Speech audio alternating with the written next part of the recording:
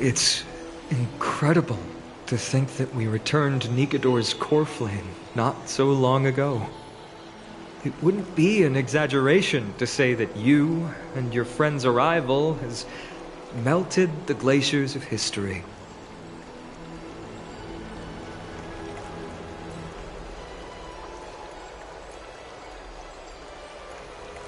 You could say this is the true face of history. It slumbered for 1,000 years, only to awaken for this one moment. Alas, now is not the time for a study of history. I do not see a Naxa around. Was this under your instructions, Finan? Yes, it just seems much more efficient than letting you two go at it endlessly. A rash decision. After all, he still bears a core flame with him. I do concur with your assessment of efficiency, though. Now, let us table the issue concerning him for the moment. The more urgent matter is the core flame of Orynyx. The Chrysos heirs had initially crafted a plan regarding the order to return the core flames. For titans like Orynyx and Xerxes, who harbor no intentions of harming humanity, our strategy entailed assuming their divinity only at the very end. But this unforeseen turn of events has thrown everything into disarray. If we don't return the core flames to the vortex of Genesis, and we leave the Titan's divine positions vacant, we can't even begin to imagine the disaster that would follow. But the most pressing issue at hand is that we haven't found the Chrysos heir capable of bearing Orynyx's divinity. Finan, Castris, Mighty, and Hyacinth. Treepy and I devoted a millennium scouring the world, only to find these few people. Only a chosen few possess the capacity to assume divinity, the elite among the Chrysos heirs. We would never hastily extend our invitation without first verifying their potential to bear such power. Yet we cannot compel anyone into divinity, as it would be no different from sentencing them to the gallows. Truly a dilemma. Yeah.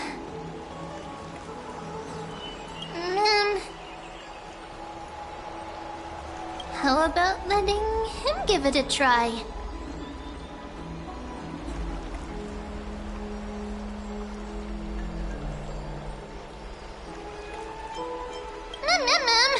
Mem special mem.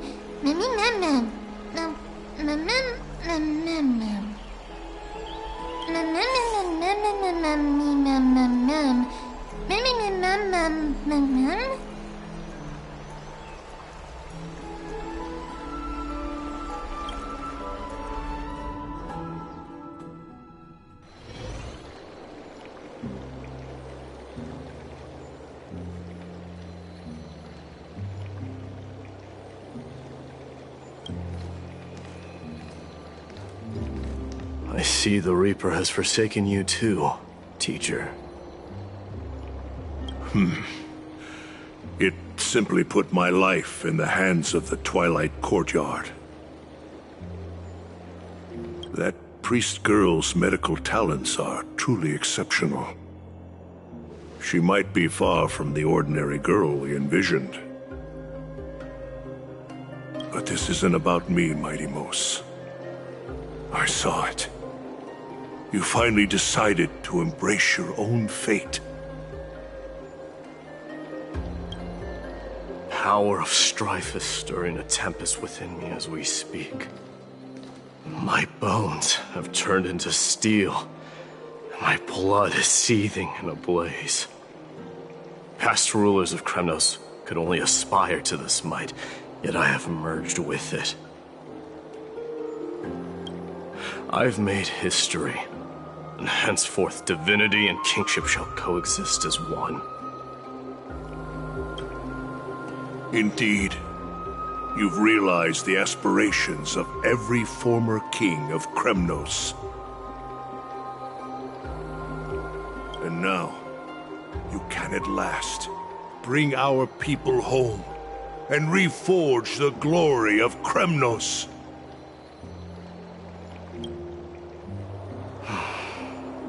Unfortunately, I harbor no such desire. What? What do you mean by that? Over 2 millennia past, devotees of Nikador's might banded together beneath their feet and erected a city of their own. Ever since then, Kremnoans have served as the blades wielded by the god of war, following the Titan's path in its conquest. Yet, gazing upon our history through the lens of my newfound divinity, I now see it with unprecedented clarity. This history is sheer absurdity and inferiority. People surge onto the battlefield like ants, plundering and slaying for their own greed, only to be trampled upon like ants. The city and the beliefs that Kremnoans hold so dearly, alongside the supposed tradition, mere anthills that could be crushed with a single touch in the eyes of the Titan. You! Are you trying to strip Kremnoans of the pride we've amassed over thousands of years with mere words? That pride holds little significance, Kratoros. Now that I've assumed the divinity of strife, my next step will be to renounce the title of king. No! Convey my message to every Kremnoan. This is an order. Do not do this, Mighty Mos. I beg you. Our history commenced in the year 2506 of the Light Calendar, concluded in the year 4931. I, Mighty Mos, last king of Castrum Kremnos, son of Gorgo, do hereby proclaim the Kremnoan dynasty comes to an official close today. You have killed us. You have killed us all. No. I am granting you a new beginning. What is this? My mother's signet ring. It served as a symbol of kingship, and I now imbue it with a fresh significance. Take it, and rally those who have lost their identities. Convey the words of Mighty Mos, now ascended to divinity. You no longer need to chase fleeting honors or face death on the battlefield as if it were your sole destination. However, you must adapt to fit into the city you once observed with indifferent eyes. A cruel fate awaits Amphorius. No matter how illustrious a dynasty may seem, crumbles to rubble and gravel before formidable foes. Yet, you shall tread the only path out, One that leads to a brand new world at its end. Why task me with being your messenger? Why not explain all this to them yourself? Because only humans can guide the path to be trodden by humans.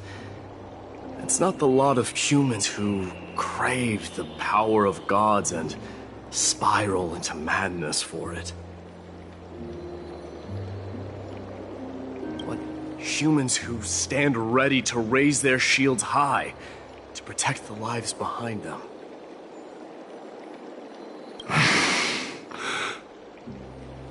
I failed to save that child.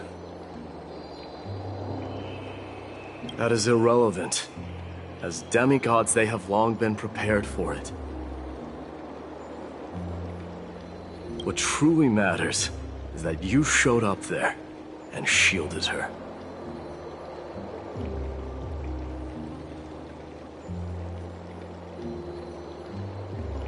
The one who persuaded Aglaya to set me free that night.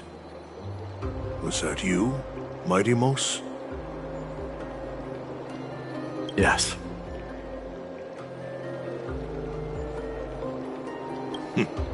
She's not one to easily make a concession. What did you offer her? I staked my mother's name to guarantee the integrity of your soul to her. And I promised her that I would dedicate all I have to the Flame Chase journey. And what is next, Mighty Mos?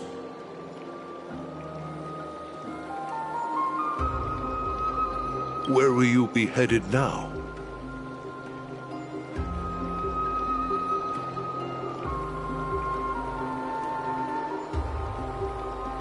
To the place where I belong, to fulfill my promise.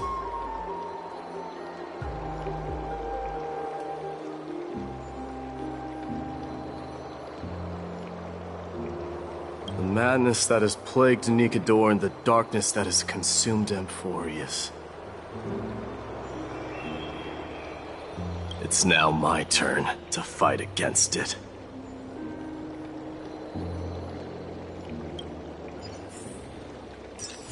There are some people to meet with before I leave. Let's go.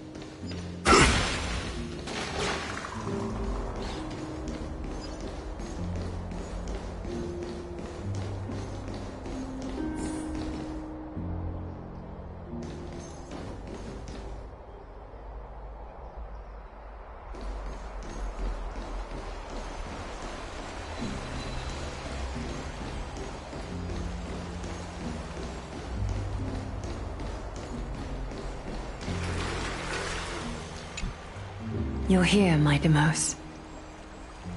It seems that you are prepared. Yes. You aided Akima through yet another trying ordeal, and my gratitude knows no bounds. Isn't that exactly what you wanted? Not everything unfolds according to my plan. In the current state of the world, I can only proceed one step at a time. Furthermore, you are ready to dedicate all that you have, regardless of the promise you made to me, aren't you? Throughout my time in the Holy City, I've gleaned valuable lessons from you. Strategy, leadership, and adaptability to change.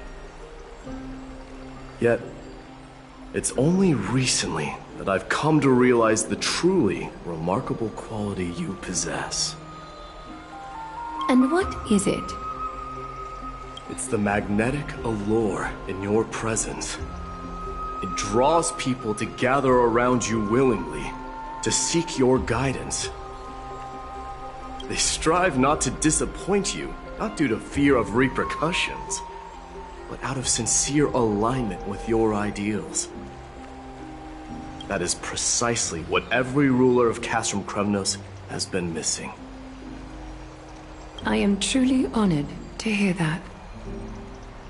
And now, my Deimos, you have risen as the most powerful demigod in the world. How do you intend to wield this newfound power? I shall see Nikador's aborted mission through to completion, and become the strongest bulwark for Amphorius to defend against the Black Tide. I will secure enough time for the Flame Chase journey, until you manage to lead everyone to reach the miracle of Genesis. My Deimos, a new chapter awaits Amphorius. Yet, the one who guides the people to the destination need not be you and I. Huh. What did you see after assuming Nestia's divinity? Despite the passage of 1,000 years, every word of that prophecy remains as vivid as ever. You shall have your final bath in warm and radiant gold. Just as cryptic as all the other prophecies. What's the reason for the laughter? I was just thinking, if an ordinary person encountered these words, they would probably stay away from the baths for the rest of their life. But I cannot forgo the delightful experience a bath offers. So, I assume you also glimpsed yours, my Deimos? One day, you shall die with a wound in your back. Well, that is a rather straightforward scenario.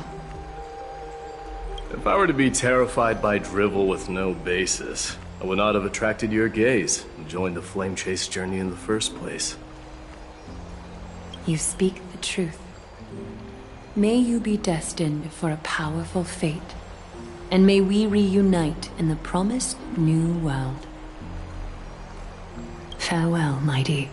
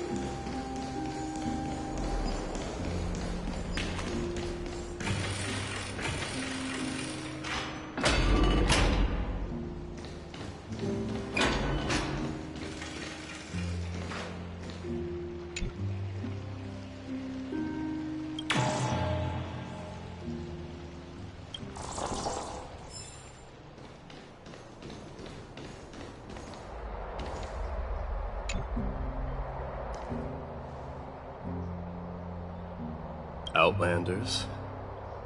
No. Trailblazers.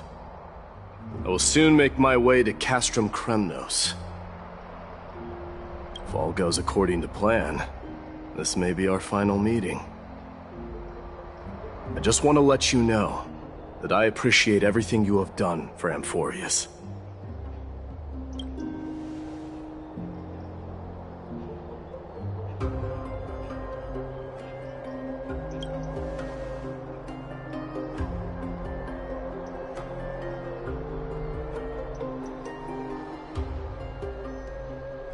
That means a lot to me. May success accompany your trailblazing wherever it leads.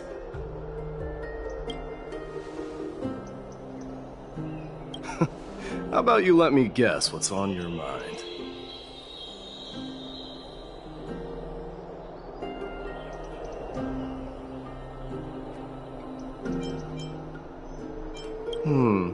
Are you drafting a sentimental farewell speech?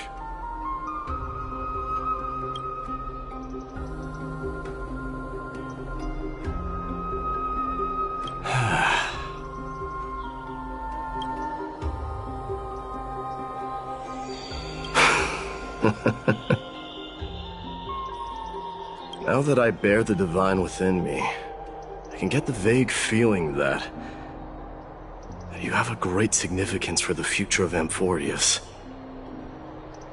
With this departure, I fear that I will never again return. Can I entrust you both to watch my back? And to continue supporting the Flame Chase journey in my absence?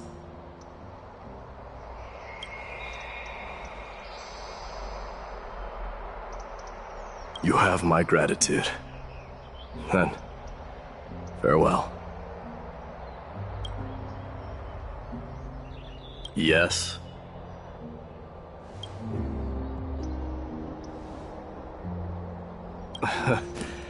Sure, let's do it.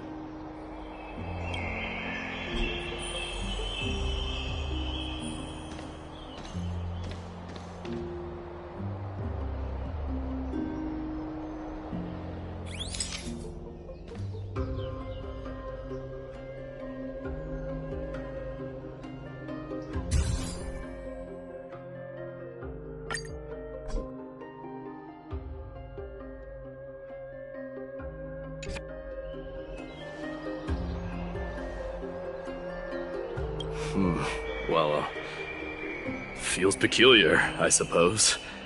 I'm not talking about your photographic skills. It's just that I rarely take photos. But this one, it's pretty good.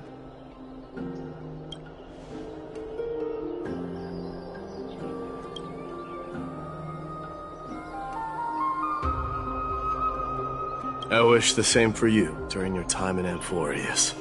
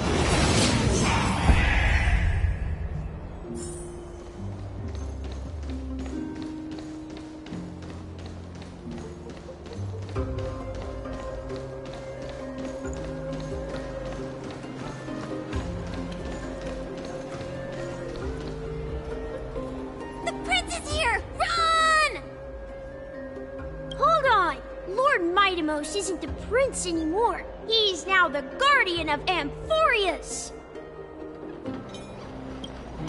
What's going on?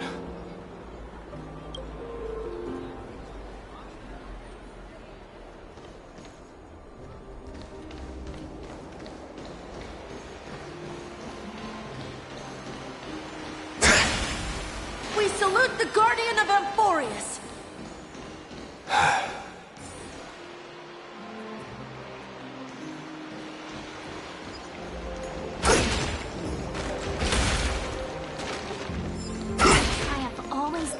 We salute you. We dedicate our lives to following you. Farewell, savior of Kremnos! Enlighten us with your guidance. It's been a while, Guardian.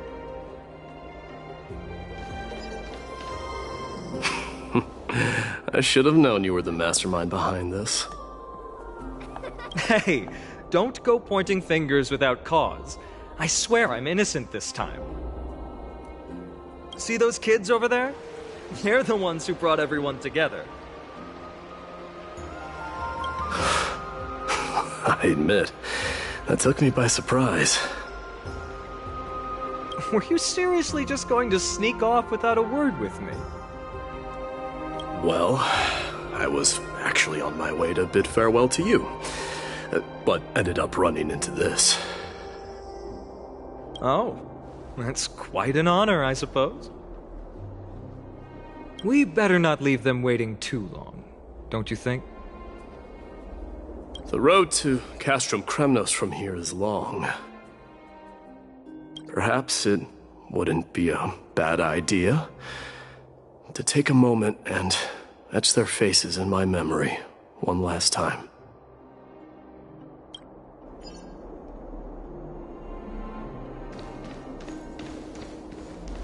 I think I see more than just the Kremnoans here. You're now the guardian of Amphorius, after all. May triumph always be yours, King of Kremnos. I'm thinking maybe it's about time the god of strife gets a new name. Guardian. How about the god of Mightymouse! solidarity or preservation? Dong Hung mentioned that one to me. All right. It's about time for us to part ways. Any final goodbyes you want to share? This might be your last chance.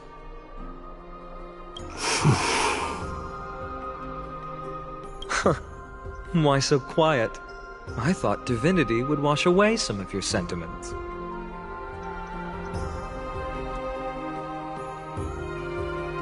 Do you truly feel as carefree as you seem? Or is this just a facade you wear? You know what? You sound just like Aglaia at this moment. But you're not off the mark. I just thought that putting on a nonchalant front for this occasion might help us preserve some dignity. I can see through your deception, even without the power of mind reading.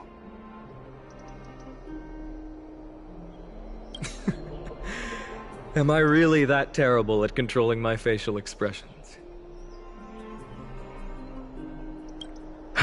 Well, with that said, thank you for aiding me in defeating my archenemy, Mightymouse. No need to thank me. This triumph brings no delight, nor does it signify closure. You understand that more than me.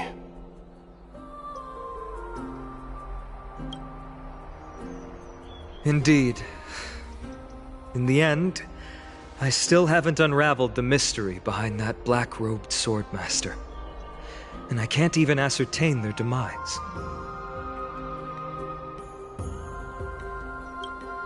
Maybe I've never managed to cut off my destiny.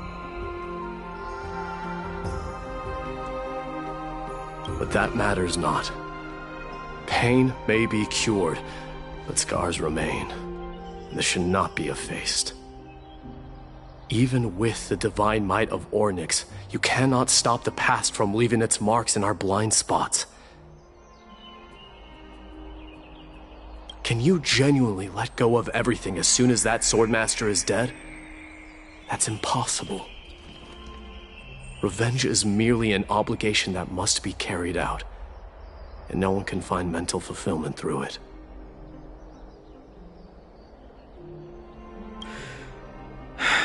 You're right.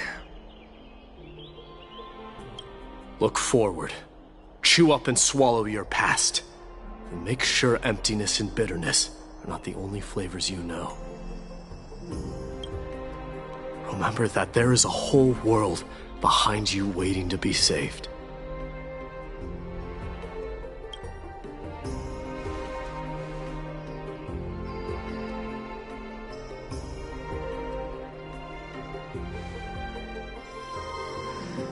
I will keep that in mind.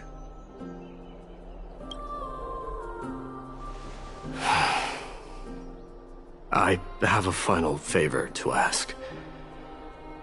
Please look after the Kremnoan warriors in my absence. They will undoubtedly face challenges while assimilating into Akama. It is my sole regret that I cannot stand by them during this time. Do not worry. Leave it to me. And, while I'm at it, I'm going to find out if the Kremnoan language is really missing that many words. The Kremnoan philosophy can never be encapsulated in a mere dictionary. But if there's a chance in the next life, you should come visit my library.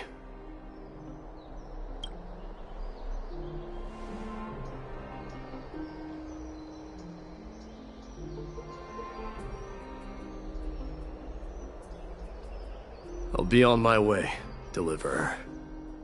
Remember to stay alive till the final act. Yes.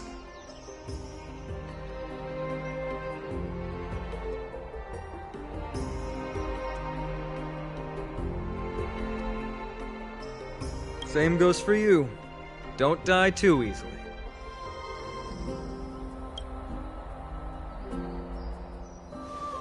May triumph always be yours, Midamos.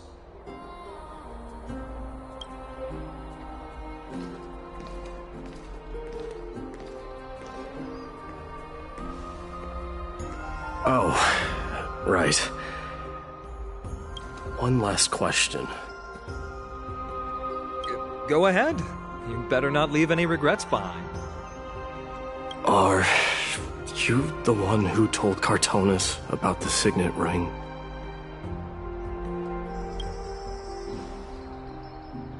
Well...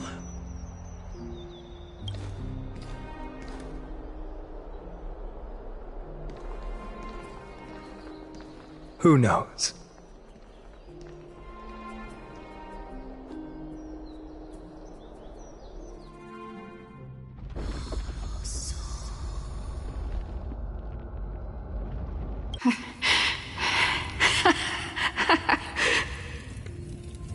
Get up, my son. You showed great courage in today's training. Let's wrap it up for now. Yes, Mother.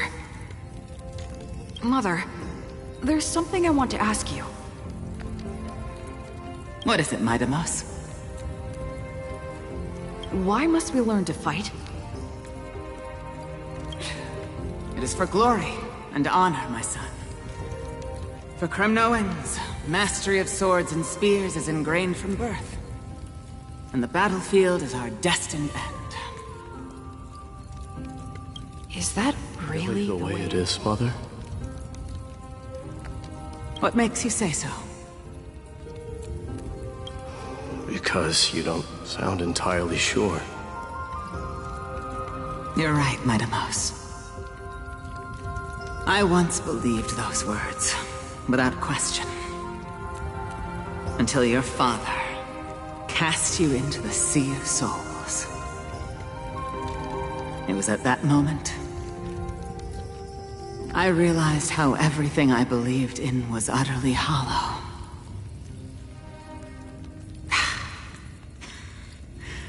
Perhaps the spirit of Kremnos had once existed. But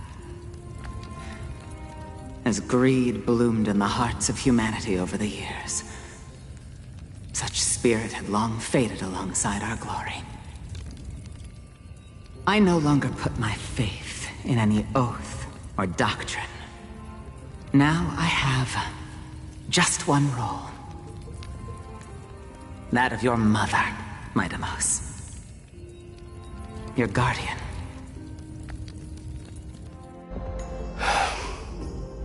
That dream always ends there. The journey back to Castrum Kremnos is proving to be longer than expected. Crateros said that shortly after my fall into the sea, my mother challenged my father to a duel. She died through father's treachery, and I never saw her face. Yet each night she would show up, waiting by the flickering firelight. I always anticipated the sequel to that dream, believing she had more words of wisdom or guidance to offer. But now, I think I finally come to understand. That is all she wished to tell me. And now, I too am left with but one role.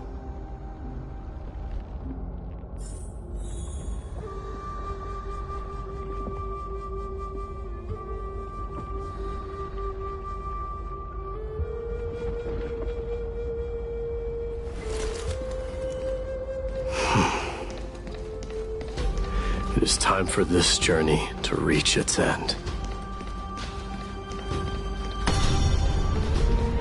Look! My Deimos is back!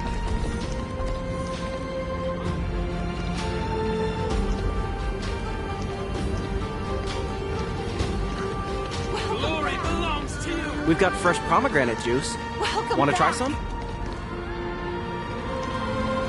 We meet again, young lady. Welcome back!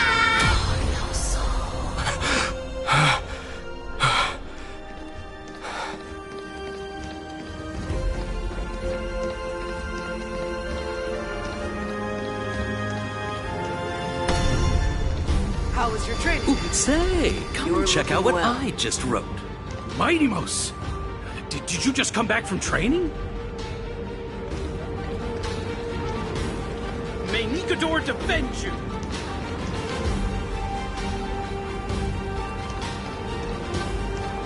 It's been a while. I beat you at the festival.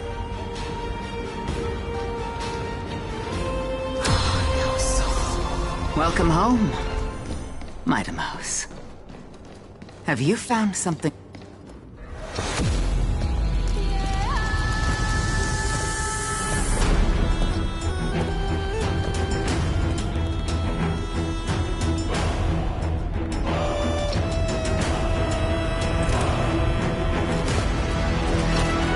The son of Gorgo will be drowned in blood! The son of Gorgo will be drowned in blood!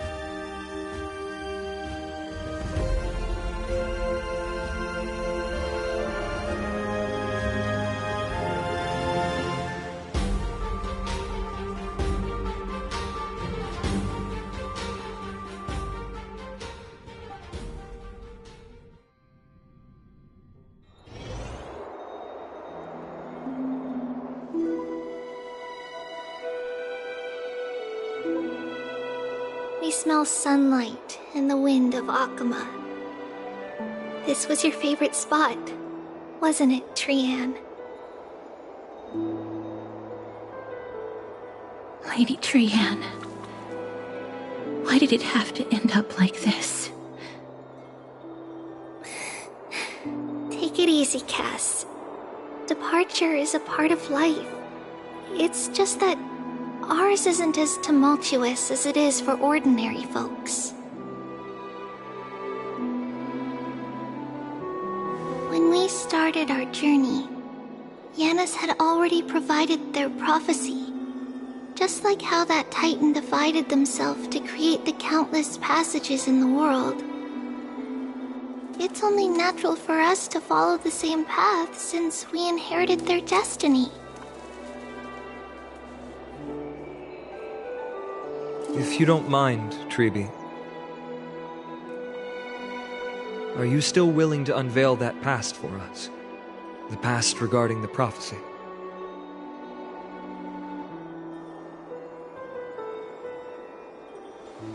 What do you seek to learn, Snowy?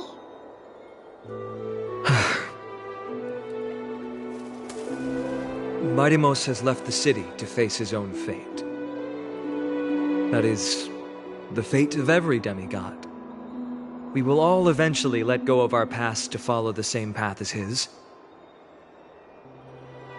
So, what I want to know is, as Amphorius' first demigod, what compelled you to take the first step on this journey? And what has sustained you to make it this far without looking back? Despite the fracturing of your body and the numerous departures you have endured.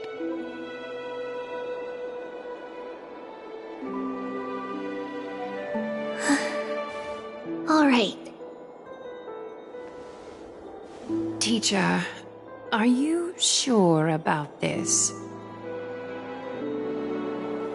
Dee is already doing what he has to do. What reason do we have to keep it from them? Let's go, everyone. Let's go to the Abyss of Fate and see how it used to be.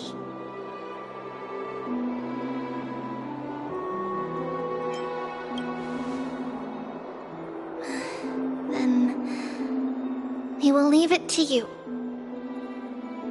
Trinan, would you mind? Tribi, are you not coming with us? I want to stay here with Trian for a bit longer. I see. We'll be off then. Take care. Since you have made your decision, then let's proceed as you wish. See you later, teacher. Cass, are you not going with them? No. I'd prefer to remain here to accompany Lady Trian. She hated being alone. What's this? A little gift that I had hoped to deliver to her personally, though fate had other plans. Oh. So you saw us arguing that day? Yes. I figured Lady Trian would like it a lot, so I bought it. I see. Cass, you know, I recognized it immediately that day. It truly is an authentic piece from Yanisopolis. Then why? It's just that Trian had forgotten far more things than I. For example, she forgot that this glass object meant something unfortunate according to the traditions of our homeland.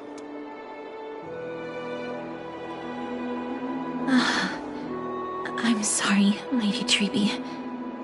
Should I... No need to apologize, Cass.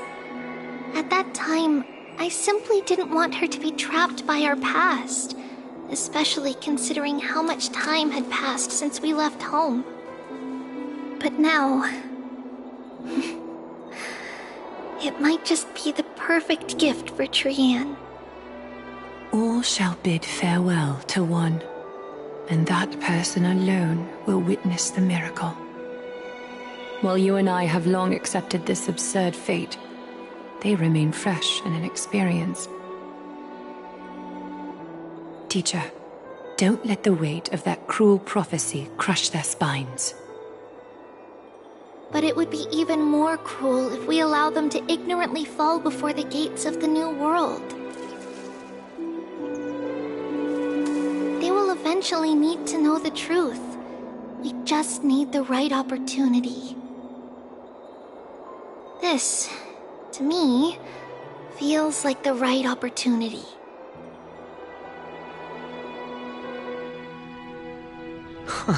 So, this is how the Temple of the Three Fates looked back in the day. At this point, Ionissopolis still resides under Aquila's protection, yet it is already fated for decline, and only contains a beautiful facade. Is it because Amphorius has entered Era Bellica? Yes. Strife remains distant from this part of Amphorius right now. But in 5 years' time, at the same entry hour, this temple will become the source of another war.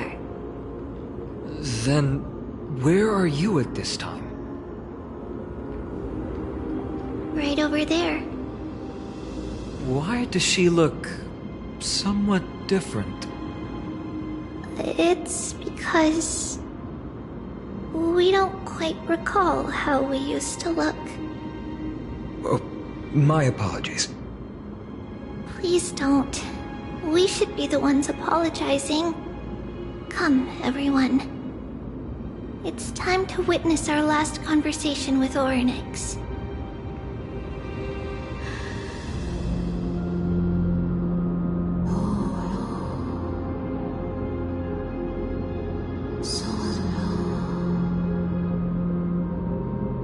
You're here, Orynyx.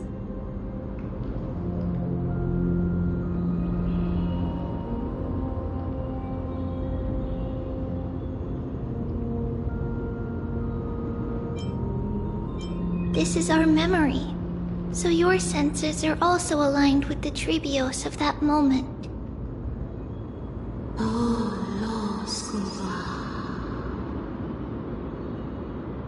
False prophecy, huh? So you still think that way?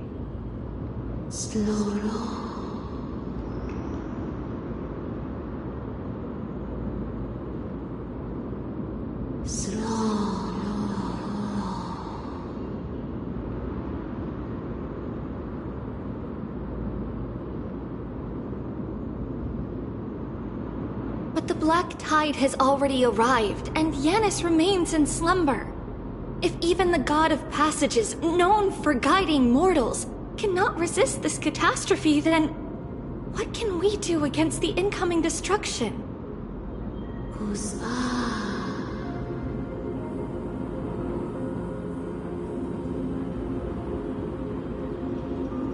Those chosen by fate would never have their family taken from them. And how can I alone remain safe and secure while watching the entire world crumble before my eyes?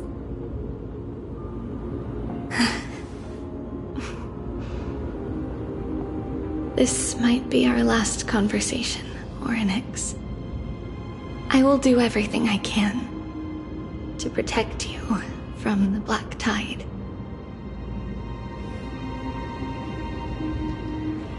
The family she just mentioned.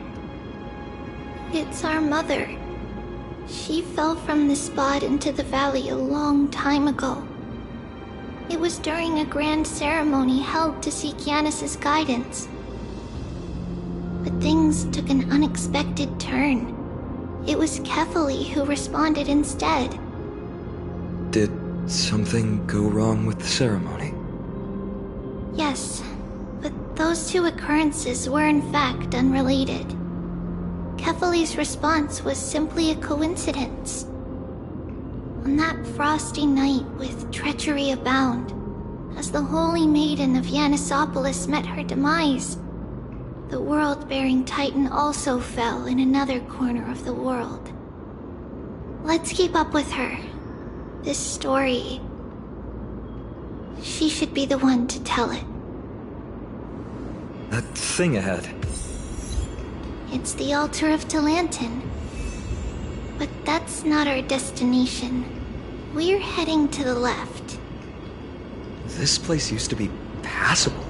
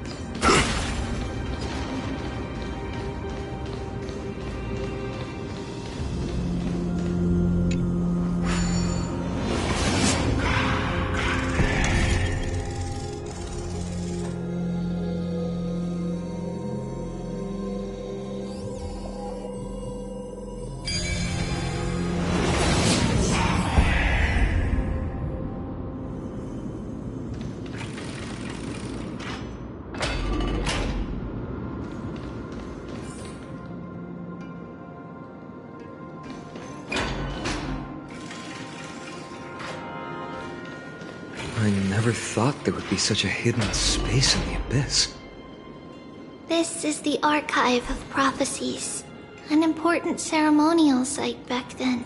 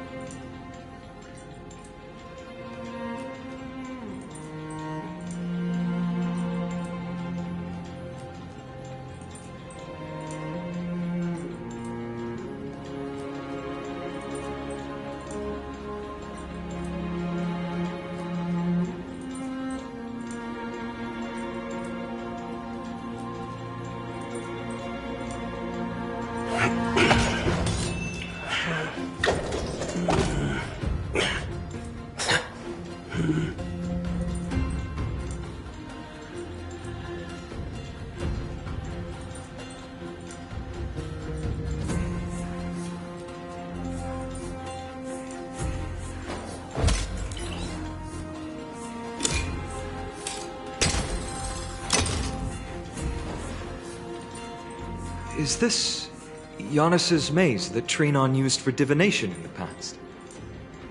Not only that, it also serves as a lock.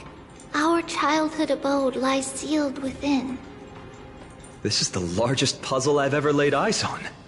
And it even acts as a door lock. Should have expected something like this in the homeland of puzzles, I suppose. So, how are we going to solve it? Just follow the designated path and let the stone ball fall into the pool twice. Seems pretty straightforward. Even Mighty might be able to complete it in a single try.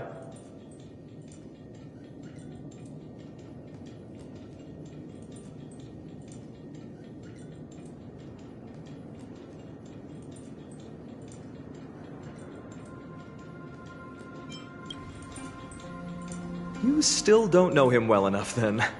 He might not even need a first try. He just punched the door open. Mighty. If he were still here, we'd probably take a lot fewer detours to solve our issues. Enough with the talking. Let's just get started.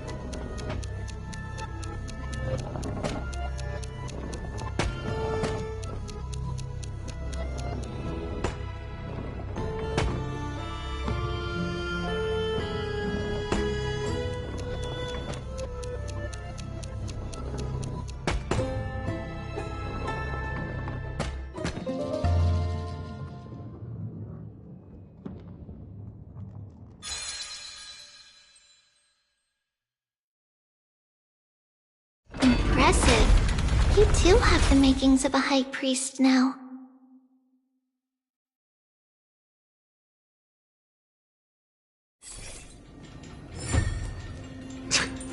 Getting that stone ball to the endpoint looks pretty tough. My hands are shaking just from looking at it.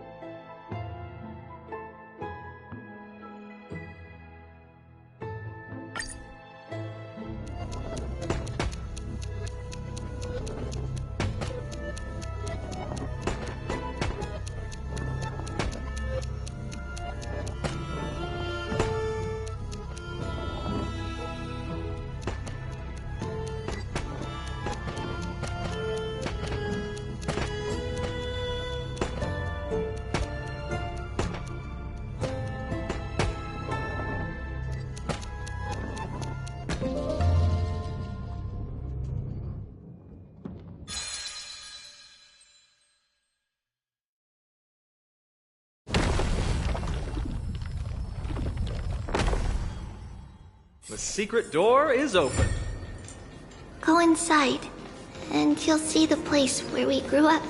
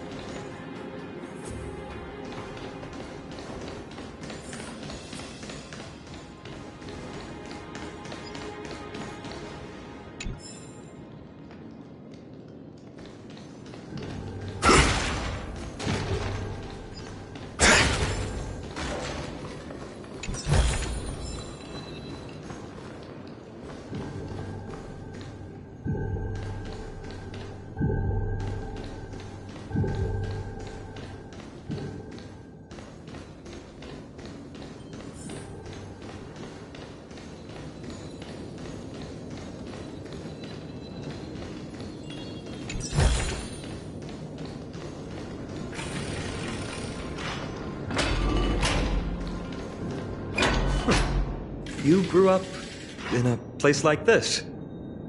By the time we were born, the role of the Holy Maiden had already diminished to a mere title. Those in tune with the Titan's guidance are bound to become messengers for others. To maintain appearances, those in authority added some embellishments. And with Mother around, our childhood wasn't entirely without joy. Even so, I still find it hard to imagine. 20 years can go by in no time. Trinon, for most people, 20 years is a long period of time. Right. Becoming a demigod sure changes how one lives through time. It's hard to believe it's been so long. Your power is exceptional, Little Gray. This place looks exactly as before. Let's explore the room a bit.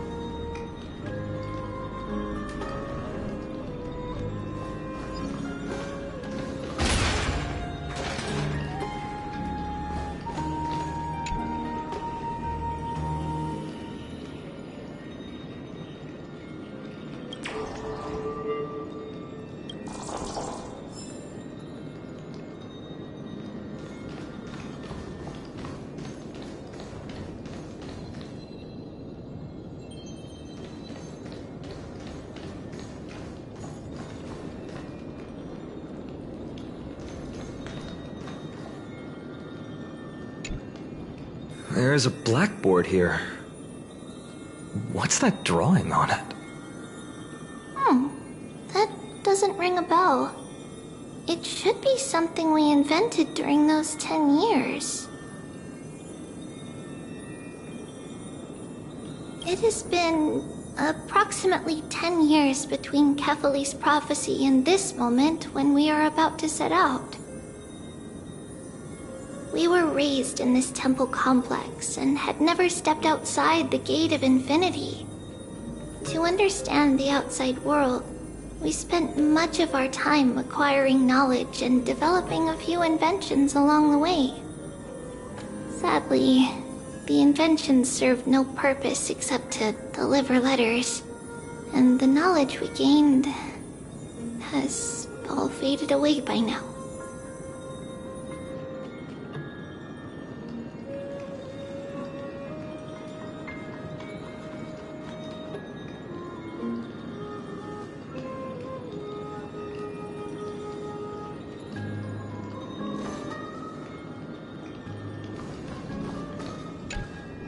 The shelf is packed full, but all I see are annals of geography for various cities.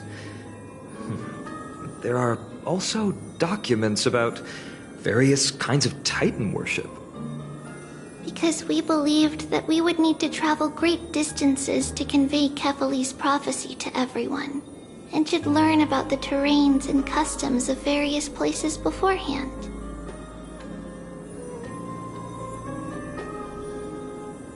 Back then, our memories were still sharp. 10 years was enough for us to memorize all these.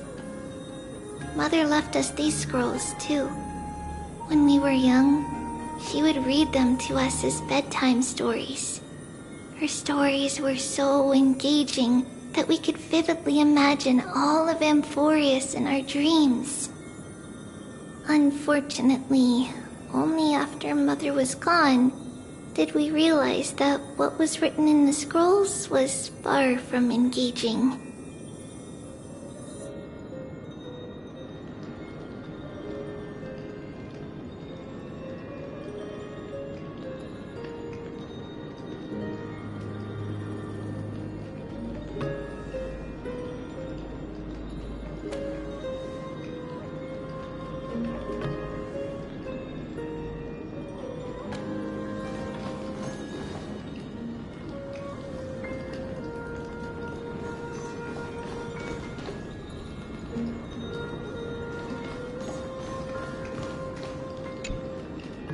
so many boxes here. These should be our belongings. What's this? A red glass fragment?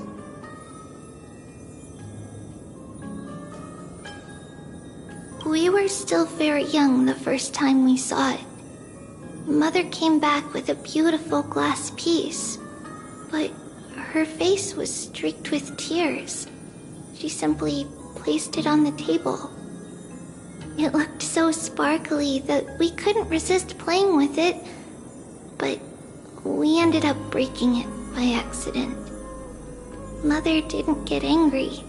She simply held us quietly for a long time. It wasn't until we were older that we learned in Yanissopolis, if someone gloriously died for destiny, the Holy Maiden must pick a piece of glass from the volcano's quarry and polish it, then give it to the deceased's family. On the day Mother returned with the glass, her friend lost his life on the battlefield. Since he had no family left, Mother had to keep it herself. Later, on the eve of the ritual, Mother also gave us a beautiful piece of glass. Let's move on to the bedroom.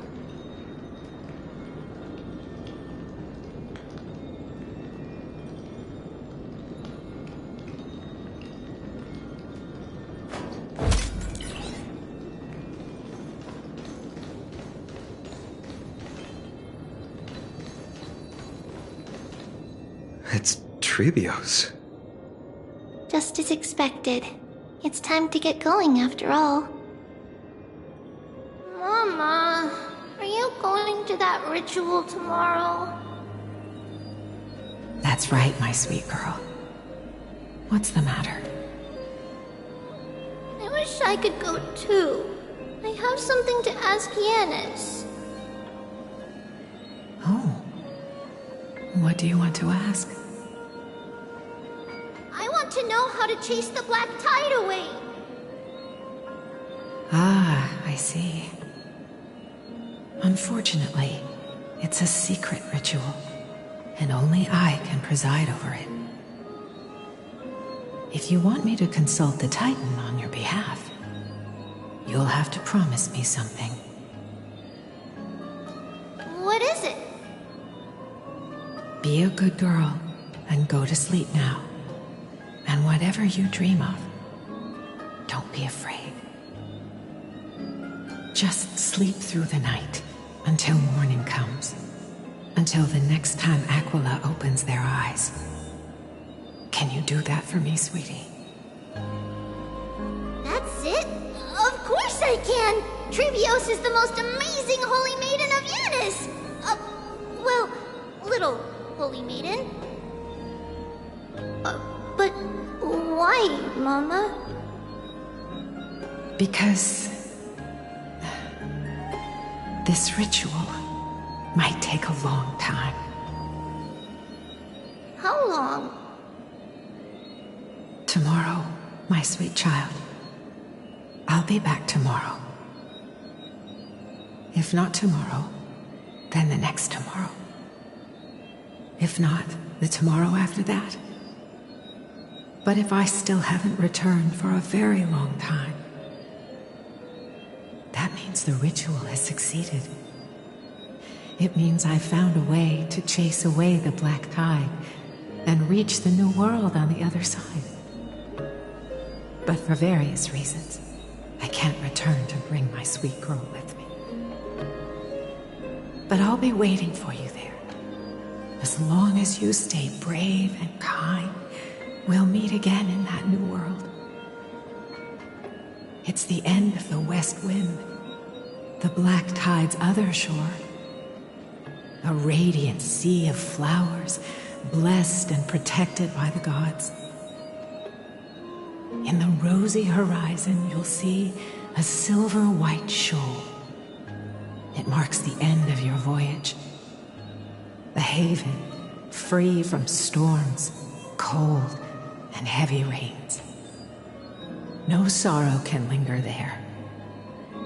that is where I'll be, waiting for you. Wow, that sounds just like the island from my dream. Oh, I know. I'll turn the moon into a ship and the stars into sails to go find Mama. Pinky promise? Pinky promise. As long as you sail toward tomorrow, as long as the sun will rise for the next day, our wishes will come true together. If the final murmurs of the Titan are true, if such a place really exists on the shore beyond the Black Tide at the end of Genesis, then our promise still stands. Please, wait for me, Mother.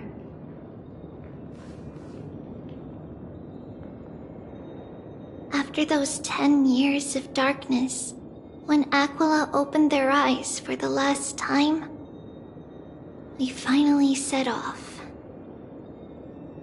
Where did she go?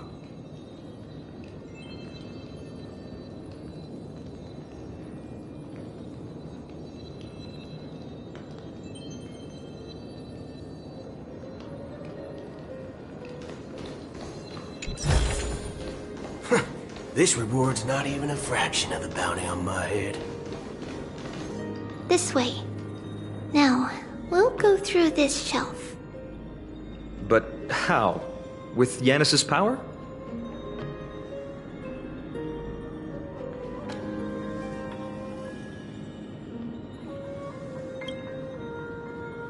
No, we hadn't acquired their power back then.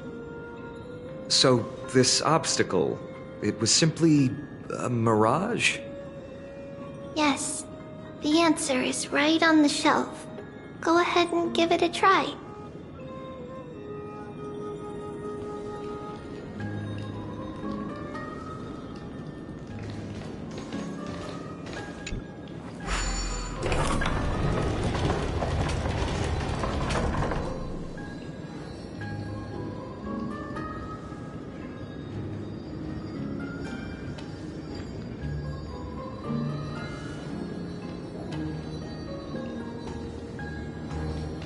It's a secret passage.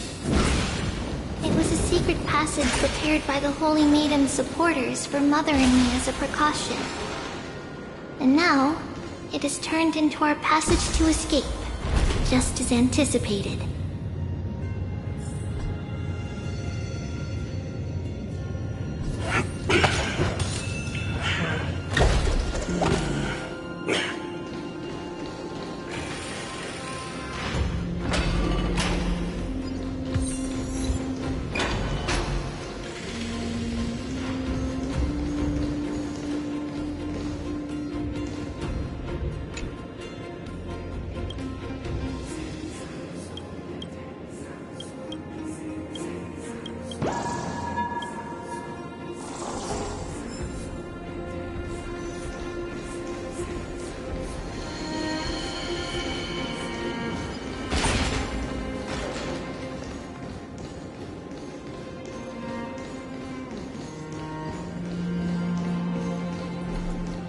The path to the temple was in quite a state.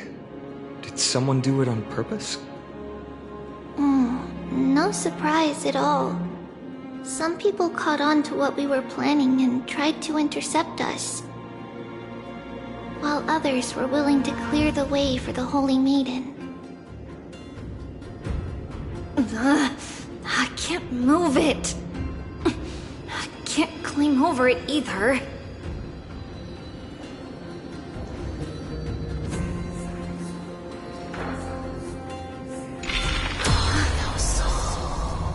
Time Titan? Is that you?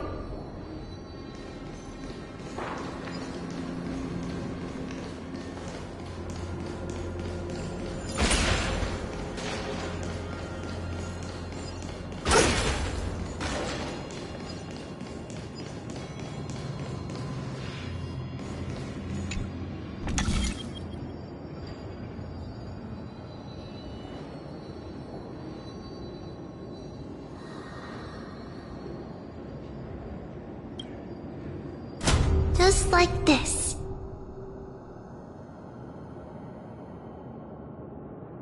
Regardless of our actions, the past will remain unchanged. It was someone else who helped Trebios in the actual events of history. We don't remember the details.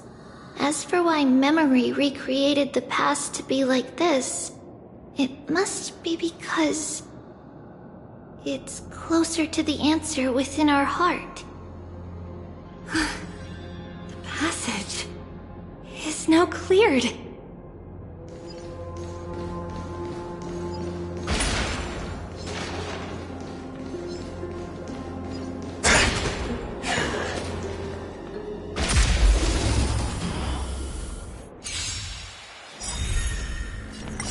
World-cleansing dragon. Bring it on. Your end approaches. Rise! Let's duel. Those with the loaded gun. Those who dig their own grave. Memories fail to send you. Remember this. When it's time to shoot, quit yapping.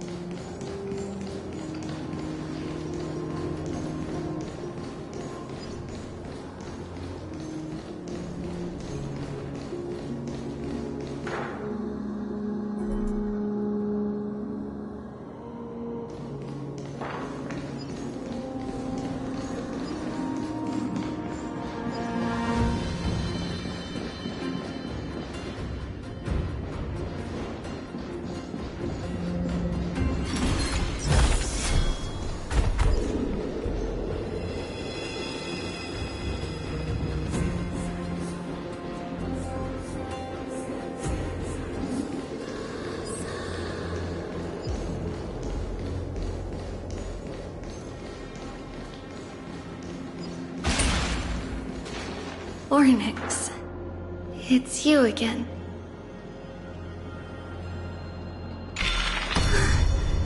Thank you, Nameless God.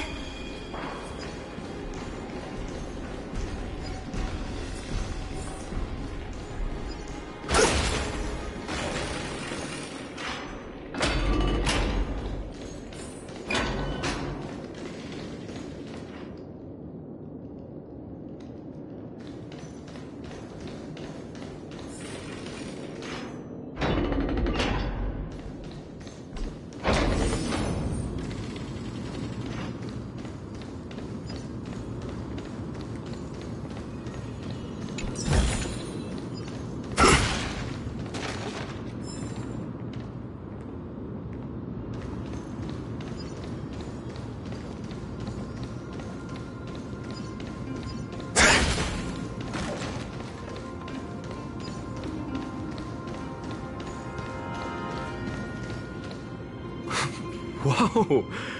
It looked truly magnificent back then. Relax. Take it easy. All these people, they're just civilians, not enemies, correct? Mostly. but it might not be the case later on.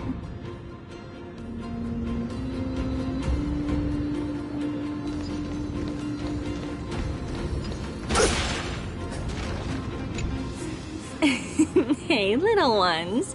How did you sneak in here? Shh!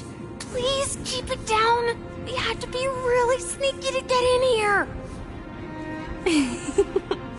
Okay. But what did you sneak in here for? I heard there's a lovely holy maiden living in the temple, and I want to meet her. I couldn't stop her, so I had to think of a way to sneak her in. Oh, really? I was here to meet the Holy Maiden as well, but the guard said she had to go somewhere far away today. Huh? What a bummer. Mommy even asked me to bring her gift to the Holy Maiden. It's getting late. We couldn't go home now, okay? Okay then. We'll come back next time. Thank you. By the way they are dressed, the siblings look like civilians living outside the temple. Mother mentioned that when she was a holy maiden, she caught a girl sneaking into the temple to steal the tributes. Stealing from the temple was punishable by death, but that poor girl had no family and just wanted something to eat. So Mother took her outside and even gave her some food. Perhaps these two children are the descendants of that girl from back then.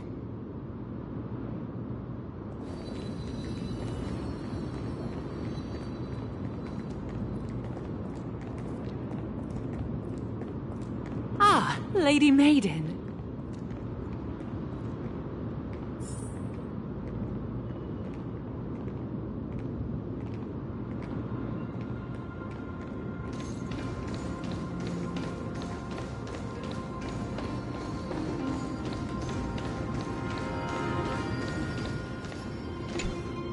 Lady Maiden, you need to dress warmer. It's pretty cold out. Let me get you a blanket. No need to trouble yourself. I'm just going for a quick walk. All right, but please take care of yourself. Your mother made us promise to look after you before she left. It's been a while since I last saw you. I just realized you've grown into such a beauty, just like your mother. Oh, here, have some of my sweet pastries. She used to enjoy them, so maybe you'll like them too. What's wrong, Lady Maiden? I'm fine. It tastes really good. This lady is Mother's old friend. When we were little, we sometimes got to eat the sweet pastries she brought back. We've always remembered the familiar taste, and only now do we learn where it came from.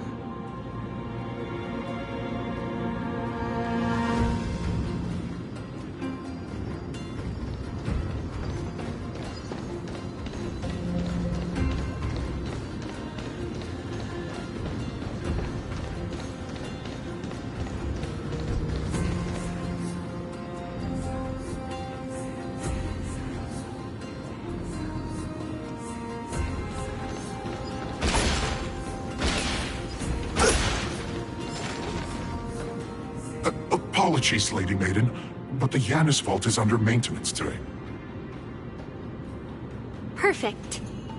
That way, no one will disturb me while I'm talking to Mother. All right then. May Yanis guide your path. The Yanis Vault? It's where Yanis's heart lies and the core flame is kept.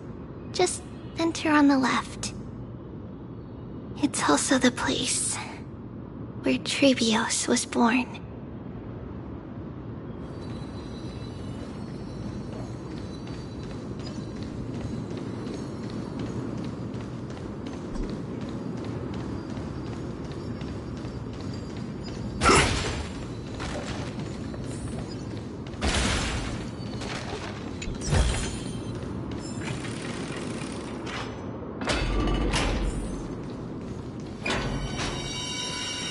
Trebios. What does that name actually mean? The one with 3 lives. Mother believed our birth was blessed by the 3 Titans of fate. She named us thus to express her gratitude. Looking at how things have unfolded, fate might have had a role in it.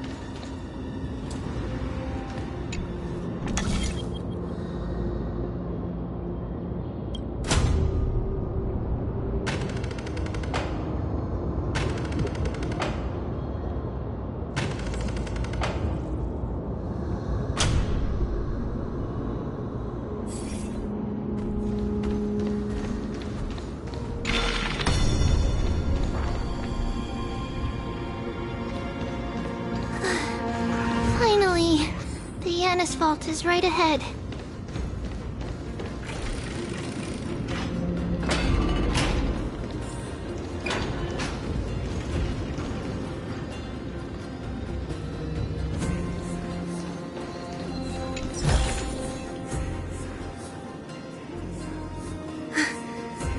At long last.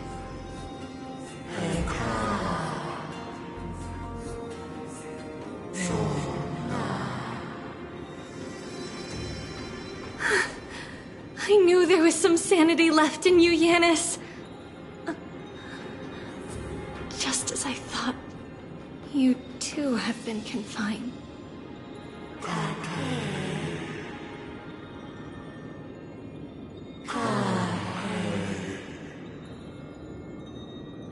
No, Yanis. I've come here to take on your fate.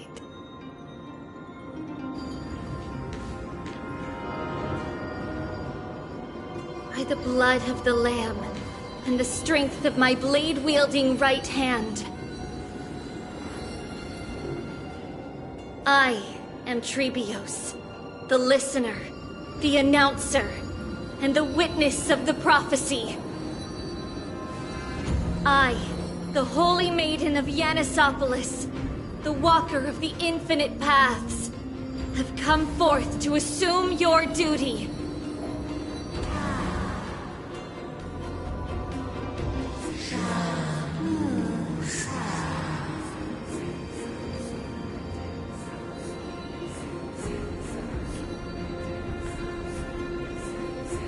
Just as I wished. This journey promises to be a long one, with 1,000 selves to accompany me. I'll never be lonely.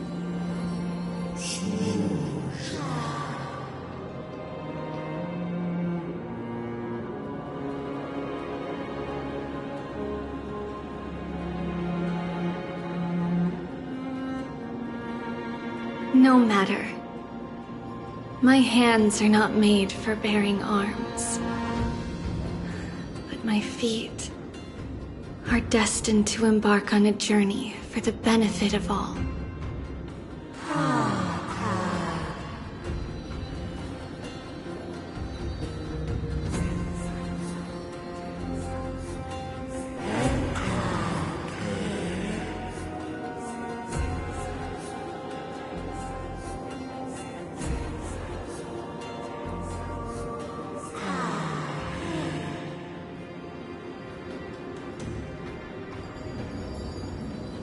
Without a doubt, Titan. Let the prophecy shatter me, so that I may open a myriad of paths for this imperiled world.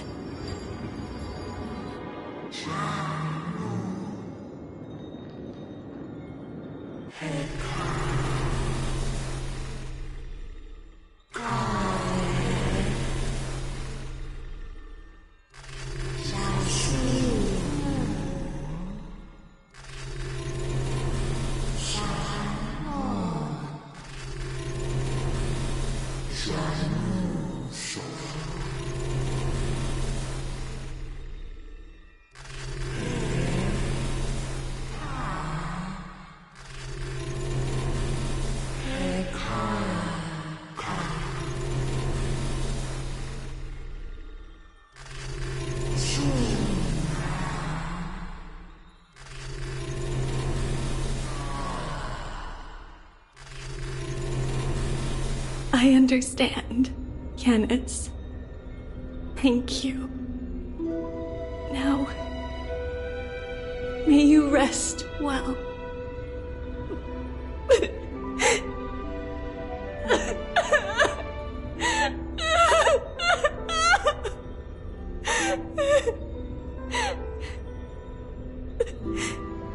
Mother, did you see that? I have assumed my duty and stand ready to set out.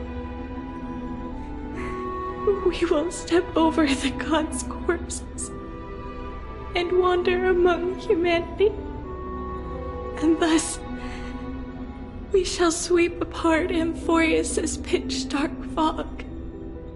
May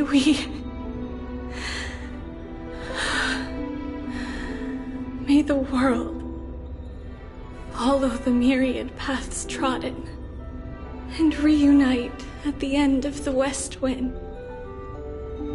where flowers bloom in spring. Mother, I shall see you tomorrow. Who dares lay hands on the core flame? Drop your weapon and surrender at once! I knew this would come. It's opening up! Move aside and get ready! The Holy Maiden?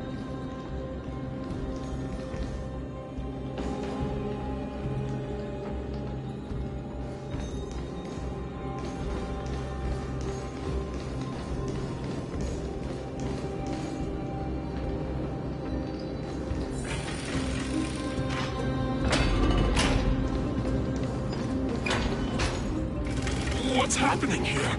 Lady Maiden, where's the thief who stole the core flame? Look at what she's holding, you buffoon! She is the thief! Take your positions and ready your arms! We're taking back the core flame! Bring it on! What? Come forth, loyal guards. At least do it properly. Pierce me in the chest. What are you scheming? This is your last chance. If anyone wants to earn a promotion and rise through the ranks, I'm right here. You all know who I am. Go ahead. However, if there's still any loyalty within you, step aside for the Holy Maiden. Otherwise, by the decree of the Holy City's Codex, anyone who dares to harm the Holy Maiden shall face execution! Captain, what should we do?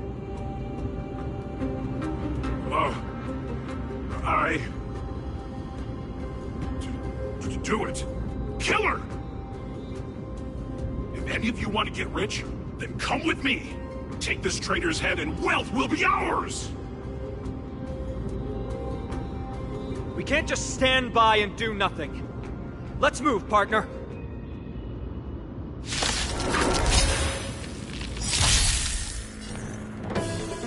Savor it for me.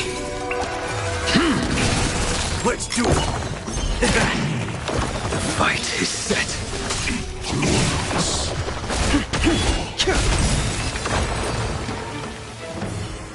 How's that possible?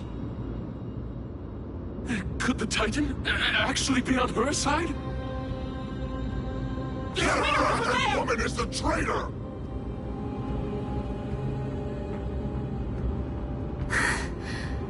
I should go. Let's keep up.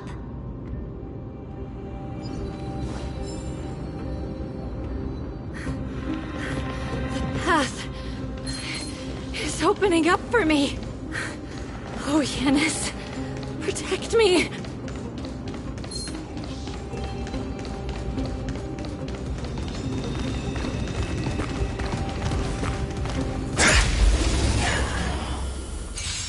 Filthy rat! You'll die when you're fighting the Coilblade!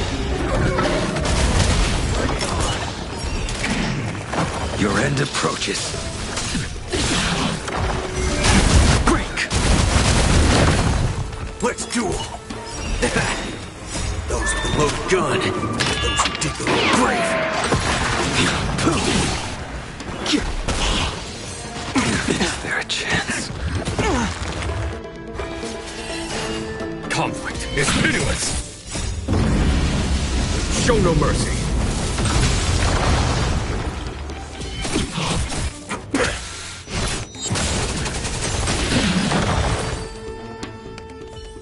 Get her! Remember this. When it's time to shoot, quit yapping.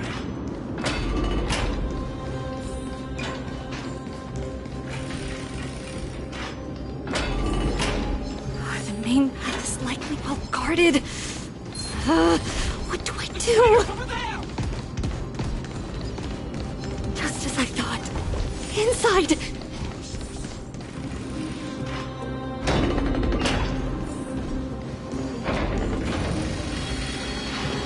There are guards here too. Don't alert them.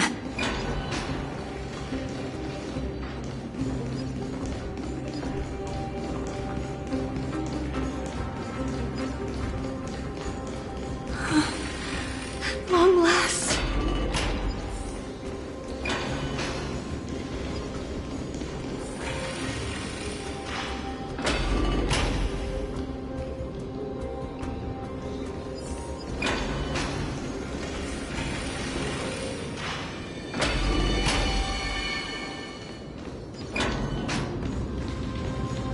A creature of the Holy City guards, but I'm already so close! This should be the last fight. We have to help her get through. But I don't get it. This has been puzzling me for a while now. Who has been aiding Trebios in her escape?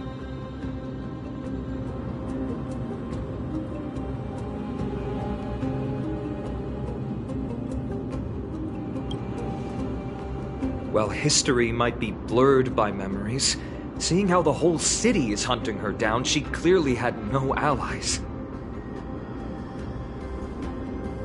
If she pulled it off alone, were we too involved in this process? Trebios had been on her own since she entered the vault. But what did we truly mean to her? You'll find that answer at the end of this memory. In that case, let's focus on the mission at hand now. Let's do this, everyone!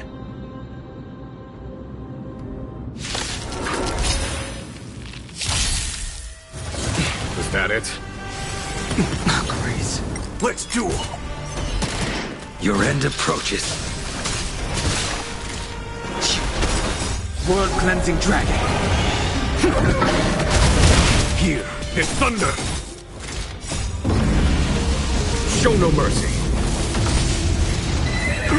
Haven't eaten yet.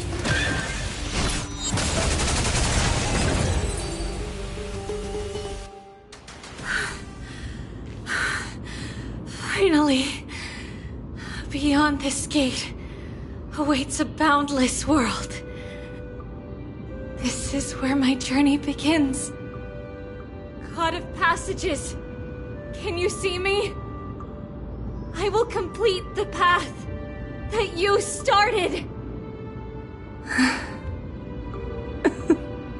No response after all. Yanis, may you have a good dream. I can't stay here much longer. It's time to leave. Well, looks like this is the end of the memory. Not yet. The question that has been puzzling you. She's about to reveal the answer. but nothing happened. What was making her or you hesitate at this moment? If she had known this flame chase journey would proceed as the Titan foretold, bringing about great suffering and fatalities, including her own, would she still have chosen to walk through the gate and start her journey?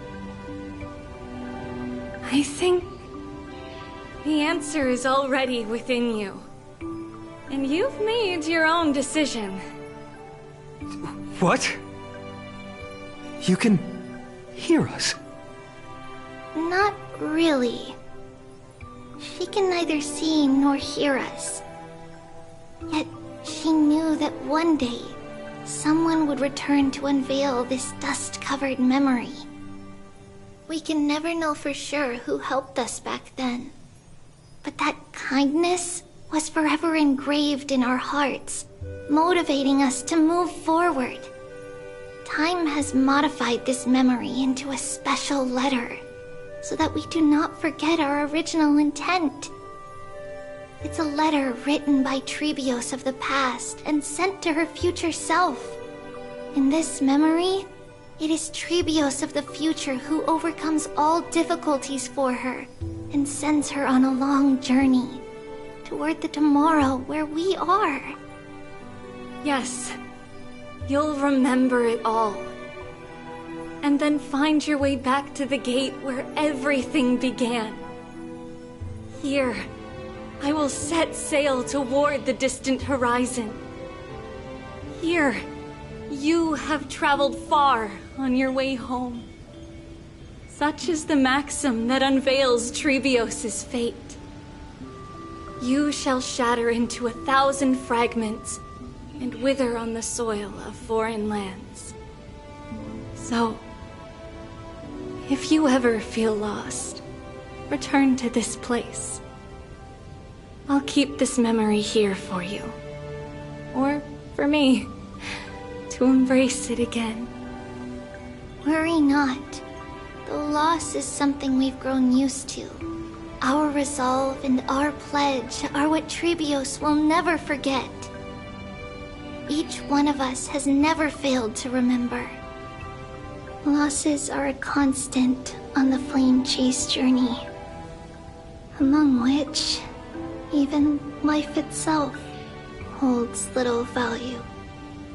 The hot blood of the sacrificial lamb will not be spilled in vain, like my mother and I. The libations poured are guaranteed to bear fruit, just as my blade-wielding right hand is not a hollow formality. Surmount the myriad passages of Yanis, and we will once again ride the west wind and let the wings carry us far away. So, this is your answer? That's right. In the name of the three fates, I stand by my answer with no regrets. Now, with or without the god's blessing, I run towards the world's agony.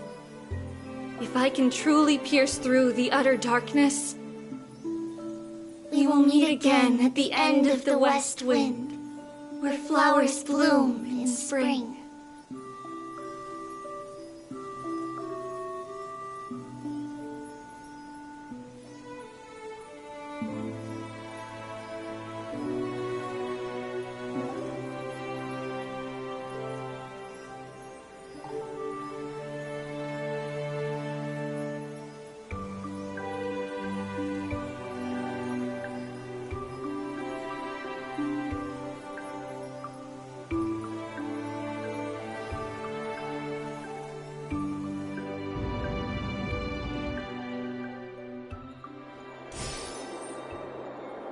Lady Trebi, do you still think that everything will be fine tomorrow? Yeah, that's what Trianne would say as well. With all due respect, Lady Trebi, you know perfectly well that see you tomorrow is nothing but a white lie. I hope your toughness is not a mask hiding a lonely heart. Cass, that's not a lie. See you tomorrow is the greatest prophecy in the world. Prophecy? Listen, in every corner of this land, every heartbeat carries a prayer for that prophecy to come true.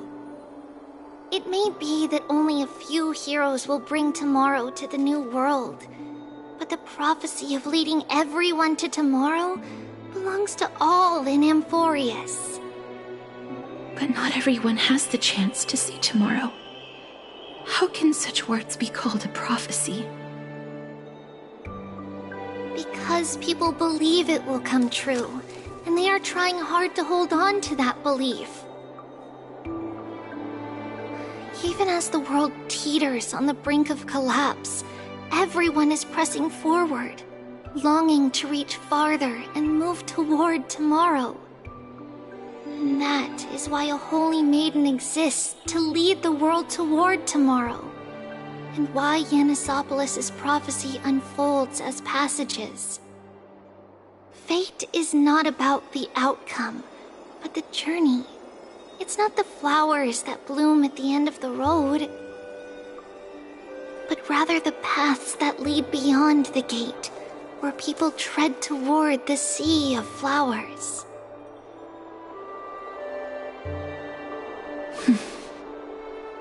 So, Cass, if anything is troubling you, just set it aside for tomorrow.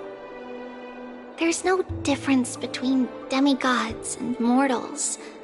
The troubles we encounter can only be resolved by our future selves. Reflect through the long night. Wait for the dawn as you think, then set off at daybreak.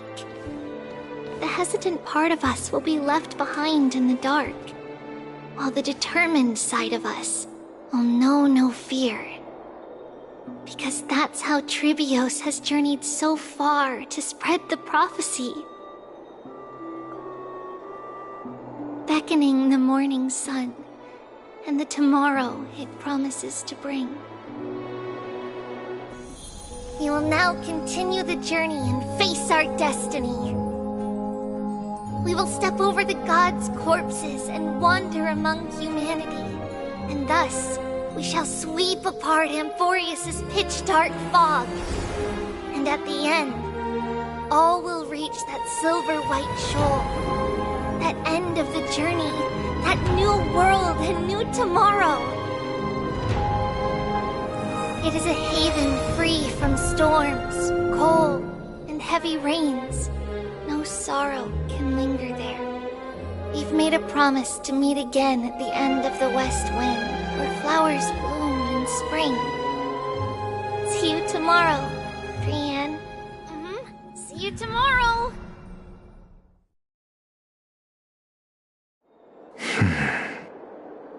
Child of humanity, surely you are not waiting for the arrival of night. Nights do not fall upon Akama. That's why it's futile for you to wait here. Honestly, I didn't expect the renowned Reason Titan to behave like this. And that's all thanks to you. If your soul weren't as prickly as a hedgehog, I wouldn't have to act this way. If you were more accommodating, you wouldn't be opposing me all the time, and I could teach you more freely instead.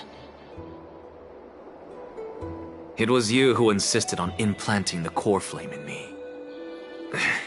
Forget it. Cut the sarcasm and just say what you need to say. Fine, fine. All I want is to remind you. There's not much left in your soul. If you don't do something soon, I will have to take over this body. If I'm not worried, why should you be? I know what you're planning.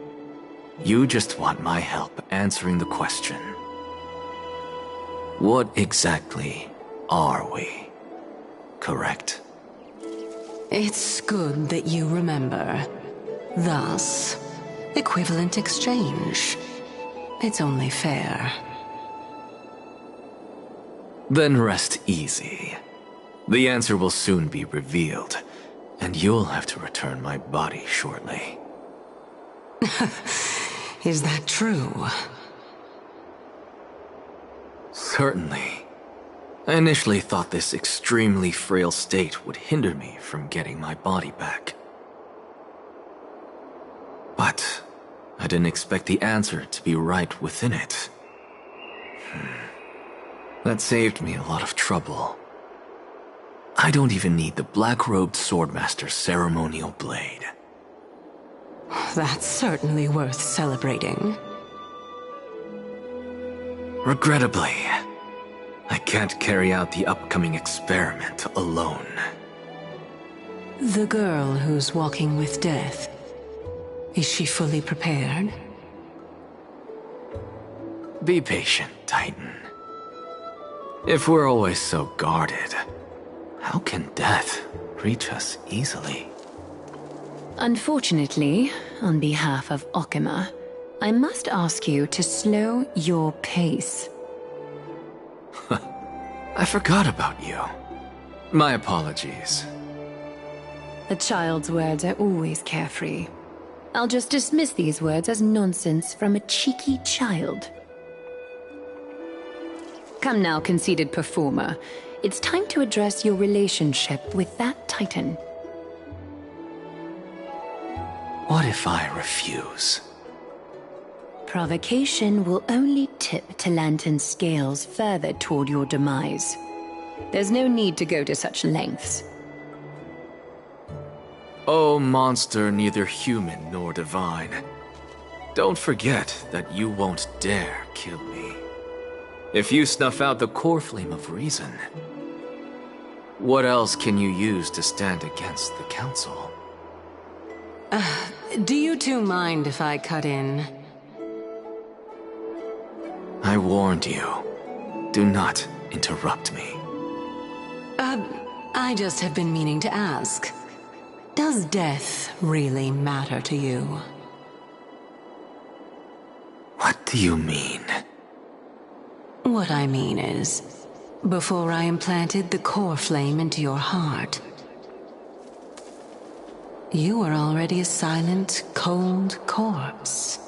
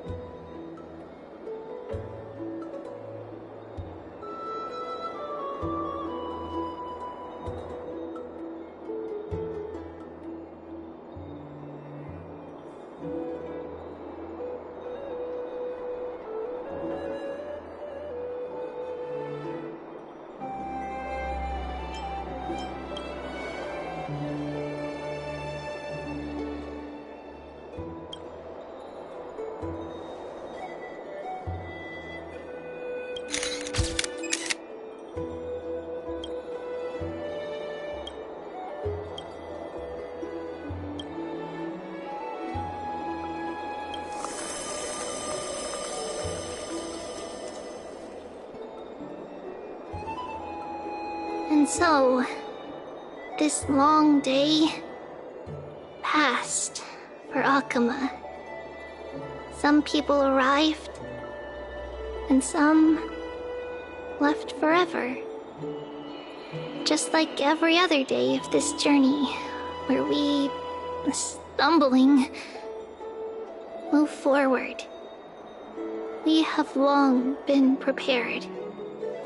If we are to chase the flames, then we must grow used to farewells.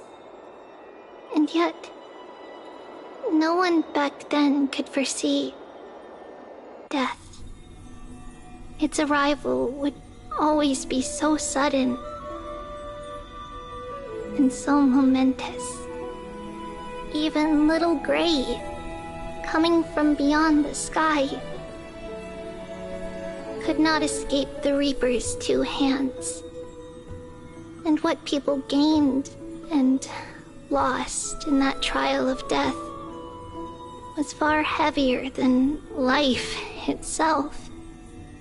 Just like the destiny that the prophecy revealed for Cass.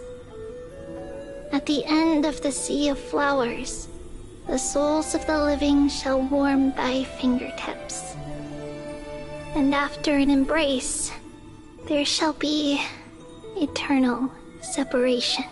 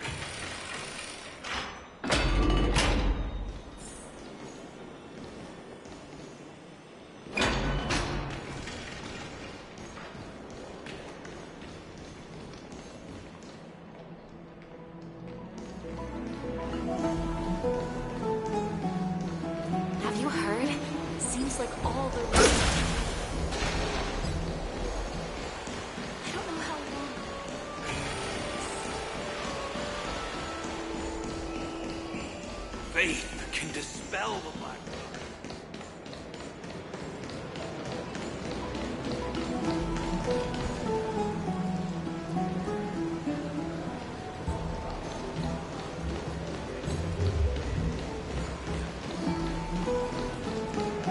What are you folks going to do?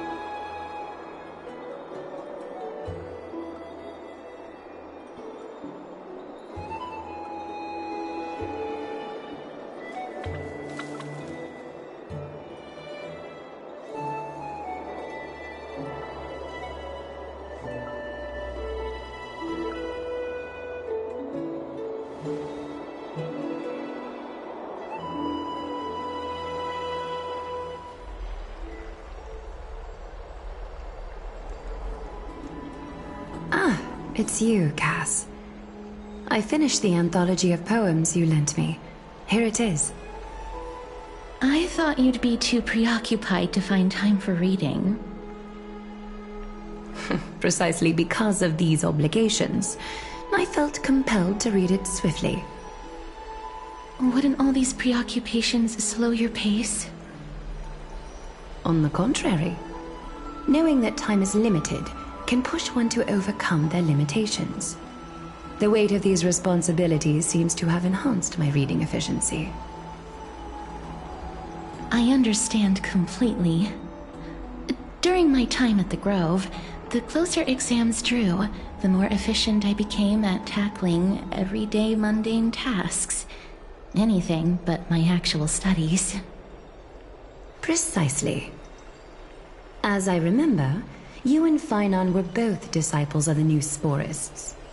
I assume that Anaxa's exams were as unreasonable as the man himself, correct? The courses Professor Anaxa taught were Introduction to Alchemy and History of Mythology. And to be perfectly honest, those two courses were the students' greatest nightmares. The History of Mythology, taught by the blasphemous great performer himself. I can imagine their fear. Now that I think about it, students would often rush to the podium during class to challenge him on those blasphemous ideas. May I ask, Lady Aglaya, has your relationship with Professor Anaxa always been like this? He openly dismisses people's faith and questions the very justification of the Flame Chase journey. Our positions have been destined to be at odds. While you were studying there, I assume you must have heard of his nickname. Dromus draped in finery? As I see it, this nickname is more of an insult to the Dromas. Despite his insufferable arrogance, I do hold a certain respect for his nature as a scholar. To remain true to his principles, he is unafraid to stand opposed to the world, and that requires considerable resolve. Anaxagoras' life is almost like a satire. As a Chrysos heir, he refuses to heed the prophecy, while he disrespects the gods. The gods have chosen him. He was indeed chosen by Xerxes. Is something weighing on you, Cass? The golden thread is quivering. I sense there's more to this exchange than idle chatter. With all due respect, I'd like to know what you plan to do with him. In light of his assistance in the battle against the Flame Reaver, I am willing to grant him some time to find a way to remove the core flame. However, if Anaxa decides to make any move that places us in danger, I will not hesitate to take extreme measures. Just as I feared. The Flame Chase journey is the destined path for the Chrysos heirs. Yet he now seems more like an empty shell. Given his strong sense of self-respect, I trust that Anaxagoras will make the right decision. Still, I can't help but hope for another possibility. Perhaps Anaxa will also overcome his limitations, now that he knows time is limited. I understand your stance. Let's continue this discussion another time. But now, let's greet our guest. You're here. Does this mean you're ready to take on Orynyx's trial?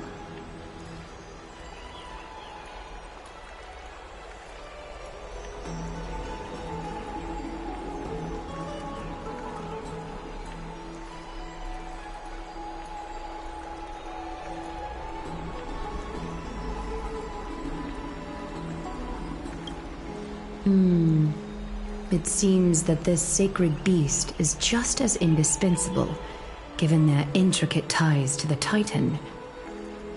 Memmy mem, memmy mem mem mem mem, memmy mem memmy mem. Surrendering the core flame is a Chrysos heir's duty. Your selfless assistance is deeply appreciated. However, I urge you to carefully consider the risks of accepting the trial. Becoming a demigod means forsaking your humanity.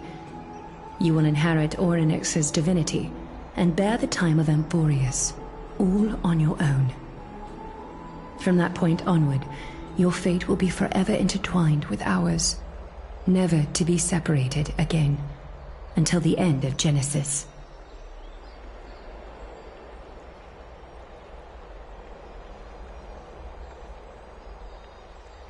On the contrary, you are the only one who qualifies to attain divinity.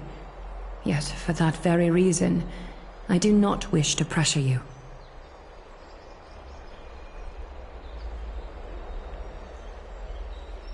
It's exceedingly rare to find a capable Chrysos heir. If this path proves unattainable, I am willing to lower my expectations. There are still many priests of Yanissopolis and their descendants in the city.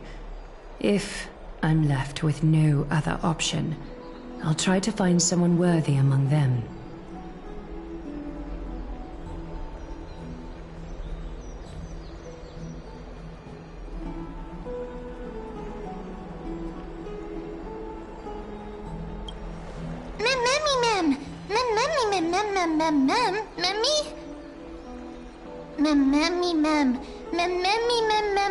Hero.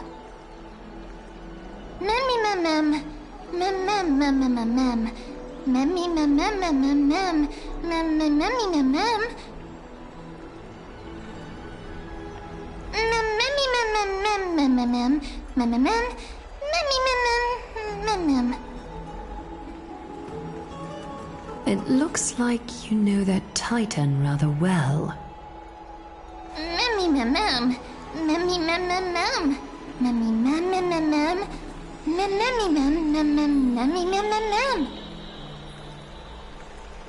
Memories that exist outside of your own experiences. I can't explain why, but I can vouch for Mem's words. When I was in the Abyss, I heard the Titan's groans, full of pain and grievances, yet without any ill will.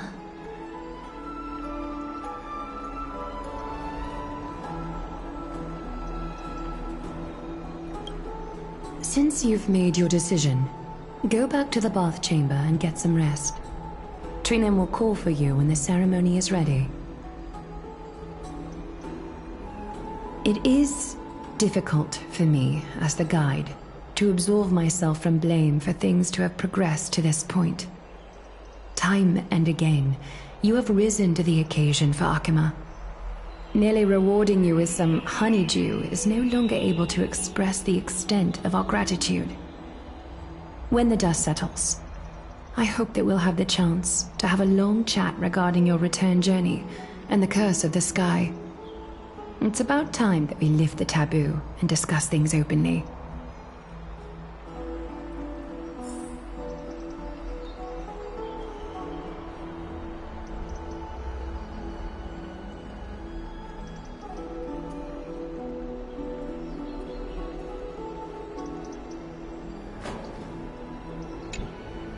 Mister, may everything go well for you and Mem.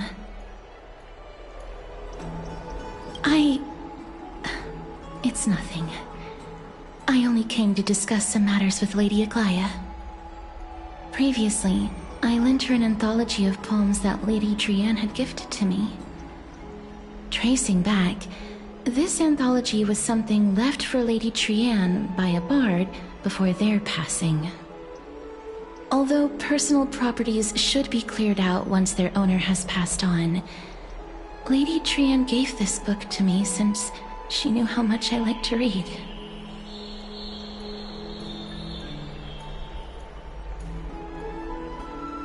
It just contains an allegory. In a faraway land, in a city known as Styxia, a dragon corrupted by the Black Tide descended one day, swooping upon the city like death itself. It swallowed the princess of the city whole before it was suppressed.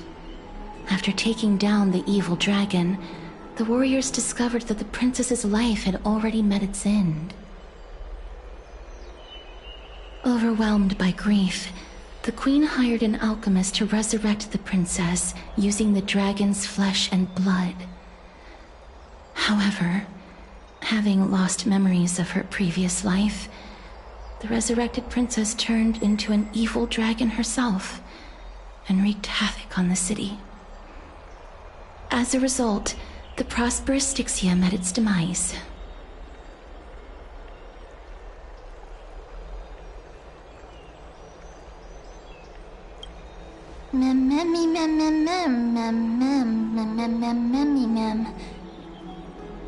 The author of this book is Archepia, a wandering bard who traveled to many cities.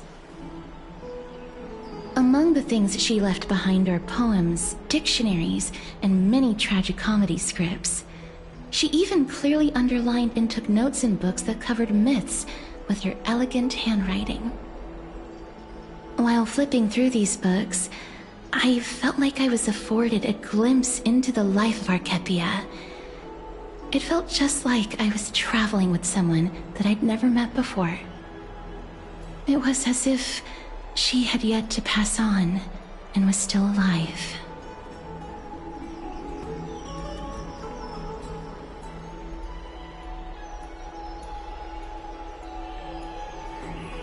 That's right. Writing, drawing, and taking photographs. It seems like human nature to try and leave records of things. Speaking of taking photographs, when I was helping you to take the photo previously, I did not look through the photos in your photo stone out of courtesy. But I'm also very curious about the story of the Rosy Celestial Maiden. Despite having visited many cities in Amphorius, I still understand nothing about the world beyond the sky. If there is an opportunity... Forget it. Let's talk about this in the future. For now, I only hope that you'll be able to complete the trial safely and obtain Orynyx's blessing.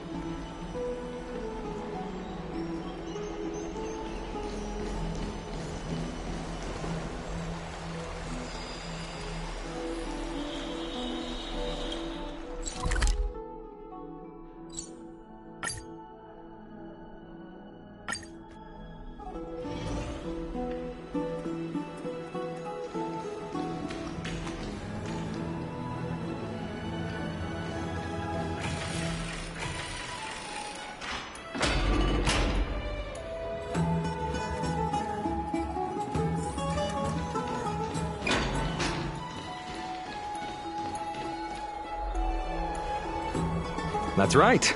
Oh, partner, you're back, just in time. This is something that the both of you should probably know.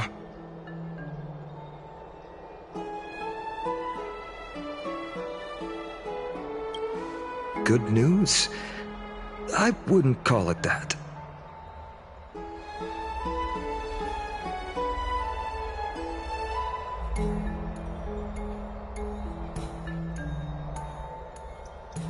Some background information for you.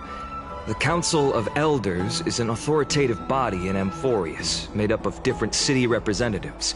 They hold legislative power over the Holy City, and are in charge of presiding over the Citizens' Assembly held once every few years. This is the most important social event of Akima. It is highly influential, and can even affect what happens to the Flame Chase journey.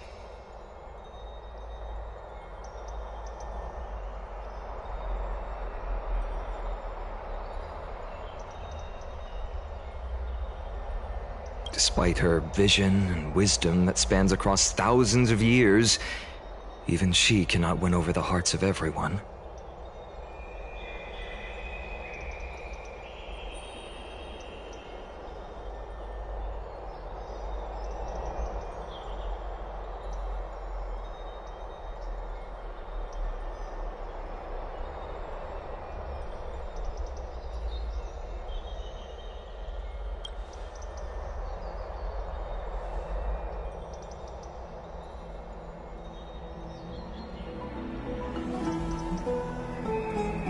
Every 5 to 10 years, the Council of Elders organizes a citizens' assembly at Dawncloud.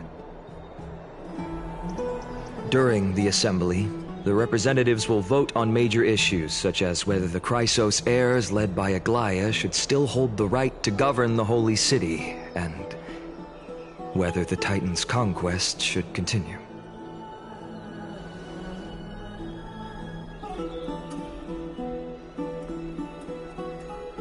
That is correct. However, the problem lies in the fact that there are ill-intentioned extremists in the Council of Elders. They view the Citizens' Assembly as a way to restrain the Chrysos heirs and hope to take complete control over the Flame Chase journey. We can refer to them as the Opposition. During the assemblies held in the past 100 years, the voices supporting the Opposition have been growing stronger in the shadows. It's only thanks to Aglaia that the Flame Chase journey has been able to continue to this day.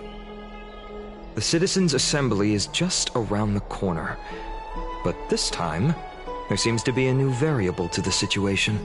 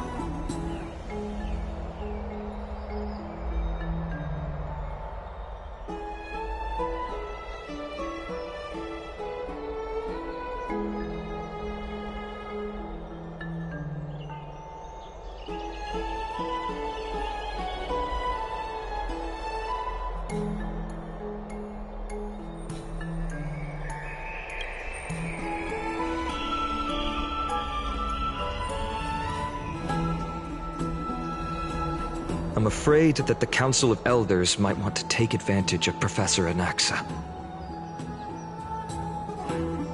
Aglaia will surely take back Cersei's core flame, but with Anaxa's current condition, it's so unique that nobody knows how taking the core flame away from him will affect him. He has always been someone that is only concerned about his own research. I'm certain that he must want to escape from the monitoring of the Golden Thread and protect himself. If the Opposition were to offer an olive branch at this time.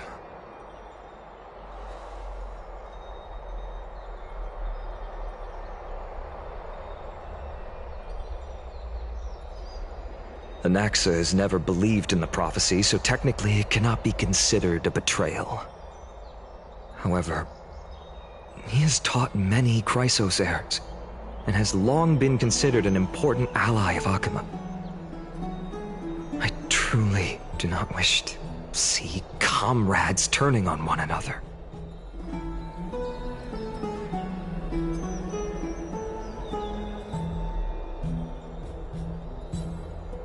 As I believe in his character, I plan to plead with Aglaia and try to buy more time for him. Then, the greatest way in which you can help is for you to know what I am fighting for.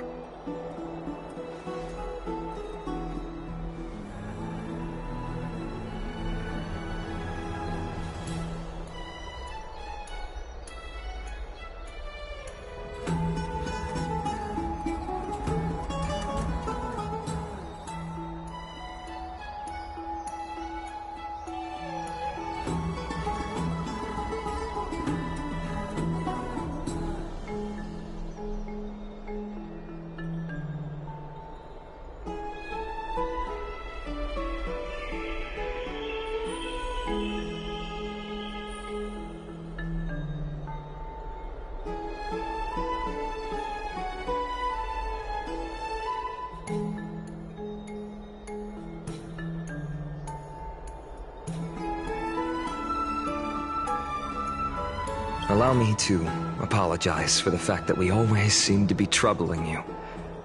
I hope that Orynyx will show more benevolence and be more accommodating. I remember that they seemed quite fond of you back in the Abyss. Go and rest and regain your strength. We'll meet at the Vortex in a few days. Oh, right. You can read this scroll if you want to find out more about the Council of Elders and the Citizens' Assembly.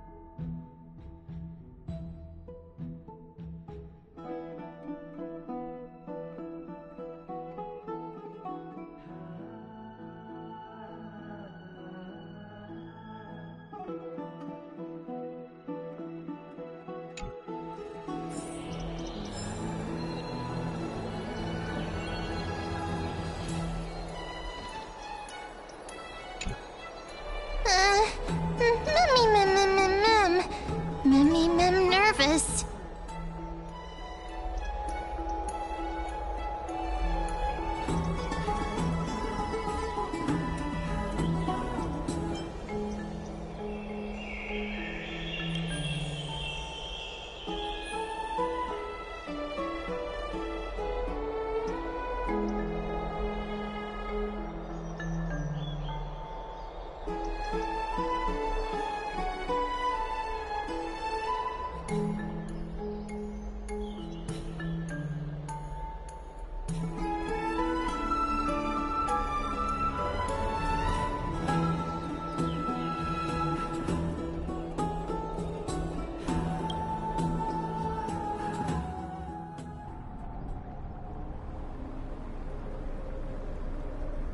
Esteemed one, Orynyx's vacant totem awaits. If you have already made your preparations to become a pillar of Amphorius, please, step forward.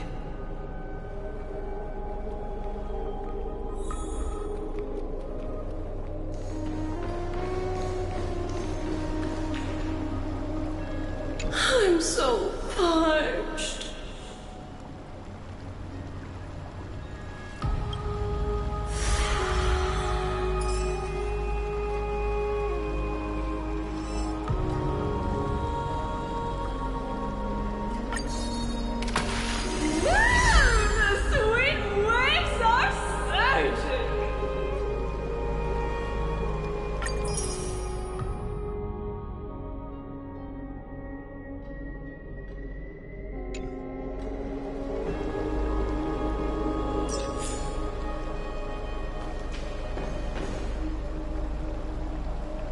Little Grey and Mem, thank you.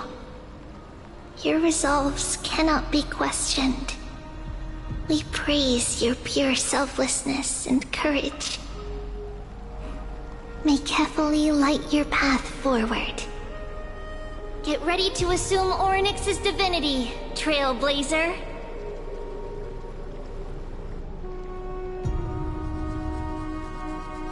The divine position of Orynyx has already been vacant for some time. We can feel the space of the trial closing. As there isn't much of their soul left, we'll have to complete the ceremony before their soul completely dissipates.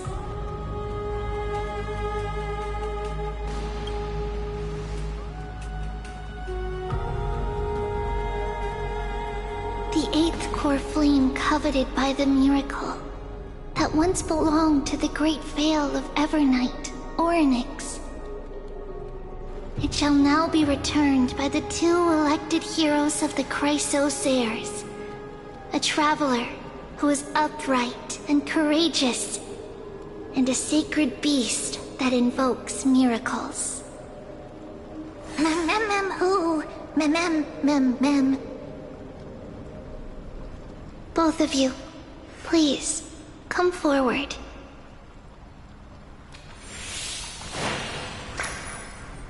Recite along with us. O Majesty of the 12 Titans, pillars of the world, we seek your divinity to mend the rifts of the world. Fill our bodies with blood of gold, till we wither in willing service to the prophecy.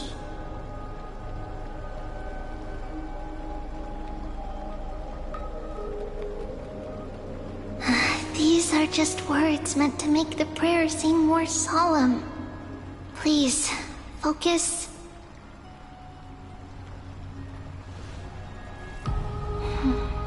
And surrender the core flame.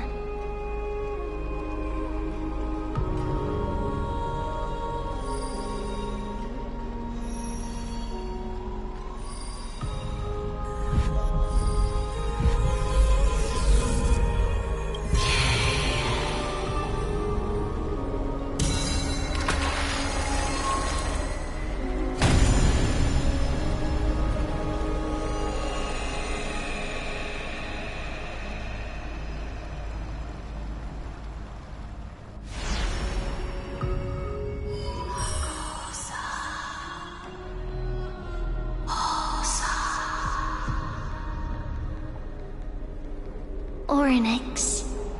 Their soul has been waiting for a long time. Perhaps they're also quietly waiting for the arrival of their successor.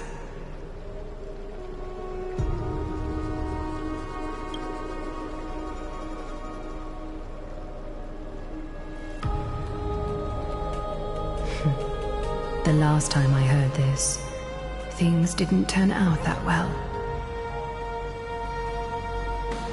Don't worry, Aglaya. He's tougher than I am, right?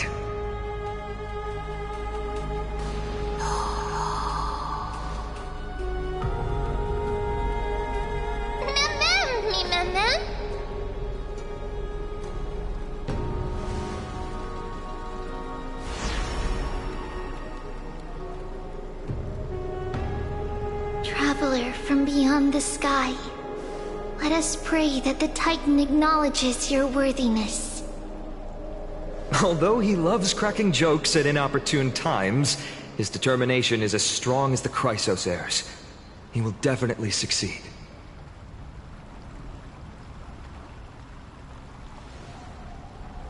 While he's away, I would like to have a chat with you, Aglaya.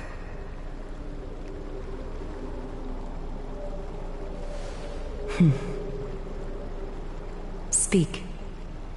I'm listening.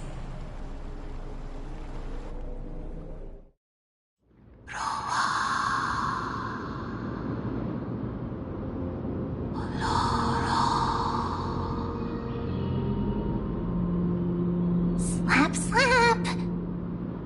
Wake up!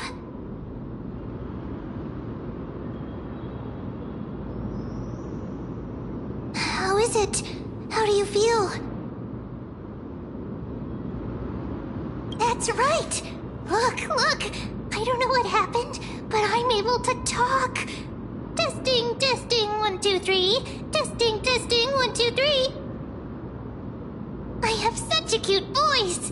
It must be because of all the memories that I collected. They allowed me to grow beyond expectations. Also, listen. The words of the Titan are becoming clearer. Mother.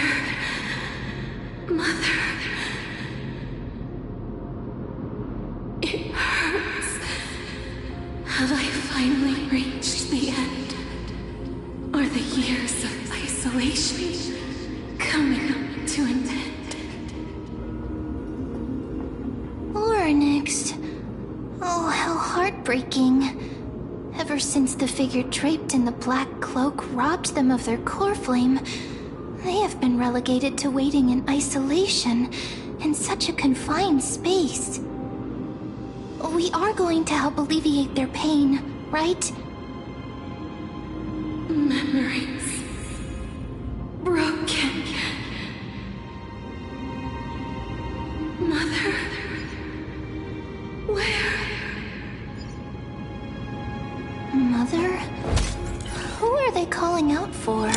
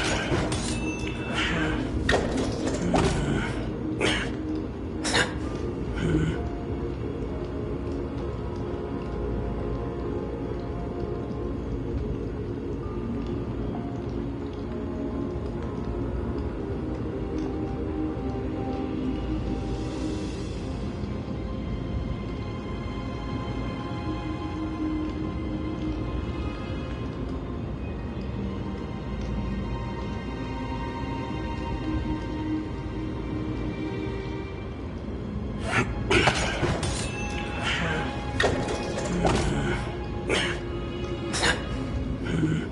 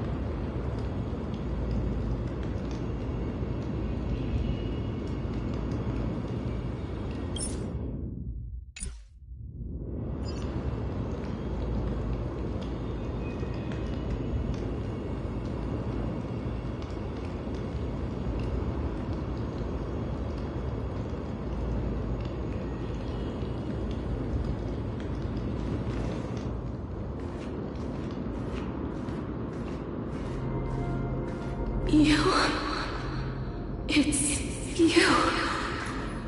I remember you. Skyfather has gazed upon you. Mother is calling for you.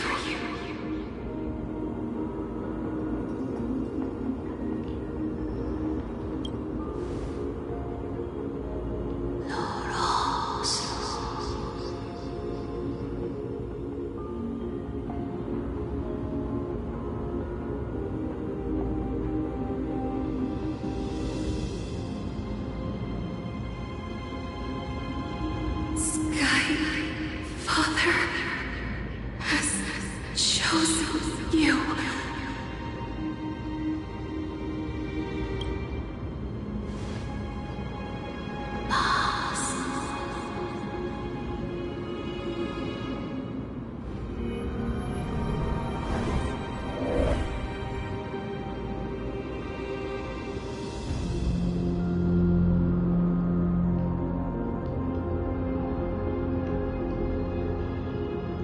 Mother is no longer responding.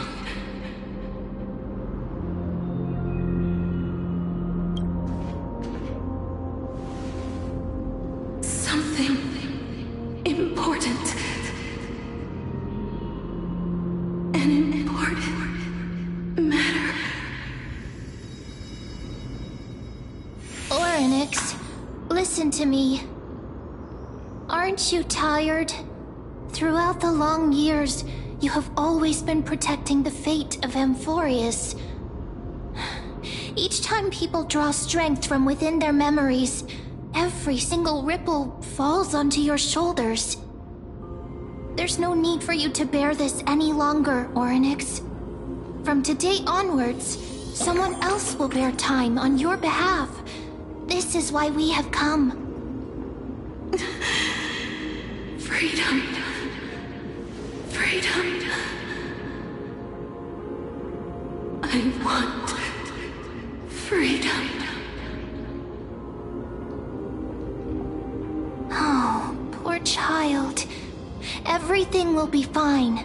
Let us help you. You can have a good rest now.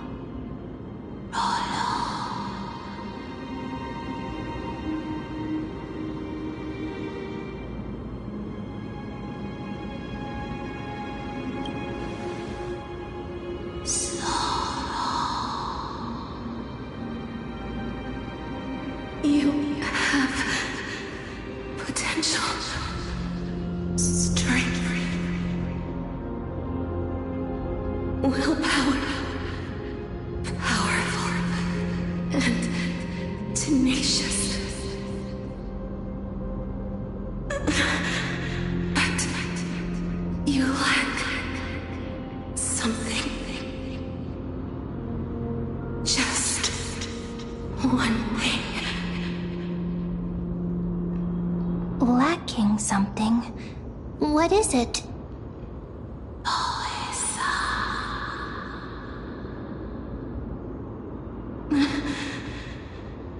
What you lack is a future.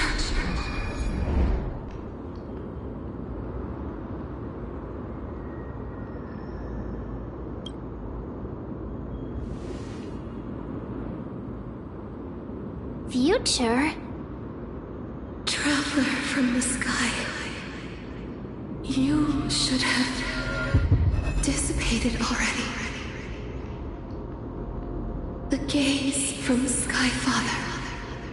Stabilize your form. Because from the moment you crossed the sky, your life was cast away. Right now, you are simply a collection of walking memories. What? How is that possible?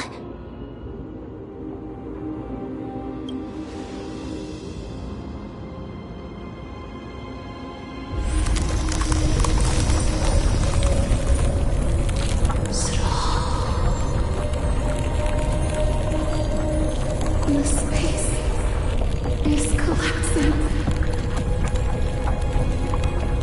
Someone must inherit the authority of time.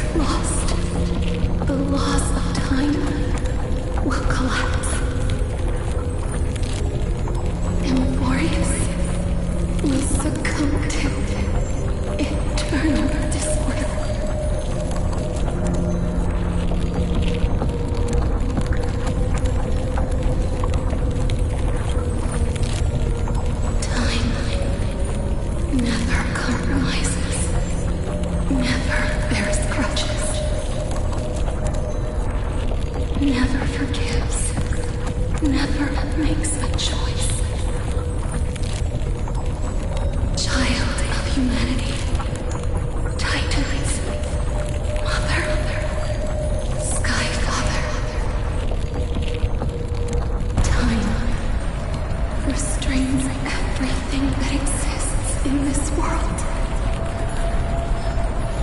Orynyx's divinity is dissipating? Is the trial coming to an end? Pathstrider of remembrance, my strength, I shall entrust it to you. The fate of the world, if you wish to save it. Go and find your future that has been stolen. Even if that means you'll have to cheat death. You'll have to challenge that hand of shadow clasped with unyielding fingers.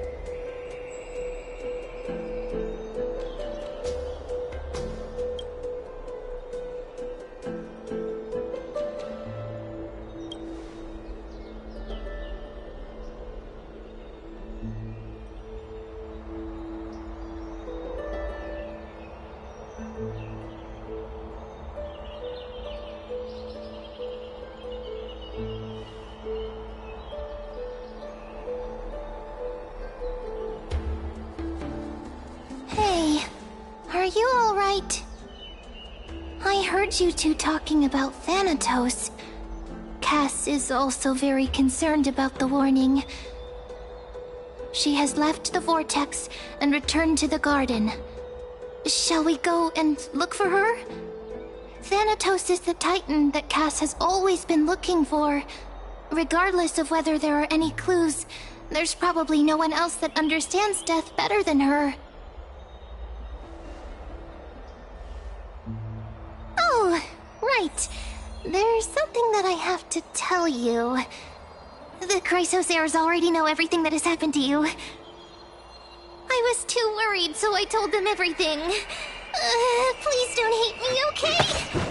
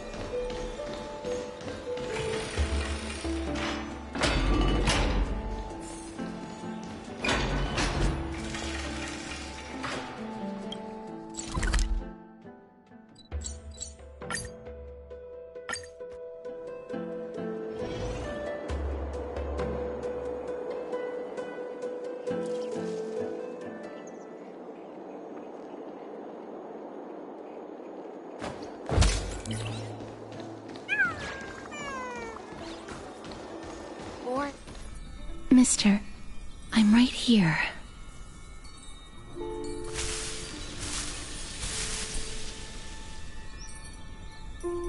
Please stay there and slowly turn around.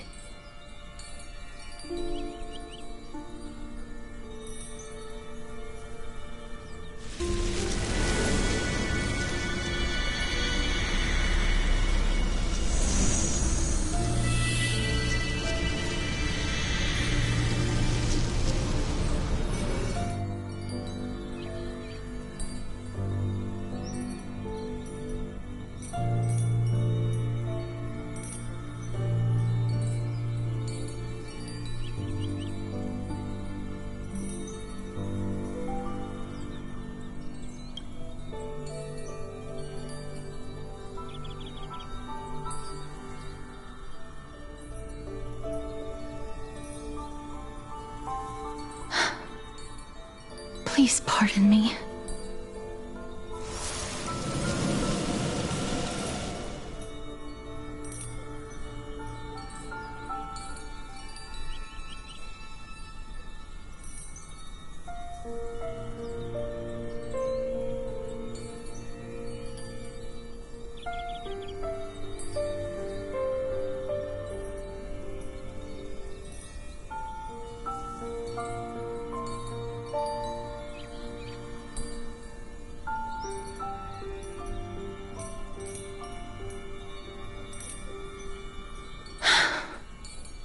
Just as I expected. I cannot feel anything.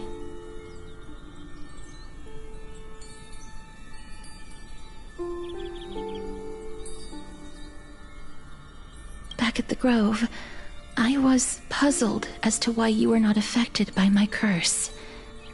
I thought that it might have been the special ability of a traveler from beyond the sky.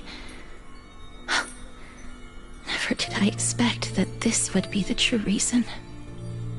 I'm sorry. I should have noticed that something was amiss earlier. Mister, if my abrupt behavior just now offended you, I hope that you can forgive me. I'm just thinking, if your soul has really left your body, as a mortician, I might be able to trace where it has gone to.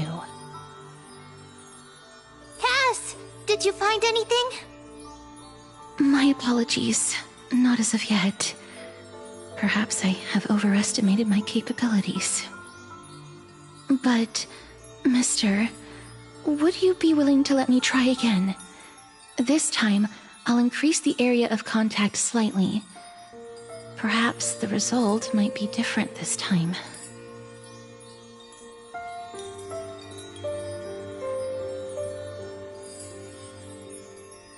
I have never touched the living in this way before. If my actions are in any way disrespectful, I hope that you can forgive me.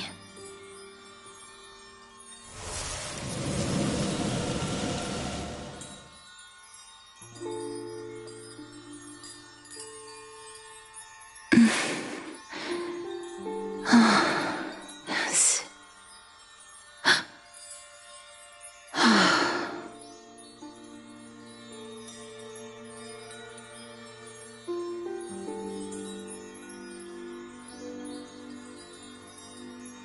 I seem to have caught a glimpse of something. Your soul is currently roaming someplace and cannot find a way to escape. But perhaps it might not be a bad thing. If your soul is still wandering around, it means that we still have time. We have a chance to find it before the fingers of Thanatos sweep everything away. Clues. Just a few more. I need more guidance. The connection has been severed. With my strength, I'm not able to trace it. It was me. I was a little too hasty. Don't worry, mister. Although we currently have no leads, I will do my best to search for the whereabouts of Thanatos, bring back their core flame, and personally return to you the life that you have lost too soon. I know that I'm lacking in confidence, but I hope that you can keep this promise of mine in mind. Before I manage to deliver on this promise, please do your best to hang on. Amphorius needs you.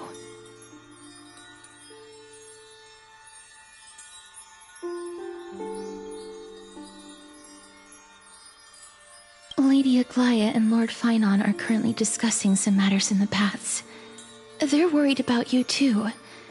If possible, please go there and let them know that you're well. Although, I don't actually know whether your current situation can be described as well. Also, please accept this Styxian fable. Reading can help one to focus and relax. I hope that reading this can help tide you through this difficult period. These are disappearing.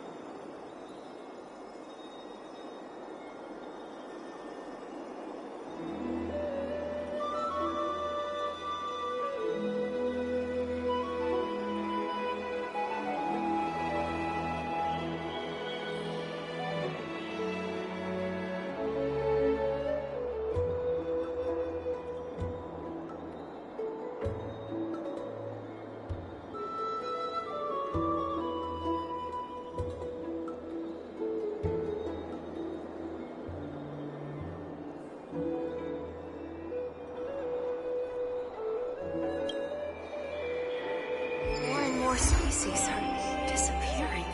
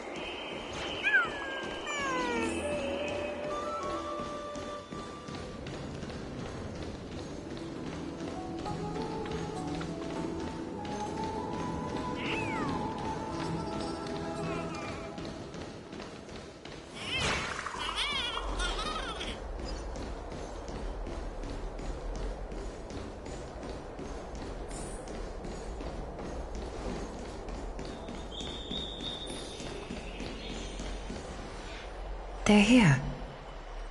That partner! Hyacinth said you definitely wake up. How do you feel?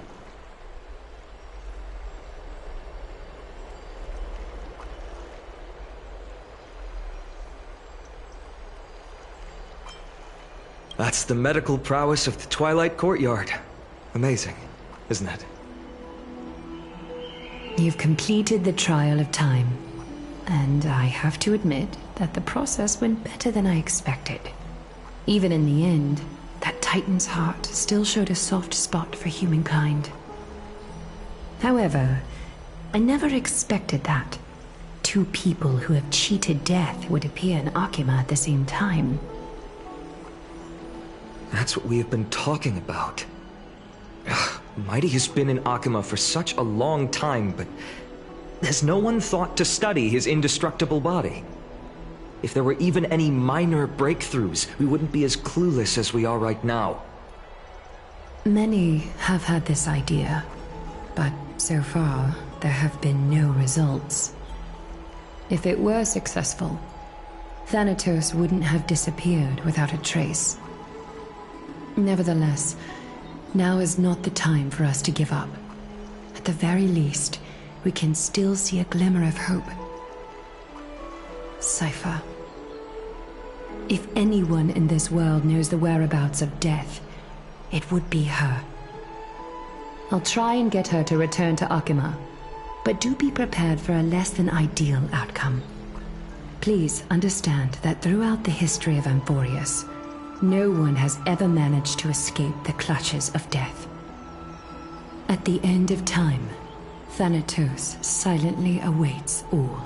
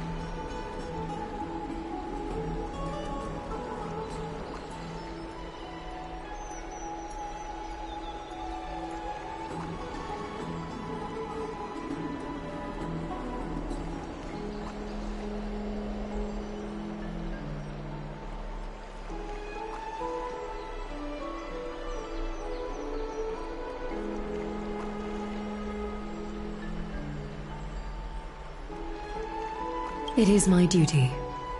We too require you to bear the divine position of time. But before that, just... What's wrong, Aglaya? Omens always come in pairs. A tiny air current will eventually brew into a storm that tears the sky apart. It's Anaxagoras. He has initiated contact with the Council of Elders. In the end, it has still come down to this. I earnestly hope that your assessment of him is accurate, Finan. Otherwise, the efforts of my teacher and I over the past millennium might be reduced to dust because of that great performer.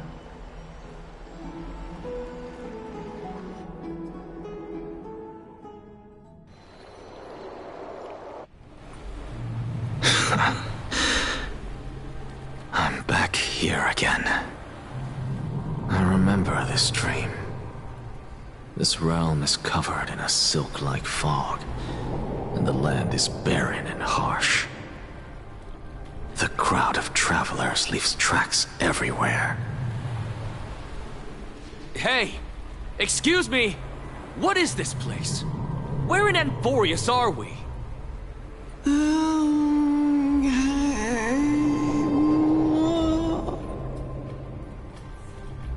The mutters of the traveler are in a language I'm unable to comprehend. Or perhaps they're just distracted and ignored my question. Tell me, which Titan reigns over this land? And how do I find them?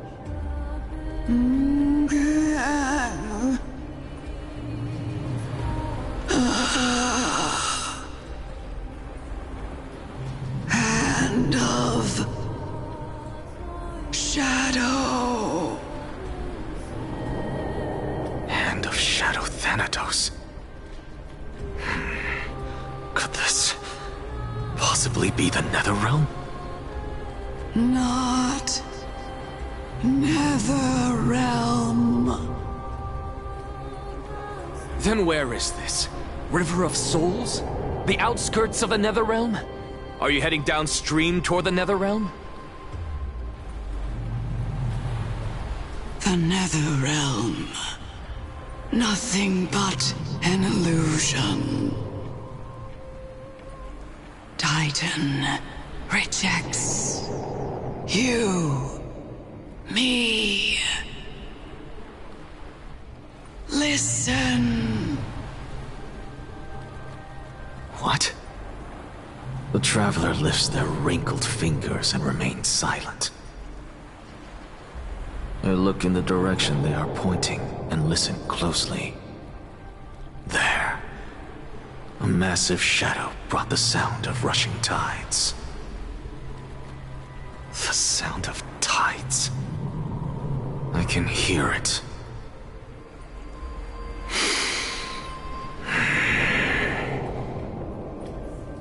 I hear it, deep within the tides, beyond the closed gates of the Void World. A voice, about to recount something. Child of humanity, is it death's embrace you yearn for with such urgency?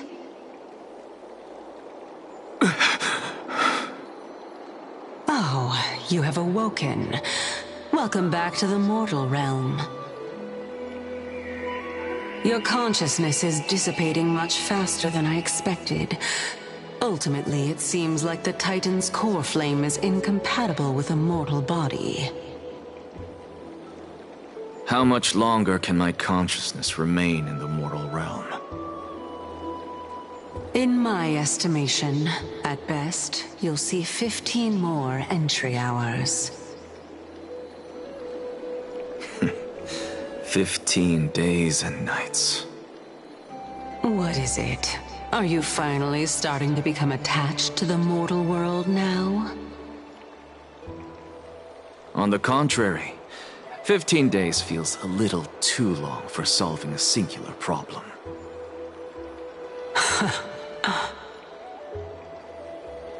Stop giggling. It's time for us to go. The messenger from the Council of Elders is almost here. Let me ask you one more question. Are you really planning to betray Aglaya's will?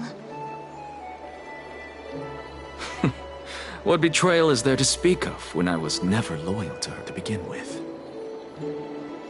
What about that white-haired student of yours? Acting so recklessly, do you not care about what might happen to him? There will be a price to pay for blind faith. This is also a lesson for Finan.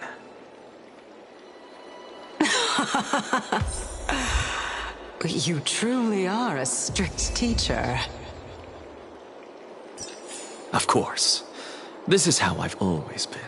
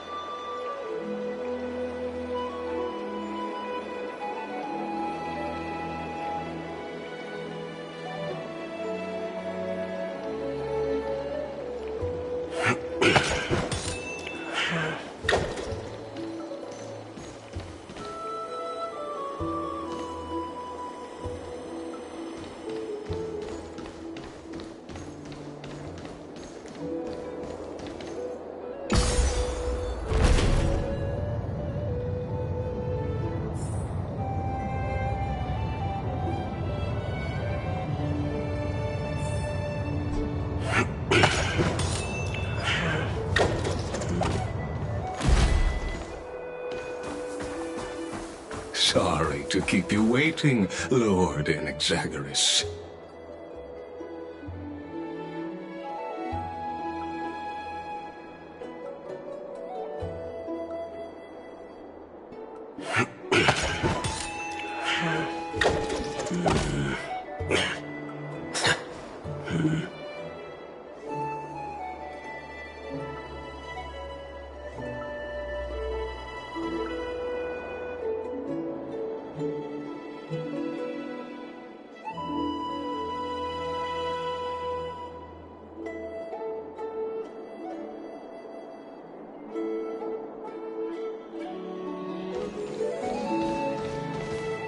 It's been a while, Lord Anaxagoras.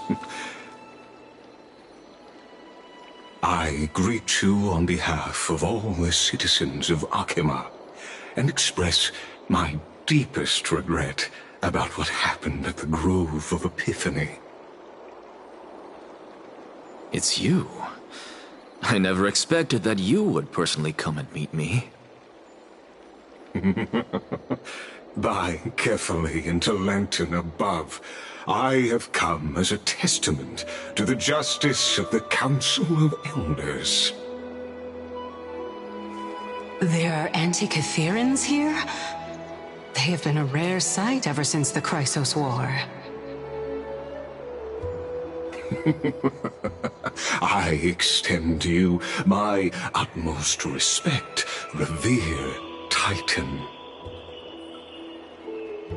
I am Lycurgus, though you may call me Lygus, holding an honorary position within the Council of Elders in Akima, and as the Theoros, I stand to protect the right of all upright citizens to express themselves freely. You can see them too? You know about us. We Antikytherans perceive the world through the amplitude and frequency of souls.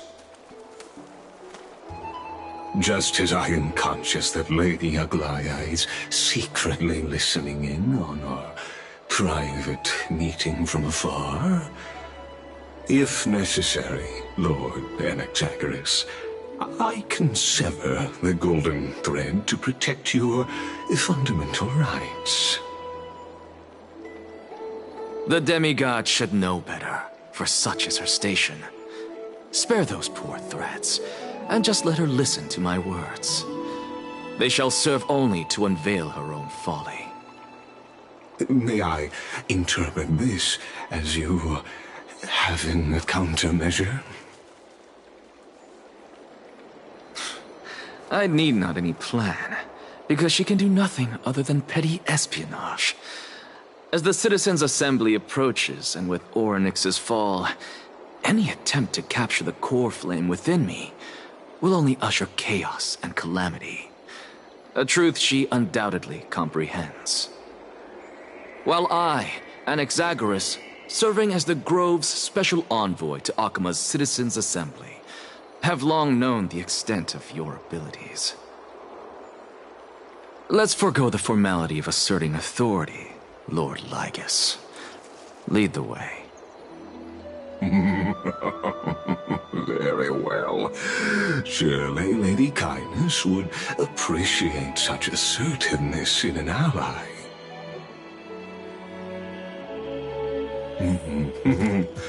She's been waiting. Follow me, please.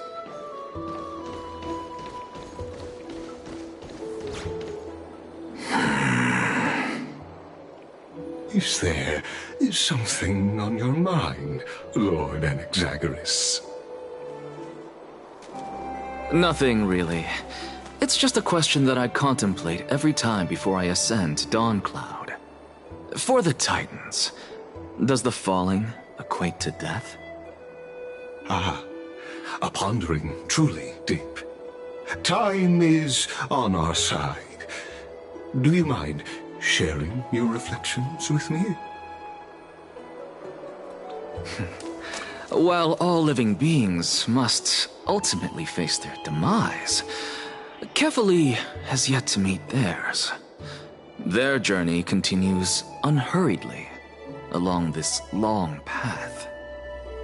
Are you suggesting that Kefali may not have truly passed? Yes. For dying implies an ongoing process, an action, whereas death signifies a static state, a definitive termination. In contrast to mortals, Titans exist on a grander scale of space and time, thus elongating their passage into death. The notion of their fall is but a misinterpretation born of mortal ignorance. Ah, an intriguing concept, albeit challenging to substantiate. After all, Kefali has maintained a profound silence ever since the era Arasa, while scholars and priests alike have conveyed the message of the gods' imminent fall. Perhaps the gods, in their arrogance, deemed it beneath them to reveal their perspectives to mortals. Could you elaborate on your statement? Circes, the kin of the Skyfather as recounted in myths, now resides within my brain. Were I to inquire, Kefali would have no cause to refuse. Oh. That very well could be true. But what if the world-bearing Titan still chooses to remain silent? In that case, the myths crafted by the people of Amphorius are nothing more than pitiful jests. It's worth a try. I believe, and I'd love to witness the fruits of your theory and the change it may bring to this imperiled world. Because I completely concur with you on this aspect. If the Titan has indeed met their end, any response from them would be impossible.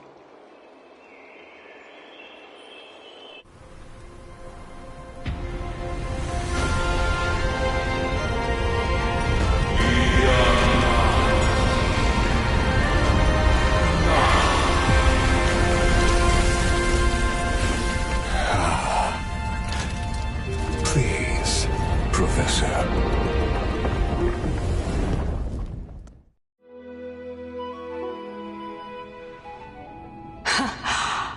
The children of humanity have indeed created a spectacle. Welcome to Dawn Cloud.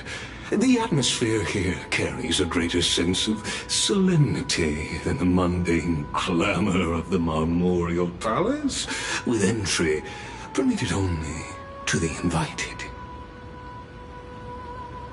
Only esteemed beings grace this place, and among them I've received priests, scholars, warriors, and now we even have the honor to be in the presence of a Titan.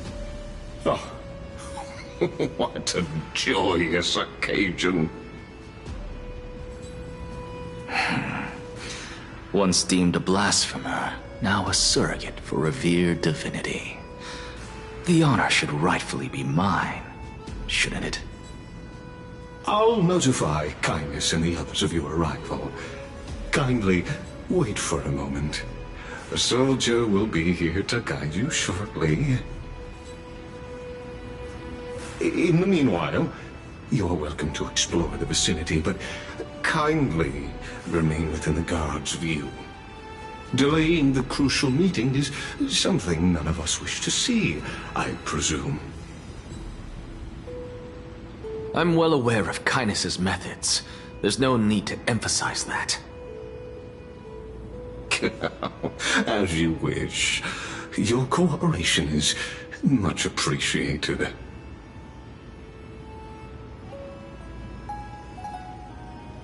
Alas, I had hoped for a brilliant plan from you, but it turns out you just left one cage to enter another. Save your concerns. I know very well what I'm doing. I shall depart to explore the surroundings then. Now that I look around, I wonder if there are any murals bearing my portrait around here. I'm quite intrigued to see how the children of humanity beyond the Grove perceive another Titan. Off you go. I won't be joining you. This Titan appears to be quite at ease. I should investigate the Council of Elders' recent activities first. Be aware, I can hear you perfectly well from here.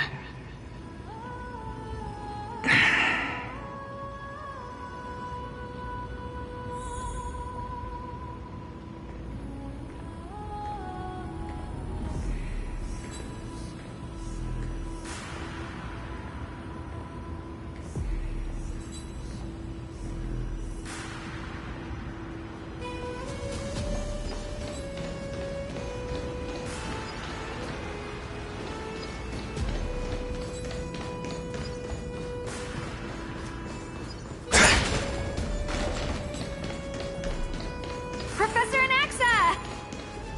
Over here!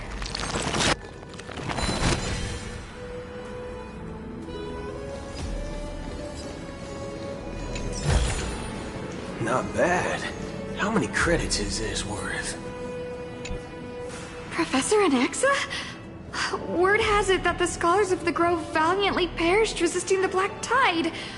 To find you here safe and sound, thank the Fates. You could say it's the Fates toying with us. It's only the Crimnoans and Idonians who chase glory through death. But your survival is a victory in itself. I'd settle for that gladly. So, are you here to report the incident to the Council? I heard that after the Black Tide devoured the Grove, Akuma would be next in line, even with the demigod of strife standing alongside humankind. Tell me, how much does the Council of Elders know about the Black Tide? Once Kindness and her followers learned of Cersei's and Orynyx's fall, they proclaimed in the council that the Flame Chasers could no longer stand against the calamity alone. Yet, when the Crown Prince ascended to godhood and repelled the Black Tide, she immediately altered her tune, declaring that all was resolved beyond Akama, with the only remaining menace now being Aglaya and her adherents. They might well make their move at the upcoming Citizens' Assembly. No surprises there, those shifty opportunists. Thank you for your honesty, virtuous student. Being an opportunist could very well be a facet of wisdom. Shouldn't you be searching for murals of yourself? I've had enough of your prattling. I was really curious to see how you would find the middle ground between both factions, so I came to listen in. But it seems as though this Kindness is much more ruthless than Aglaya. If so, why do you want to work with her? Could it be that perhaps you've decided to readily surrender this hollow shell of yours, just because you feel like death is fast approaching? I'm afraid you'll be sorely disappointed if that's what you truly think.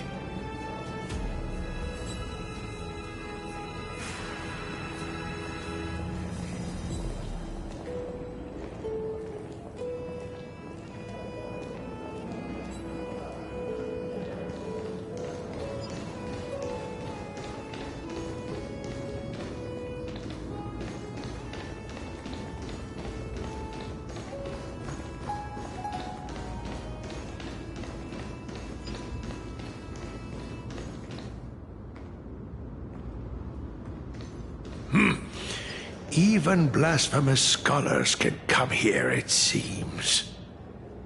Looks like my presence here is quite unwelcome.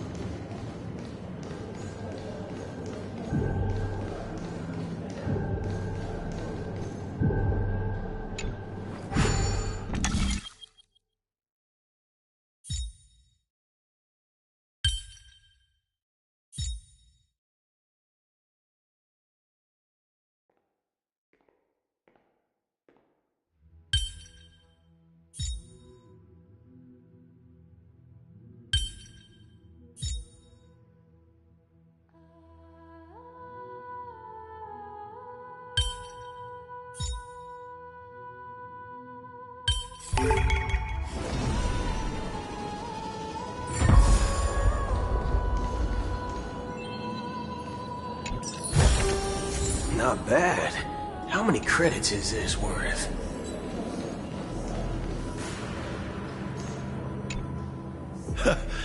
Anaxagoras. I thought that you had died to the Black Tide, just like the other scholars. As Kephales's priest, are you not aware of the decorum of respecting the dead? Surely you jest. You blasphemous heretics are not worthy of respect from the Supreme Being. Let me remind you that you're currently in Dawncloud, so you'd better keep your deranged language to yourself. I am no longer that altar servant from years ago, who could only acquiesce to the commands of others. Now, I have plenty of ways to deal with people like you. I'm not sure whether I should laugh or cry right now. I can't believe that a follower such as you could have been made by a creation titan. As I see it, a dead titan can't provide you with this level of confidence, right? Then who is it exactly? Could it be Kindness? You. Seeing how fond of you Elder Kindness is, I shall let that slide for now. Leave immediately, and don't impede us from receiving the Supreme Being's blessings. Seeing as we were able to hear of this matter from the mouths of others, it seems that Kynes is indeed quite sincere toward us. Perhaps this affair will proceed smoother than I had anticipated. Oh my, what a thrilling confrontation. As expected of one of Kefali's followers. Are you praising or insulting him? Praising him, of course. As a believer of the God of Deliverance, it is only natural that he detests evil. Didn't you hear me? I asked you to leave. Go as far away from here as possible. Don't mutter to yourself like some sort of madman and disturb my meditation. I've had enough of this. Could the 15th entry hour arrive any faster?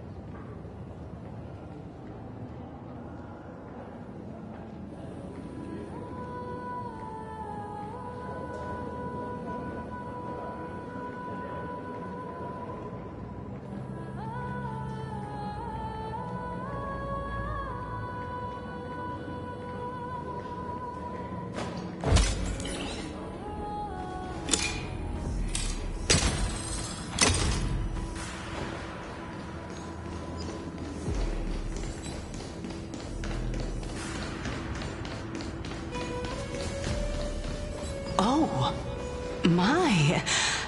Could it be that the great tree painted in this mural is actually depicting me?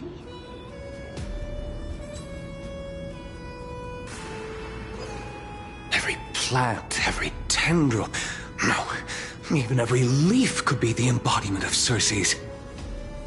As a result, mere mortals who did not know what the Titan actually looked like chose to paint them as a giant tree instead. Their wisdom was portrayed as fruit, to symbolize how they shared their knowledge equally among the masses. Such exquisiteness indeed. This mural is quite abstract. I really can't tell whether you are praising or demeaning yourself. Now I'm quite curious whether the Reason Titan has studied figures of speech before. Of course I find such stylistic devices interesting. For all we know, this could be the answer to the question, what exactly are we? I, for one, am not willing to admit that I could look this ugly. Was this the reason why you failed in your attempt to refine my soul when you were ambushed at the Grove?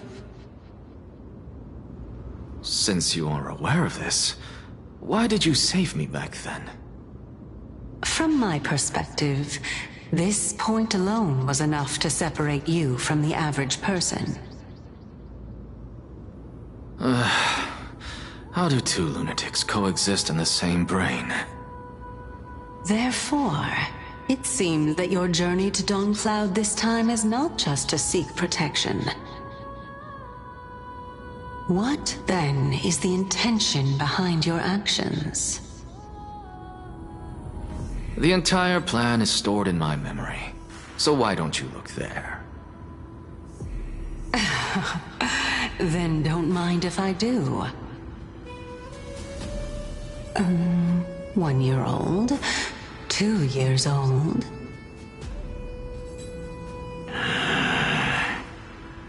Oh my! Even a member of the preeminent Seven Sages must hug his Dromastal to sleep? How interesting. That's enough. How unusual. Your soul is actually trembling. This must mean that behind this toy hides a secret that nobody knows, right?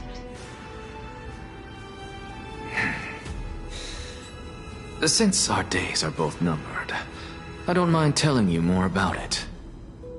This is a present that my sister gave to me. It's a doll that was made to look like our family pet. So there are other members in your family, eh? Are they also living in Akama? Don't you just love to pick through my brain? Go on, continue flipping through my memories. It won't take long. You'll discover the answer when you reach the memories of when I was 5. Oh, the black tide is everywhere. I can't bear to look. When I was young, I couldn't accept this outcome either. Georios, Aquila, Kefali, and you, of course. Although I prayed to every Titan that I could think of for help, my efforts were ultimately futile. This...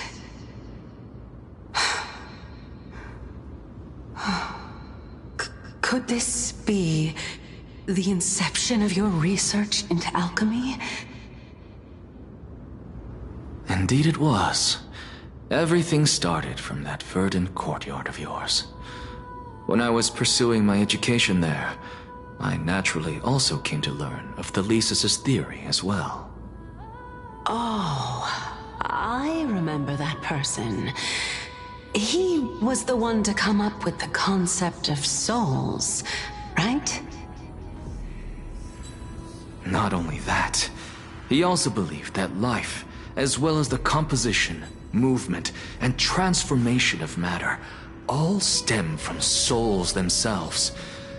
This is why I thought that, since all living things stemmed from the same origin, why could I not sacrifice myself in order to resurrect my nearest and dearest?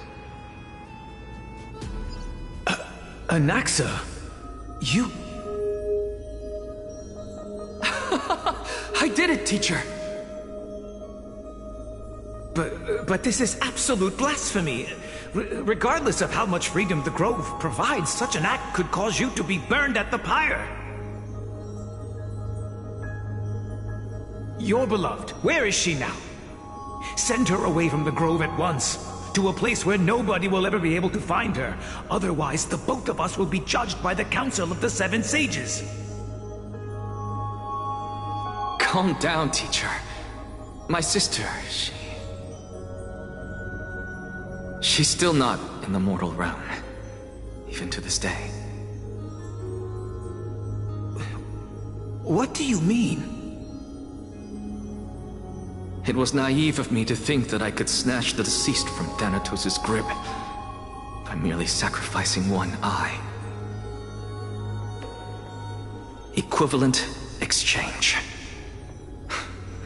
All I received for that price was but an opportunity to see her for one final time. Nothing more. Oh. Let it go, Anaxa. As one of my best students, I cannot watch you go down the wrong path without doing anything to stop it. Never do something taboo ever again. Don't disappoint the deceased, and never harm yourself. If you can do that, this classroom will still be yours, and you'll have a chance to live out your own life. Since I was able to see her one last time, I have no other desires. You're right, teacher. It's time for me to start a new life. I am sincerely glad for you, child. Now then, what topic would you like to study? I wish to continue Thalesis' research. Continue the research into souls, but you know that the Grove has long since understood his philosophy like the back of their hands. Even if you continue digging into this subject, your efforts will likely be futile. No, teacher. After my fleeting glimpse of the deathly fog, I finally understood a single truth. Since ancient days, our understanding of the souls is but the tip of the iceberg. I may have lost an eye, but my view of the world has become clearer than ever. I have grasped the truth with my bare hands. Watch as I turn this farcical world upside down.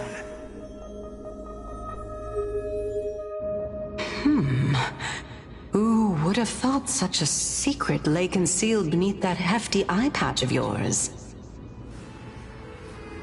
However, this story doesn't seem to be connected to your plan.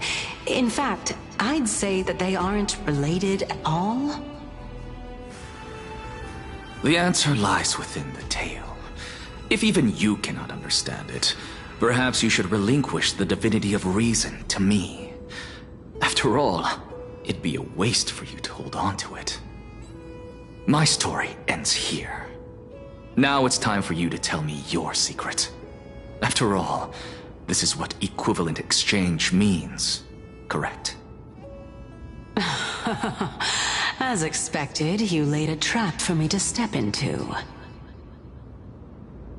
Unfortunately, even if I was willing to talk about my past, I may not know more about it than you do. Oh? Are you saying that the renowned Reason Titan is now admitting a lack of wisdom? Your followers are going to be sorely disappointed by this. Child of humanity, remember this. Being cognizant of one's ignorance is the greatest wisdom of all. Now I understand. No wonder you asked me to answer your random, nonsensical questions. Not only that, you're the only one who can shed light on my query. As the saying goes, onlookers see most clearly. Is that so? Lord Anaxa. I saw you muttering to yourself and was wondering whether you were caught in a delirium of reflective thought. I'm sorry to interrupt you, but time is of the essence. I have a message from Lord Lygus. Lady Kyness has met up with the Council of Elders and is awaiting your arrival, so please depart forthwith.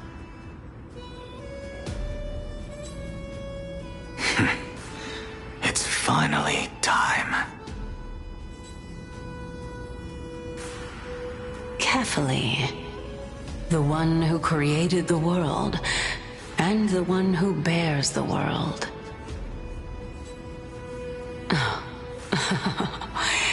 If you truly have not met your end, how will you answer the challenges of those who defy you? I didn't expect you to agree to Lady Kyness's invitation. What a wonderful turn of events. To tell you the truth, there are many people who hold grudges against that Lady Goldweaver.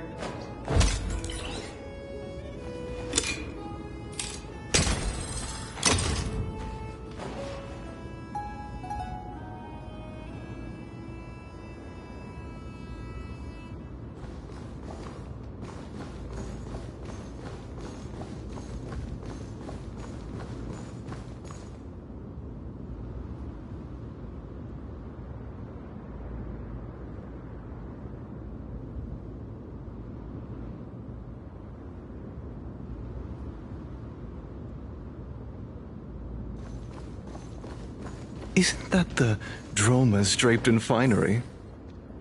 Avoid his gaze. I don't acquaint myself with blasphemers. Don't worry. He's too full of pride to pay us any attention.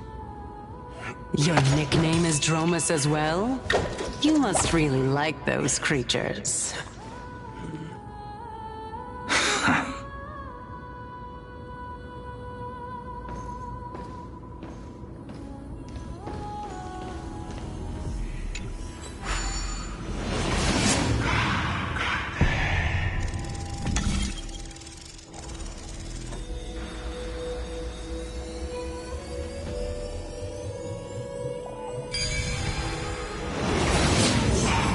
A student of Empedocles?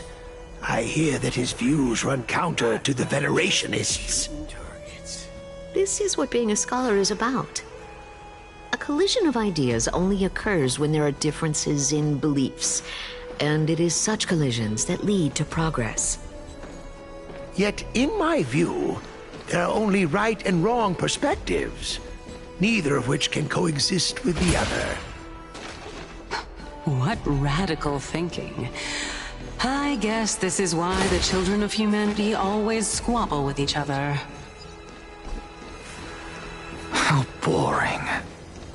Lord Lygus and Lady Kindness are just ahead. I'll take my leave for now.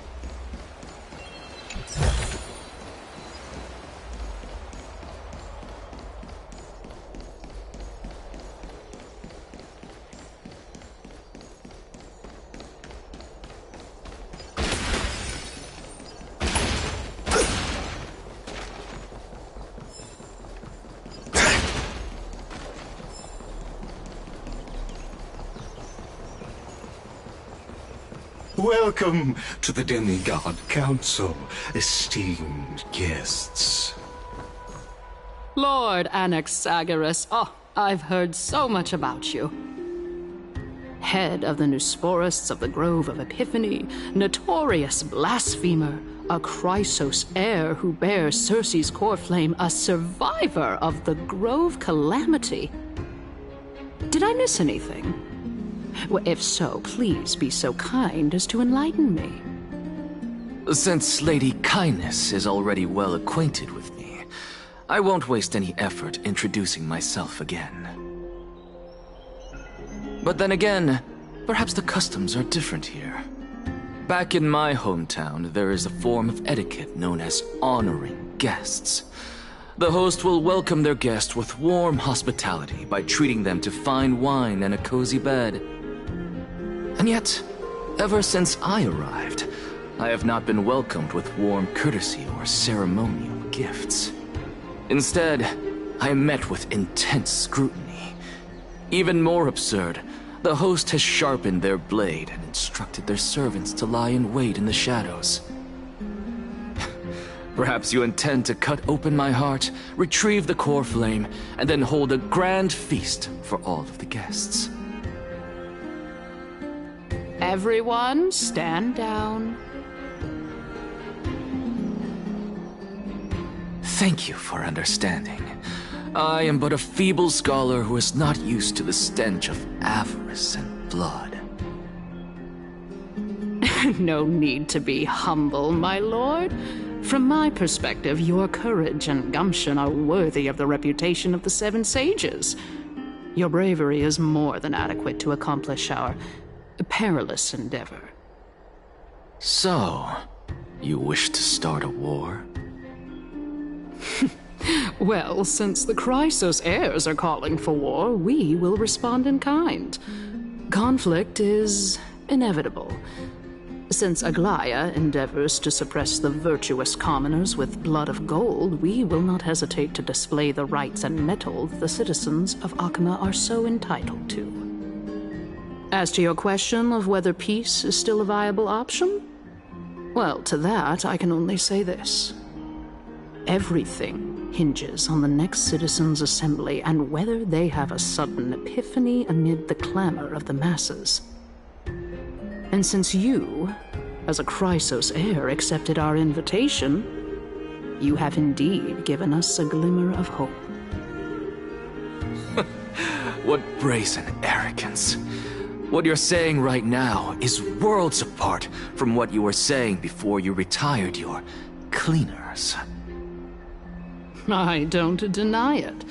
After all, they're responsible for cleaning up any threats, and just a moment ago, you were on the side of the Chrysos heirs. But now that you're an ally of ours, we can continue talking somewhere else. As you know, these walls have ears. I was fortunate enough to have the opportunity to discuss a treatise about the Venerationists with your teacher, Empedocles. Yet, it seems you subscribe to the Nusporists instead, Lord Anaxa. I've heard that this school of thought is one with many detractors. It's normal for ideas to have supporters and dissenters, just like how there are two types of people in this world: geniuses and dimwits.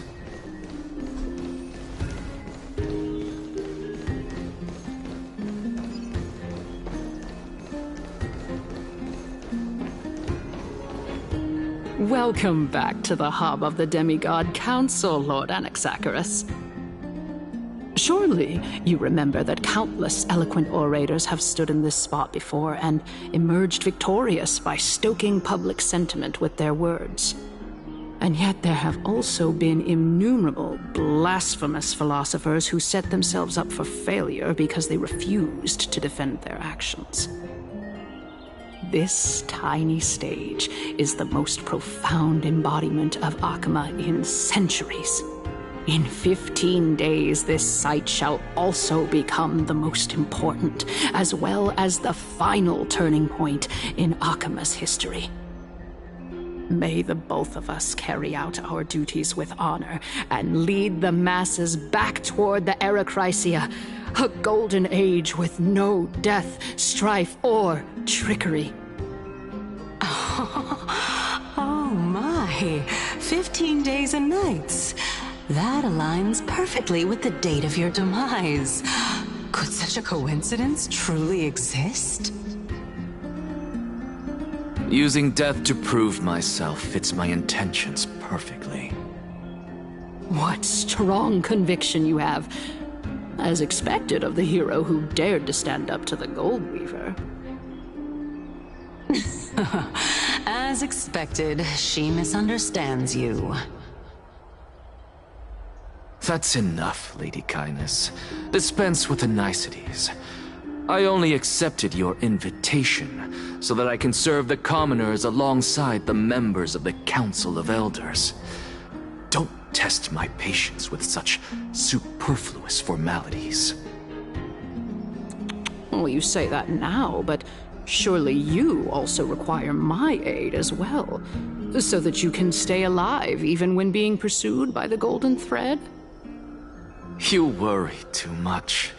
She won't show her hand too freely, as she still needs to garner support from the masses at the Citizens' Assembly. Even someone like me can tell that only a sliver of her humanity remains. Surely you're not asserting that she will definitely act in a rational manner. As you're no doubt aware, Aglaya covets the core flame that I possess, which makes it the bargaining chip that allows me and the rest of you to negotiate with her. However, in return, I'll need the Council of Elders to support me as much as possible. Naturally, this includes the guards as well. You're well aware how valuable Cersei's core flame will be in the Erechrysia that you are desperately pursuing. Talk is cheap, so you'd better act prudently as well. I understand. After all, this battle of wits is just a means for each party to acquire what they need. As long as your request is reasonable, the Council of Elders never shortchanges its allies. Since we're both intent on mutual cooperation, let's not mince words and just speak plainly to each other. Let us decide how much we can secure for ourselves and how much we're willing to sacrifice, like true philosophers, with our words and wisdom.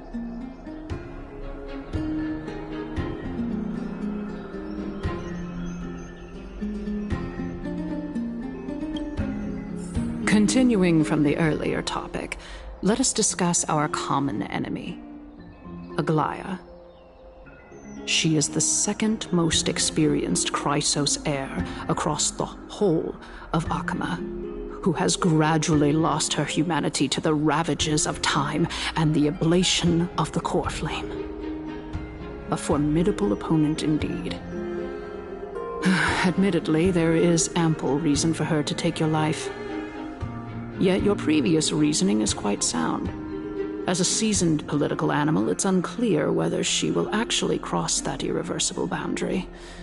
Moreover, she still needs you alive so that the Titan's trial can be completed. Is there anyone present who can swear by the sacred vow of Kefali and guarantee that you weren't in league with that woman before coming here? Are you just trying to pull the wool over our eyes and aid her in her savagery?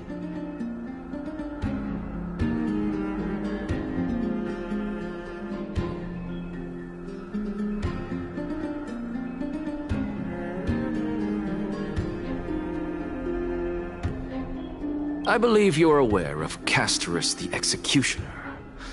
Long before I returned to Akama, Aglaya had already dispatched her to monitor me.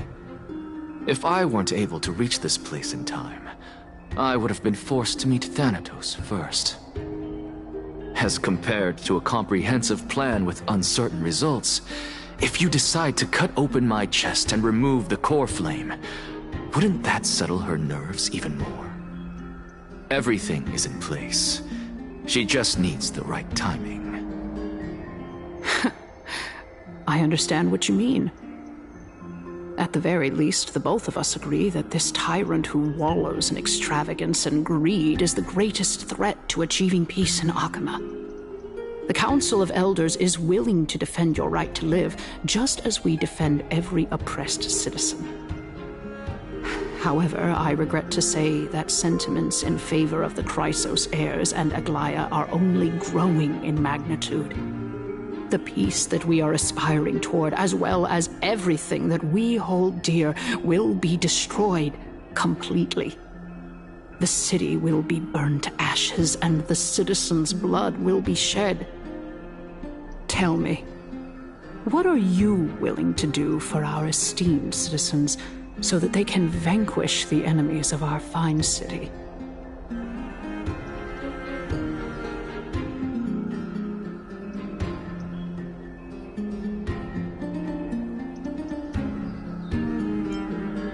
Aglaya's authoritarianism, conceit, and arrogance have granted her unfettered control for the most part. Yet these traits are also her greatest weakness. If I can render her helpless by forcing her to experience the agonizing pain of betrayal, I am certain she will never recover from such a setback. Surely you don't believe that such a tiny betrayal will be enough to push her to her wit's end. What's more, there are many who remain silent, merely watching to see how much chaos I can unleash. Not to mention, you know full well that the Chrysos heirs have never been a united front. In the name of Kefali, Akama thanks you for your sincere and valuable thoughts. At this stage, it's clear that you and I understand the benefits to be won from this discussion. Let me put it plainly. The Council of Elders has always been renowned for its fairness, and that fairness is built on a foundation of sincerity. The Council of Elders has vowed to all citizens of Akaba that it will always remain loyal to them. As for you, my lord, how will you guarantee that you will be able to live up to such earnestness and will not betray Akama's indomitable citizens when the opportunity presents itself? Just as you now betray Aglaya when it suits you.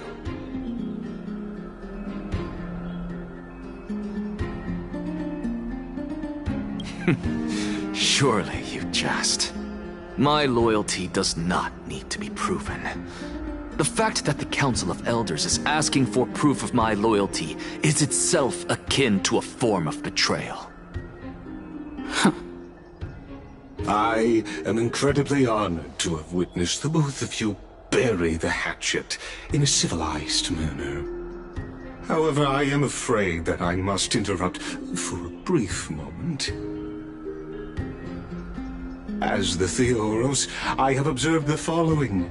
Lady Aglaya, the Goldweaver, is currently on her way to Dawncloud. Oh. Well, I do believe that we might have a slight overabundance of guests today. Feeling dissatisfied, Lady Kindness? Despite the Council of Elders' lofty residence on Dawncloud, it must still tolerate the whims of the Chrysos heirs. So you were holding back just now. Seems like you are better at playing this game than I. In any case, I'm glad that she's arriving here. So tell me, Anaxagoras, now that you're an ally of mine, if Aglaya were to demand that I hand you over, what should I do? You can do as she says. Tell her that the Council of Elders merely wished to chat with me and had no intention of offending her. However, by doing so, the authority of the Council of Elders will be as thin as papyrus that has been soaked in blood. Not only can it be destroyed at the slightest touch, but the Council will also lose possession of a valuable core flame. No, more like 2 core flames. After all, at the next Citizens' Assembly, that young lady who is synonymous with death will also be standing on our side. Oh? How can you be sure of that? Is that of importance to you? All you need to know is that I have a plan. In my opinion, you should be more worried about the impending threat. If Aglaya can seize me in full view of the masses today, she could also dismiss the entire Council of Elders in one fell swoop tomorrow.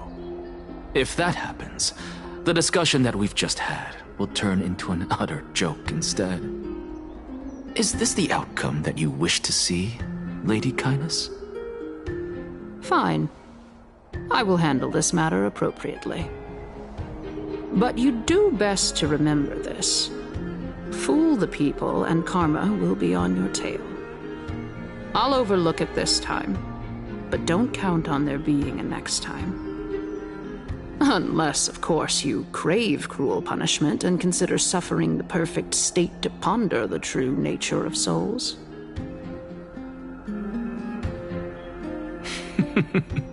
Well, what do you know? That happens to be one of my rare talents. We shall see, then. Ah, I've got to say that you've managed to really impress me again. But shouldn't you be going after more? Dying to know what I'm after.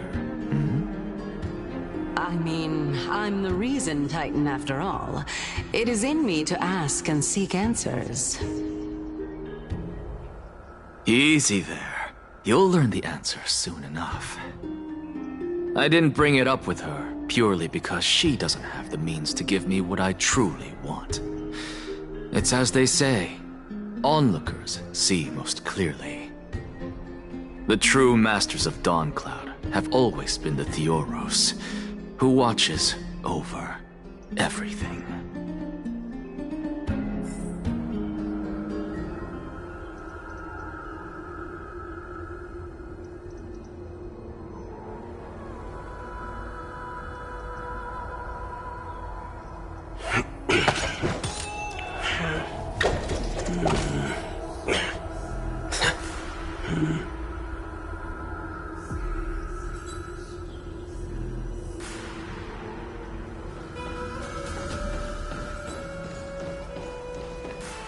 Unexpected visitor. Welcome once again. You know, you could actually skip all the pointless debate and come straight to me to seek an audience with Kefali. I have no reason to refuse you, do I? You may not, but Kindness has. Whoever gets hold of Kefali's core flame will get to rule over Akama.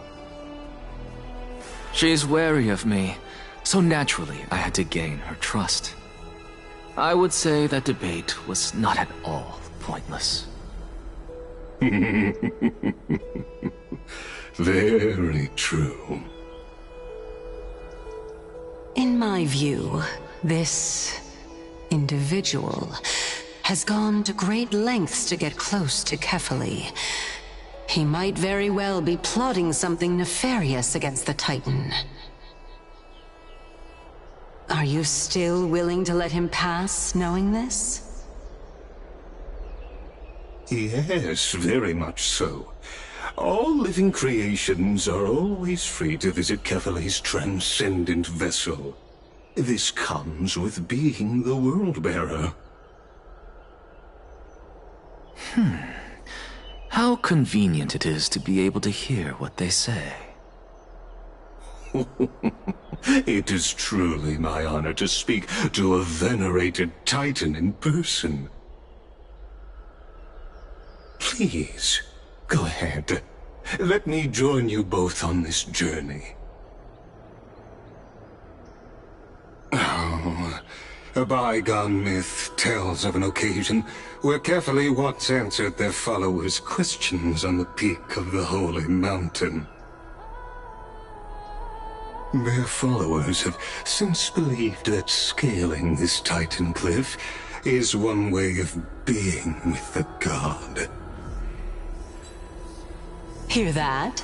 It's not every day that you get to climb a mountain with Circes. You should sing me a hymn of praise. Titan hymns are beyond me.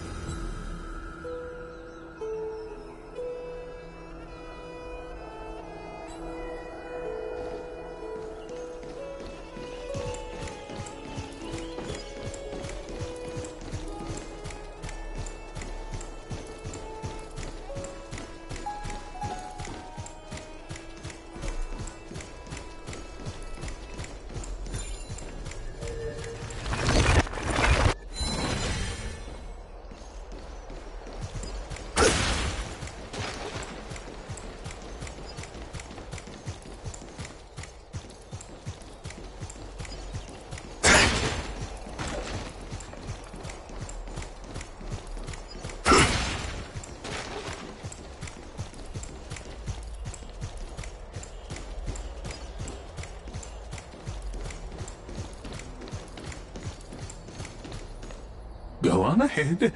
Take this Yanis shortcut, and the long pilgrimage stairway will be waiting for you at its end. I have to admit, I never expected you to not ask me anything. Not even my motive. Because I know very well what it is you are after. As the saying goes, a gentleman helps others achieve their goals. I have a feeling that your theory will be validated at the end of this journey. I believe Kefali will not deprive you of your right to ask your question, especially now that you're on the brink of death. You must be closer to Kefali than anyone else. Wouldn't you agree? I hope things go as you say, then. Putting a child of justice into a farcical world is bound to turn it upside down. It is my hope that you bring a much-needed change to this world which is on the brink of destruction.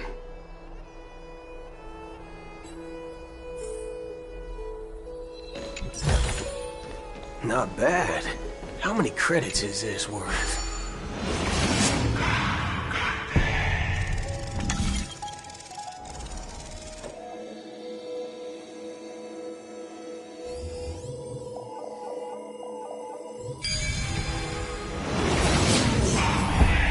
Honestly, this is my first time going up to Dawncloud's Peak. What a splendid view. Isn't it about time you recognize the magnificence of us Titans? Well, I don't see how this place is different from those temples in the city. All they have are magnificent facades. And even though I've come this far, I'm still doubtful about getting useful clues from him. I must be getting ahead of myself to be expecting to hear something nice from you. Oh?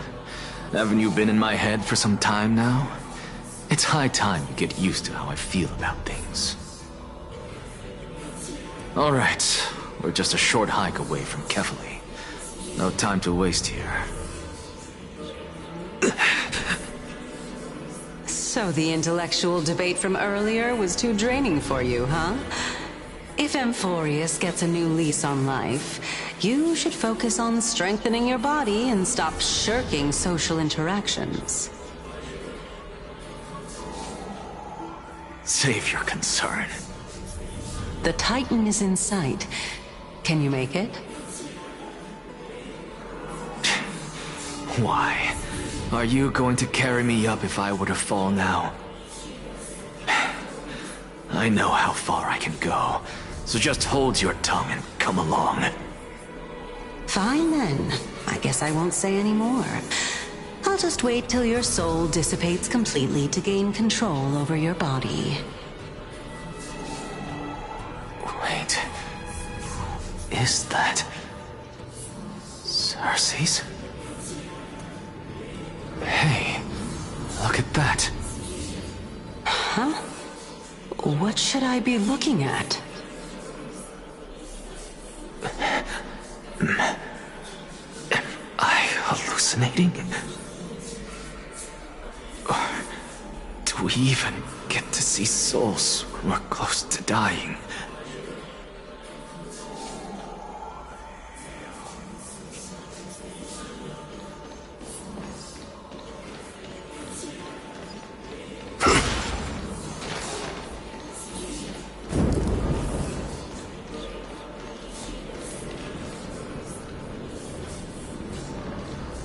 Oh?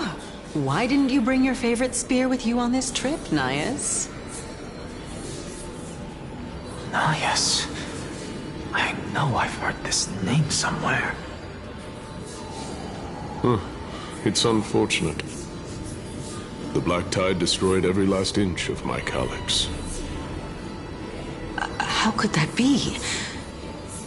Even a creation of Georios, from their prized ores and molten fire, couldn't escape the fate of destruction? Hey, Cersei's. Do you know a certain Nias? Nias? No, not that I remember. How did you even think up such a strange name? I just saw him. Nias. A warrior-like figure who was just chatting with you here. No, I have no such memory. Could you be hallucinating?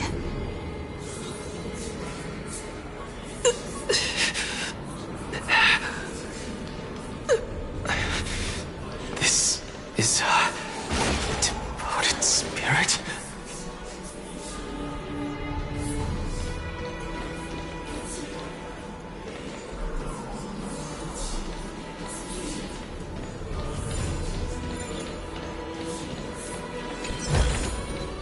Not bad. How many credits is this worth?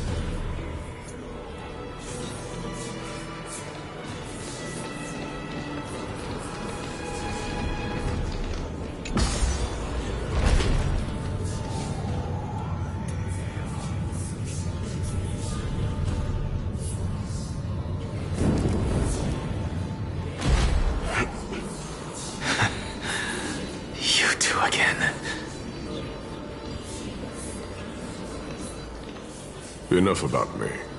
Did Kaos ever reply to you? Well, regrettably. Seems like the price of becoming a demigod is a lot heftier than we thought. Kaos. Demigod. I've never heard of this person. Which Titan's authority did he inherit? Look on the bright side, Nias. Since we've come all this way, I doubt he'd snub his old friends, would he? Let's just hope we mean as much as the world to him. Hey! Are you seeing that same hallucination again? Yes. It's still you and Nias, but you're now talking about a certain Kaos. I'm guessing he's one of your companions? Kaos? This name sounds just as strange to me. Never mind. I think I know what this is about. If things are as I thought, then they aren't hallucinations, but the souls of people. What?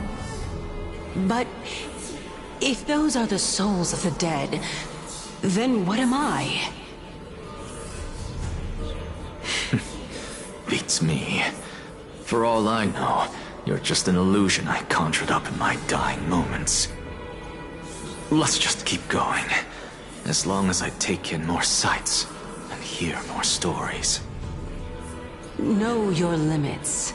Wander too far among the dead, and even I might not be able to save you.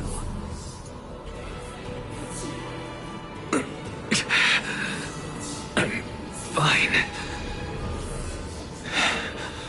If this is indeed as I thought, then this will be very amusing.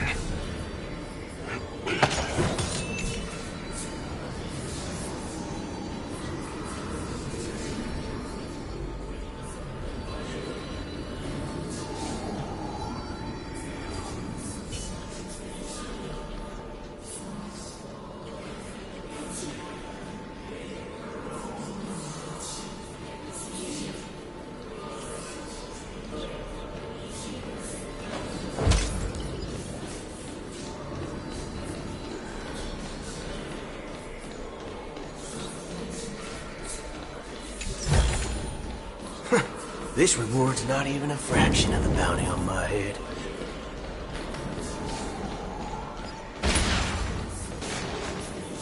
So...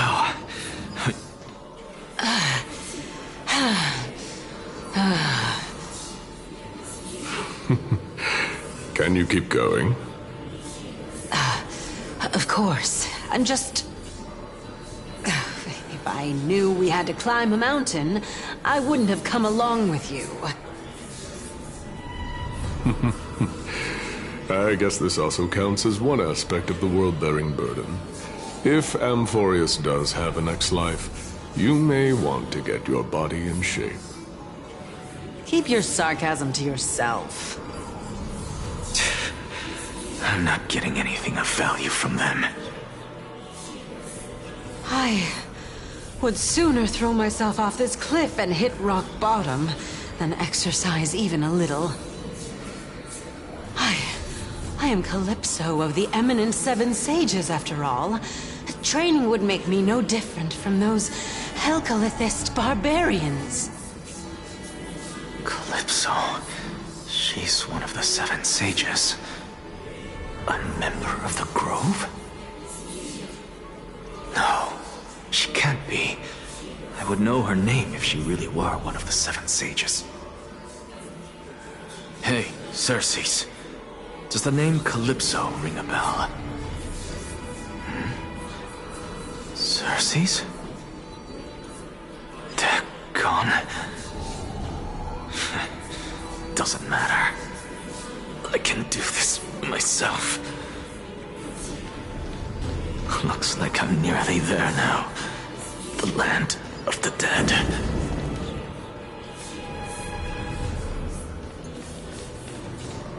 Oh, beautiful old world. Where are you now? Oh, legendary era Chrysia. Return to the mortal realm. Splendid gods once walked the paths we walk. Alas, all that's left of that warmth is a hazy mirage. Why are you chanting that too?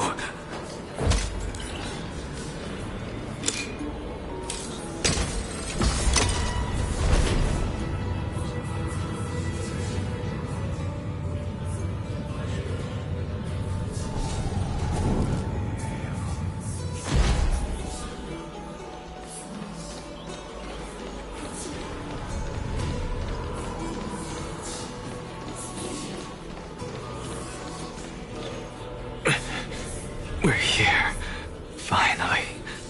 So, I don't get to ask the Titan my question, but all of you make for a pleasant surprise, nonetheless. Very well then, let me uncover the truth for myself.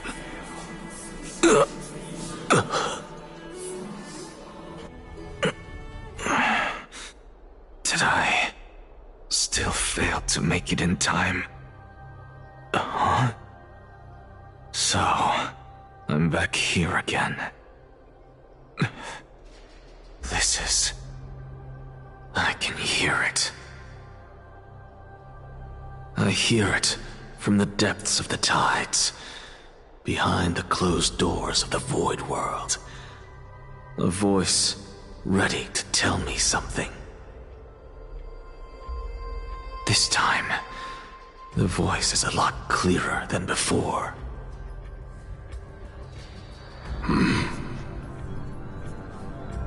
Since we've come this far, let's just wait.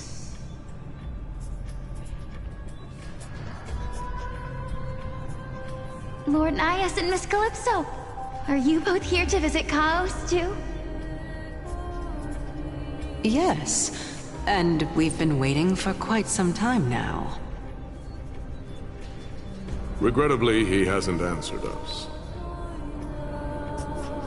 The worst-case scenario is that he's already been overwhelmed and crushed by the world-bearing burden. You're overthinking, Lord Nias. I can still sense Chaos' soul in the area. And besides, we both know Chaos' nature. A deliverer like him wouldn't fall so readily, much less give up on all that he holds dear. Isn't that so? Yes, I have faith in him.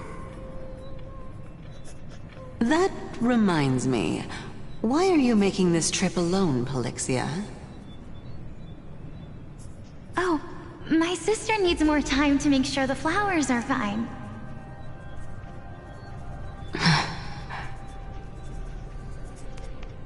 Such a pity.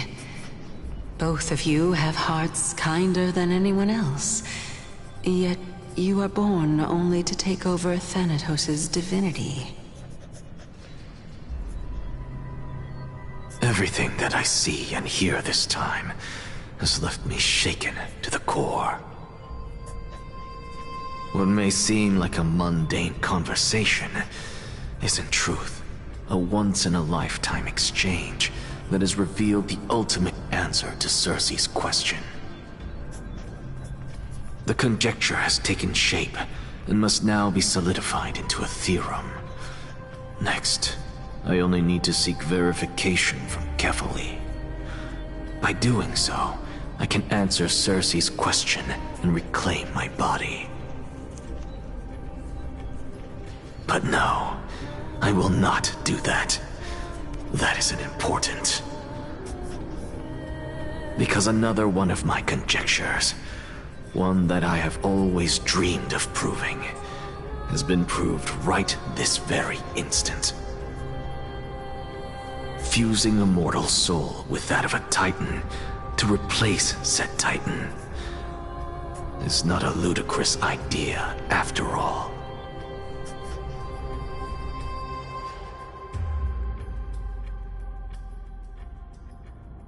What are you thinking about?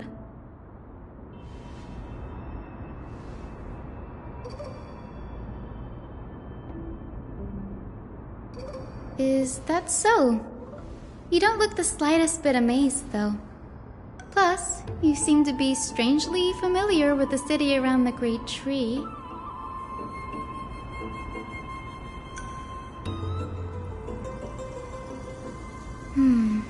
Events of the past, huh?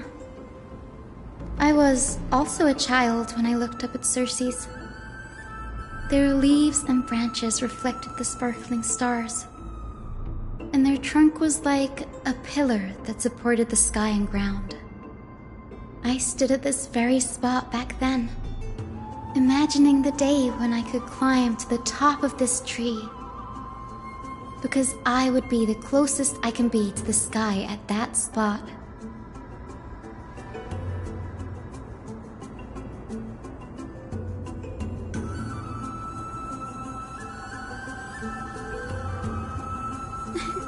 Don't read too much into it. I mean, can mortals even hope to reach Aquila's realm? They're a strict and draconian god. Nothing like Circe's. Reason is willing to share what is theirs with others, but Sky only expects people to revere them. You get what I'm saying, right, Denny? After all, the Titan that imprisoned you and Grey here in Amphorius is none other than Aquila themselves.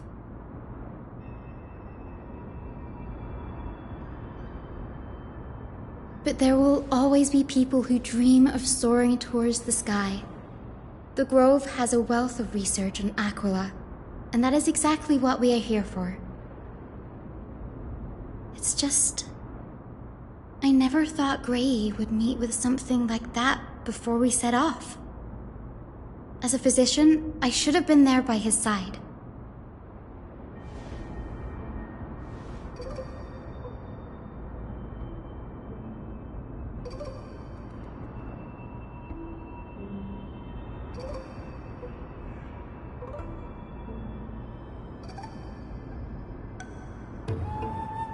Yeah, there's no rest for the weary, huh?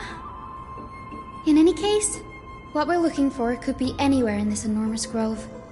Let's split up to cover more ground. Danny, with your skills, I'm sure those monsters born of the Black Tide will pose no threat to you anyway.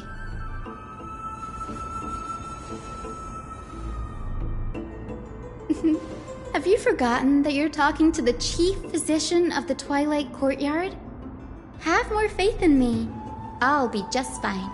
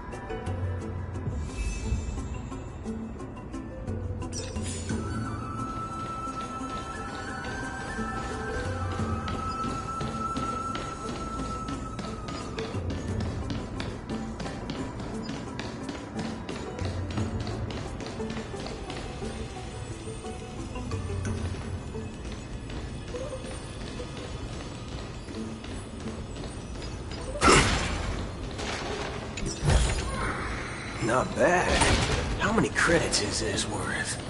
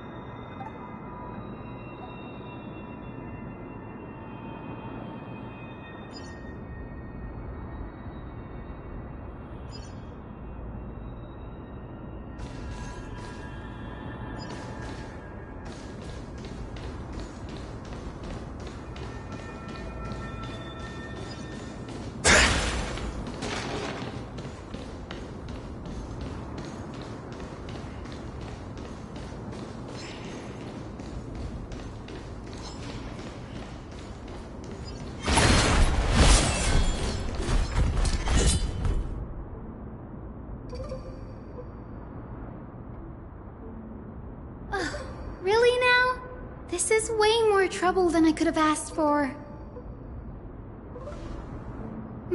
Or you could sit back and watch.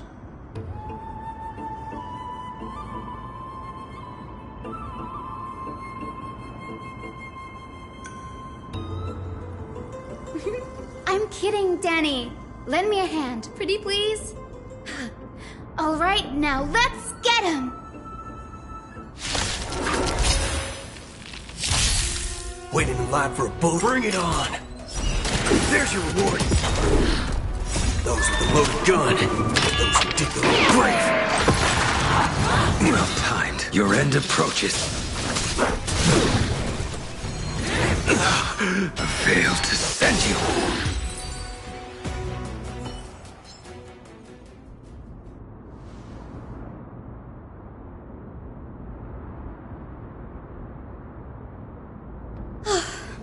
The Black Tide is remarkably quick to detect the light of Amphorius. So or rather, the blessings of the Sky Priest in me, might have unknowingly called them to me. Anyway, never mind that for now. Here, you might want to have a look at this. I found it around here and thought it might be of interest to you.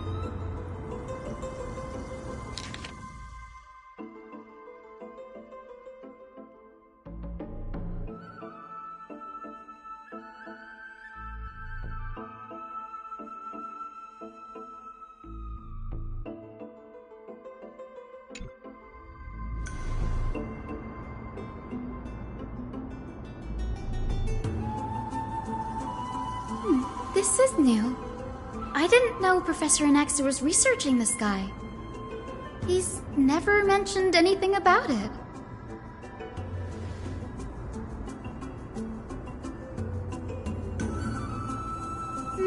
Might is an understatement.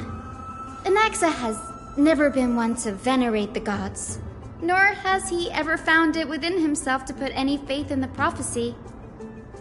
People have come to think of him as a heretic, even in a place as liberal as the Grove. Yet, it is also this very blasphemer that Circe favors. Fate sure works in mysterious ways.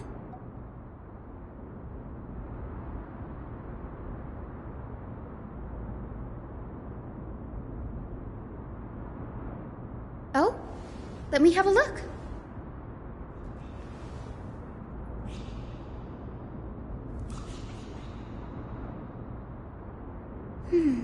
By the looks of them, these scrolls are records of two conversations that took place in the same setting, one after the other.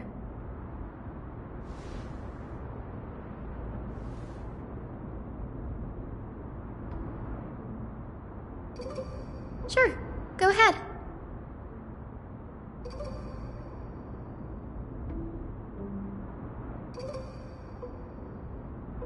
The Grove of Epiphany is home to 7 schools of thought. While all 7 schools are founded on the ideologies of Thalesis, the first scholar, each is unique in its own way. Among them, the Venerationists revere and worship the Titans the most. As the sage of the Venerationists, Euthyphro has always been at loggerheads with Anaxa.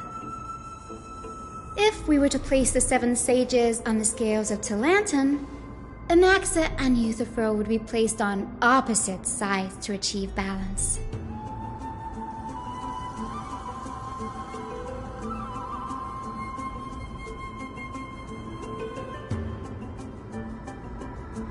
Nearly everyone in Amphorius has heard the story of the skyships by now. Aquila's stature is loftier than the heavens, and their divine retribution is merciless. That's why it's no use building giant skyfaring ships. Oh, but I do wonder if a supercharged mini treaty cannon could slip past their watch.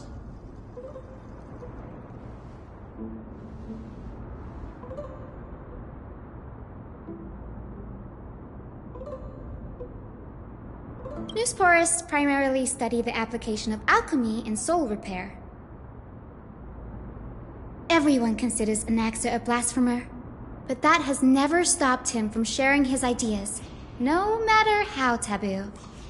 If you must say that he's hiding something, then it's likely what lies beneath his eye patch.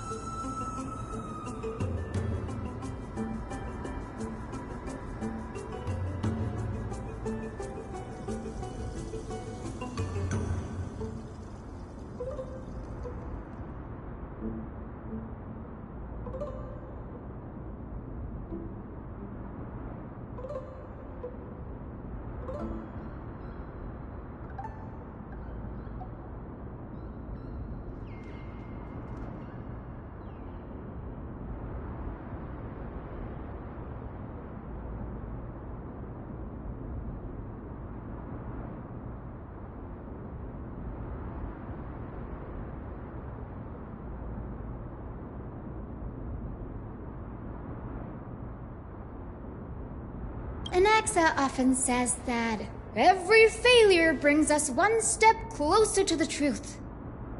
Perhaps, to him, the crash of the skyship carries a different interpretation. The firmament is not impenetrable. On the contrary, it was precisely because the skyship represented the first step toward breaking free from the shackles of the earth that it provoked the wrath of the Sky Titan and brought divine punishment upon itself. It's a shame that the majority of the Grove's research on Aquila was headed by the Venerationists, with sacrificial rituals making up a predominant part of their findings. Discourse about more esoteric subject matters in relation to Aquila dwindled even further after the skyship incident. So much so that even the scroll is completely new to me.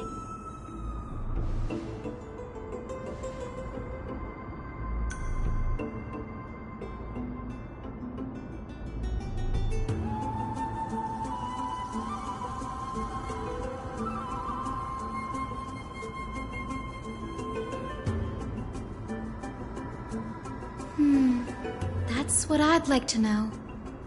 What are these experiments he's involved in? Even I, the assistant lecturer, know next to nothing about them.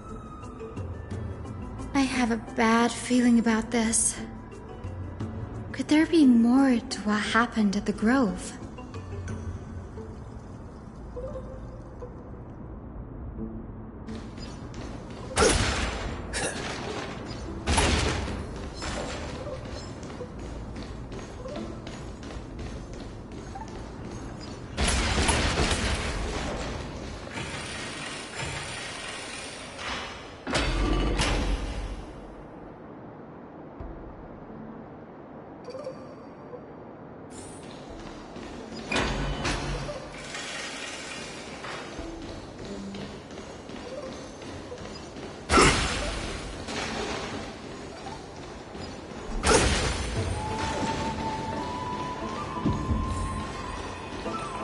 This is the Library of Philia, a place where the Grove stores its collection of tomes. Other than books written by the 7 schools, you can also find philosophical texts, ballads, and religious writings from the Outlands here. Cities that desire to learn from the Grove were apparently expected to contribute knowledge of equal value to what they saw. We've had more than our fair share of hilarious episodes over the years. For instance, it's said that the Erythrocheramists once borrowed a manuscript from a certain author, but ended up returning a copy instead of the original. What's more, the original manuscript was supposedly then hidden here.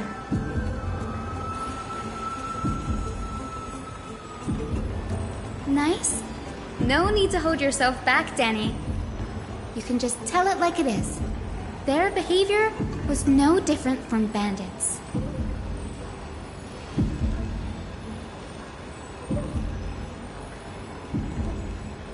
Whew. You've got me there. Some said you couldn't even find a dictionary in Castrum Kremnos, so I guess they were spared.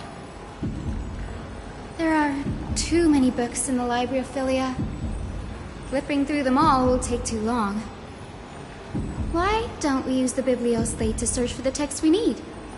We can bring them back to Akama for reading after that.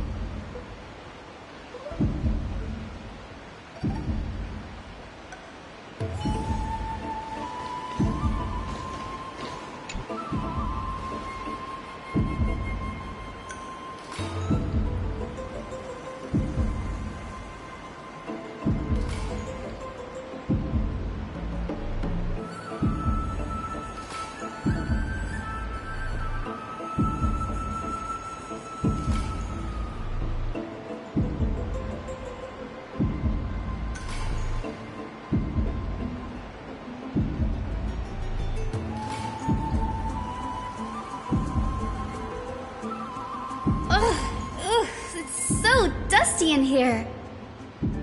Whoa. Are these all complaints about him? I can already see what they must have written. Anaxa has no respect for the gods. His very existence undermines order in our society. They're probably all things like that. Why else would they call him the Great Performer? When Anaxer established his school of thought, the first thing he apparently did was read his own work to everyone. Are the Titans truly an accurate reflection of what humans think gods should be? Worlds created by gods are indubitably perfect, but what of Amphorius? Only foolishness and insensitivity everywhere you turn.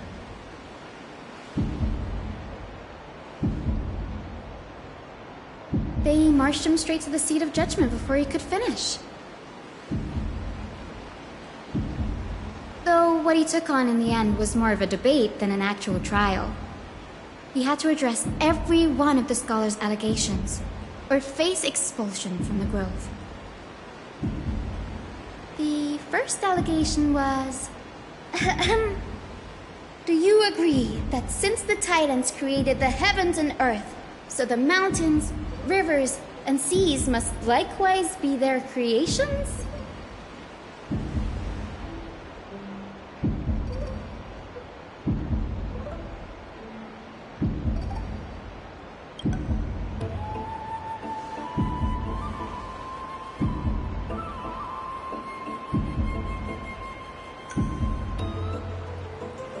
Anaxa would have probably been spared a lot of trouble if he had answered this way.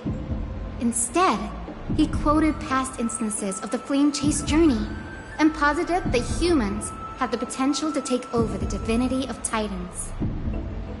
Needless to say, his critics didn't take kindly to his answer, so they followed up with a second allegation.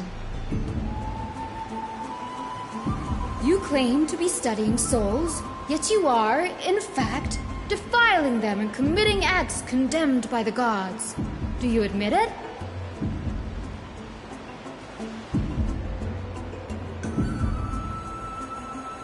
Anaxa always wears an eye patch, never removing it, even when alone. Some say he used one of his eyes as an alchemical ingredient. Every being in the world owes their safekeeping to Kifili, and this is even more so for the Chrysos heirs who have divine blood coursing through them. If he has really done something of that nature, then it'd indeed be sacrilegious. Thankfully, they had no way to prove it, so it amounted to nothing more than an allegation in the end. One by one, Anaxa engaged in wars of words against those who would challenge him. Toward the end, a scholar asked him, Anaxagoras, have you any respect for the gods? It was only after a brief silence that he answered, I have never denied that Titans are meant to be noble constructs.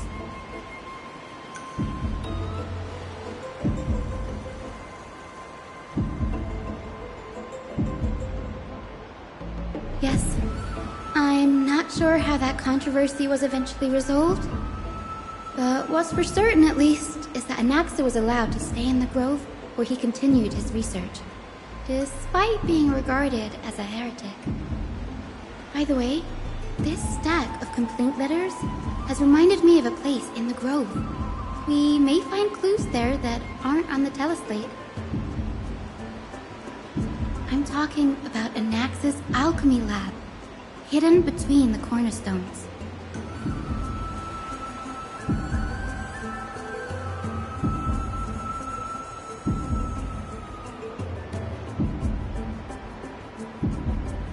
It's a well-kept secret. Among the 7 sages, excluding the nominal chief sage, each has a private sanctuary where they can conduct research undisturbed in their free time. Even the administrators of the Library of Philia are restricted from accessing those places and documenting the sage's research. But with the Grove in this state, I'm sure Nexa won't be mad even if we sneak into the lab for a short while. Right?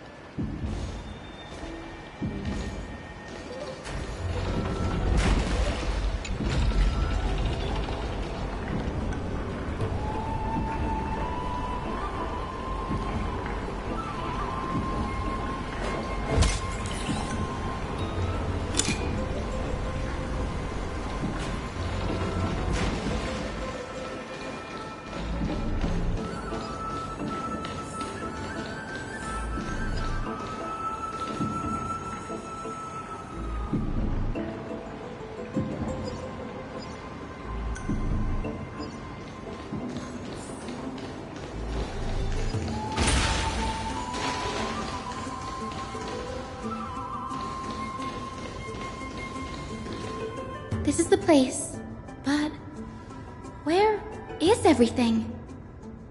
Materials for alchemical experiments, matrix diagrams, and even the seal to the lab. They're all gone. Did the Black Tide destroy it all?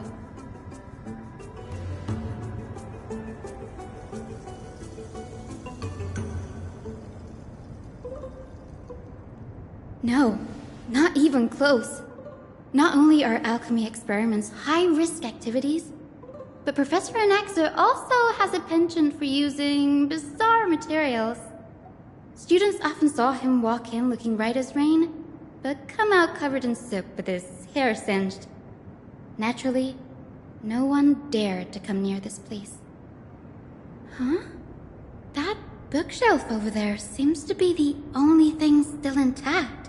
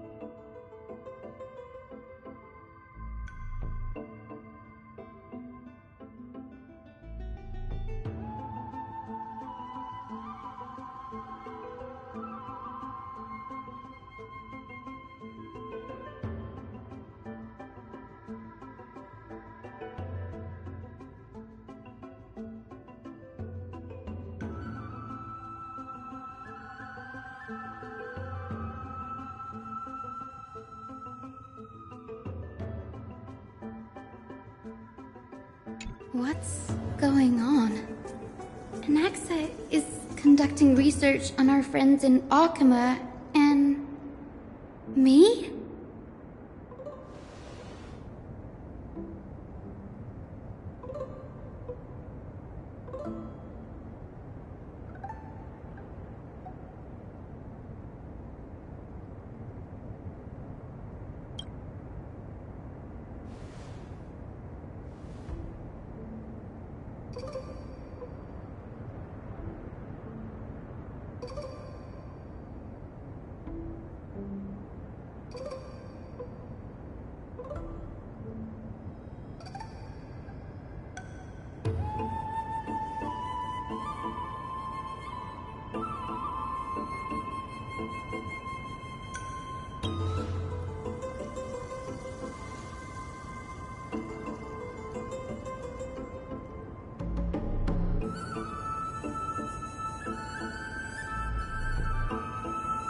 It wouldn't have been so strange if he had focused only on Cassie, given her own curiosity about her origins. Plus, considering that the new Sporists have crafted omnipotent medicines capable of curing diseases, it also makes sense that he would conduct research on immortal Chrysos heirs. But now, it seems Anaxa's objective was never to create medicine, but to identify the origin of the golden blood and figure out its inner workings.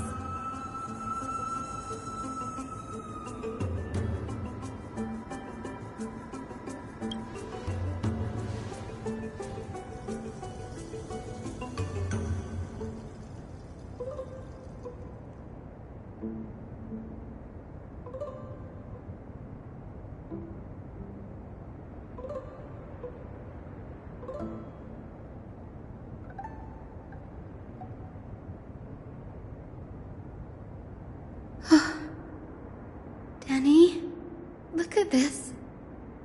I have a bad feeling about this.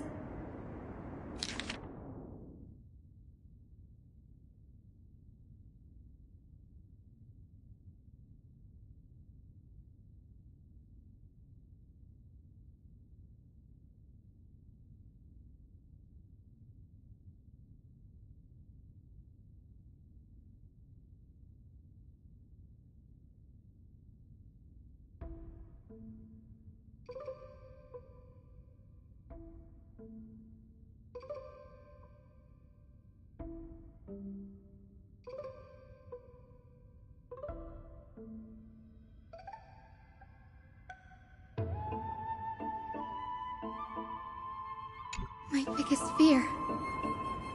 It's come true. After going through his notes, I think I can piece it all together now. Anaxa was carrying out experiments on soul transmutation.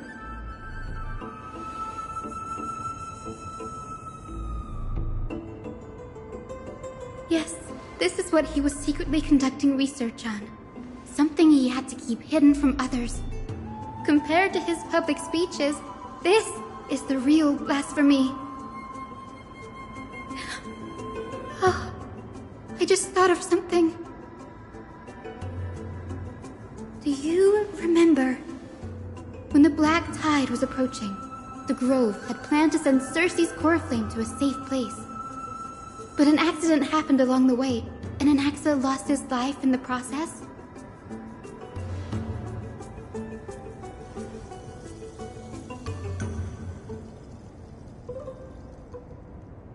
That's right. But what if Professor Anaxa's fusion with the core flame of reason wasn't an accident? Put yourself in his shoes. Knowing that the Black Tide was closing in and your time was running out, what would you have done?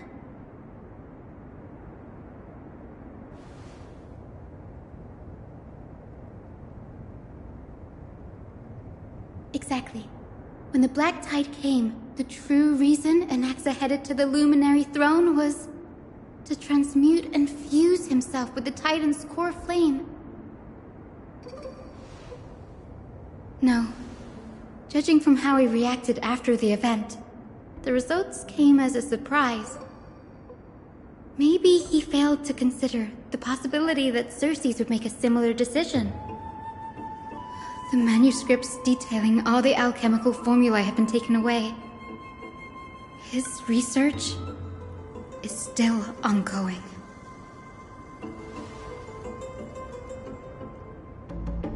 Like, what? There's only one Titan left in the world now. No. No way.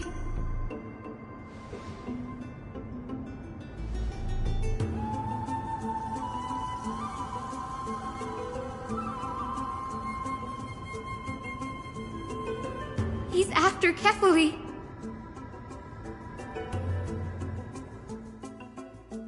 Sir, this sky above us, it's not real, is it? Of course not. This is just an image from a projection device used for educational purposes. A simple trick. The day-night cycle has been lost to this world, so that students like you may still learn about the night sky. Astronomers have harnessed the Titan's miraculous power to manipulate the light, projecting the nights of the past here for you. Much like how the sky above the Holy City is also illuminated by Kefali's dawn device. So, the skies of Akama are fake too. You mustn't conclude that, Inoxa. You should know that only a child would expose a trick and be proud of it. Often people know more than they let on. They simply choose to feign ignorance because they have no other choice. Then they're just deluding themselves. People believe in Kefali's tale of Genesis, accepting wholesale whatever the priests preach. But we're different. We've already walked out of the firelit cave of ignorance. We have already realized that we live in a world where Titans make the rules. Even when we look at the sky, we're only seeing what they allow us to see. Rather than gazing at this mockery of a night sky fabricated by them for the rest of my life, why shouldn't I be the one to take control of the projection device instead? So much time has passed since you sowed the seeds of doubt in my heart, child. Many a night, I find myself penning down all my theories and wild ideas, only to burn them to ashes when I open my eyes in the day. Why? Because we'll face death by burning if word gets out? As a sage of the Venerationists, my soul has already become inextricably linked to the great tree. Every word I say and every move I make is certain to influence every leaf, every branch, even the tree itself. But above all else, my days are numbered. Instinctively, I have my doubts about the golden blood and the human soul, yet I have no means of verifying them. The golden blood in my veins is woefully thin, and I am loath to waste what little time I have left obsessing over a hypothesis that cannot even be proven in the first place. But I can, sir. I can do it for us. The time is right. Give me all that I need, and I shall accomplish this grand feat on your behalf.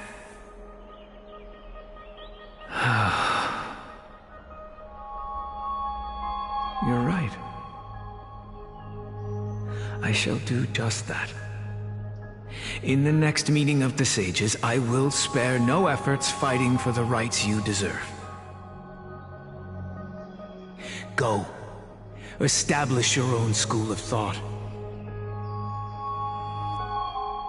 Find out what we are. Become the one who conquers the ultimate truths of the world. Child of humanity,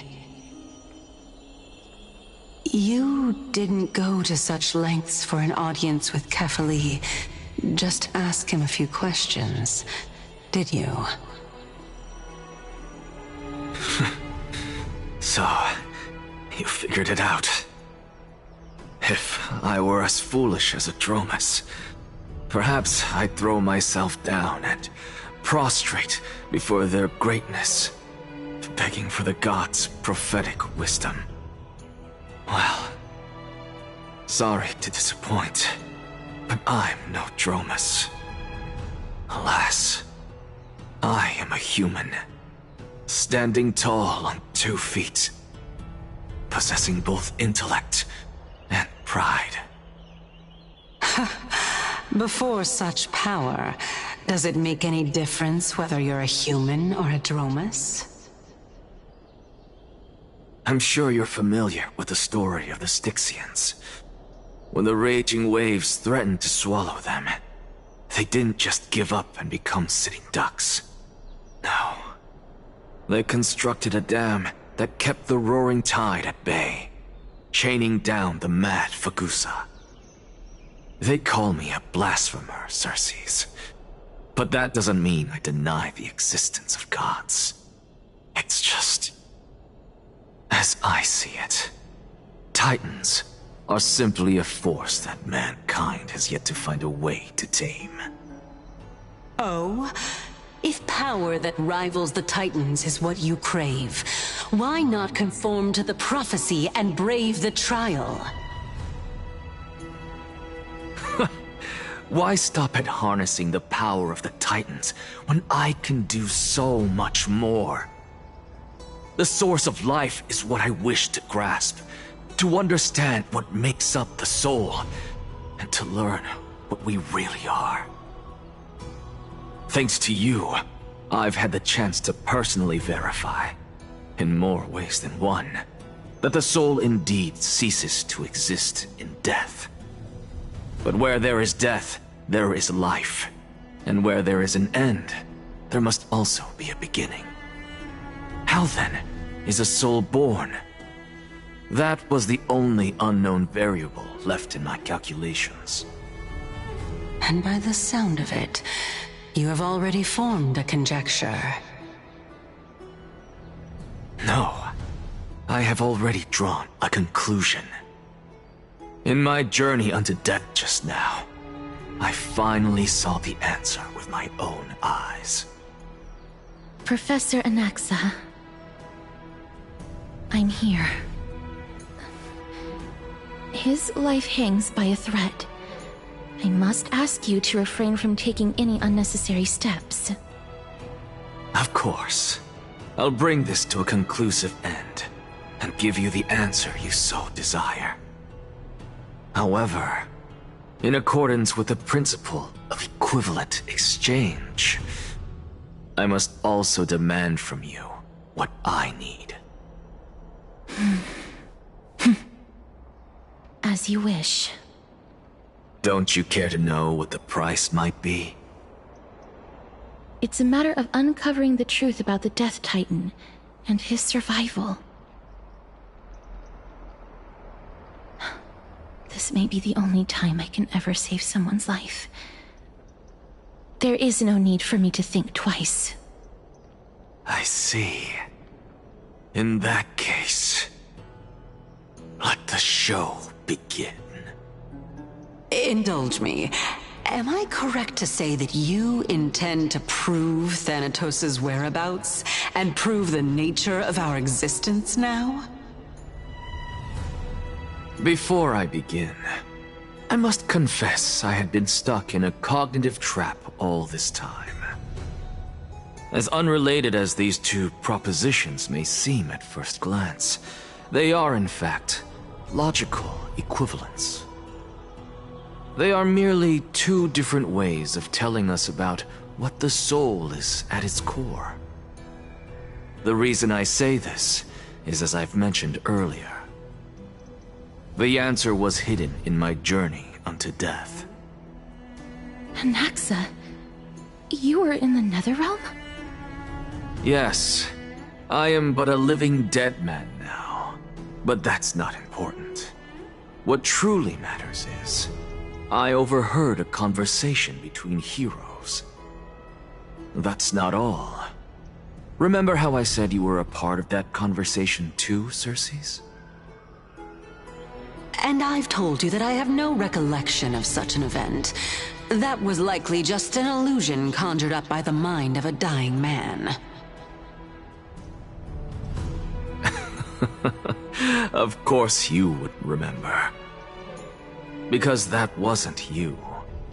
That was Calypso, one of the 7 sages of the Grove. Calypso? Huh? Oh, that's the name I made up on a whim when speaking to this girl. How do you know of it? And surely you jest. Don't you think I, of all people, would know if that were the name of one of the 7 sages under the shade of my tree? Don't you claim to know the Grove's past like the back of your hand? It seems you've lost even the memories seared into your soul. Use your head, Circes. Since all of this took place in the realm of the dead, it stands to reason their likenesses are of souls from the past. The living cannot step foot into that world, so who could they be? Think about Calypso. Why does she share your likeness, yet you have no idea who she is? The answer is evident, is it not? Those fallen heroes are the mortal incarnations of the Titans before their ascensions to godhood. The gods aren't master creators born out of thin air, and they are no different from humans, because they all evolved from one.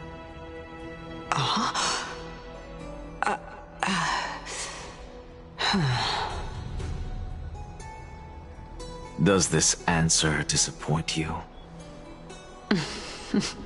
Yes, because you've answered nothing. If I truly was once human, as you claim, then where do the children of humanity come from? Even on the off chance that you speak the truth, this brings us no closer to grasping Thanatos' whereabouts. How are we to find them? I knew you would say that. But it matters not. I know what I'm doing. Actually, why don't we have this supreme being standing before us tell us everything? You can revive a Titan? Humans cannot return from the dead. Neither can gods. But all we need to do is look at this from a different perspective, and the problem will resolve itself. The solution is simple. Just like what you did to me. If I'm reborn as Kefali, I can rebuild the world and all within it as they once did. Simple, is it not?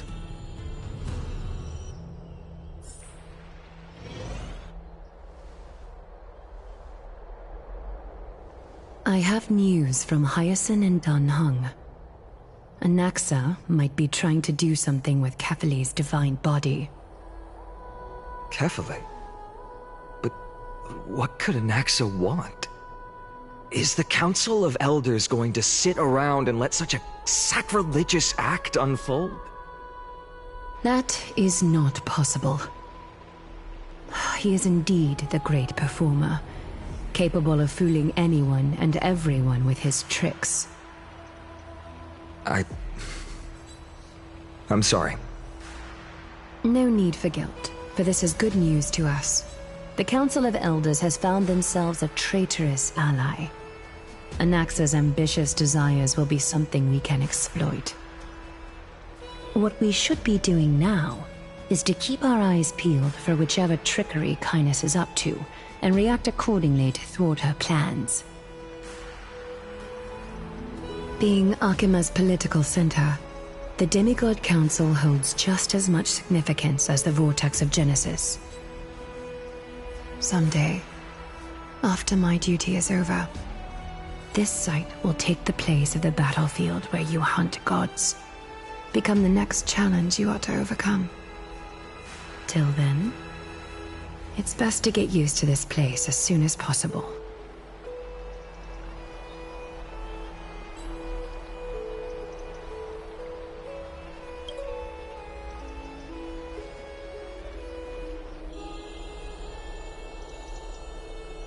Preposterous! The Christos heirs only have their standing because of the Council of Elders! How dare they trample over it!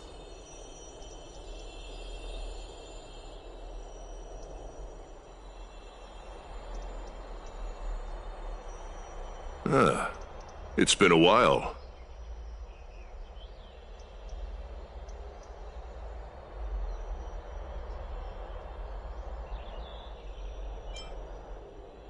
That's fine. I recognize you. The young lord has nothing but good words about your courage. It has indeed been some time, Lord Crateros. What brings you here in such haste? Shh. Keep it down. Be more vigilant. See those duplicitous dogs over there? They do the dirty work for kindness. I've already ordered my people to hold them back, but we should still lay low. Unless you're itching for a bloody fight to get a workout in. My bad. So, did something happen? Did you hear thunderclaps last night?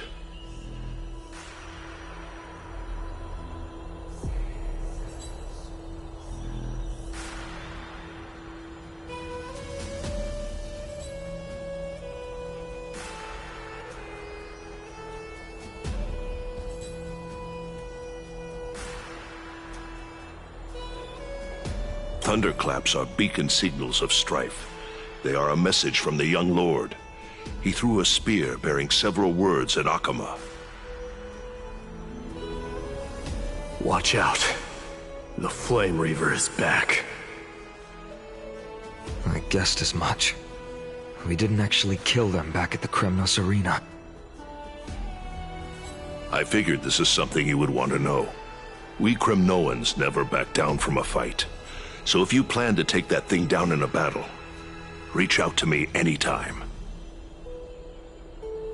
You have my gratitude. I will let Aglaya know about this right away. Remind her to be on her toes while you're at it.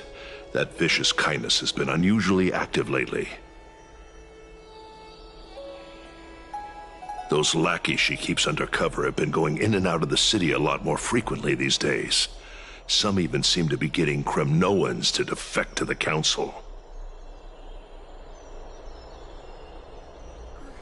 Get off the stairs! Down! How dare you! Don't place that! That's her. Looks like you can see it for yourself. We should get back. Thank you for the intel, Lord Crateros.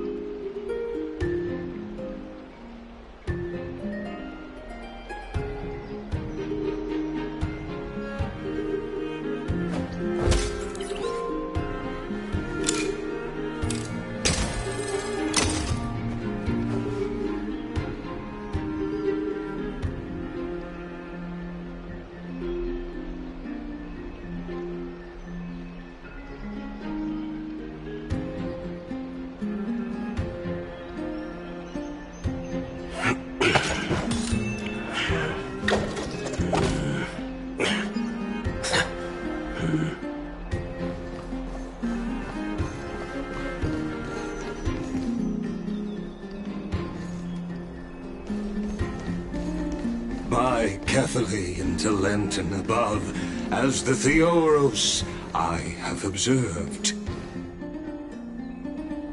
Virtuous citizens of Akama, Finan Vides, Elysiae, and the Outlander are heading toward us.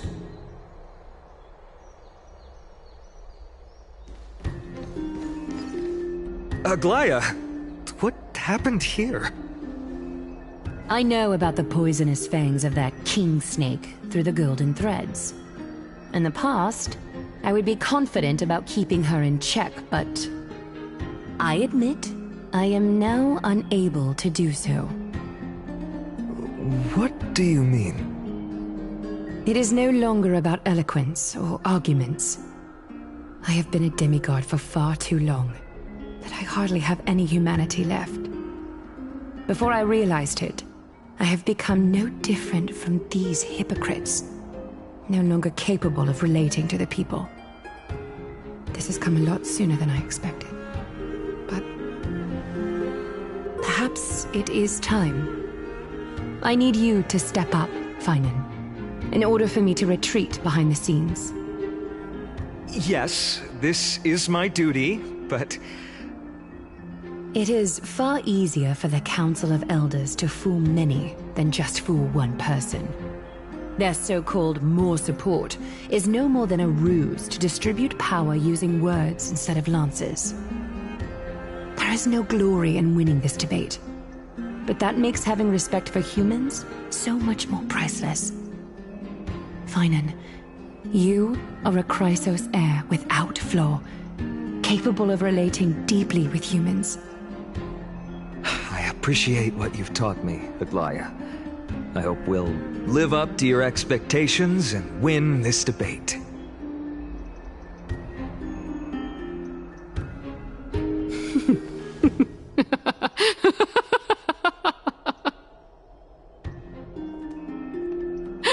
Oh, you've done well, Lord Calictus. Let me take over and personally close this debate for today. Dearest counselors, let it be known that I sorely miss the blissful times portrayed in lyrical poems. Back then, Amphorius was home to nearly 1,000 cities, each with their own local faith, while gods walked the earth and shared close bonds with humans. Yet, in the present, people from all over are forced to leave their homeland to seek refuge in the holy city, where they hope to rest under Kethali's protection. All of us have long been in the same boat, with no way out of this plight. We didn't have a choice in the past, but now the Council of Elders brings to the table a new possibility. All I have left is one question for you. Would you rather strive toward the unheard of Era Nova, or return to the prosperous Era Chrysia of our past? Make your choice. Now, which of the two would lead mortals to an ideal future?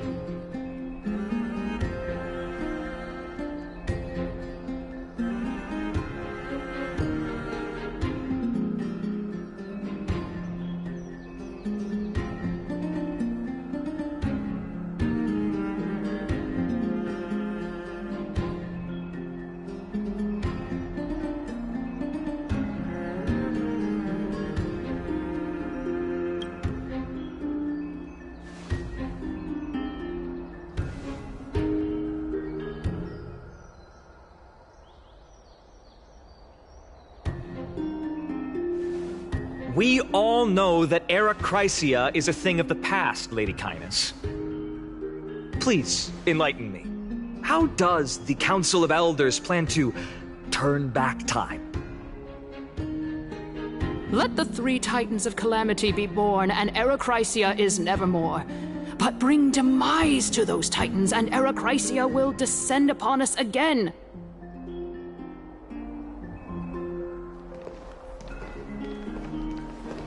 Know that the Council of Elders is never one to make empty promises.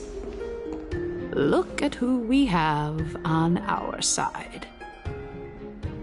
Anaxagoras, one of the Grove's 7 sages, and Castorus, Idonia's goddess of death.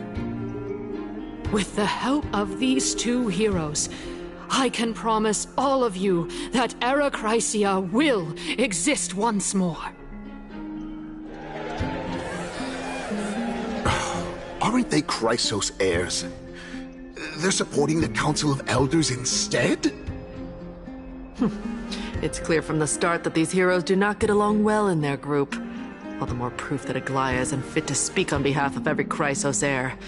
I am in favor of Era Chrysia.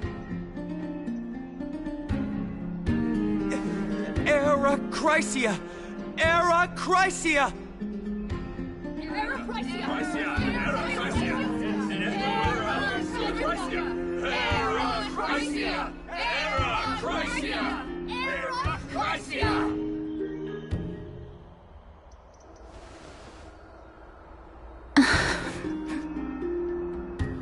Castorus? Why are you standing over there? You finally arrived, Naxa. So have you, Kaz. Don't worry, Aglaia. Well, I know that you have many queries. Could you continue to converse like how the citizens normally do?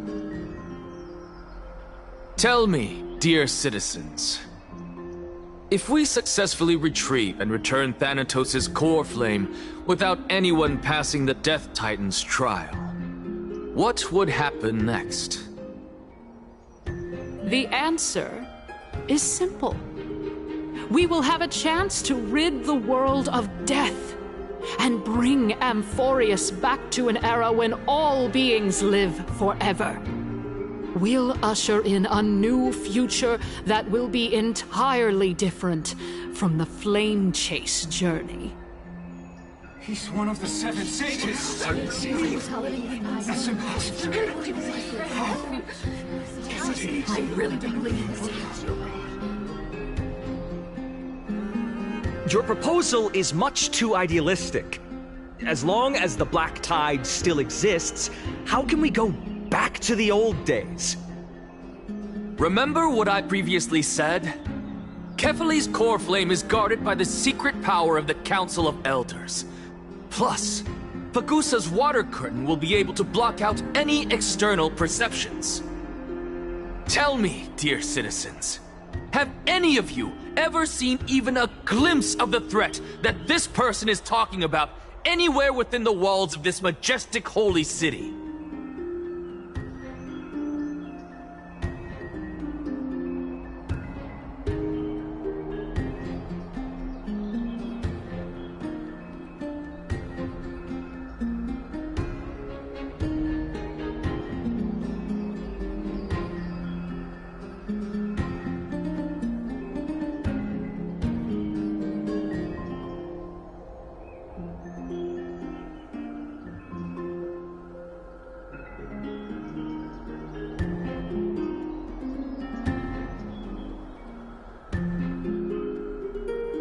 Oh. Could it be that you heard that from the Flame Reaver themselves? Citizens, let's loudly sing the blessed hymn. Oh, beautiful old world, where are you now? Oh, legendary Era Chrysia, return to the mortal realm. After the destruction of the 3 Titans of Calamity, the Flame Chase journey will have to end. Era Chrysia! Yes! Yes! It has to end! It has to end!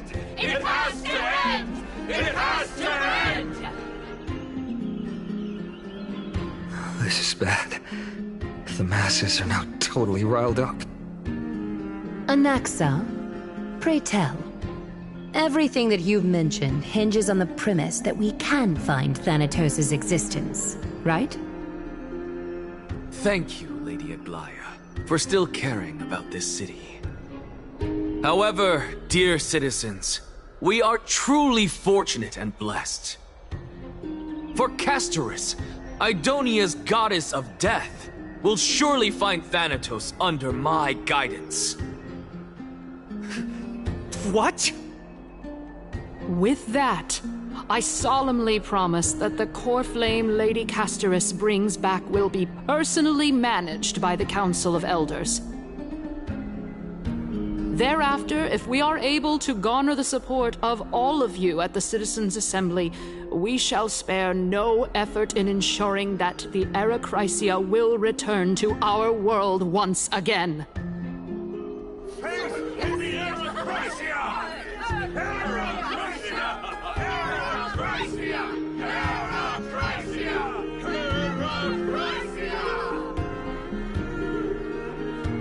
With the balance shattered, the result is clear.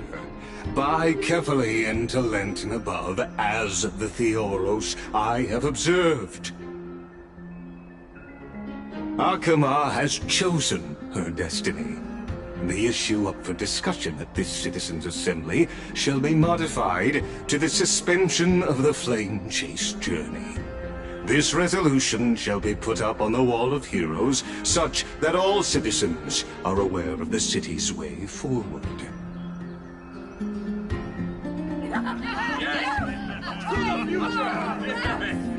Yeah, I like this. Fantastic. Yes. Aglaya, dear Aglaya, what has caused your heart to soften?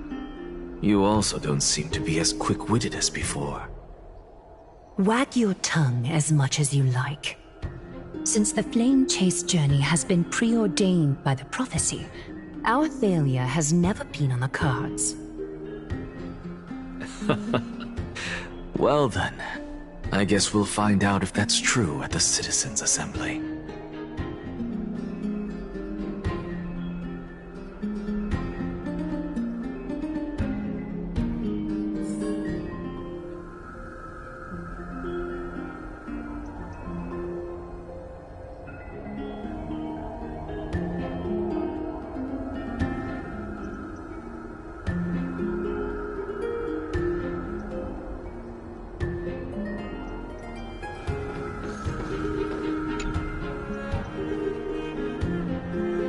Well, it seems that when I sent you to look for Anaxa, I unintentionally facilitated your partnership with him instead.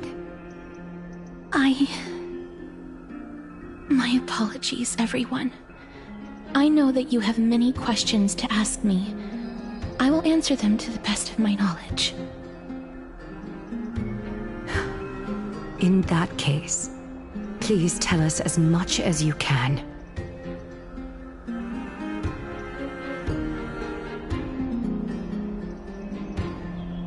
In actuality, he showed me a past that was both long and heavy. The reason I say this is as I've mentioned earlier.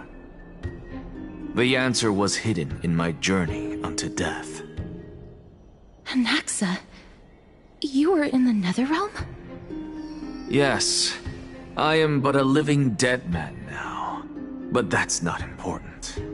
What truly matters is, I overheard a conversation between heroes.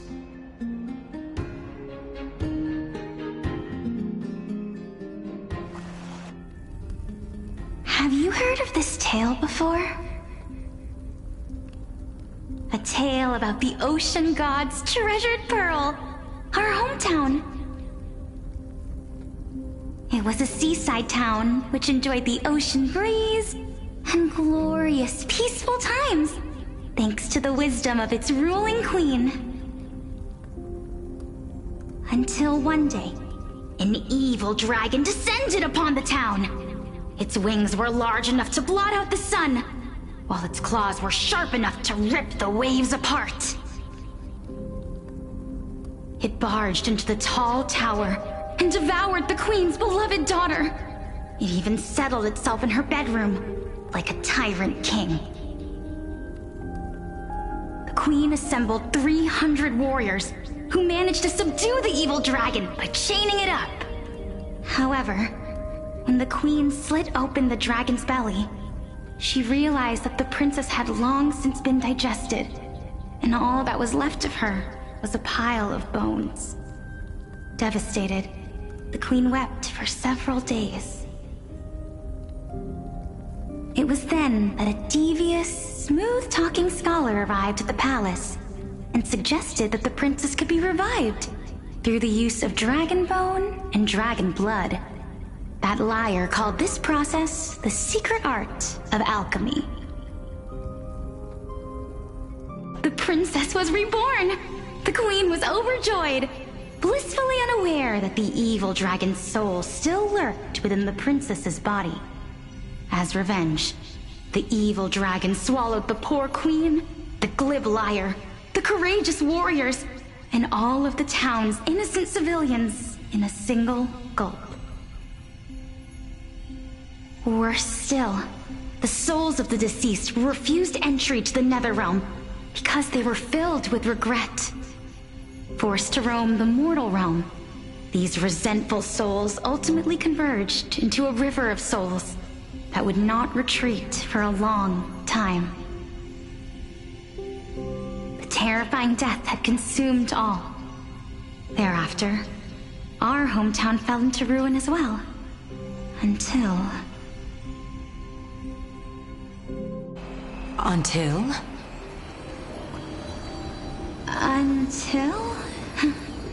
Actually, I don't know what happened next either. Oh, my... It seems that you still like to whet people's appetites even after all this time, Pelixia. So, according to your story, this is how I used to look?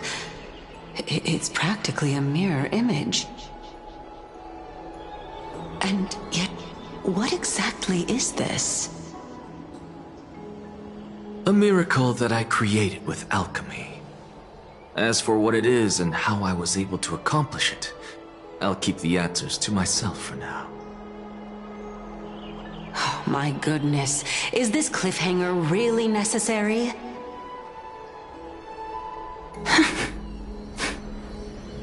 Quiet, Titan. Continue to enjoy this splendid play, and the truth will naturally reveal itself. Dragon, huh? I've heard this legend before. In that case, what do you think of it? I think that this so-called alchemy was a tenuous analogy added to the story by future generations. After all, you've never heard of a tradition of alchemy in your hometown before, have you? Indeed. Before I left home to pursue my education, I never even knew that anybody was looking into this area of study.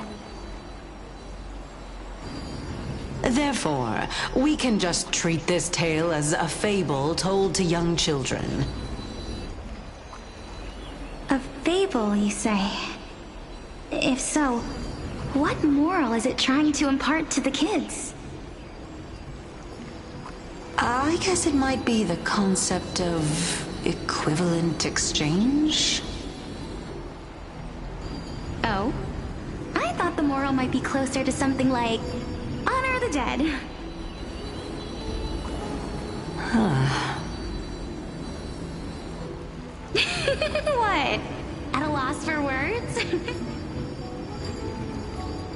No, I merely realized that we're both thinking of the same principle. If life is priceless, then there is hardly anything else in this world that is of equal weight to it, right? Indeed. As expected of the wisest scholar in the land. You flatter me. Why don't I ask you a question as well, as a form of equivalent exchange? Of course. What is your question? If I imparted my knowledge of the art of alchemy to you, would you use it to resurrect someone you loved? What? What kind of strange question is this? I got it. You're just trying to get me to tell you whether I like anyone, right? Let's just leave it at that. That was rude of me.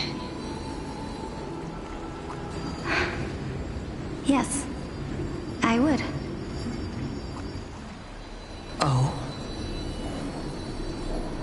Death is inevitable.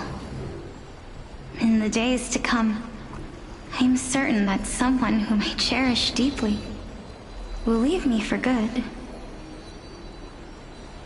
If such a mighty power really existed, I think I would use it without hesitation. After all, you, me, and the rest will all have to face that fateful moment eventually.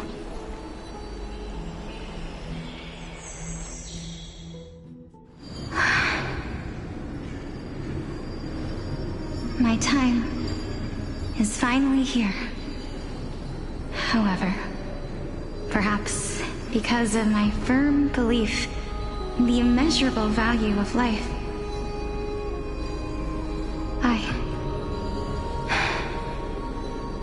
I am unable to complete the trial. You shall wither, and through that, the dead will sprout again from the remains and be reborn with the dead flame. It is a pity that fate is such a cruel mistress. Is there no other way of interpreting those words? I'm afraid that the meaning is clear. Between my sister and me, one must pay the price. Our trial can only be completed when the one chosen sacrifices her life.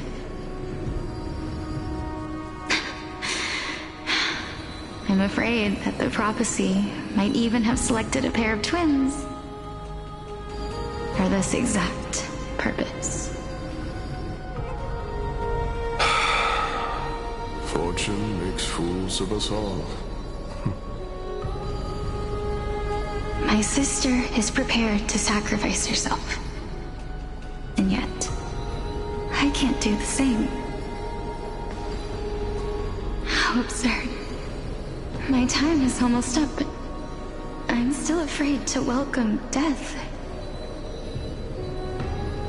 What should we do? If I'm ultimately not able to make up my mind... Since Chaos is willing to guide all of us and leave this trial to the end, there is still plenty of time for you to ponder. That's right. Don't allow the fog of an uncertain future to cloud your mind. Trial, prophecy, the topics that they're discussing seem familiar.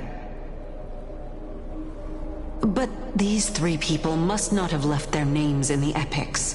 Otherwise, I would have some recollection of this. Amphorius's history before the Titans were born was complete chaos. Is that not strange by itself? I have long held three hypotheses about this. However, let's continue watching for now. Calypso, Polixia, and this warrior. I seem to have met him somewhere before. Regarding this matter, Nias, are you confident that you'll complete your trial? Of course. Though, I am worried about what will happen once I've emerged victorious.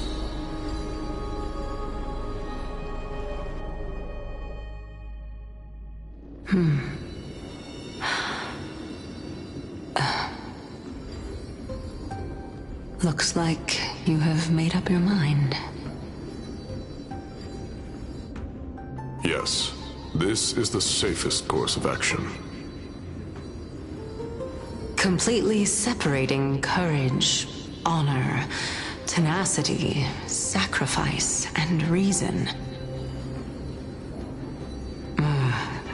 You really know how to make things difficult.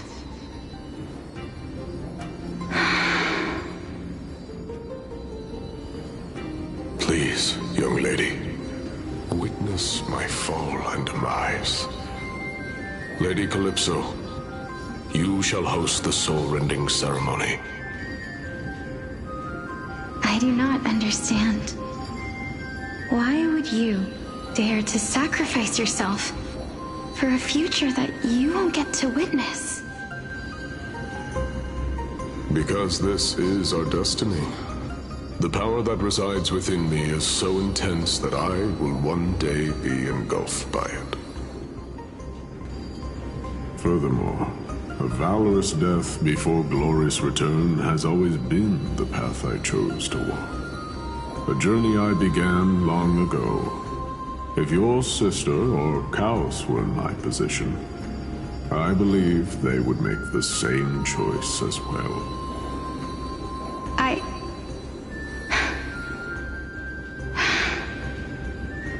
I'm not that brave. I don't know how I'm supposed to face such a serious affair.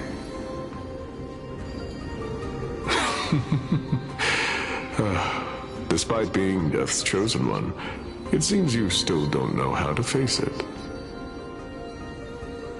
Let's chat, young lady. Perhaps I shouldn't end my journey so hastily. Since there's still time, I'm not worried about letting fate wait a little longer. Of course. This warrior is Lord Nias. As the embodiment of Nikador's divinity, he entrusted his life to us and allowed humankind to end his madness. That means that what I'm currently seeing before my eyes is, in fact...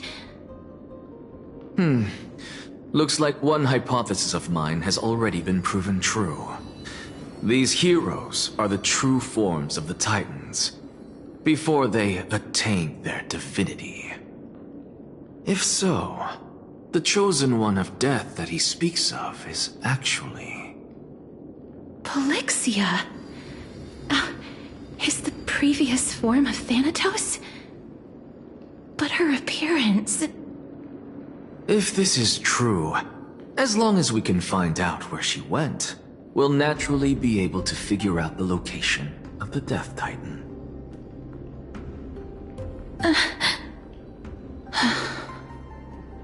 But before that, we first need to witness what ultimately happened to Lord Nias.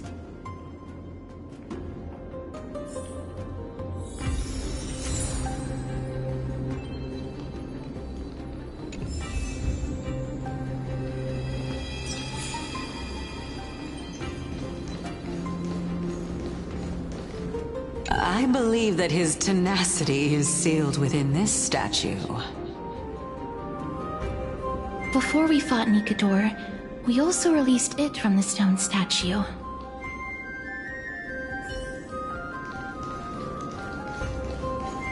Lord Nias' honor is sealed here. Incredible. The honor in this child's soul is so light.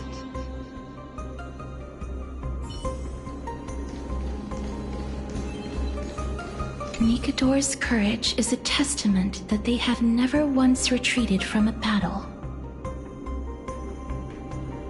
I've heard that these words are still engraved in Castrum Kremnos even today.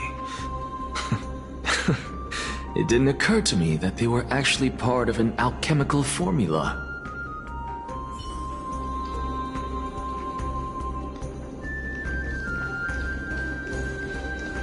Sealed within this statue is undoubtedly his sacrifice. They use their own body as our city walls, keeping out and protecting us from the pervasive spread of madness. They are acutely aware that if the end times were to arrive, there would be nothing left in this world to conquer.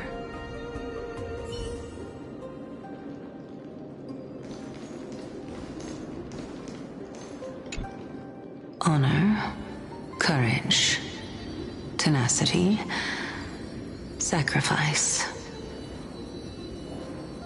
And finally, the only thing that remains is reason. Cheer up, young lady. There is no need to shed tears over a glorious death. All farewells in this world are sorrowful, Lord Naius.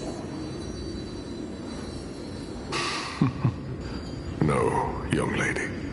As a warrior, I have witnessed too many bitter deaths. But now, all I feel is peace. I did not know until this moment that mortals could live their lives in such a way. Although only a sliver of your soul remains, you remain so optimistic. Or maybe the truth is that you aren't able to feel sorrow anymore. To be honest, I don't know either. But I am certain of one thing. This is not an acceptance of death nor apathy toward it. It's not even a feeling of despair. I am just enjoying what remains of my life to the fullest. Enjoying? Indeed. Along this journey that we've taken together, not only have I changed the world, I myself have also changed in the process. And now I have reached the journey's end. When I look back and see the grand epic that I've personally written, how could I not revel in that fact? But when you depart the mortal realm,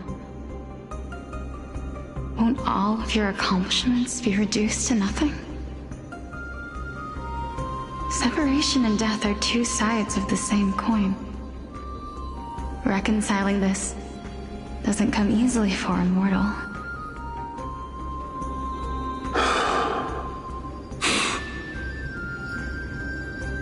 Finally, let me recount to you a story of mine, young lady. The first time I returned from the battlefield, I felt extremely hollow. The calamity had devoured everybody on the battlefield but me. When I returned to the city alone, the citizens held a banquet for me that was far from pleasant. I felt as though I was still on the battlefield, and the person who had returned was nothing but an empty shell. It was late into the night by the time the banquet ended. My head still reeling, I returned alone to the barracks. On the way back, I encountered someone.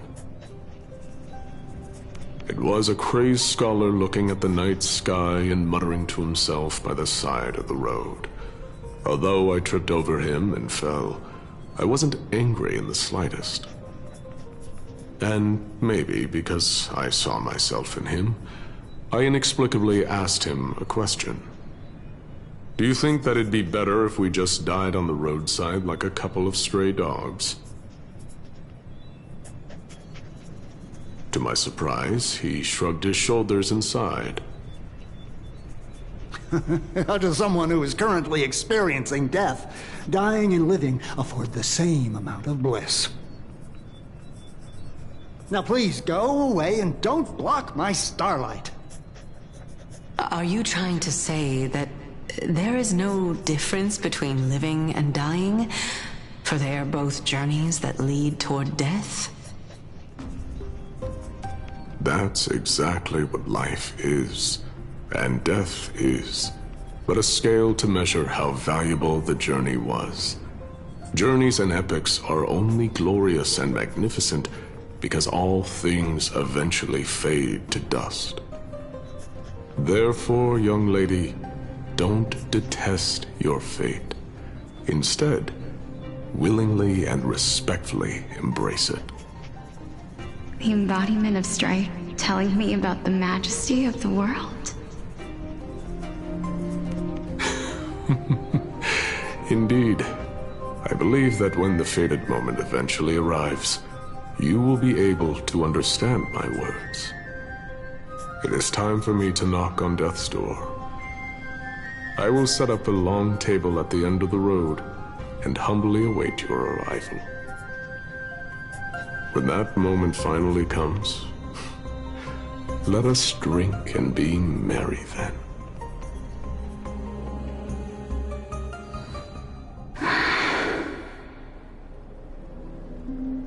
I knew this day would eventually come.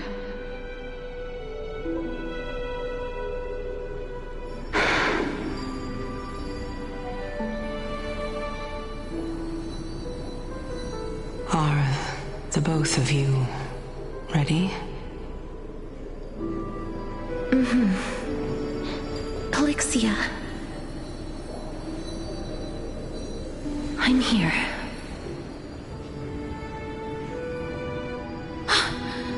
What? This... This is quite interesting indeed. Is this... Polixia's sister? Is it... me? Now, it's time for us to fulfill our promises.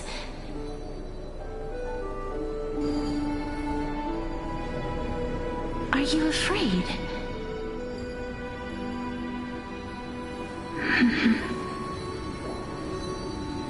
What are you afraid of? That I won't be able to do it.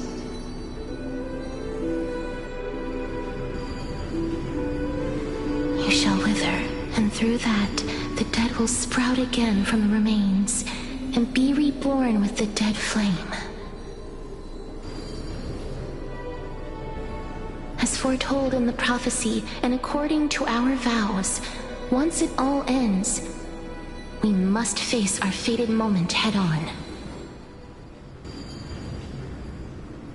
Even if it was prophesied, do we have no say in the matter? It's so unfair. Why are we the only ones who are forced into mutual destruction? Let me do it, sister. Let me be death's sacrifice. I was never long for this world anyway. But you're different. I was the one who wasted your life after all.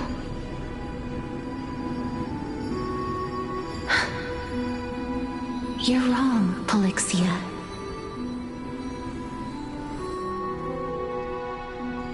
I don't think that my life was wasted. Just the opposite. When I finally arrived at this destination and looked back at the journey I took, I discovered that flowers had long since bloomed along the path I walked. It was you who sowed the seeds for this sea of flowers, one that is more beautiful than the promised land at the end of the world. Besides, I have lived a fulfilling life. Even though I was fated for sacrifice, none of the things that I've experienced will dissipate. Instead, they'll forever live on as memories inside your head. Will they not? How could my memories of you ever compare to the actual you? Well then, tell me. What exactly are we?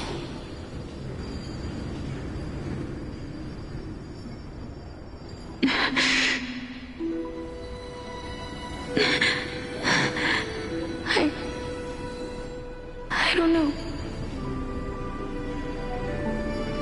I don't know either. But regardless of what the answer is, regardless of how we're shaped by others, or even by this world,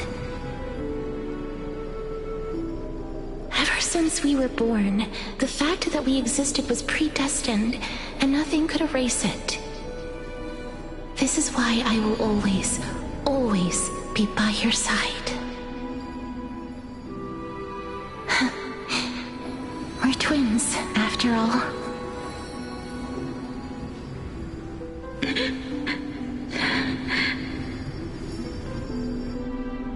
All right, my dear Polixia.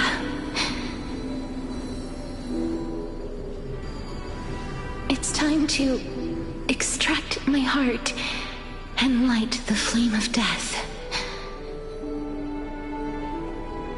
After that, use it to plant the first bud in the prophesied new world.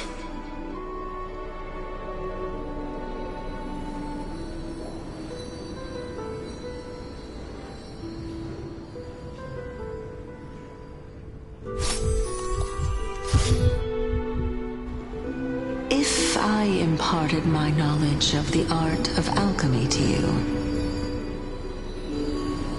would you use it to resurrect someone you loved?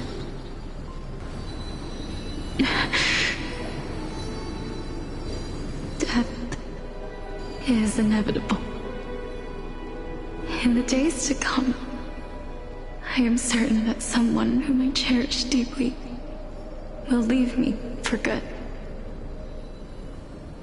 If such a mighty power really existed, I think I would use it without hesitation. Even now, my answer remains the same. This is why, sister, I promise you, in the prophesied new world, I shall plant the first bud on your behalf. Go now. Return to the Ocean God's treasured pearl, our hometown. I shall open wide the entrance to the Netherrealm and grant you a second life. The living beings on this earth shall respond to my call and lead you to the sacred daylight. Remember, do not look back on the land of the dead, and do not stop moving. In the new world promised by the prophecy, march toward your new life. As for the price of our equivalent exchange, let me be the one to pay it.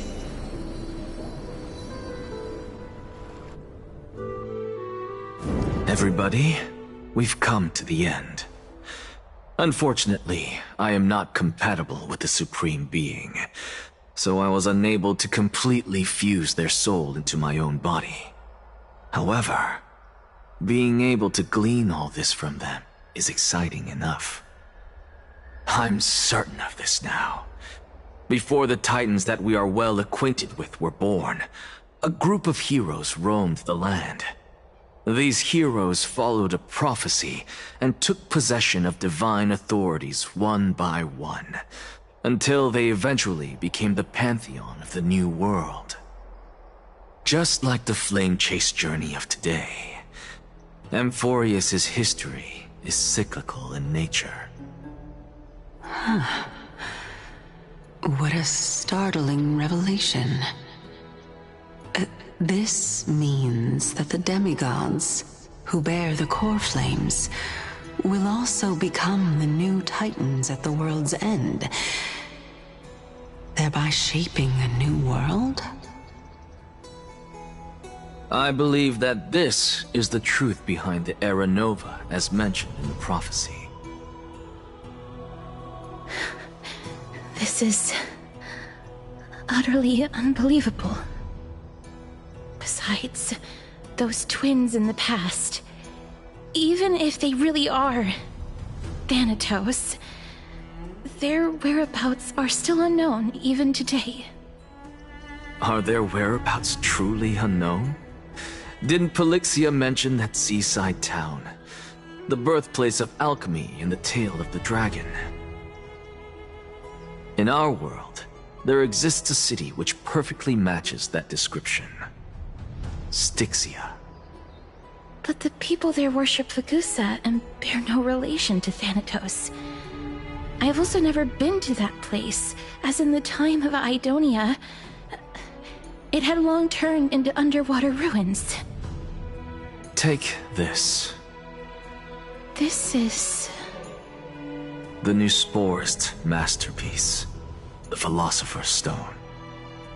It was made by transmuting all of the sages' wisdom into a single entity, with their flesh and blood as its foundation.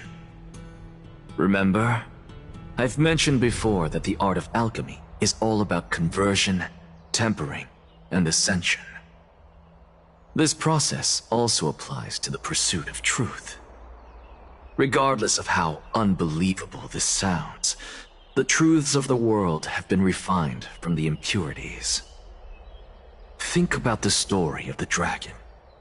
This stone will lead you to your real hometown, allowing you to reform the door to the Netherrealm and discover Thanatos' fate. You still look as confident in your victory as ever, but what if your conjecture is wrong? Simple. I shall merely admit to the entire world that my experiment was a failure. However, my line of thinking will not fail because I have already planted the seeds of doubt into the hearts of the masses. Actions speak louder than words, Castoris. With the assembly about to begin, don't forget the promise you've made. I've already searched for so long. I'm willing to try one more time.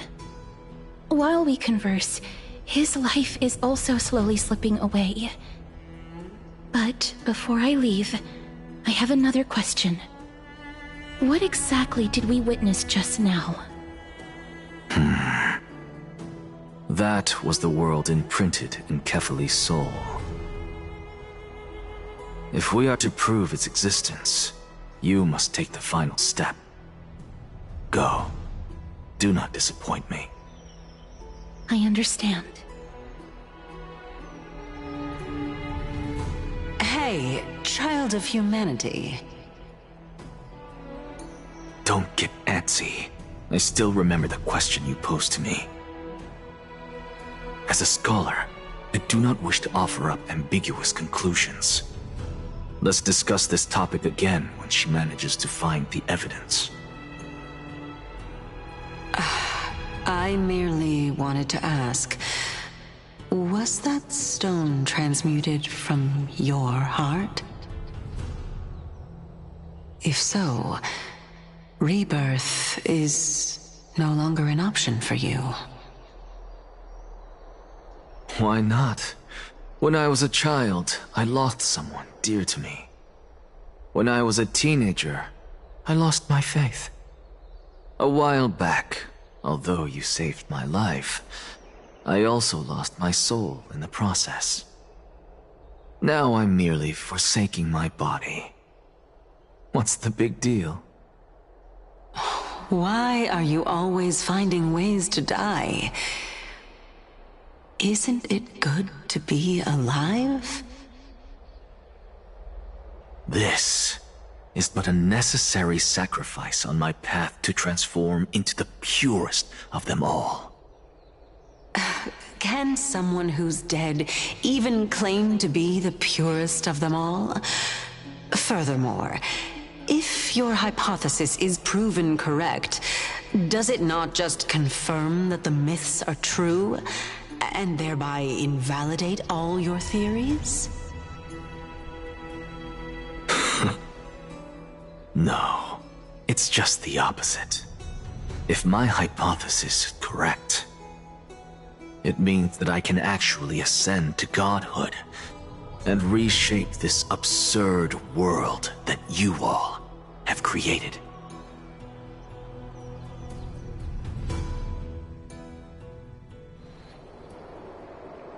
That's a lot to take in at once.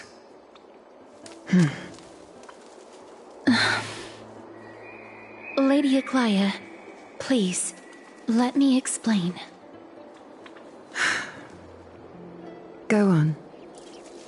You know that the core flame of death has always been the greatest unknown regarding the Era Nova, which is why both you and Kynus desire to gain the power to control that core flame in the approaching Citizens' Assembly. Professor Anaxa has come to a consensus with Kynus. They want to suspend the trial once Thanatos' core flame is reclaimed, hoping thus to eradicate death from this world.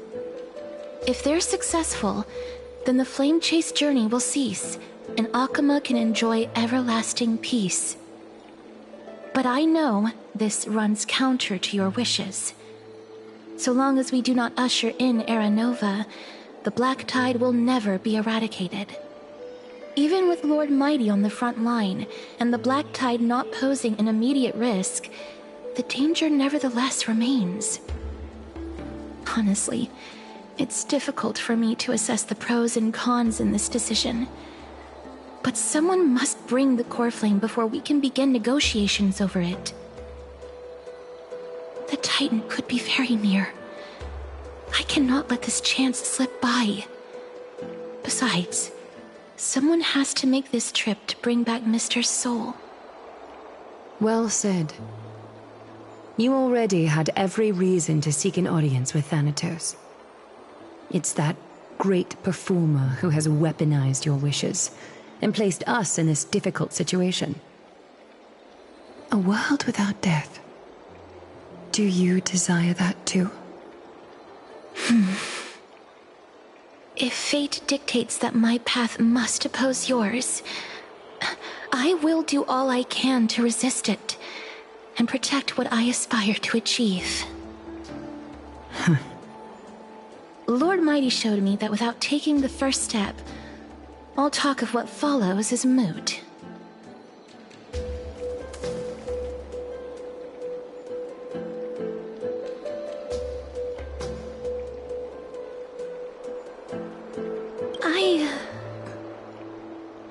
I have always hoped to hear you speak your mind, Cass.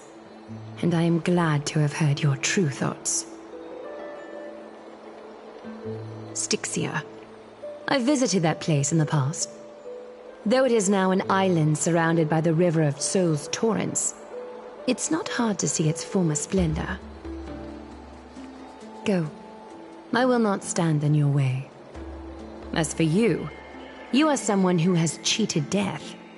I believe you have more than enough reason to make the trip with Castorus and meet the god of death himself. Castorus, I too look forward to your journey. I wonder what kinds of new interpretations your completed story will bring to the Flame Chase journey. Thank you, Lady Aglaia.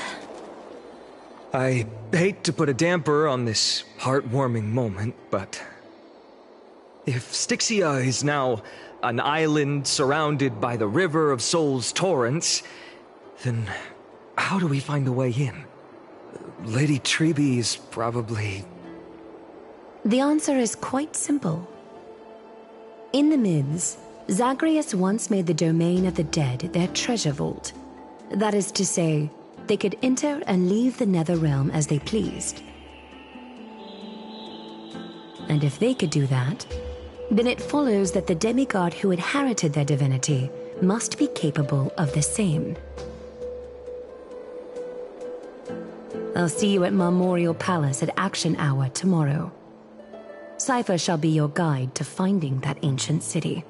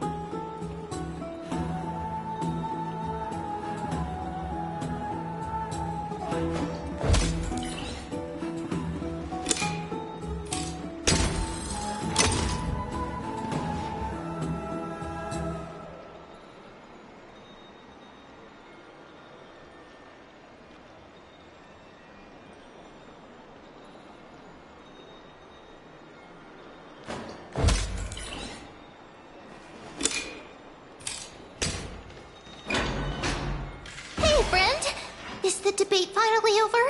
Did you win?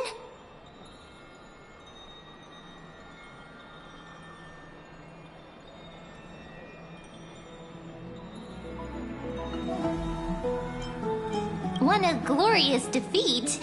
You sure know how to look on the bright side. Well, moving on. I was hard at work even while you were at the debate. I borrowed a mountain of books from Cass to see if I could find a way to solve your problem. Let's see. I still have... only 32 books to go. Really? Oh, that's fantastic news. I knew it. Hard work always pays off. Especially if you're as diligent as Mem. I feel like a huge burden has finally been lifted off my shoulders. Why are my eyelids so heavy all of a sudden?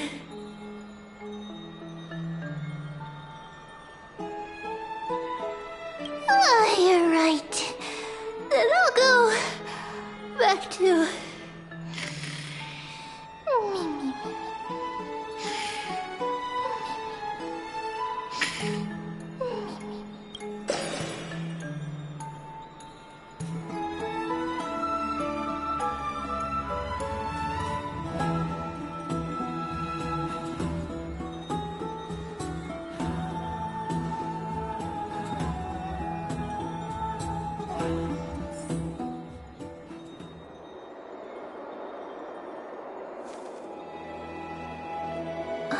Cass?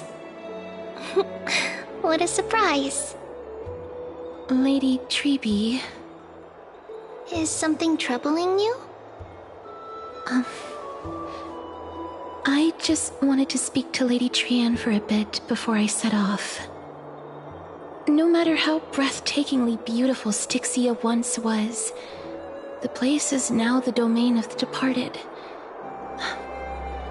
There is no telling what we'll encounter there. I don't want to have any regrets. Has anyone told you that your eyes are sparkling today? Is that a figure of speech? In the past, when you did smile once in a while, all of us could see that your heart remained troubled, even as you smiled. Lady Treby, you know perfectly well that see you tomorrow is nothing but a white lie. I hope your toughness is not a mask hiding a lonely heart. Cass, you hardly ever talked of your past. None of us knows what you went through, apart from Maggie. But we know it must have been filled with pain and hardships, as it is the fate every Chrysos heir is destined to live out.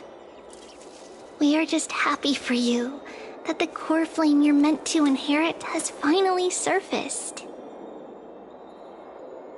Isn't it a little too soon to say that? But you already know where tomorrow is, don't you? There is no need to rely on anyone else. Just give it your all and leave no regrets. We have always believed that your embrace is just as warm as everyone else's.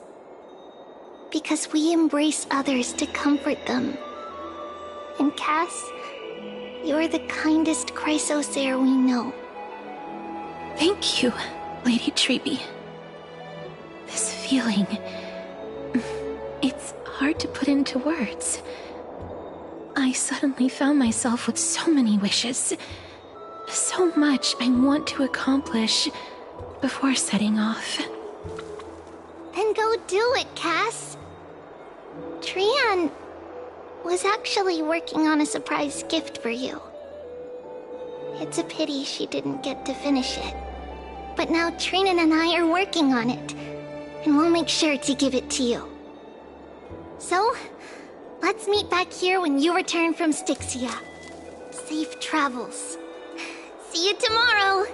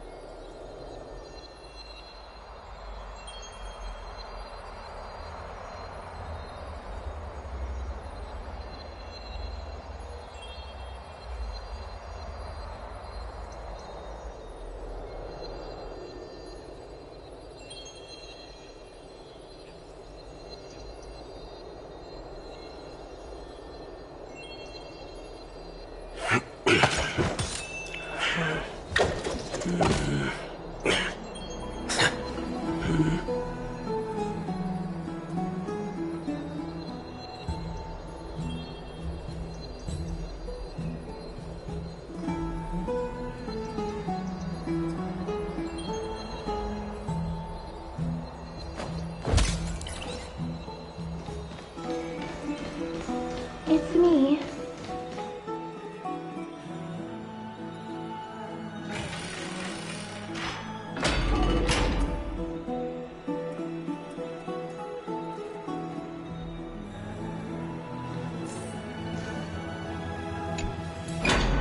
I hope I didn't wake you.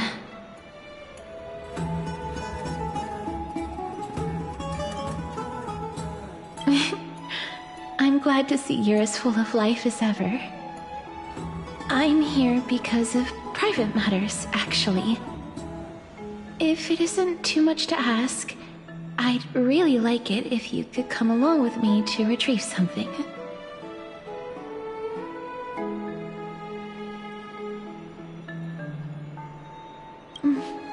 Aren't you going to ask me what it is? It isn't a long way from here. Shall we?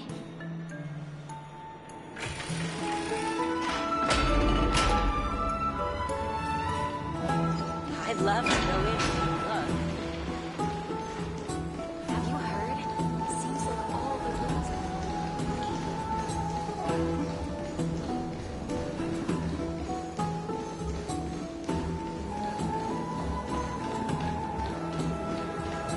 The streets are packed. I want to vote! Tell me how I can vote! Take your ceramic shard engraved with the Kethali rune, select the Council of Elders in your heart, and pray silently until the shard registers your choice. Then toss it into the Dolium. The Council of Elders? More like the Council of Buffoons! The Black Tide took my hometown long ago! Who are they kidding with bringing back Erechrysia? It's all a sham to create their own Erechrysia in Akama! The Titans are just. So long as we do not overstep our bounds again, we will not incur divine wrath. Oh, please. The time when these deranged Titans should have vacated their spot to the demigods is long overdue. You'll see soon enough, you old fogey. And I pray that Talanton smack some sense into you with their scales. We shall see how this turns out. That was quite a spectacle.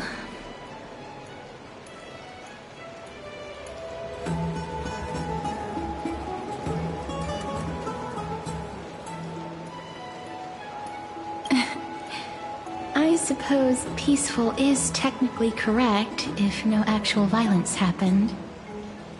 To this day, I still find it almost unreal that Akama is the only place illuminated by light amidst the crumbling ruins of Amphorius. And its people are even holding votes to reconcile differing opinions. This peaceful sight is making me forget that this is the end times.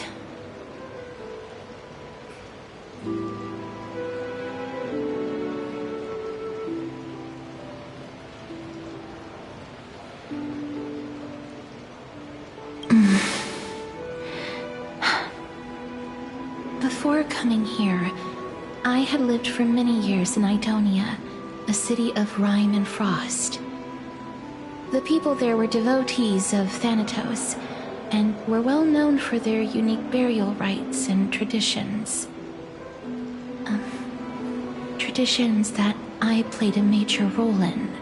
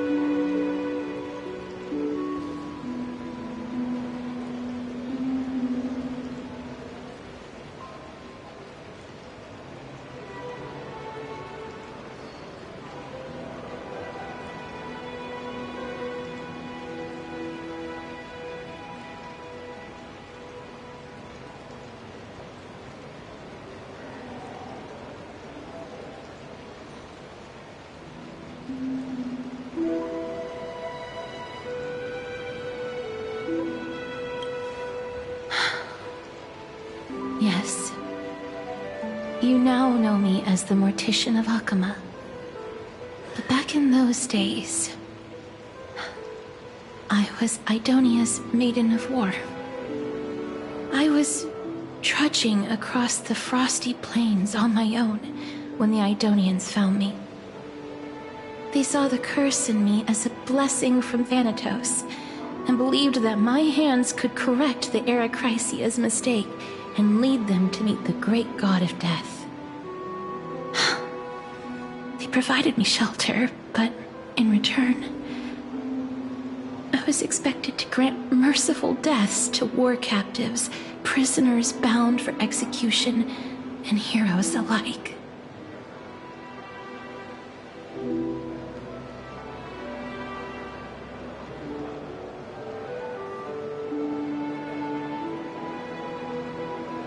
Is that how you see it too?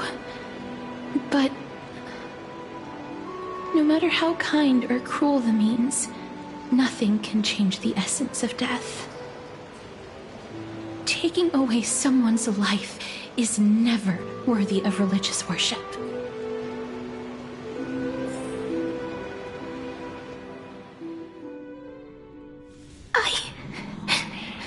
I can't do it. Their voices, they pierce my ears. The pleading, the thanks.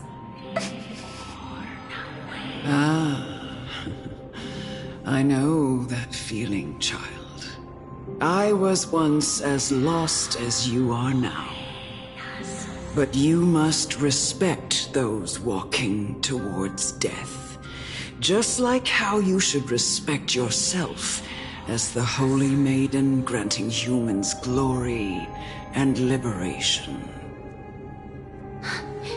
What you're asking me to do is no better than the task of an executioner, and yet you want me to respect myself. No matter the titles, I am still taking away human lives. This won't be the first time that Idonia's fanatical nether warriors have faced death. On the contrary, recruits new to the battlefield often run away from their first fight. Death is the mightiest and gravest power in this world. The fact that you can wield it means you are deserving of respect. That's such a twisted reason. Then let me tell you a story.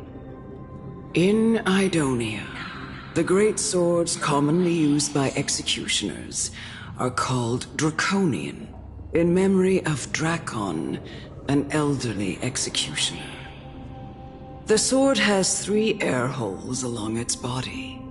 If the sword is swung down swiftly and accurately, the holes would make no sound, and the executed would also depart this world quickly and painlessly. But should the executioner have any hesitation, the holes would produce a piercing whistle. On that cue, the screams of the executed are sure to follow. Every executioner after Drakon is to hone their sword skills every day in preparation of future executions. Every swing of their blade must be more resolute than the last, for failing to do so will bring pain. Pain for the dying, as well as pain for themselves. No. I can never get used to this. You misunderstand, child. I am not telling you to get used to it. I'm asking you to consider the source of the dead's suffering and use that knowledge to fortify your future touches with more and more determination. Go, walk with the dead, and love them as you love life, then you'll no longer hear those noises.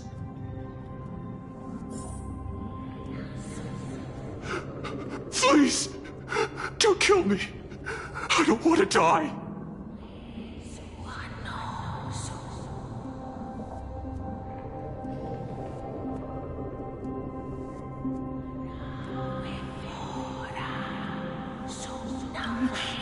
No!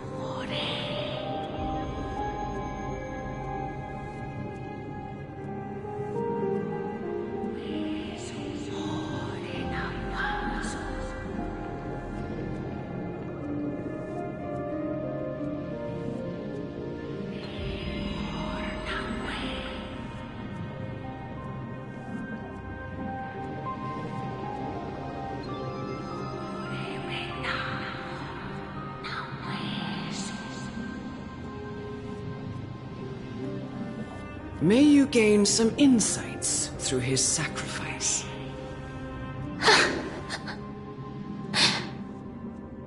Is this all?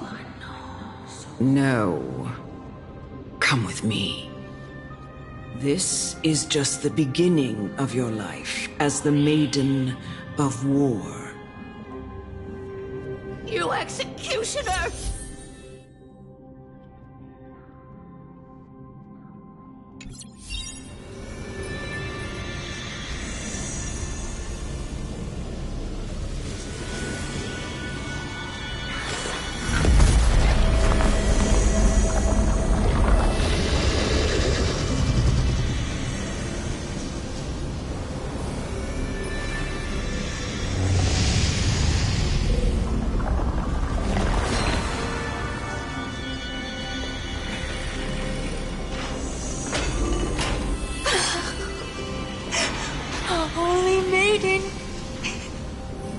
Go, grant her glorious death.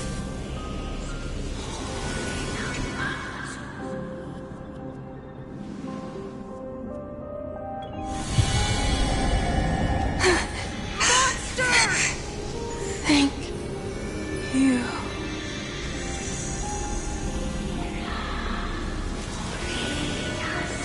Do it then, executioner. You heard him.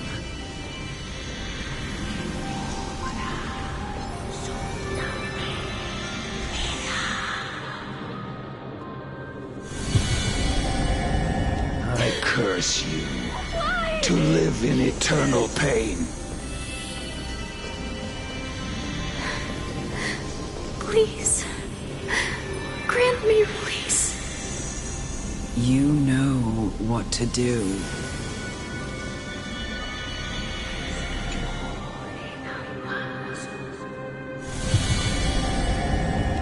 When will this ever end? You murderer!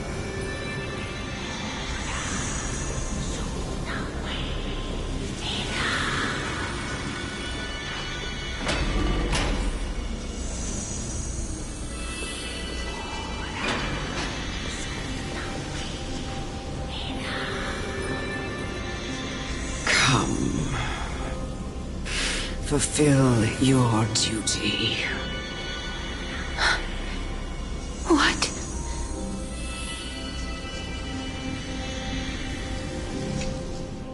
What are you trying to do with me? I have aged. The time has come for me to heed the summons of Thanatos and journey to their domain. The final resting place of every Idonian. You're not that old yet. You still have many, many years ahead of you. No. I'm already dead. For I have come to fear my declining health and impending death.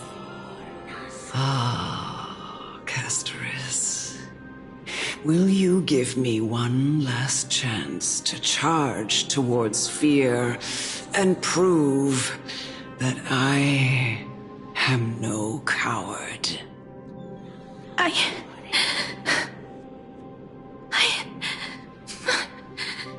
can't take this anymore! Child, it was I who brought you here from the frosty plains and set your farcical fate in motion. It was also I, Chief Executioner of Idonia, who forced the heavy duty of executing others onto you. I've always known that you have doubts and even anger about my faith and about me. I never had a choice. Indeed. We essentially abducted you. Yet you can end any sinful life with just a touch of your fingers. Shouldn't it be easy for you to escape from here? I'll never do that. It doesn't matter how lightly the Idonians take death, or how readily they accept it. I simply can't do it. I knew I was right about you. What do you mean? I've taught you and cared for you as my own daughter all this time because of this blessing that's been with you since your birth. I know no one else in the world would understand the weight of life and death more than you do. In the eyes of an Idonian, death is the end of all life. A destination we will all eventually reach. Humans should not resist it, but learn how to face it. You can only live your life to the fullest after understanding this principle. And when you do, even if you eventually leave Idonia's protection, even if you must carry the curse forever, you can live with your head held high, like everyone else. No! How can I? Come now. It's time. I've already taught you all that I know. Show me that you are a fitting holy maiden. Or at least, that you possess the resolve to become one. Come now. It's time. I've already taught you all that I know. Show me that you are a fitting holy maiden. Or at least, that you possess the resolve to become one.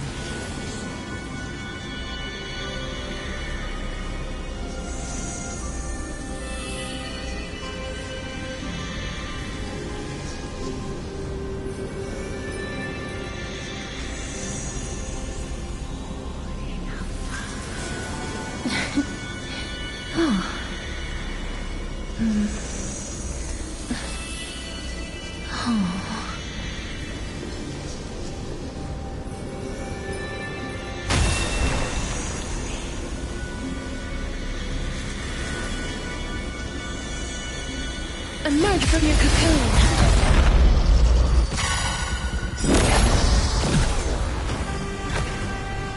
Savor it for me.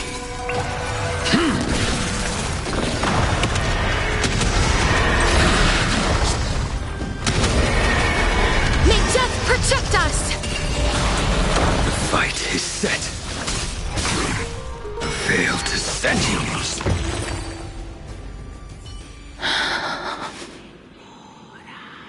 This was the last time I followed her command. I gently touched the elderly woman before me. The executioner, who had seen too much death, died the same way as everyone else. A gasp for air, a wistful look in her eyes, and a barely perceptible tremor in her fingertips. Elder Amunet, the person who tried to teach me about death, ultimately vanished like dew in the morning mist. She spent her life embodying the beliefs of the Idonians, and when death finally came, she embraced it exactly as their doctrine had taught. I have nothing but respect for her. I erected a cenotaph in her honor in the marshes outside Idonia's city walls with the others I had laid to rest. Then, I set out once more in search of Thanatos. It was a long, long journey. I heard so many discussions about death along the way. Life finds meaning in death. The world improves because there is an end. It seems the most terrible darkness in this world. Everyone talks about its heavy weight. Some resist it, some worship it, and some even revere it. How did a disappeared Titan become the deepest fear of humankind? And why do they haunt my dreams? I continued my travels to seek an answer. Initially, I was running away. Then, I started searching for it. And now, at the end, I just want to know if my touch, if my embrace, can do more than taking things away. Can I make anything? Can I leave anything behind? I don't want to die. Please, I'm fucking you. Just let me go. I don't want to die. Please. I don't want mercy like this. Just let me go. I don't.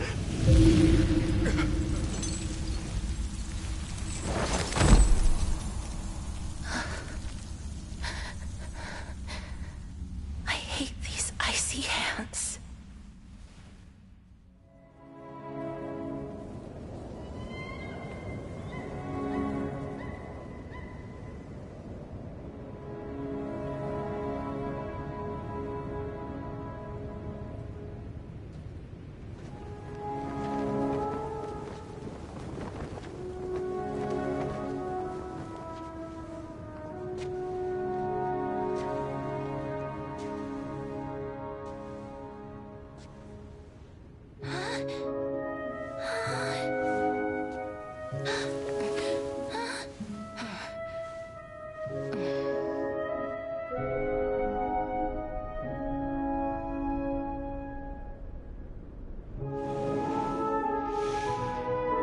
Get it over with. End its suffering.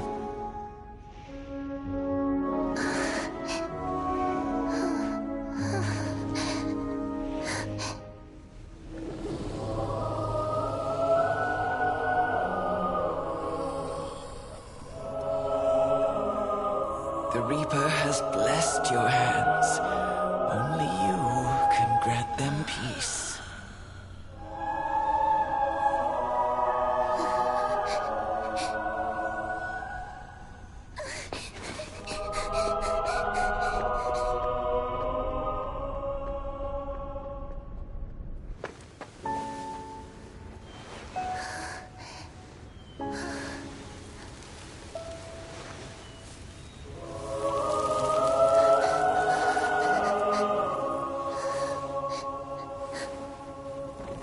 Embrace death. Walk alongside it.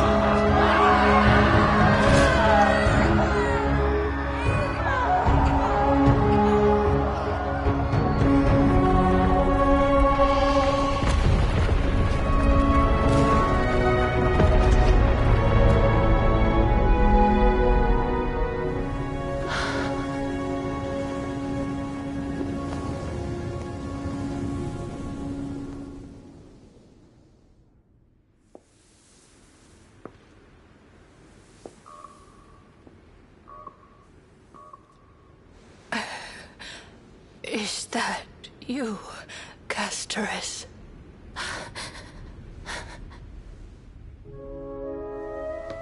All of them have gone, heeding death's summon, crossing into their domain.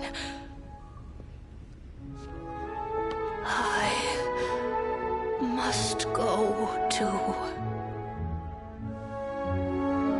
I don't fear it, just I have some regrets.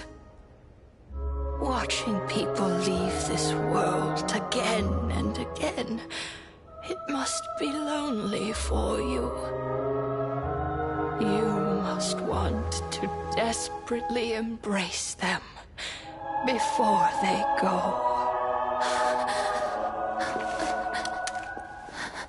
I can't.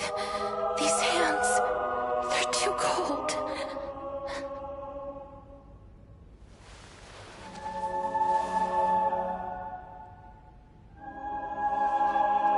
But Big Sister Castorus, your hands are so warm. Just like anyone else's. So go on. Don't hold back. Give me a warm hug.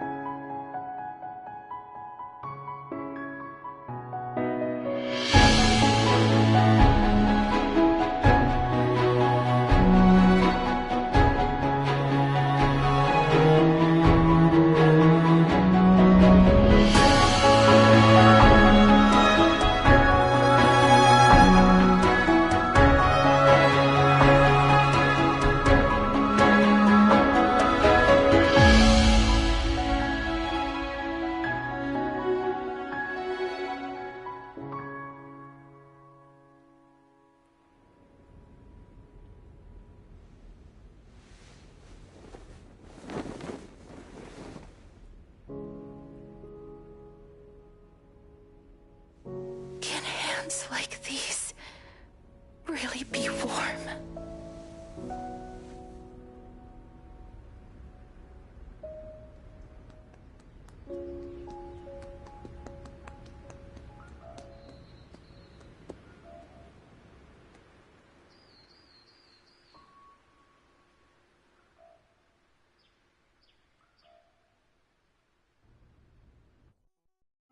On the day that Orynyx's trial ended, you must have had many questions. I felt just as confused. Why, as someone from beyond the sky, Were you so cruelly dragged into Amphorius's fate? I wished I could take action, but no matter how hard I try, I cannot simply interact with the living as ordinary people do. Even when we brushed against each other unintentionally in the grove, and it was obvious that nothing had happened. When an almost unattainable hope finally welled up in my heart. When I thought that perhaps my touch would no longer bring sorrow, fate declared to me, it wasn't that the curse of death had finally been lifted, but that your soul no longer belonged to this world, and there was nothing left for my hands to take. Nothing. And did I really think this time would be any different? It's not that I don't understand this reality, just that I'm unwilling to accept it. Having walked such a long road, I am still unable to find the answer to life and death. I am resigned to eternal despair.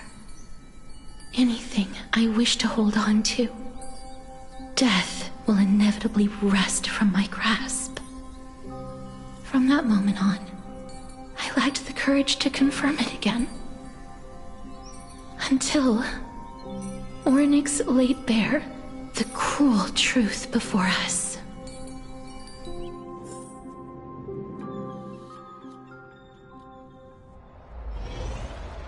But now, perhaps I might have one last chance. Long ago, Trinan read a prophecy to me. At the end of the Sea of Flowers, the souls of the living shall warm thy fingertips, and after an embrace, there shall be eternal separation. I found no surprise in it, for her words sounded not like a foretelling, but a perfect reflection of my past. Embraces in this world are born of reunions, yet my touch speaks only of farewells. In that moment, I had no doubt that this destiny would weave itself through the entirety of my life. And yet, things have taken a turn for the better. Now that I can finally have an audience with Thanatos, perhaps I can rewrite the meaning of that fated prophecy. I have no reason not to give it my all. For your sake, and for my own.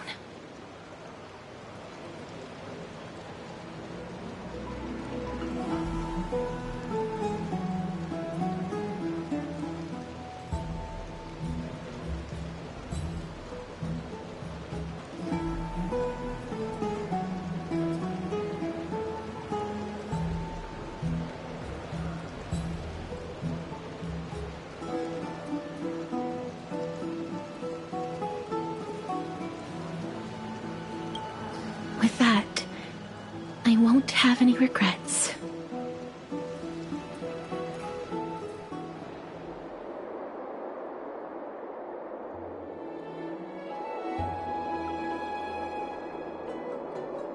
Let's put that aside for the moment.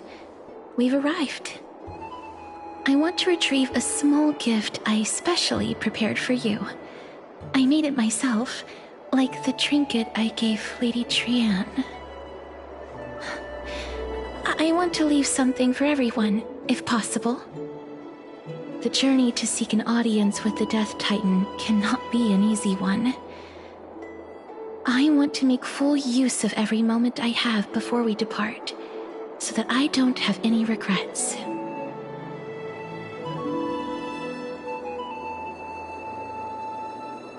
Then, perhaps you can have a look at it first. You don't have to take it if you don't like it. Look, it's right there. Huh?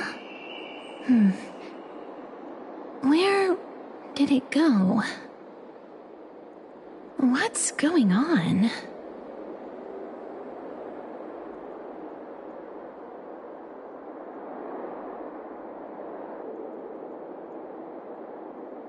This is the coin of Zagreus and a slate. So it's her.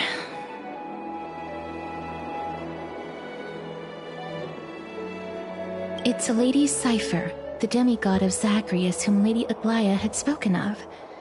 She's a master thief who's left legendary tales all over Amphorius. So many years have passed, yet she's still announcing herself in such a crass manner. Let's just do as the slate says and look for Lady Cypher.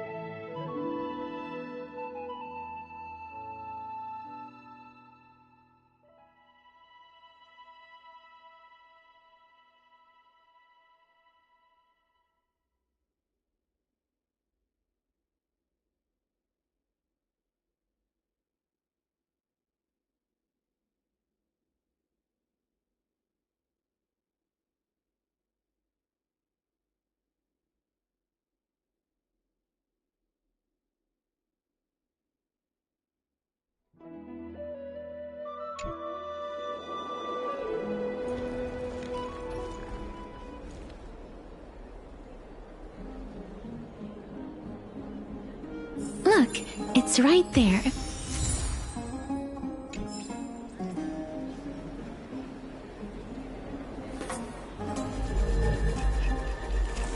We must pursue her.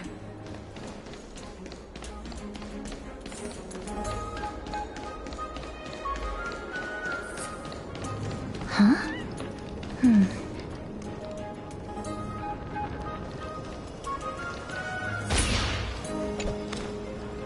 This is a trick she left for us.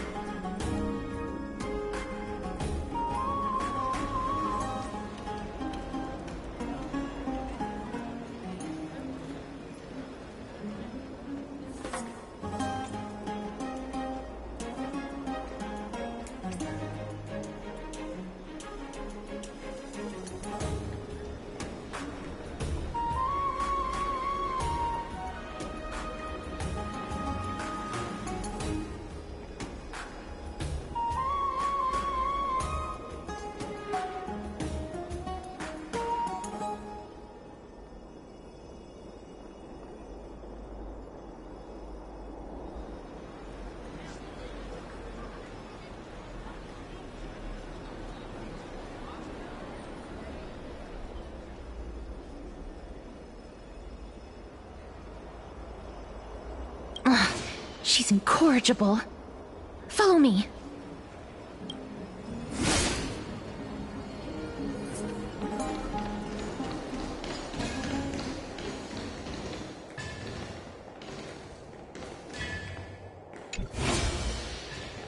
This is how it should be.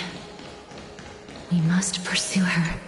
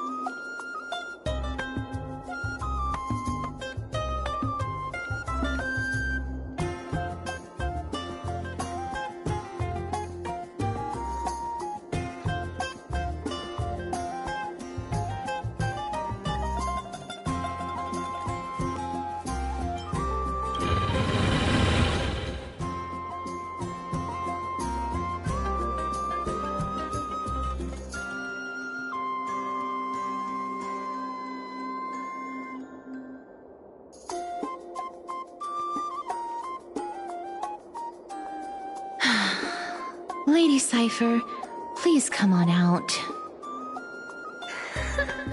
You're still careless as ever.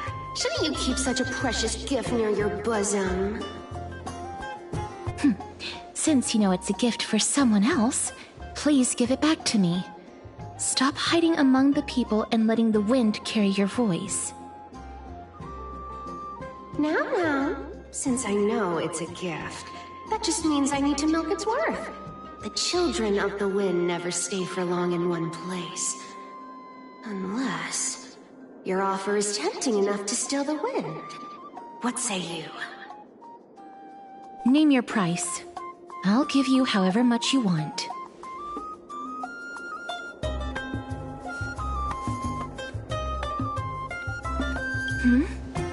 What's wrong?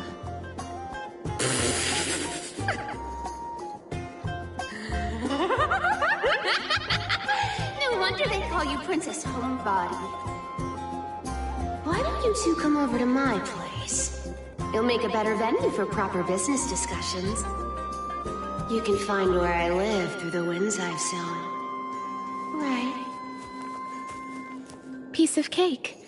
I can do that even if I can only sense your soul. All right, I'll see you there. By the way, everyone cool with me collecting a deposit before we reach an agreement, right?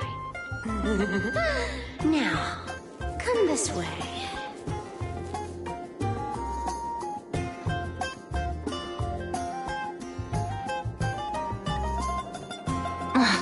She's incorrigible. Follow me.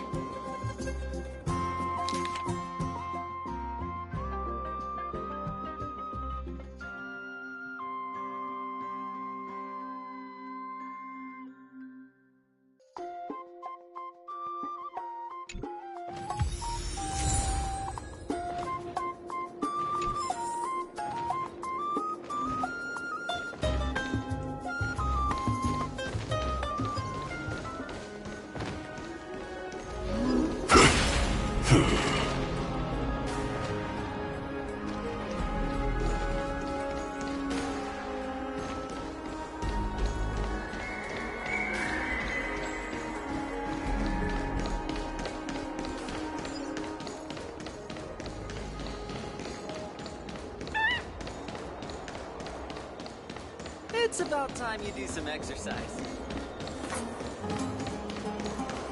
Never save for tomorrow what you can eat today.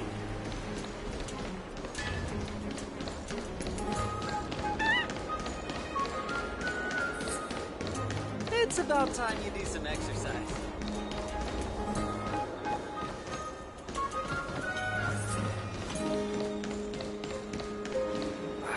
These roots aren't very good quality.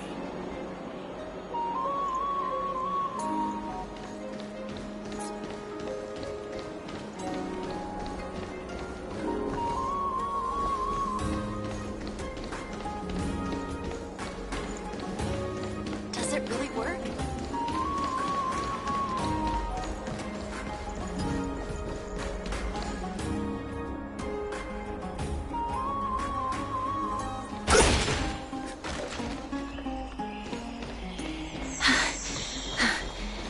Here we are. Over here! Over here! No, not that way! This way!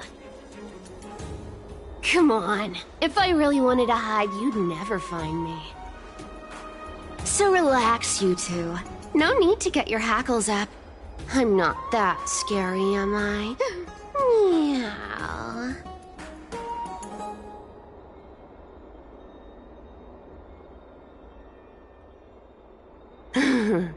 No way. Some people might have been into that a millennium ago, but it's long since gone out of style. Loosen up, buddy. Shall we get down to business? Give me the jewelry piece first, or everything's off the table.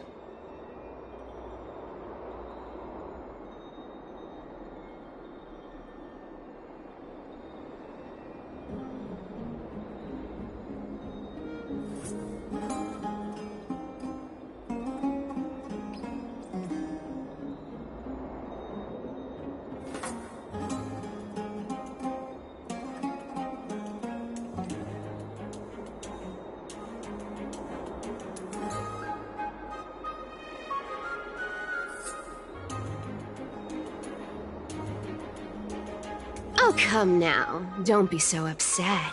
Relax. Relax. Look, isn't the view here just great? You can see what everyone is doing and where they're going, and they won't even know you're here. Now that we've broken the ice, let's get to the point. Everything I've said so far has been a joke. I'm inviting you two here for 3 things. 1. The seamstress found me and wants me to take you to Styxia to look for the Death Titan. 2. The Council of Elders also found me and wants me to make sure the core flame of Thanatos ends up in their hands.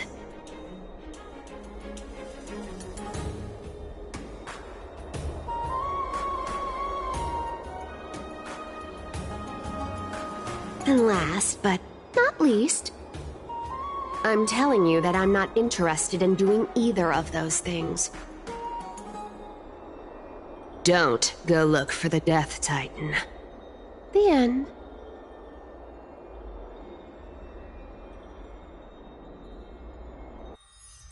Wow, this is some high-quality stuff. And this room is full of it. How much are these worth, Did you get all this through that Aranova gimmick? Some of it is family fortune, while the rest came from my business as a dressmaster. Don't liken the flame chase work to your shady dealings. Wow, I should have busted down your door instead of going around like a thief. Well, spill. Why are you giving me so much money? Payment for doing work. You're worth this much. Did you forget my stance to all this? I thought I made myself very clear. You wish to run away. Run away from your responsibilities, from the prophecy, and from your destiny. You shall walk with greed and die over petty change. I understand this prophecy weighs on you immensely. That is why I have never approached the demigod of trickery for running away. But I need you right now, so don't turn me down. You know, maybe the gods got your tongue with their golden threads, Aglaya. I'm not hearing any sincerity in your words. Give me a reason why you're bowing your noble head to me. We lost Trian. Oh. The divine power of passages is running out. I need another demigod to escort Castoris and help her fulfill her lifelong wish. Oh, I get it now. You're sending Castoris to her death. And you want me to die with her. This is Castoris's own request. I have never seen her so determined. She brought this up herself? You're not pulling my leg. She's also made up her mind to leave her confused past behind. As will you, Cypher, when you finally make up your mind. Don't be so sure. Time is hard in the likes of you and I. But Castris remains pure as driven snow. She can always turn back before the end, you know? Maybe she'll remember Trian's sacrifice. Maybe she'll remember the countless martyred Chrysos heirs. Maybe she'll remember you, with your one foot in the grave. I ain't as optimistic as you about what she'll want to do.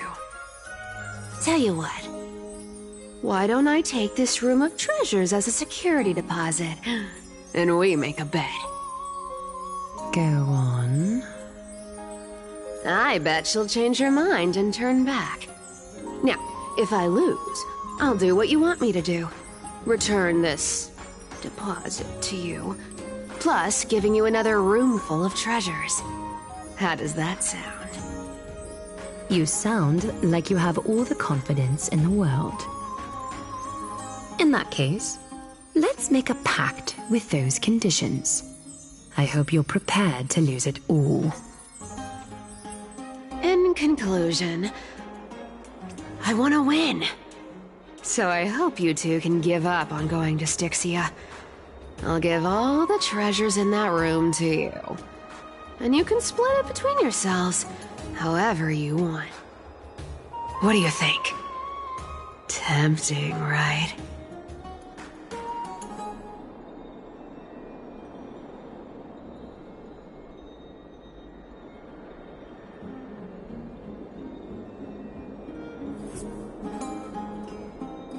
I decline.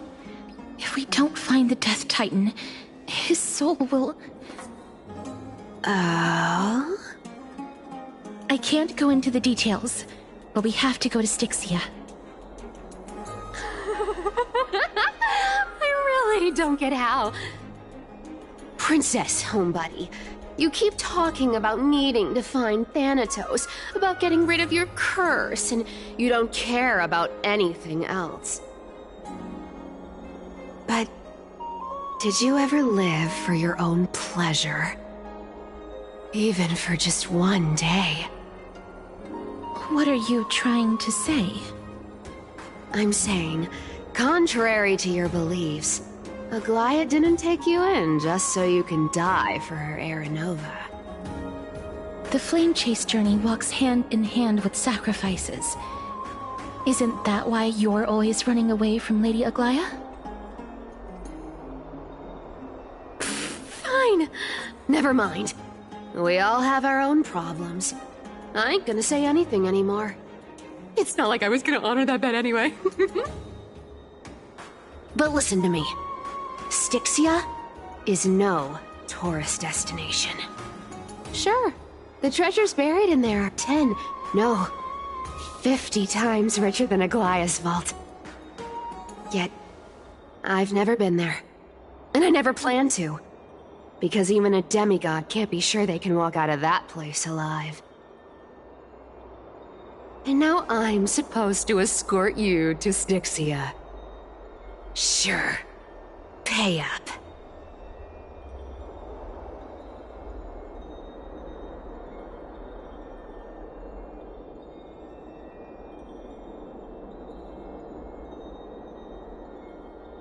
Me too. I have lived a longer life than most people. Though I'm not as good at doing business as Lady Aglaia, I still have some savings. I can give them all to you. Then how are you going to live the rest of your life? Then I'll give you 90. No, 80%. Well, don't mind if I do.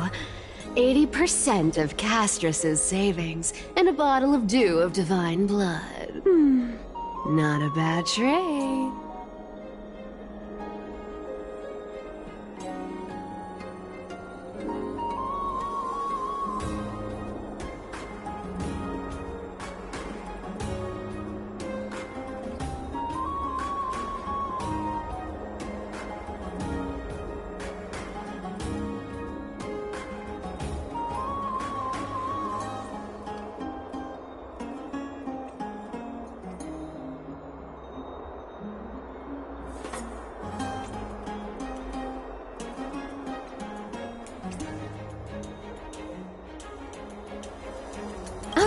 Okay. I didn't know you hold grudges. Gray mystery. Here! Catch. Be careful with that! A minor change in plans, though.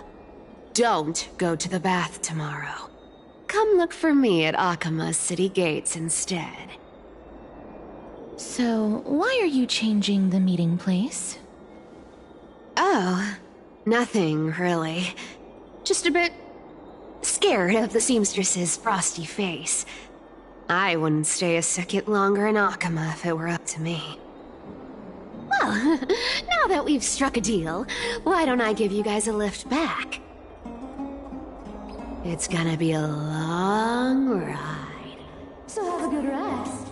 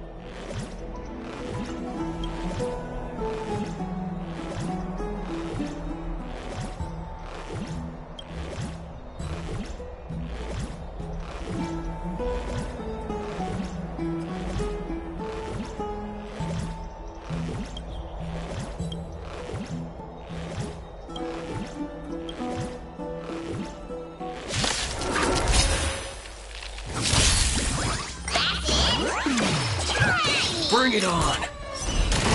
Your end approaches.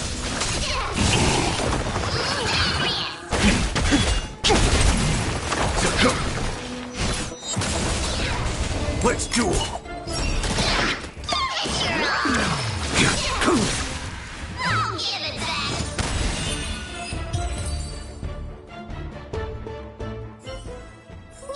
You know, I'm most jealous of people who have.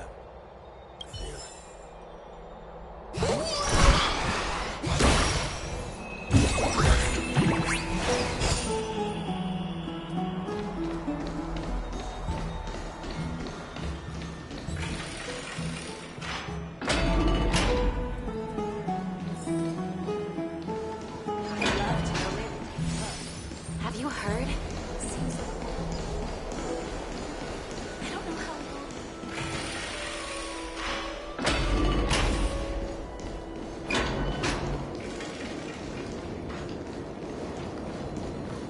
The story of the Chrysos.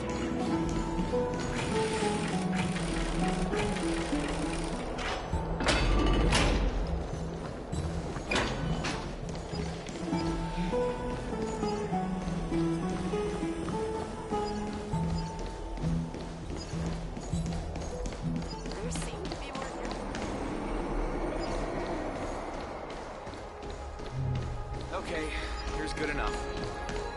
The essence of the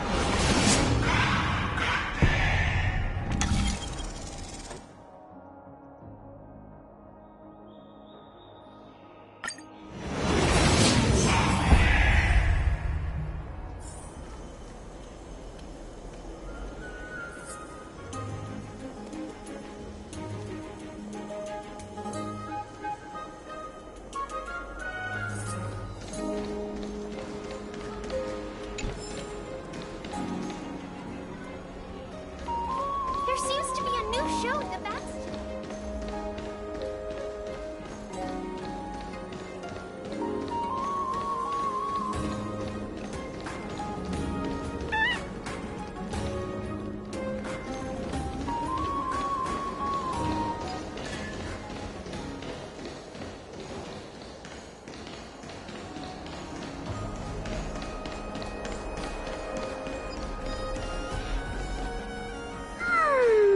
Bright and sunny. Just the weather for farewells. You're here. Totally. The trio team is the best set up to reach the finals. No need, I already told her. She's fine with it. You sure know how to put me in a spot, Castorus. I need to travel with you, but I can't touch you. What a bother. Sorry. Aw, I was just teasing. Don't take it to heart. Did you know that the legends say you have to put an obol into the mouth of the dead or over their eyes if you want them to successfully cross the River of Souls and enter the Netherrealm? That's the fairy fare for entering the Netherrealm. However, I honestly won't ask you to pay this time. I'll pay. And then we'll just have to go through the motions.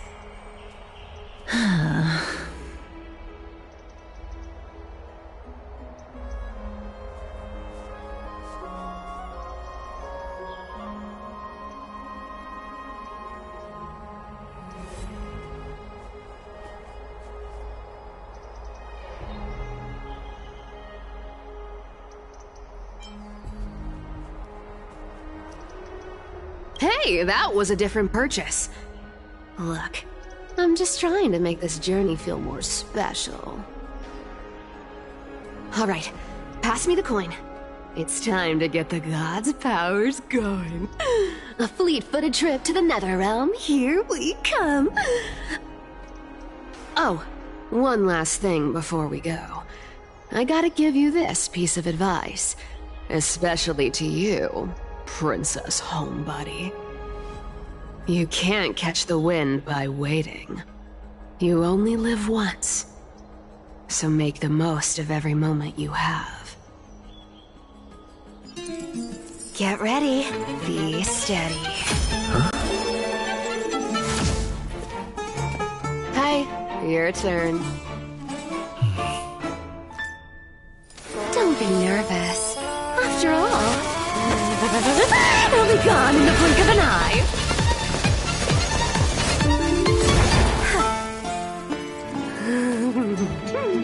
All done. Bye.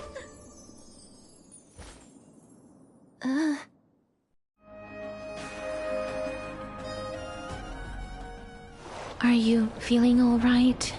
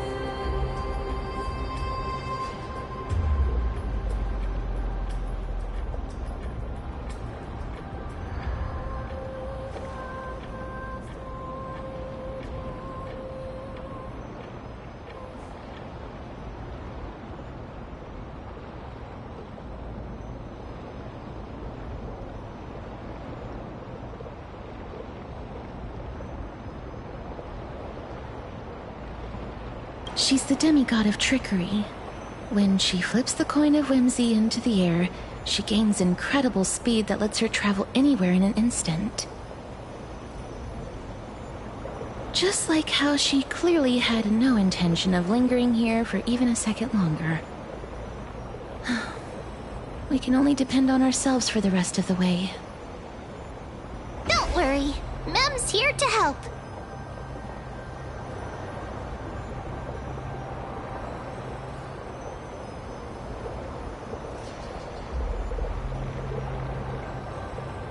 Being cute isn't my only forte. I'm strong, too. This is Styxia, the city of dragons and waves. Anaxa hypothesizes that the missing Thanatos is somewhere in these ruins. This is the land of their birth. Or perhaps of their death.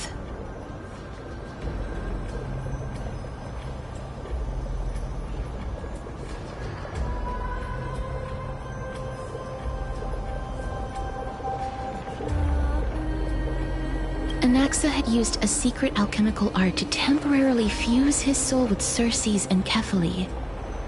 And when he was on the verge of death, he was pulled by Thanatos and caught a glimpse of the flowing river of souls. This alchemy, considered a sacrilegious act, might actually make the souls of mortals and titans attract each other. Even though Thanatos has been missing for 1,000 years, and even their followers haven't been able to find them, perhaps that special attraction could summon them here. Oh, so are we going to use that Philosopher's Stone to conjure the Titan? I guess that's the only way. The only leads we have now are the name of this city and the fairy tale about the dragon. Thanatos is even more mysterious than I am. Indeed. Even one as erudite as Anaxa could only point us to this place, and no further. We will be entering the unknown as soon as we take our first steps. But that won't be the first time in my long journeys. I believe that, rather than standing still, taking action is by far the better option. Perhaps fate might take pity on us today and show some compassion.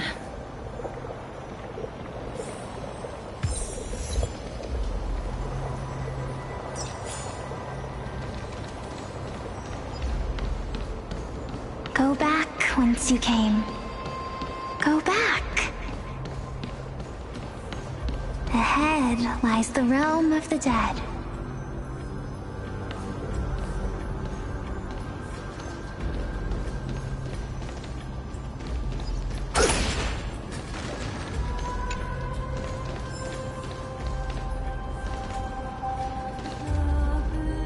What a beautiful butterfly. Is it talking to us? This is a eulogistic butterfly. They are found in places where many have met their demise. In Idonia, some think of them as manifestations of Thanatos' benevolence. By turning the lingering obsessions of the deceased into these creatures, it is as if the Titan has made life into a specimen.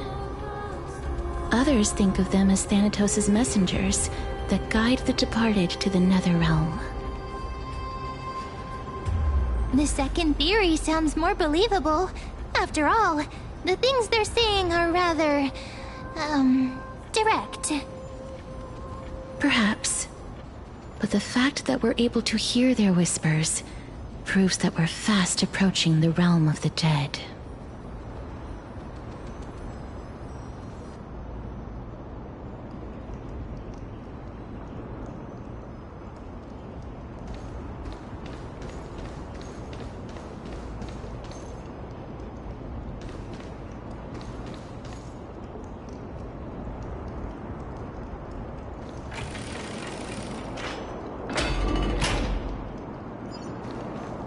These shadowy figures...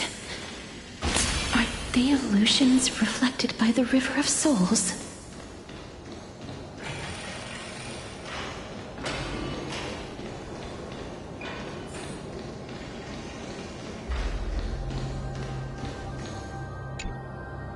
Mommy told us to go ahead first, but she's still not here yet. 1, 2, 3... I don't even know how many days have passed since then. Perhaps Mommy will be back once you finish counting the days on all 10 fingers. 1, 2, 3... It's been much longer than 10 days since we left Mommy. Strange. For reflections in the River of Souls, they seem oddly animated.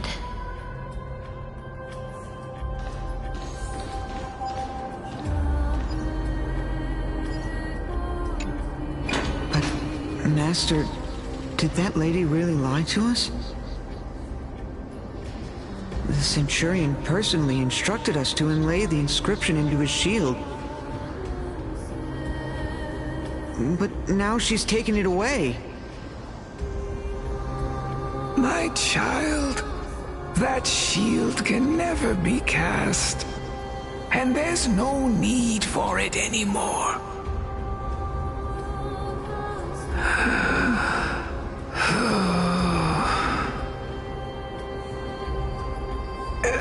Come, child.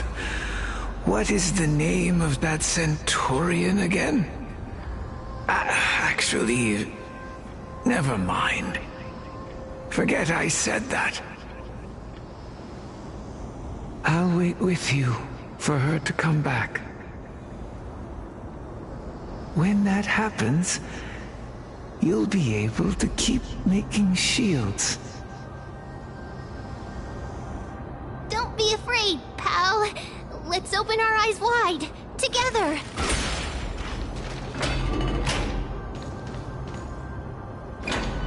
Do you want to buy any fish? Huh? He can see us? Wait. More living people. I'm not selling my fish to living people. You lot are too shameless. Buying fish without paying.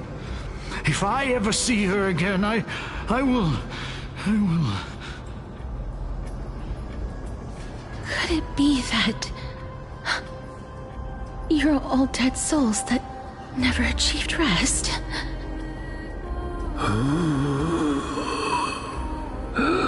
The Nether Realm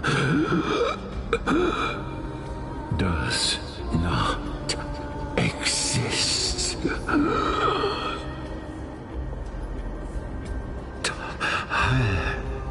Titan rejects you. Me.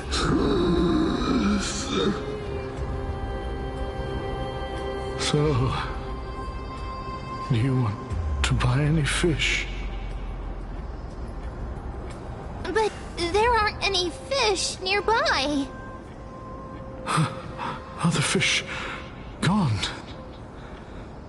The people are gone too. I can only keep selling fish. So, do you want to buy any fish?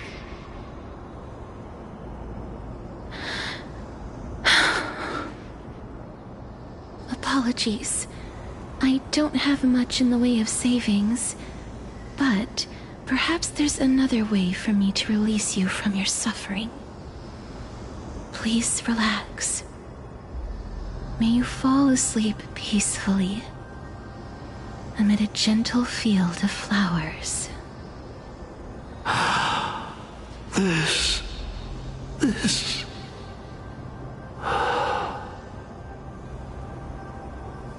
I knew it. These people aren't illusions. They're the souls of the deceased. They're supposed to reach the end of the West Wind by floating down the River of Souls. Yet, they have floundered upon the shoals of the stream, unable to move forward. Did Thanatos reject them? Or perhaps they didn't really die at all?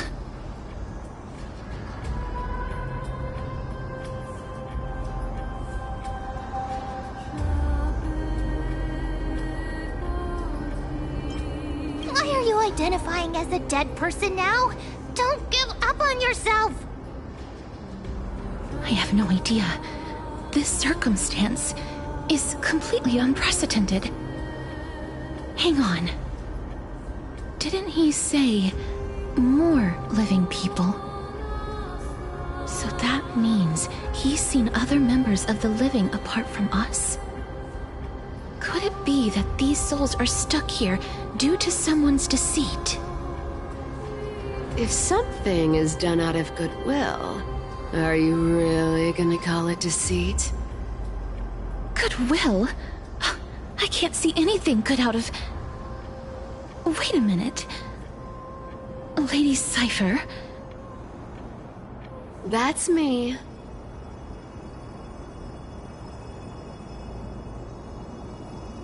Could it be that you are the living being that those souls met? I couldn't take their behavior anymore. So I stole some things here and made up some lies there. Just trying to give them something to look forward to, you know? It's because of vile living creatures like you that we're being misunderstood by all of them. What else am I supposed to do? You can see the mess this place is in. These poor souls are denied by the Netherrealm. So now they're stuck in a few brief moments of their life, unable to move forward or back. Did you see those two blacksmiths on the way?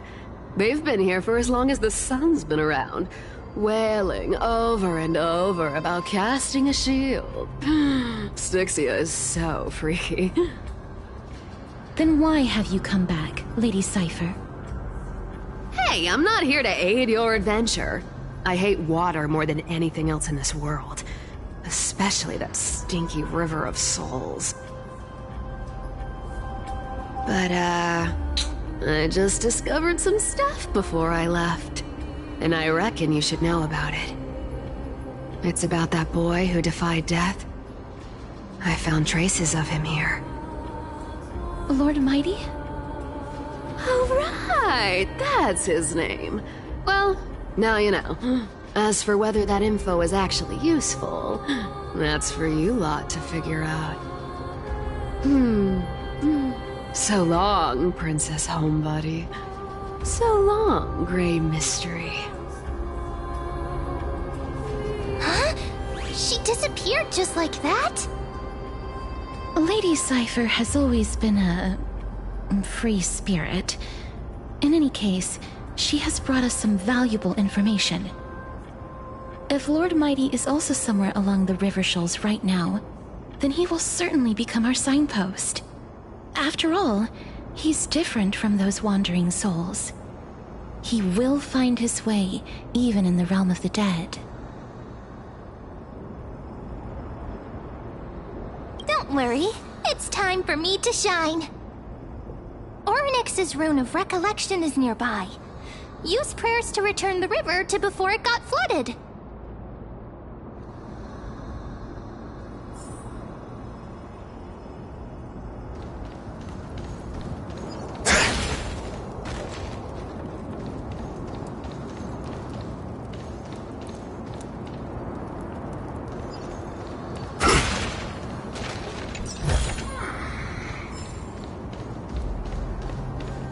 Over here!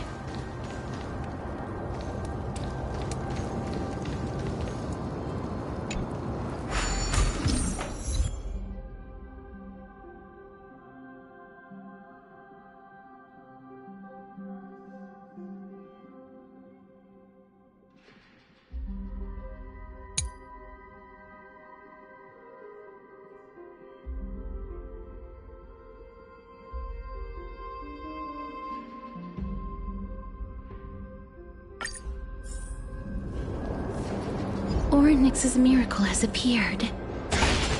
Amazing! It's like we're inside a giant bubble. Even the river got parted.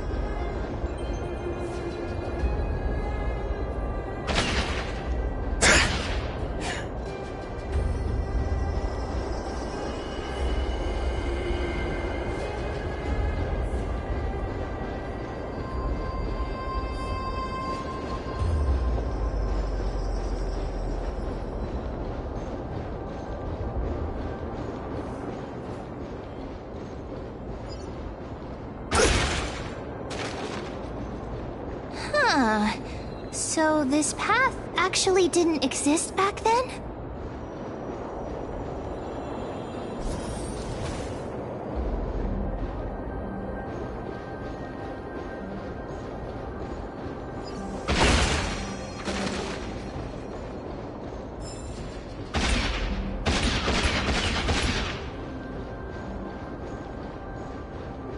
There are wandering souls of the deceased here as well. We must first return to the present before we can communicate with them.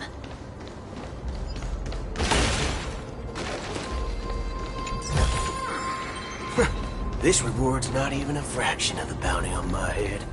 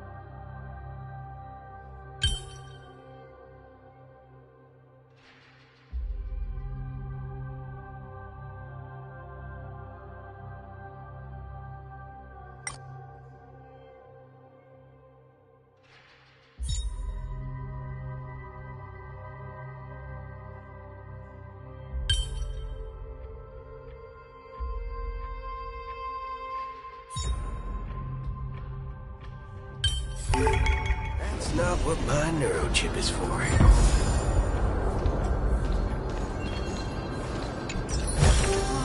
Not bad. How many credits is this worth?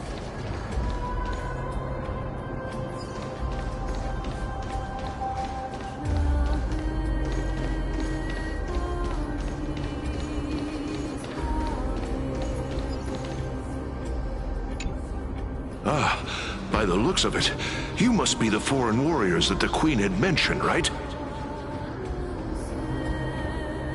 Since the current campaign requires the utmost care, I wasn't able to make time to welcome all of you. Please, forgive me. Foreign warriors? A priestess, a warrior, and a divine beast. You look identical to the blessed saviors that the Queen described.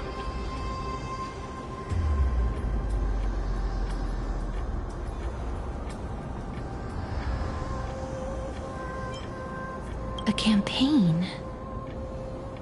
Who are you campaigning against? Nobody knows, as of now.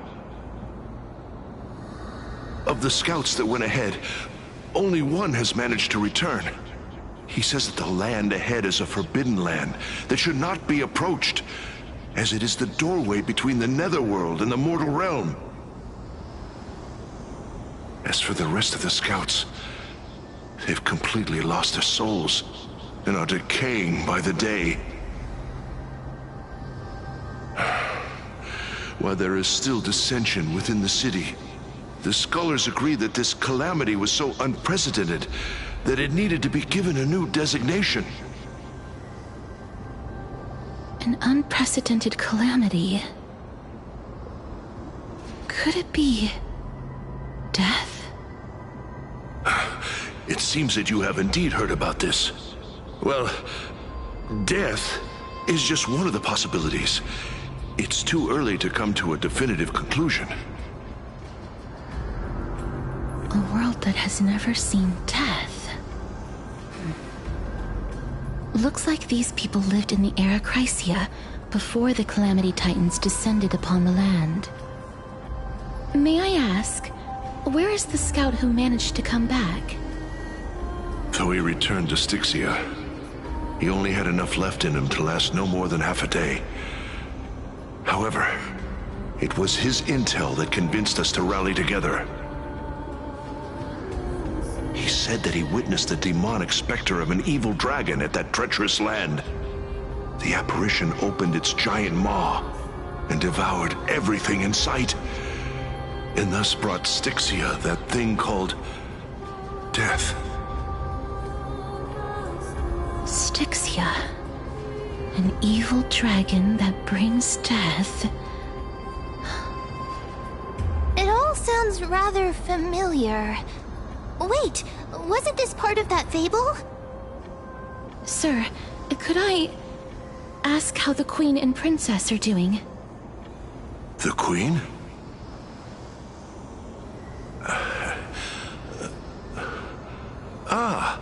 By the looks of it, you must be the foreign warriors that the Queen had mentioned, right?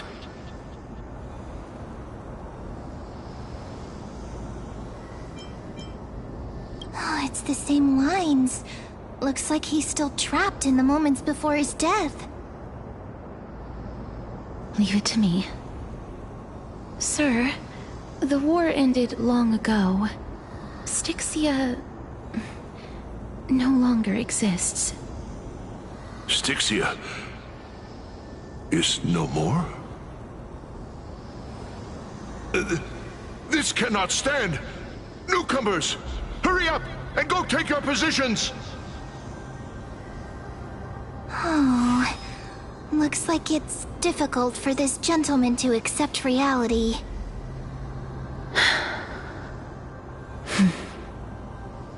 Sir, I am the Maiden of War, sent here by the Queen herself.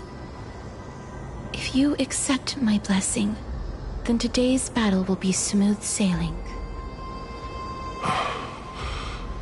Maiden of War? I've never heard of this.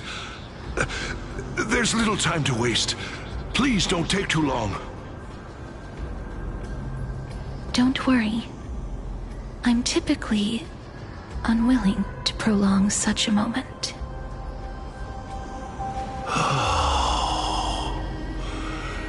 Is it over? Have we won?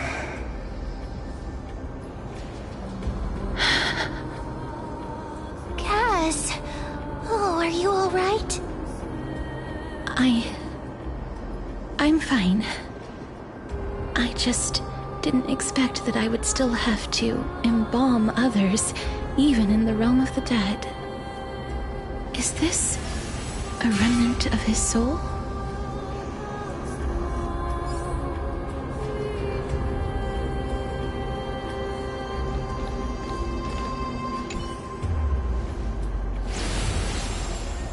Well then, why should I place my trust in you? Holy maiden from afar.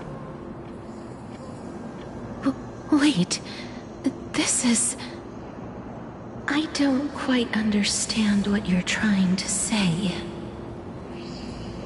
Since the prophecy has already pronounced your name as Chrysos, heir of death, Akima ought to treat you as an esteemed guest. However, you seem to have no intentions of concealing your involvement with the Council of Elders, while most likely being aware of my issues against them. I cannot deny your claim. It was the Council that offered this room to me, and they had only one request. They want the curse of death to be completely subjugated to your will. I was agreeable to that request. But why? unable to rid myself of this innate curse. However, from this day onward, I shall use it according to your will. I will never make any superfluous moves on my own. I see. So that is how they plan to control the Flame Chase journey. They have shifted the heavy responsibility of granting death over to me. If I ever become obsessed with executing people, they will then have ample reason to terminate the Chrysos Heir's journey. And yet, you seem to not mind. This is quite surprising to me. That's because the fate that we were born with is a burden far heavier than that of an individual's life. I've woven many unforeseen events into the tapestry of fate. This is but one instance. Tidy up your precious garments and come with me. Akima welcomes you, Castorus.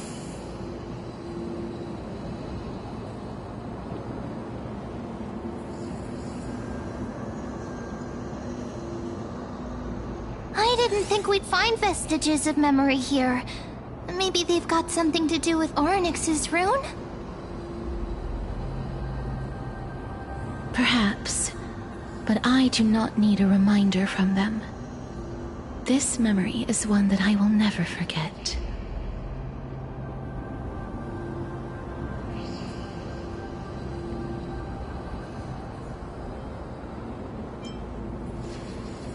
I really want to repay her for that trust. But why would this memory appear right now? Is this really Orynyx's power?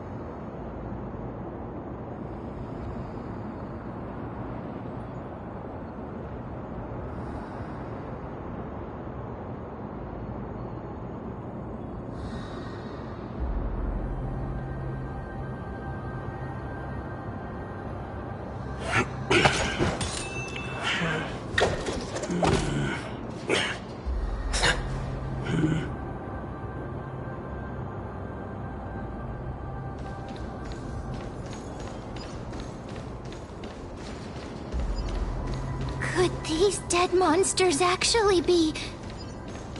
If Lady Cypher is to be believed, this could be the handiwork of Lord Mighty. He's still fighting against the Black Tide, even in the Netherrealm.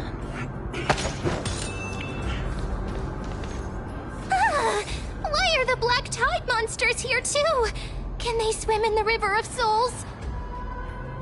Even Thanatos wouldn't be able to accept Black Tide monsters into their realm. These traces seem to suggest that anybody who trespasses upon death will pay a heavy price.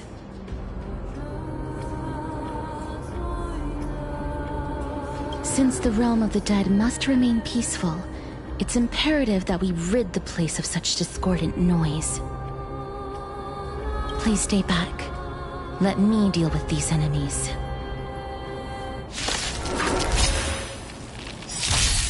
Waiting in line for a bullet? Savor it for me. Bring it on! Those with the loaded gun, those who dig their own grave. Well timed. Your end approaches. I failed to send you. Remember this. The path ahead is blocked by the River of Souls again.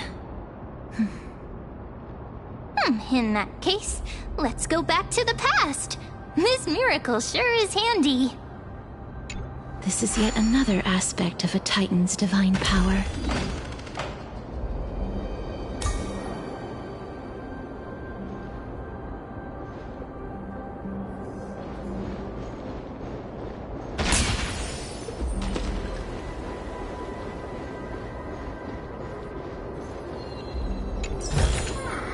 Not bad.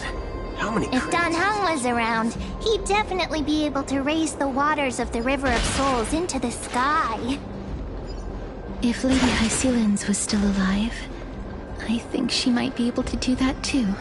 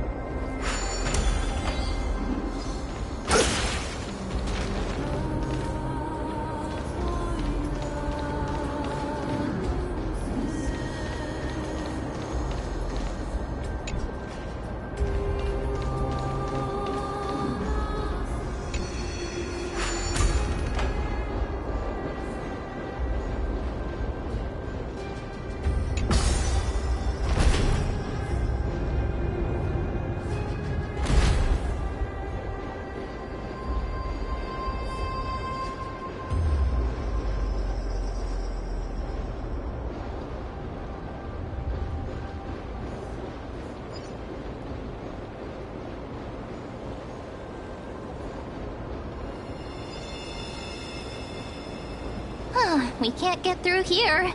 Let us return to the present.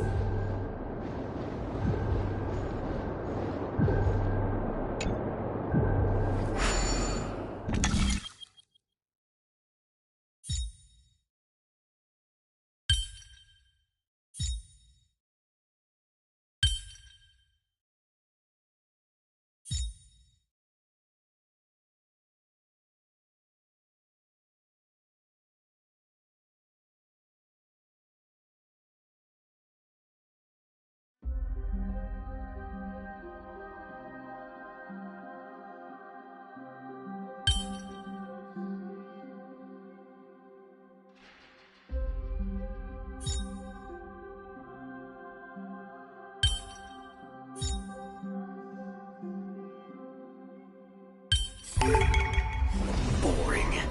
I'd rather just be shooting targets.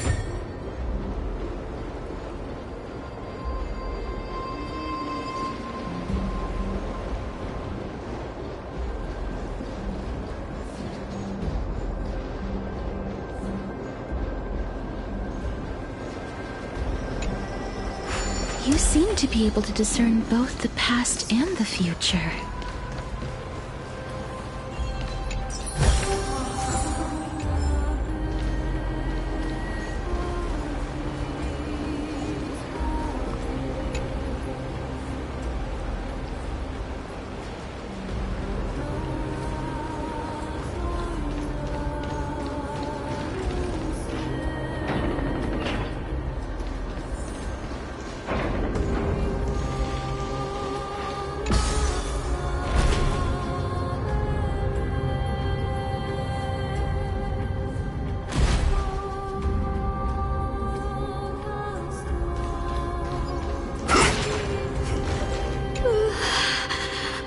Why isn't there a god yelling in the distance?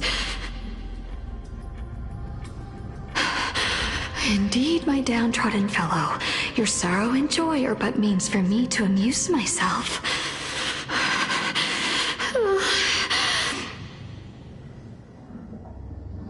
I will at least derive some comfort. If all the tears that I had shed were determined by some mightier being above. It's you people.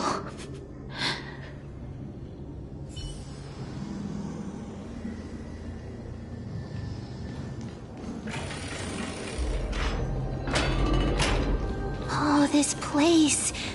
It must have been a beautiful courtyard in the past.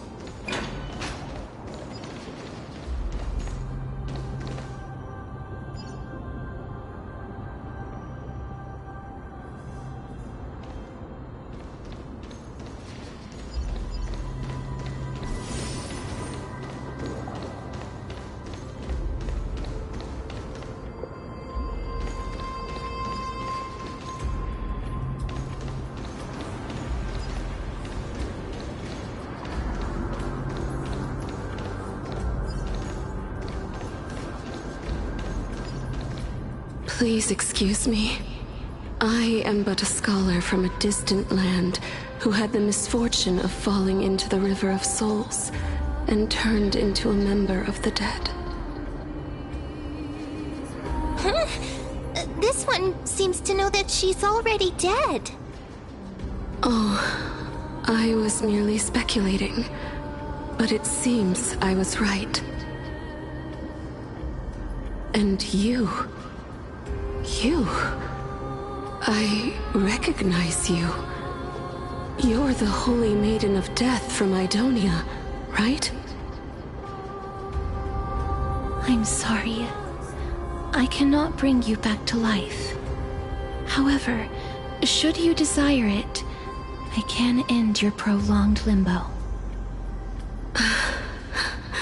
I'm well aware of that. Even if you were able to revive me, I would never choose that option. That's because I didn't fall into the River of Souls by accident. Instead, I leaped into it to seek my death. Why? If you could see the life I've led, then you would not reproach me so. My life was far too miserable. But I did not expect things to stay the same even in death. What a joke.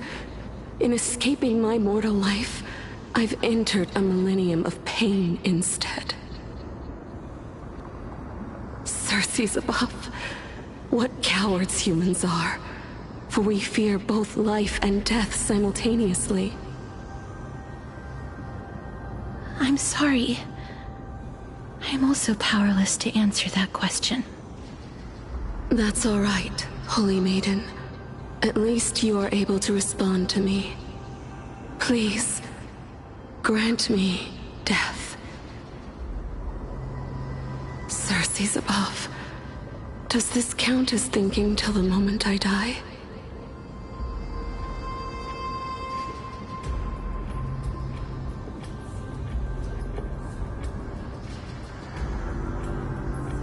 I have seen too many farewells. Her distress is quite commonplace. There are those who will end their lives over what seems to be the smallest of worries. For some people, this power that I possess is a blessing rather than a curse. But I never managed to convince myself of that. Cass, are you still trying to create a world without death? Yes, because when placed under time's vast scales, there is no worry in this world that cannot be solved.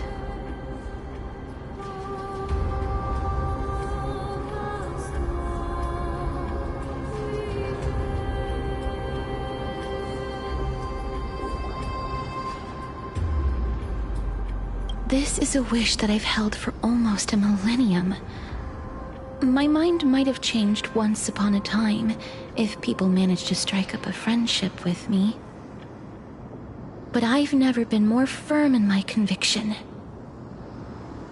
Now that I've learned about your near-death state, it is my duty to wipe death from the face of this world.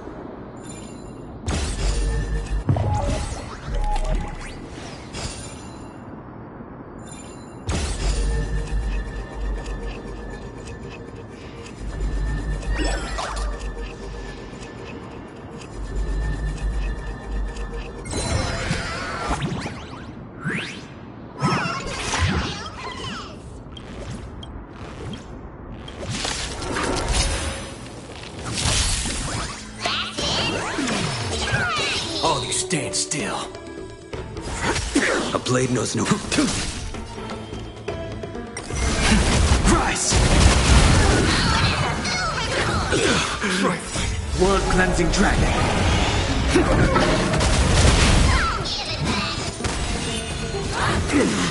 Conflict is pitiless.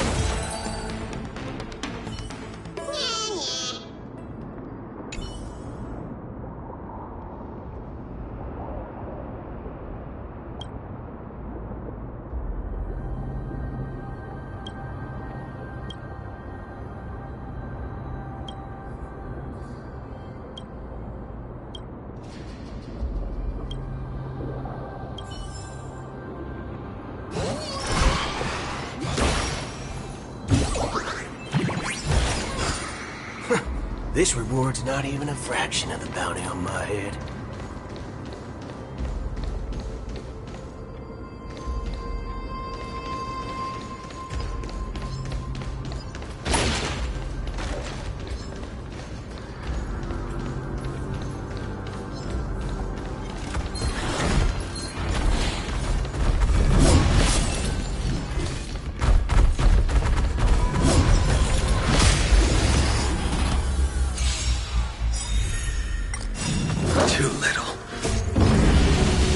Show no mercy. Haven't eaten yet. Savor it for me. Try to fail to send you. Bring it on. Time's up. Those with the loaded gun. Those who dig their own grave. Well timed. Your end approaches.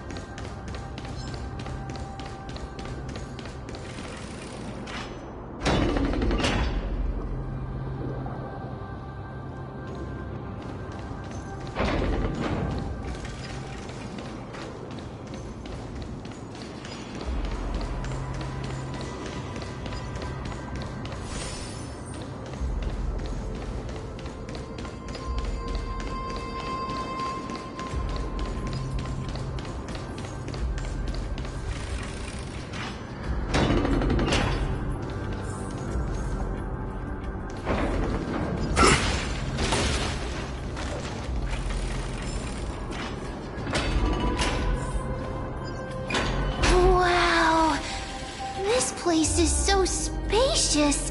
Is this the kingdom's vault?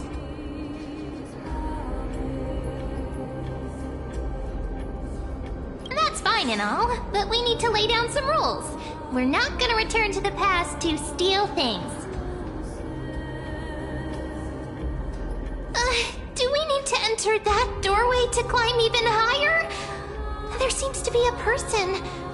Oh, more like a soul guarding it.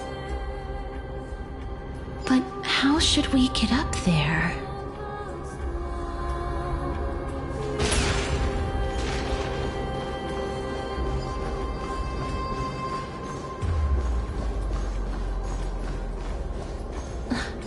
The path is blocked yet again.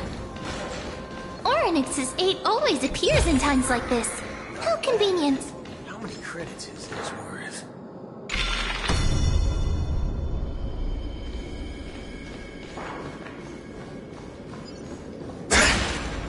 Look, there's even a platform lift over there.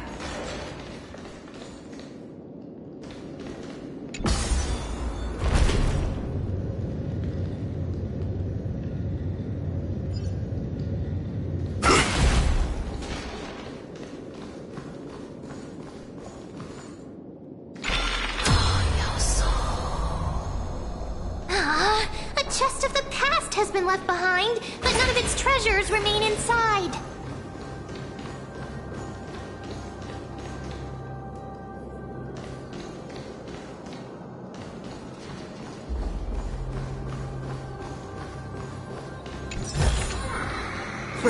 This reward's not even a fraction of the bounty on my head.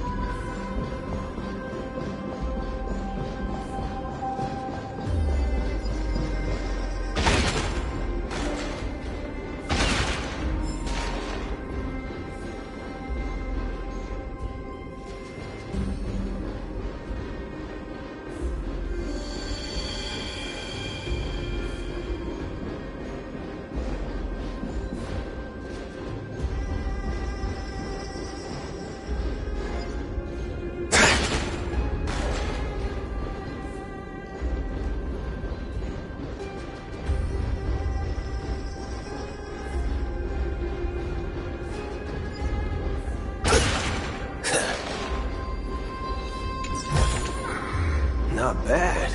How many credits is this worth?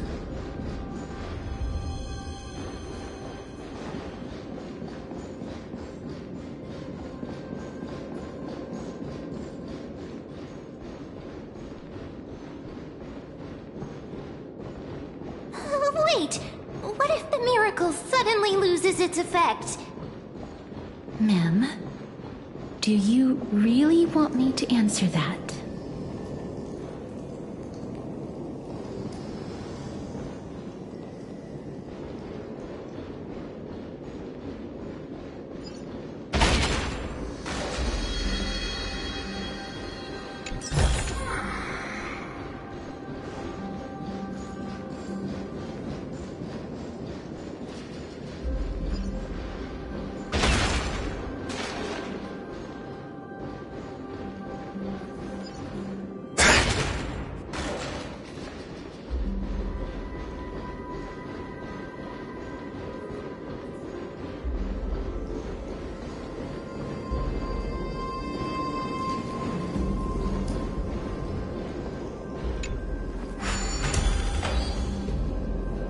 Stay back!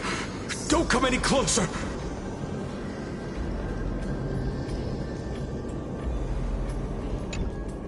Don't come near me! Huh? Why does he look so panicked? Did the Black Tide monsters frighten him? Or is he actually scared of his own extraordinary power?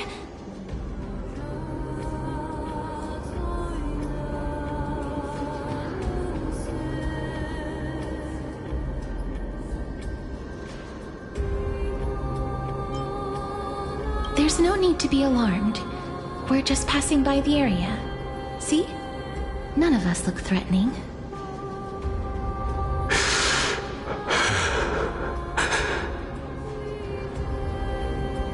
You have a point. Although... while this might once have been the royal vault, it's since been plundered empty. So please go away right this instant. You've misunderstood us. We simply heard your shouts as we were passing by, then decided to come over to find out what happened. My goodness. Did I really yell out loud? How rude of me. I'm sorry to have bothered you. I merely saw a warrior. While that spirit didn't harm me, his blows really packed a hefty punch. A warrior? Could it be... Wait a minute. You seem to be quite different from him. Are you actually alive? How can you walk around here while alive? It's a long story. We're here to seek an audience with Thanatos. Thanatos? Who's that? Is it possible that he's also living in the era before death descended? Death? Could it be that you are here to defeat the evil dragon Pollux? Pollux? Is that the embodiment of No. Death? According to the warriors under the Centurion's command, that evil dragon has been dead for quite a while. The curse that condemns people to death didn't originate from it. But they saw a girl within the dragon's embrace, and she is the true Reaper.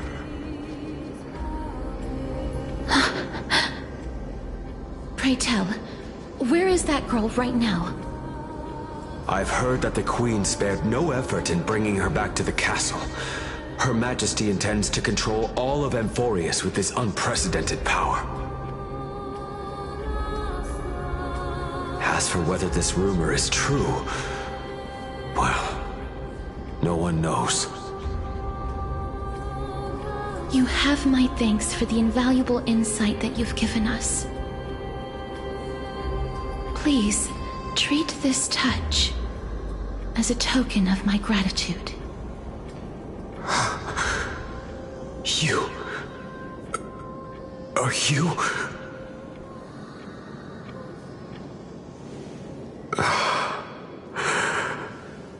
Thank you. This is his...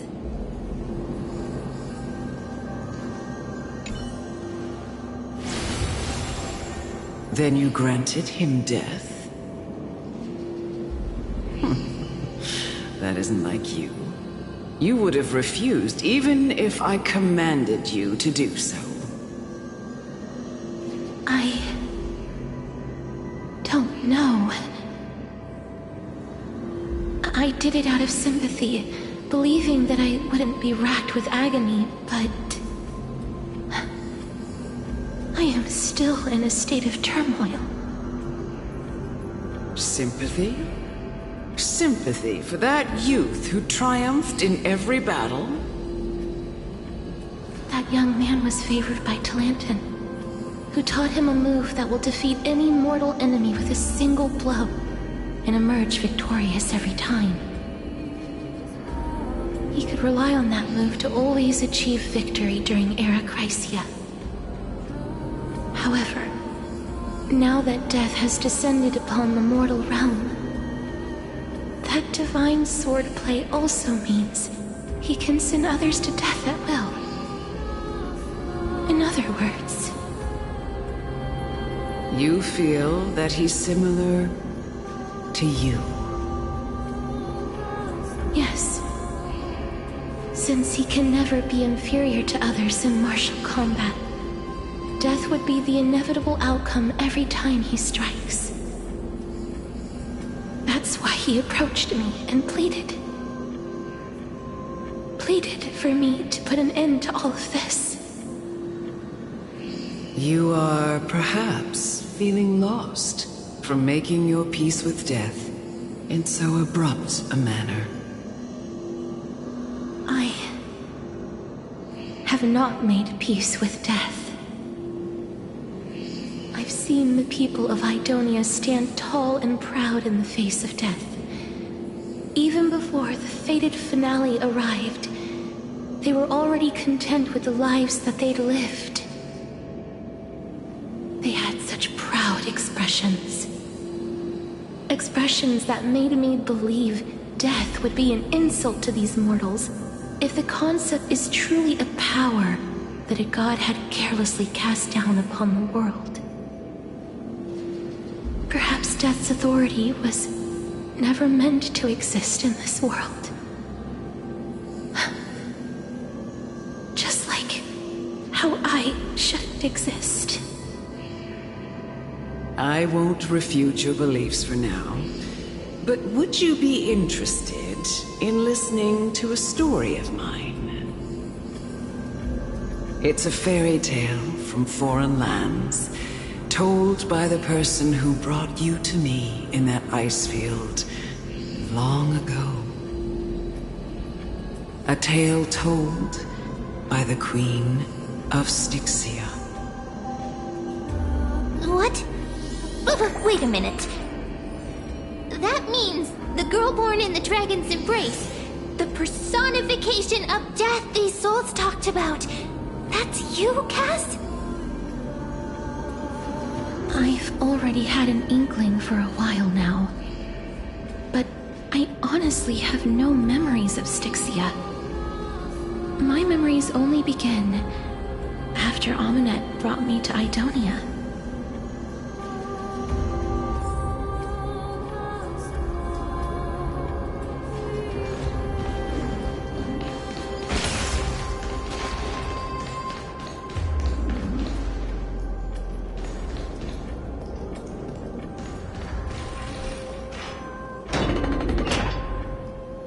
Don't look back. Keep moving forward. Always. It's yet another eulogistic butterfly. Are we getting closer to the Netherrealm?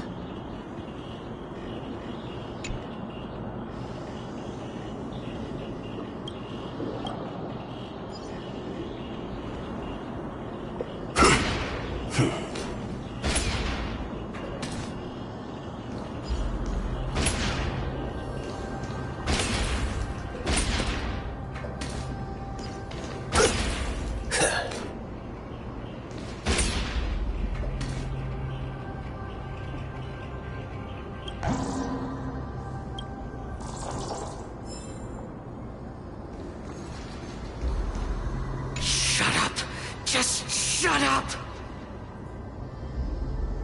Even if that girl is evil, there's no reason for you to absolve that monster. It was the both of them, who trapped us in this crevice between life and death.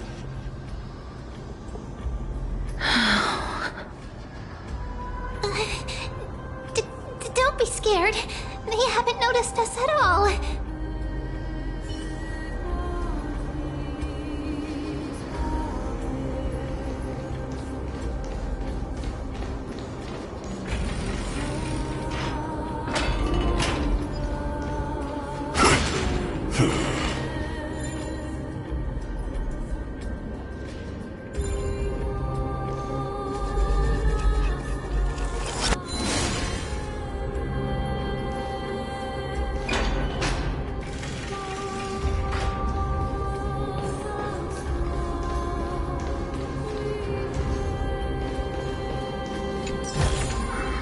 Not bad. How many credits is this worth? Oh, this is...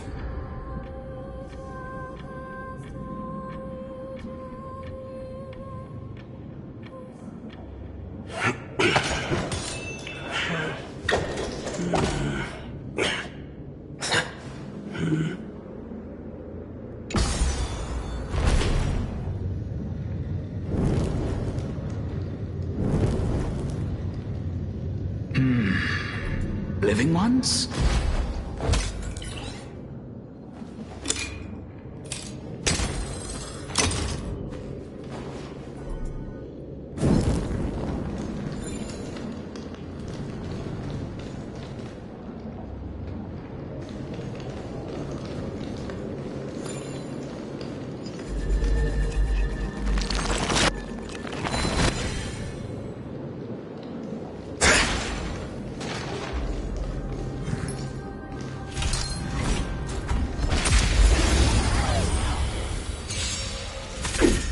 Bring it on!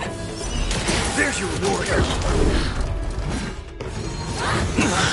The fight is set. Savor it for me. Failed to send you. Remember this. When it's time to shoot, quit yapping.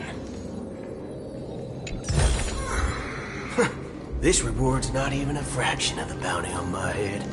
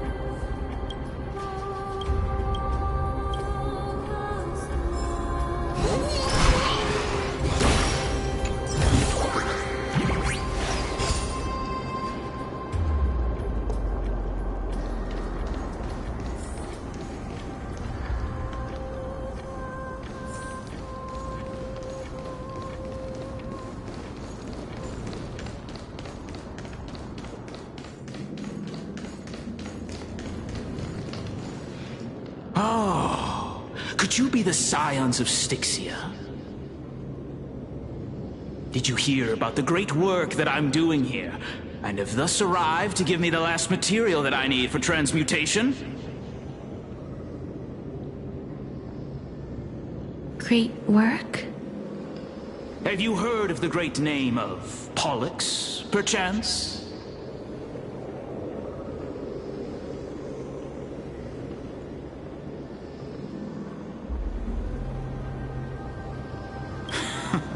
You have?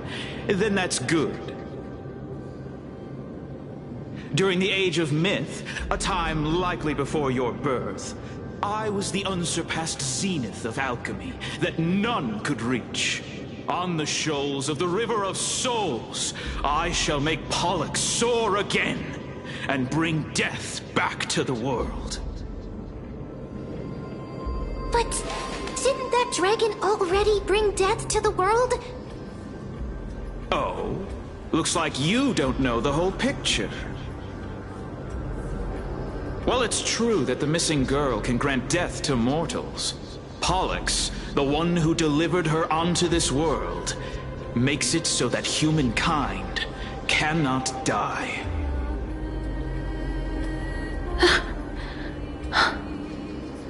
So, it's just as I feared.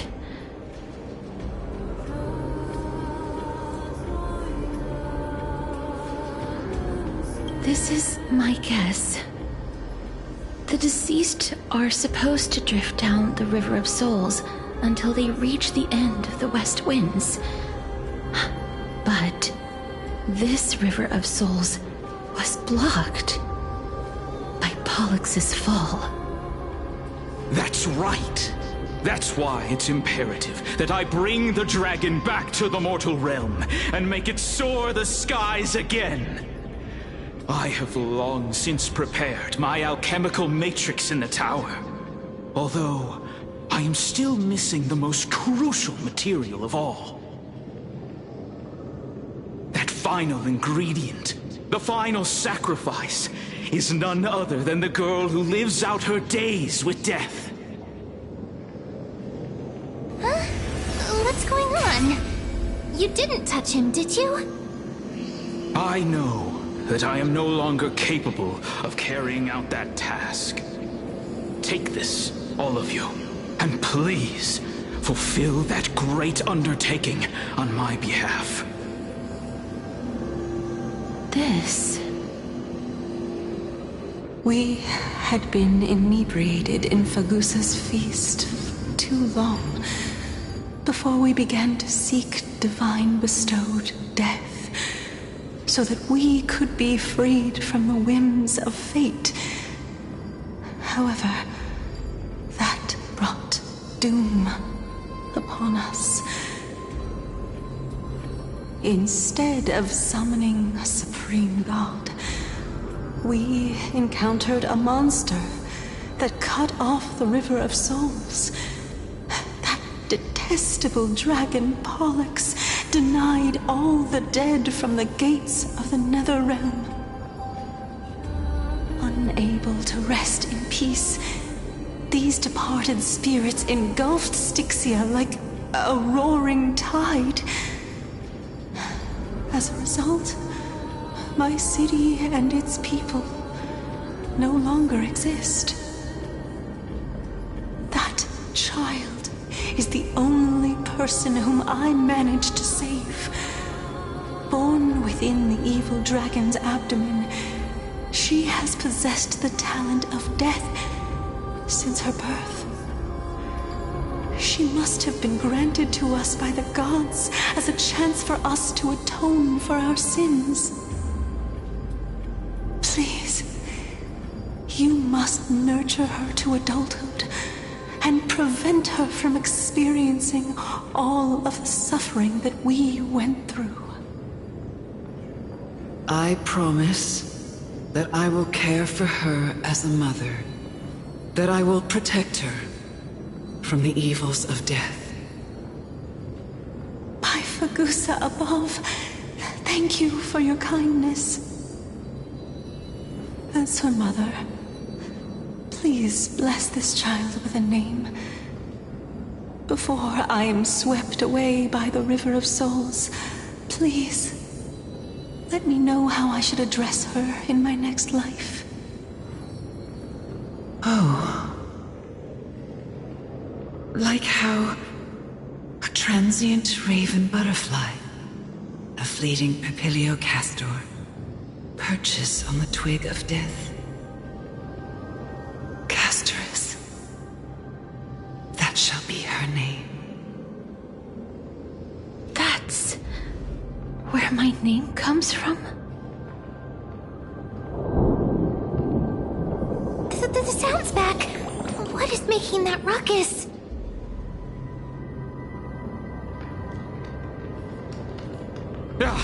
Living ones, don't waste your time bickering. The Netherrealm's wrath is falling upon you. Black Tide Creations. When did they... Mister, please fight them with caution. Be careful not to suffer the same fate as those Black Tide creatures!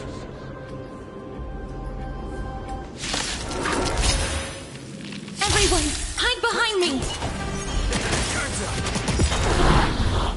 Those with the loaded gun. Those who dig their own grave. There's so many of them. How are we holding up? Aim for the fight is set.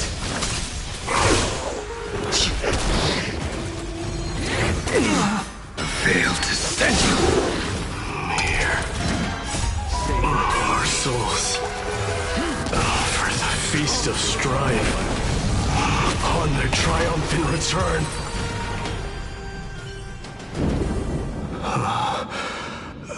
You? Lord Mighty?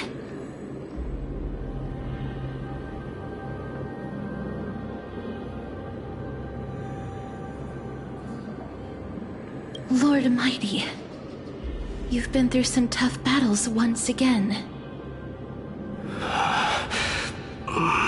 That black tide is endless.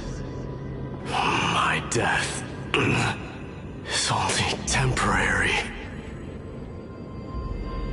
I will find my path of return and go back to the world of the living and continue my protection. Lord Mighty, I have always wanted to. Why does death reject you? I'm the one resisting it. I must resist the temptation to go with the flow. I'll go against the current and kill my way out of this cursed nether realm. That is my destiny.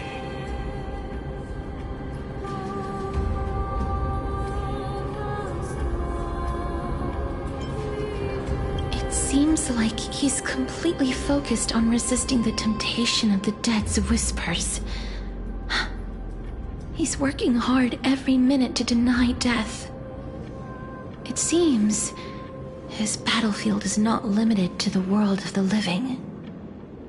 Lord Mighty, are you willing to travel with us? We're headed for the Matrix inside that tower, to summon Thanatos from their prolonged concealment.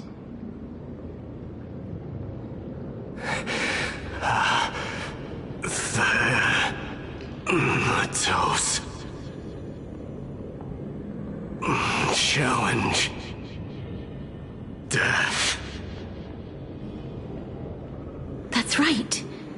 If we can work together and defeat them, you won't have to be troubled by the curse of immortality any longer.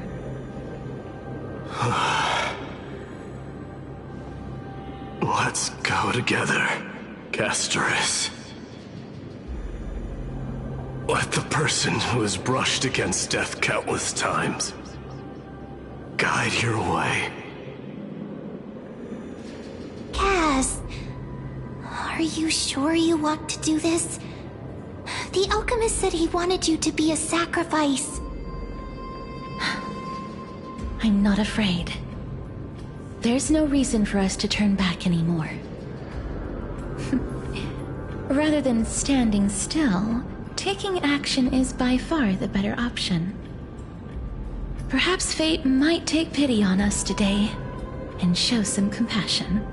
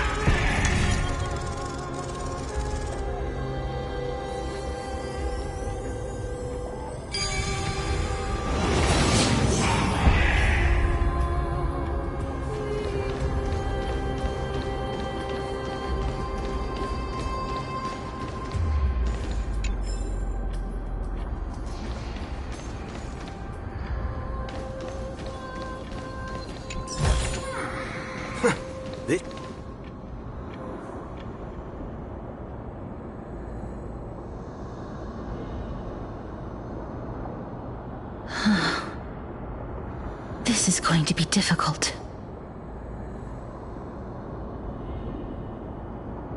I'm familiar with this kind of mechanism. But I've never repaired broken chains.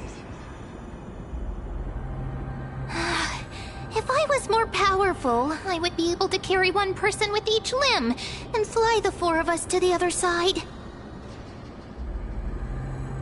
The Rune of Recollection is here, but I can't find the miracle orb anywhere. So weird. Oh, could it be in that collapsed tower in the distance?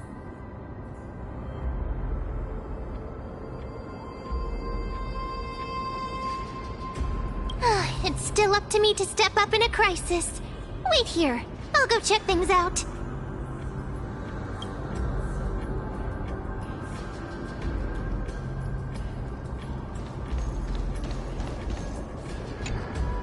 Just shout for me when you need my help! Got it! Just leave it to me!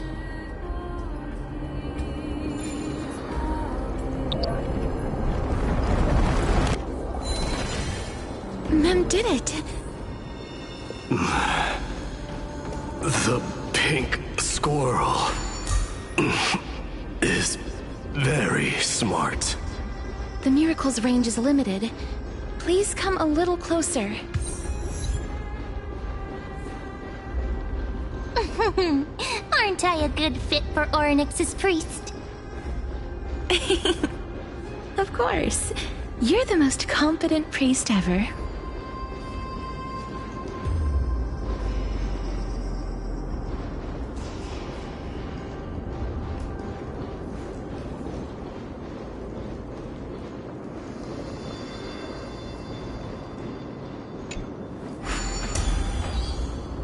The alchemical matrix should be behind this door.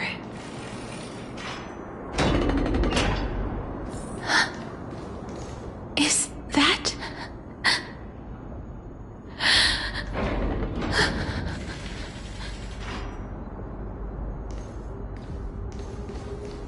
Wow, there are so many of you!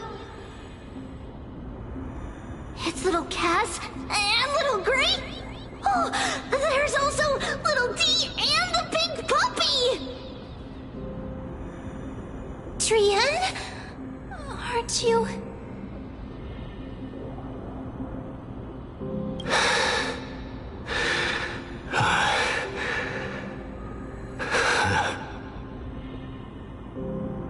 This is the first time I've encountered a deceased friend while going upstream in the River of Souls.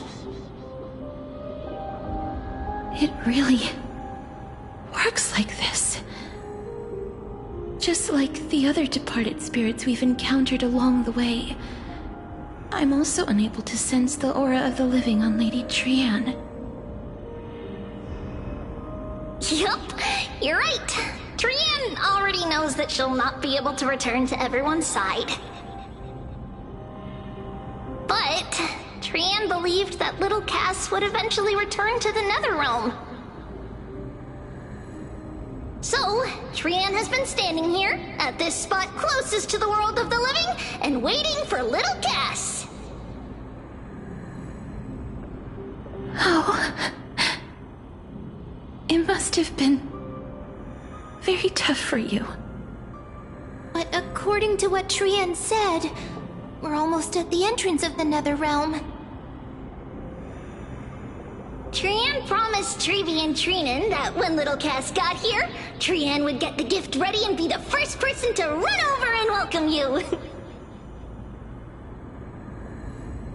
So, little Cass, don't cry. Please, accept this. We finally finished it! This is what Lady Trevi once mentioned. The gift for me that you didn't manage to finish. The Holy Maiden of Janus. Even when separated by life and death, their thoughts are still connected. Trian spent a lot of time drawing this. Trian hopes that little Cass likes it. Seriously? It's seriously a wonderful drawing. Lady Trian,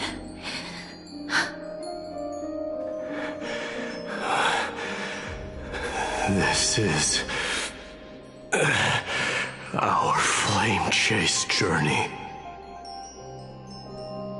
Little Cass, we don't know what your journey was like before. Treevee has always said that it must have been a very harsh and frightening journey.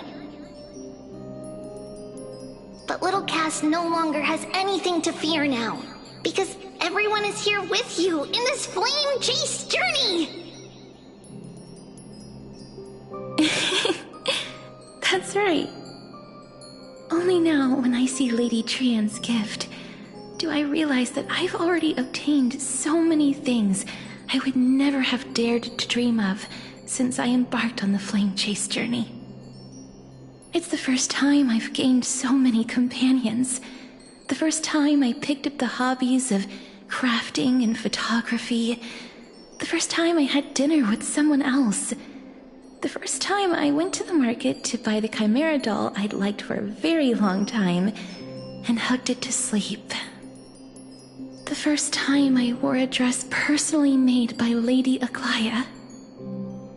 The first time I went for a walk with Lady Treevee, Lady Trian, and Lady Trinan. The first time I enjoyed the night breeze and looked up at the stars with Miss Hyacin. The first time I took care of Dromesis with the Trailblazer.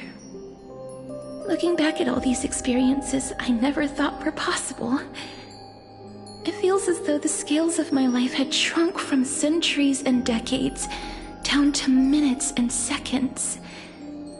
And all of them are so precious. I took countless photos in the past, but they're all black and white landscapes. I don't have a single one with friends. If I had known, I would have taken more pictures.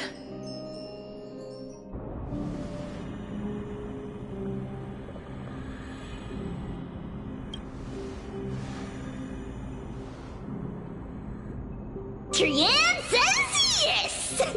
Trian likes little Cass and would love to take a picture with little Cass. Sadly,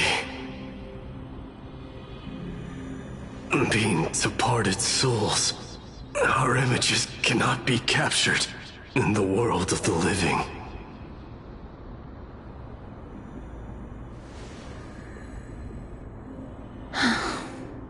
I thought so too. What? Are we seriously going to leave any room for regret?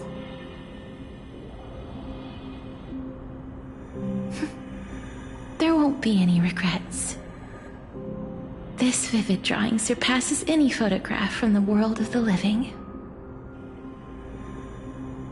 Little Cass smiled.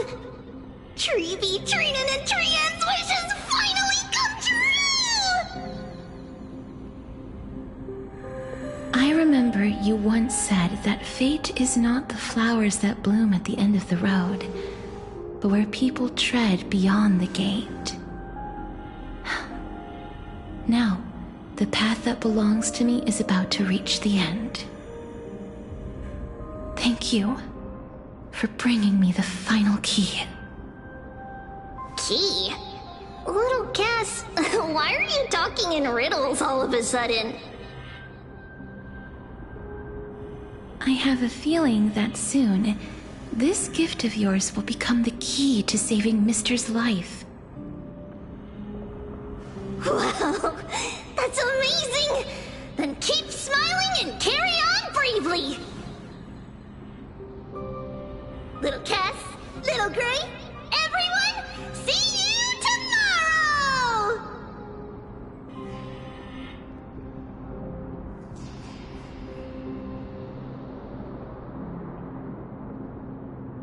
Lady Trian. The aura of this place. We have indeed reached the end of the stream of souls. If I go any further, I might lose myself. I must leave now, for the Black Tide still wreaks havoc in the realm of the living.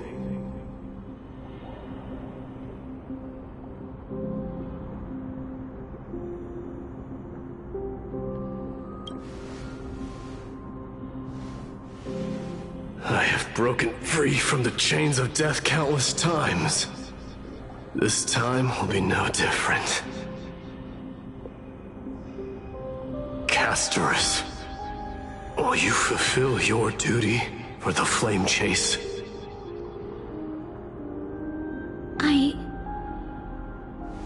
I have yet to make my decision, Lord Mighty.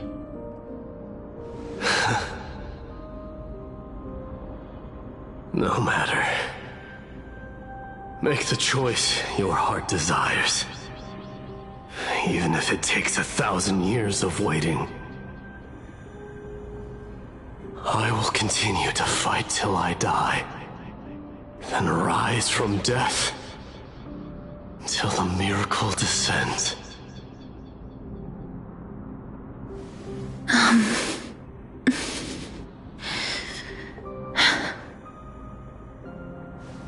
There is one more thing you should know, Lord Mighty.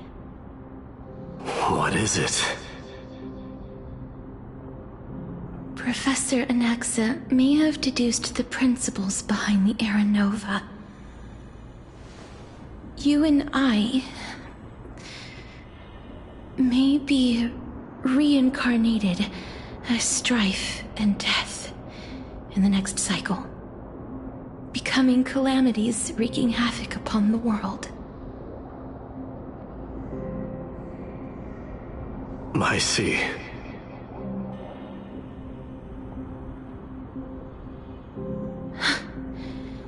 Is that all? Are you going to accept such a fate without complaints? Do you have a strategy to shatter the shackles of our fate? I haven't found it yet. Perhaps I never will. Then, cease wasting your thoughts on futile matters.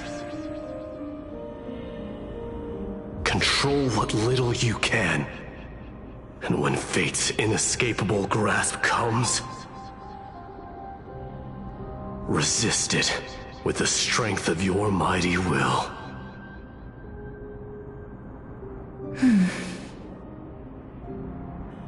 Thank you, Lord Mighty.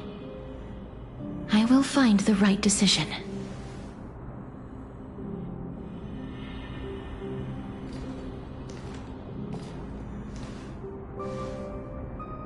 In the name of strife, may you meet a fitting end. This must be the alchemical matrix the spirit mentioned. Let's see. We need to insert Aquila's sky, Georios' earth, Kefali's fire, Fagusa's ocean, and Nestia's love. It seems our sweet Princess Homebody has made up her mind. In that case, seamstress, I suppose I no longer need to deliver your message. My time is rather precious after all.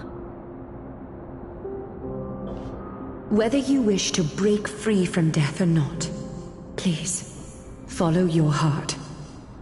By the promise you once made, I ask that you fulfill your duty one final time. Castorus, please, live as a human, and die as one. According to that alchemist, the final piece is supposed to be me. However, he is not privy to the past, and therefore cannot see the full picture. The past? I saw the twins of death in Kefali's memory, and now I am certain that I was one of them. The trial of the Hand of Shadow demanded taking the life of your family. I died during that trial, falling before the gate to the new world. And my sister, whom I never met, became the Titan Thanatos of this cycle.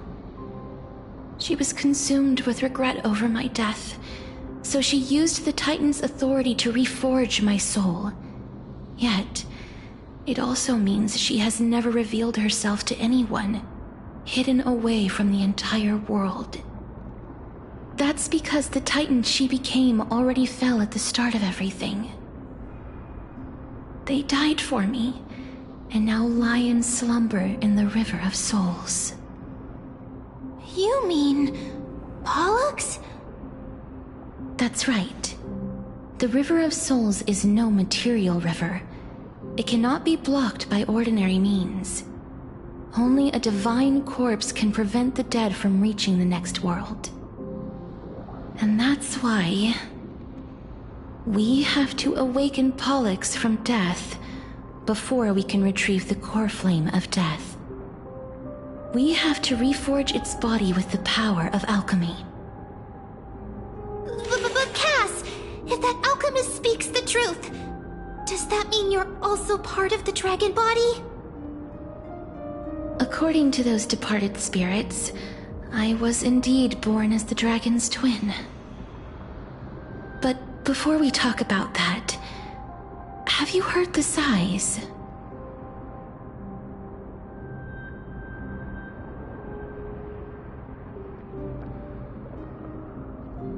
I heard them too. So what are those? I think it's probably the sign of Pollux's wish being fulfilled. They must have realized how heavy a price they'd need to pay when they used their divine authority to resurrect a dead woman. That's why they exerted every ounce of their strength to send me to Styxia, a city that called for death, a land where none is hostile to death. They never saw their wish fulfilled and fell so prematurely, all because they wanted to give me a new life. Pollux must really want to know how their sister has been after giving their all to save her. That wish is the reason Pollux's soul still lingers in the mortal realm even after their fall, quietly watching and documenting every detail of their sister's life. So instead of picking up objects on the way here, we were instead showing things to a strand of yearning that lingers here. Now, we must weave these yearnings together and restore them into Pollux's complete soul. but all of this is just a hypothesis, right? What if we go through with the ritual and it turns out totally different? That's fine. As Professor Anaxa often reminds us, such is the nature of alchemy. The true outcome can only be known once the process is complete. This is why alchemy is also known as the miracle of creation. Now, the puzzle of Pollux's yearnings is nearly complete, with only one final piece remaining. I shall reveal what they have been yearning to know in the alchemical matrix. I will show them my whole life since I left Styxia. Lady Trian has already drawn a picture of my entire life, and it is now in my hands.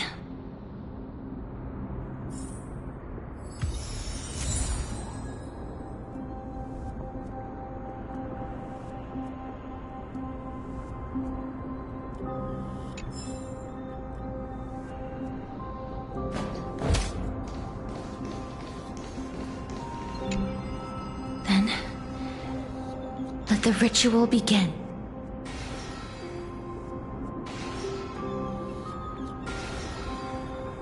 And now, the objective is complete. That is all. Such is what Professor Anaxa always says after preparing for an alchemical ritual. And now, Pollux, I shall lift you from the river of souls and reforge your soul.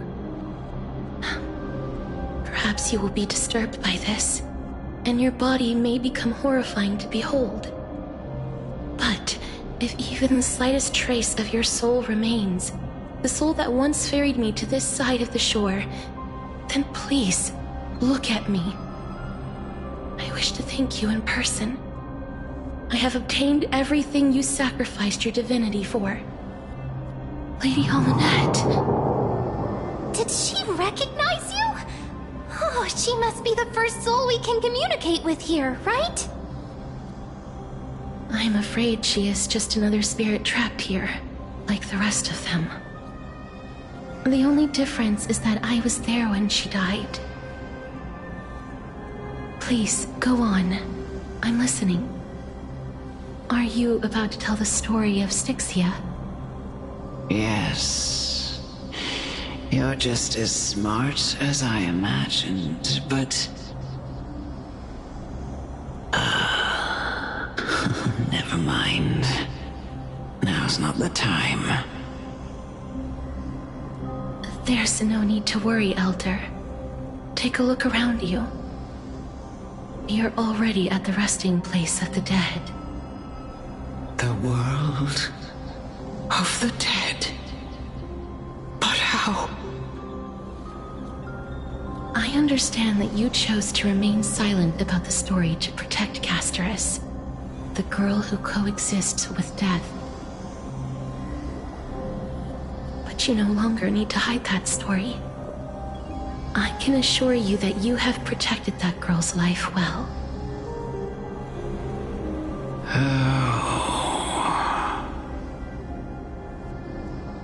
Well, in that case, let me begin. Styxia, the pearl of the ocean, plagued by unwarranted calamity and ravaged by death in the fairy tale. It was the first city-state to shift their faith towards death, even before Idonia did. From where you stand now, I suppose that's a bit hard to believe. Right? Indeed. I cannot imagine that those from the Era Chrysia, blessed with eternal life, could ever yearn for death. I have pondered the same question, child. But I am afraid there is no clear answer to it. Journeys and epics are only glorious and magnificent because all things eventually fade to dust. That's how someone once explained to me why death is necessary to the world. But I still can't take that as the final answer. Would a world without journeys and epics be worse off? I take it the one who spoke this line was a general, or perhaps a warrior. I, however, did find some inspiration in these words. Would you like to hear my thoughts, Casterus? Please enlighten me, Lady Almanette. Though I have already made up my mind on how to handle the authority and core flame of death. Your words might truly guide me toward the path forward. You and I are neither warriors nor generals. Therefore, journeys and epics cannot truly resonate with us. But what if I reframe it like this? What if love is not a trait bestowed upon mortals by Nestia, but a blessing from death? love. No one ever invented the word cherish in the era when life was eternal. For all the good things in the world can be revisited endlessly, and every bond formed carried no risk of being severed. The so-called Era Chrysia was an age devoid of both virtue and sin. People did not truly live. They simply existed, going through the motions without passion or purpose, then waiting for something to happen.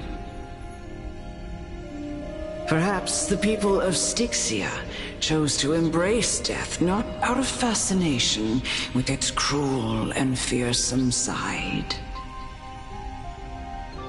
but instead became fixated and obsessed with the impulses and desires tied to a finite existence.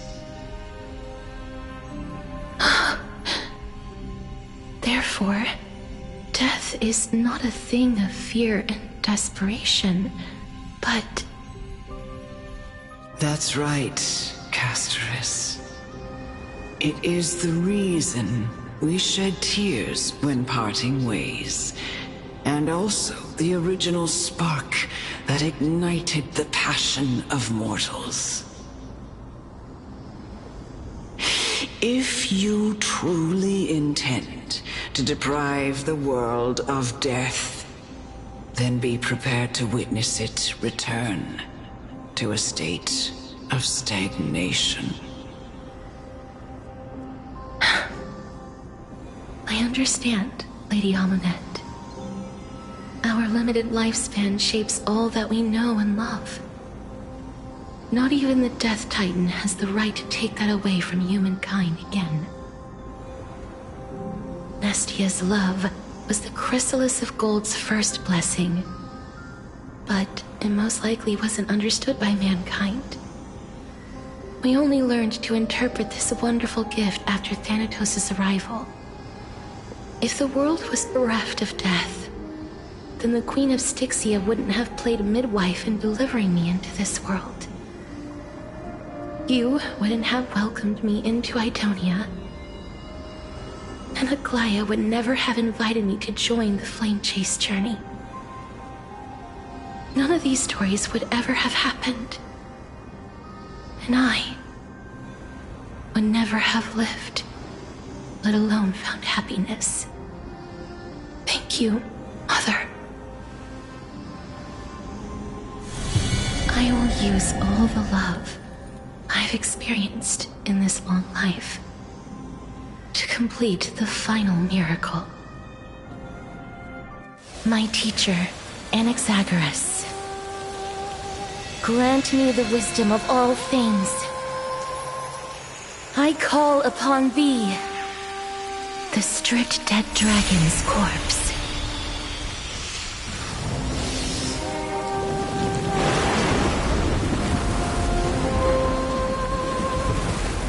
Rises from the earth, falls from the sky.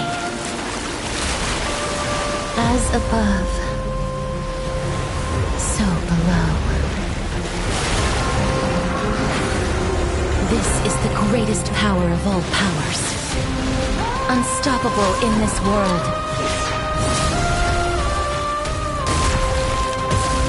The great work that commands all death. I shall grant you embrace.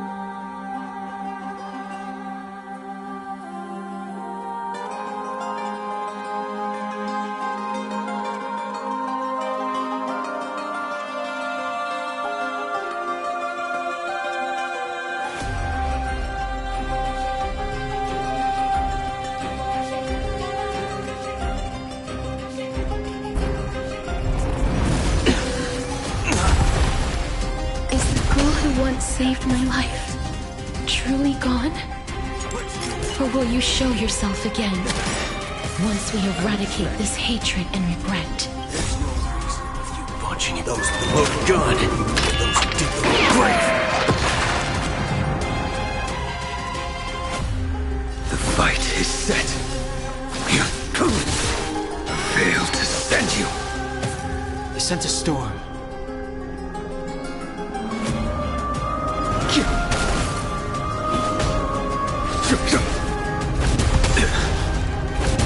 Grace.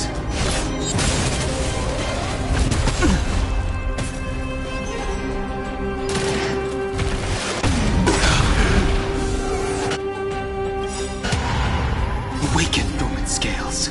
World-cleansing dragon.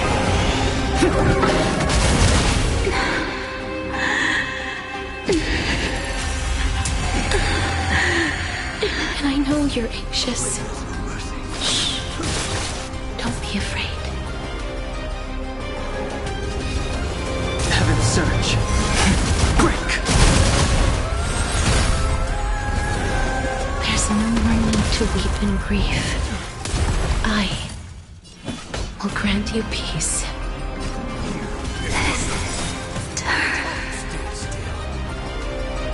Yes, it's me. I'm back. Show no mercy. Bring it on. Aim for the heart. Failed to send you. Well timed. I will dispatch you. That paradise may be unreachable. Savor it for me.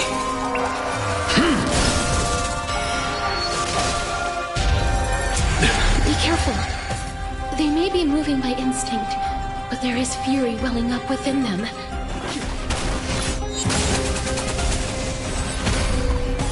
There's no time to lose. Please, don't turn back to the Netherrealm.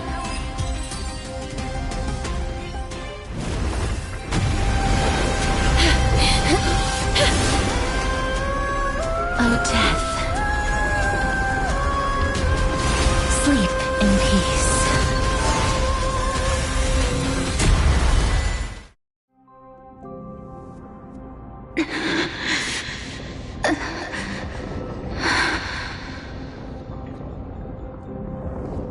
I'm sorry I have to wake you up from ancient death. And I know you're anxious. Shh. Don't be afraid.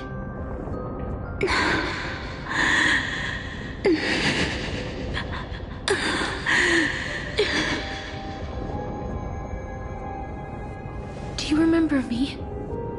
I'm the girl you once carried across the Sea of Souls. I'm sorry I wasn't able to remember you, but with the help of many people, I was finally able to pick up these broken fragments of my past. I'm back, Pollux.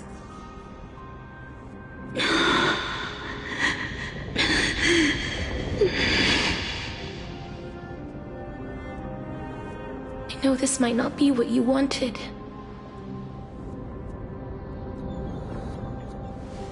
But I have to do this.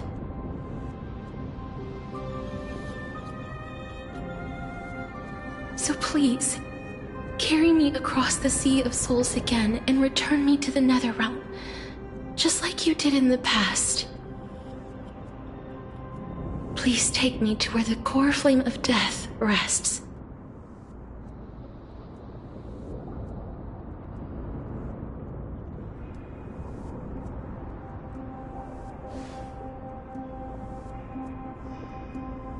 I'll be going now.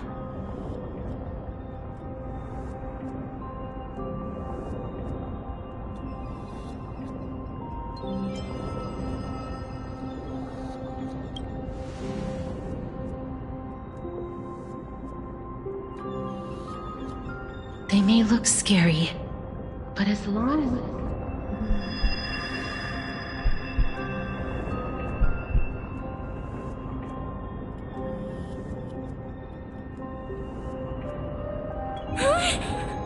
What's wrong?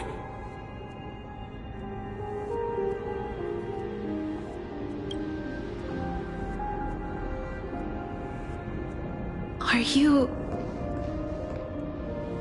What's wrong with him? His time is almost up. If I don't go now, I'm afraid his soul will return to Thanatos' embrace before me. What? Oh no! Is there anything we can do? Don't worry. I promised I would ask Thanatos for the Trailblazers' right to roam the Earth again. Mem, stay here and keep a close watch until I return, all right? All right. I'm the best at taking care of others. Go on, Cass.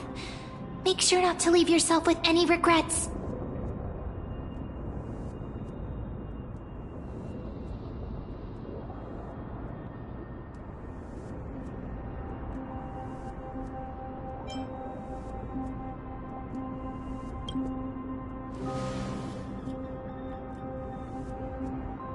It's a deal then.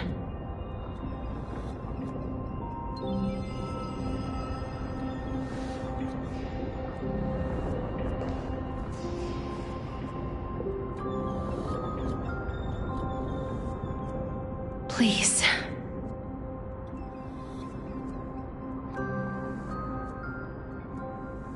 Wait for me.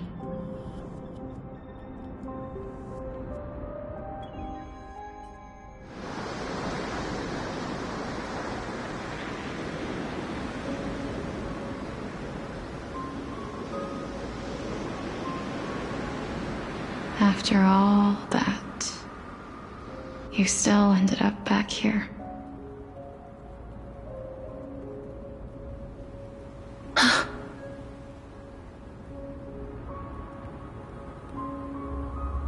So the legends were true. The Netherrealm really is a sea of flowers. Yes. Just like the flower fields we tended to back then. Is that you, Polixia? Do you remember me? I don't have the memories from that time, but I've seen you before during an experiment. I see. Call me Thanatos, then. It'll be easier. However, since you recognize the name, you must already know everything about Thanatos, right? Yes. I'm here to reforge the order of life and death in Amphorius.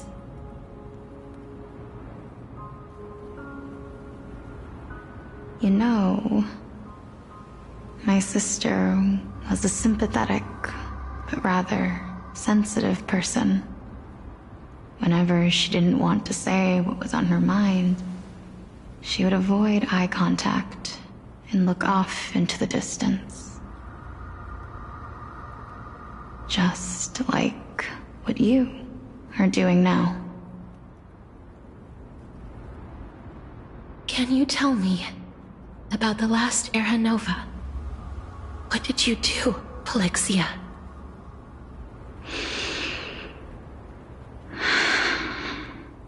Where should I begin? I suppose we can start from the beginning.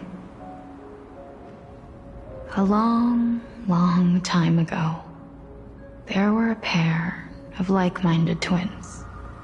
As foretold in the prophecy, they were chosen to be successors to the god of death. But fate was cruel. The price of attaining divinity was to take the life of a family member with our own hands. That trial was indeed recorded in that memory. Then you should already know that my sister voluntarily gave up her own life, so that I could ascend as the demigod of death. But I couldn't accept that. Why did we have to kill each other for a future she'd never see herself? That's not fair. So, while weaving the laws of the new world, I shattered the forbidden bottom line for life and death. I reshaped my sister's soul and took the form of the great dragon Pollux to carry her up the River of Souls and back into the mortal realm. But our fates were already decided and manifested in unexpected ways in response to my futile actions. Aging is an unbreakable law of nature laid upon humankind, created at the same time as death. When the living die, their souls will meet Thanatos, who would determine where every soul goes. If the Reaper raises their left hand, the soul is granted death and allowed to enter the Netherrealm to await reincarnation. If they raise their right hand, the soul is rejected by the Netherrealm and returned to the mortal realm to continue walking the earth. That's why the Hand of Shadow can only lay down judgment and not embrace another being. Yes. Death was originally a pair of hands, but they were split in twain when we reached the mortal realm, never to touch each other ever again. The half of Thanatos that represents life, the undying human who grants death, that was the curse I forced upon you. Then, what about you? As the half of Thanatos representing death, I shoulder the fate of defying death. I died the moment I entered the world of the living. From then on, my Titan also no longer existed in this world. The cycle of life and death stopped. Souls were denied their audience with death, and were left stranded within an ever-rising river of the dead. What irony. My selfish desire to save your life gave you and the world a fate far worse than death instead. Then, what was left of my reason was left behind in the Netherrealm, where I've been taking care of these flowers day after day, until there is now a sea of them, all while mulling over the subject of life, death, parting, and enduring an endless loneliness.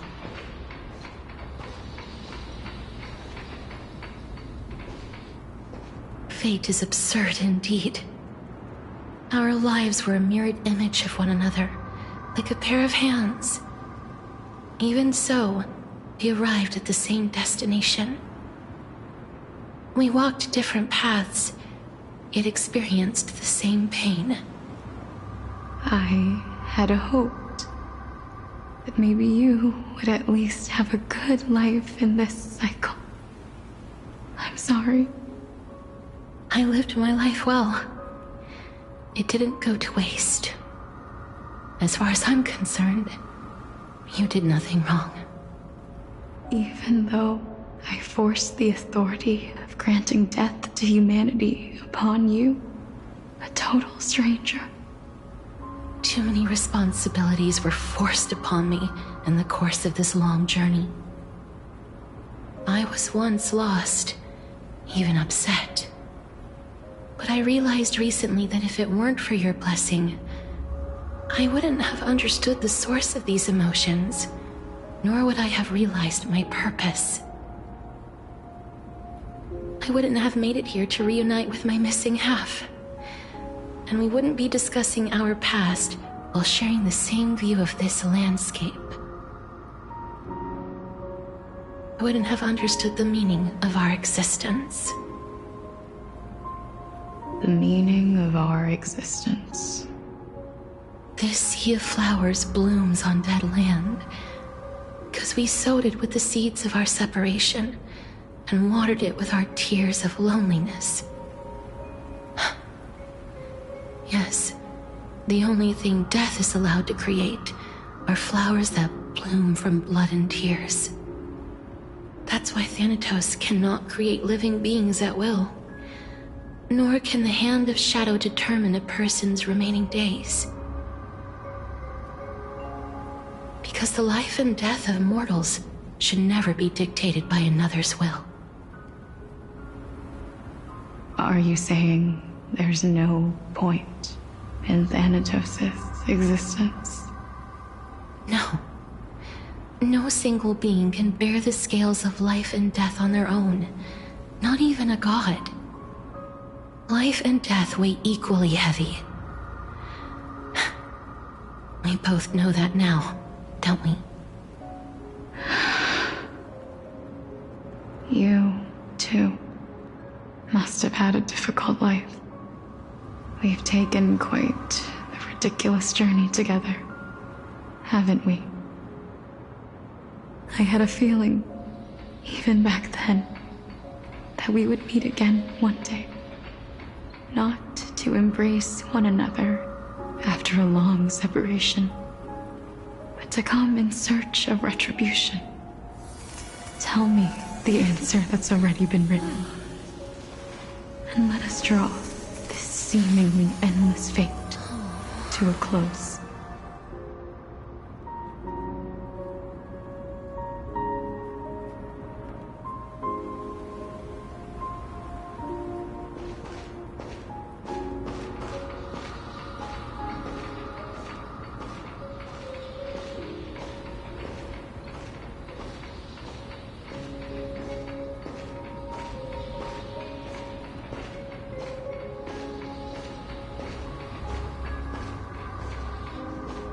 It's been far too long. I've waited here for centuries, watching day after day as desperate spirits are denied by this lonely wasteland. I always hoped I would see you among them, but I was also afraid of seeing you. I didn't know how I could possibly face you again, but more than anything, I was afraid that you might have forgotten all about me. I know. But don't you see, Polixia? I made it back anyway. You don't have to shoulder death's authority on your own anymore. It was always meant to be held in two hands anyway. So, let's give our core flame to him, and have him take it back to the mortal realm. Give humanity back their cycle of life and death. Our responsibility as Thanatos was never about picking out favorite souls. We were only meant to watch over life. Let's tend the field together, and create a warm sea of flowers for all the souls to come.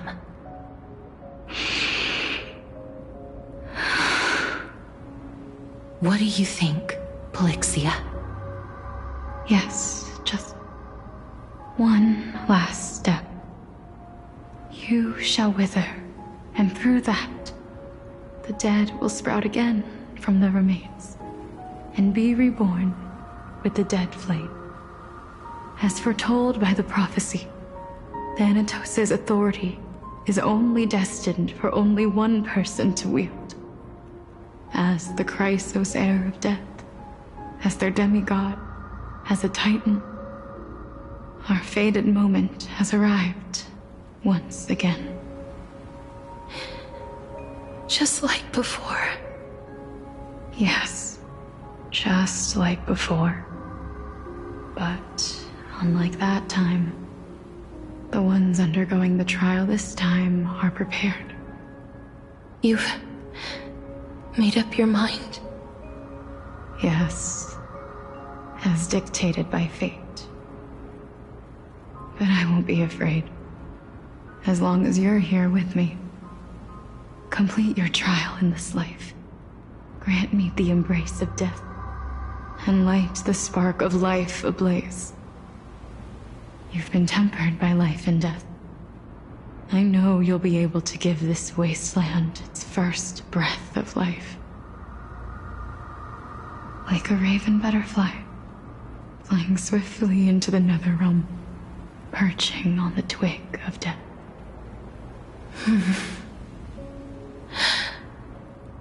I will. After this, I will remain permanently in the Netherrealm.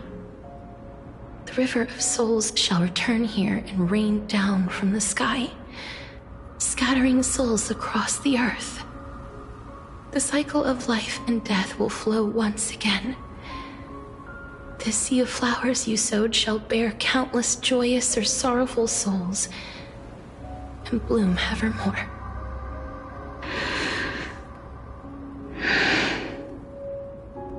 Thank you. Just one last thing. Can you grant me one wish? Of course. What is it? Please, don't forget me. I promise you, when we meet in the next world, even if I have endured another reincarnation, even if we do not know each other's names, I will still hold you tightly in my arms, just like what I did when we were born. Casterus. Casterus. You're as beautiful as a fleeting butterfly.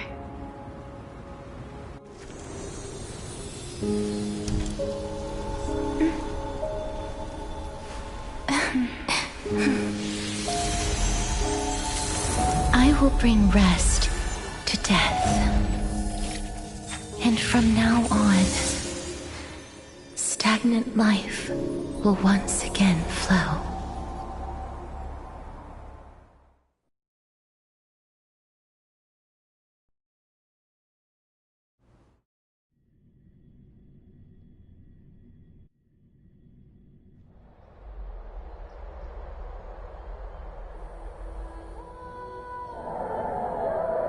Time flies. In the blink of an eye, the 15th entry hour is already at hand. When this farce is over, your soul will be placed on the scales of life and death. Are you ready? No need to ask so many times. Of course I am. Then why do you drag your feet? Is your fear of crowds holding you back again? I simply find them too noisy. Paying attention to conceited fools like them would be an utter waste of my time. Such harsh words. As I see it, you are no less arrogant than they are. I couldn't agree more. Oh. I did not expect to hear that from you. Are you not going to refute me? I know myself better than you think I do. At the very least, better than a stowaway like you. And they say men whose ends are nigh have but kind words. Well, that is exactly why I chose you. Should I thank you for the compliment? The hour of the trial has come. Do you have an answer for me? And how will you prove the veracity of your argument? I suppose there is no point in putting this off any longer. Do you recall where we stopped the last time? You were saying that Amphorius's history is cyclical. Indeed. The demigods that bear the core flames eventually become the new titans at the world's end. Remember what happened on the Holy Mountain? Calypso, Naias. As their destined ends approached, one by one they left this world, leaving only the twins, who are fated to succeed death. Unfortunately, while their journey is consistent with ours, you and Calypso, as well as Nikedor and Naias, act as supporting evidence. I can only come up with a rough sketch for my theory of a cyclical history. For all the pains I took to reach this point, I had already lost hope of ever obtaining definitive proof. After all, the past is in the past. Proving that we are the legacies of heroes of the past is a hopeless endeavor. That is, until I met a girl named Polixia and her sister. If Castorus was truly sent from the past to the present for the Titan's self-serving reasons, then having lived through 2 cycles, and with Styxia as the pivot, she will no doubt be the link to connect all of this together. If the Twins of Death can bridge 2 cycles to reunite at the shores of the Sea of Souls, then my hypothesis will no longer be just a hypothesis. And you too will get the answer to your question. Well, that is all well and good, but how can you be so sure? If there is even the slightest error in your hypothesis, the girl will be shattered. It matters not. The most important quality a scholar must possess is foolhardiness. If you are overly cautious, then you'll never have the gumption to make the first step, and change will never come. Besides, I, Anaxagoras, am destined to overturn this farcical world. Come, let us go and teach those pathetic worms one final lesson.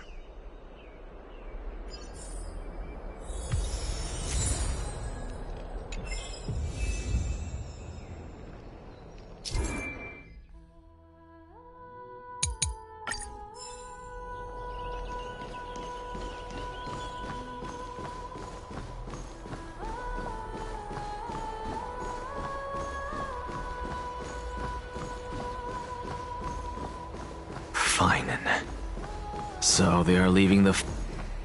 Let those Chrysos heirs who started this terrible war hear you. Let them hear the voices of the people!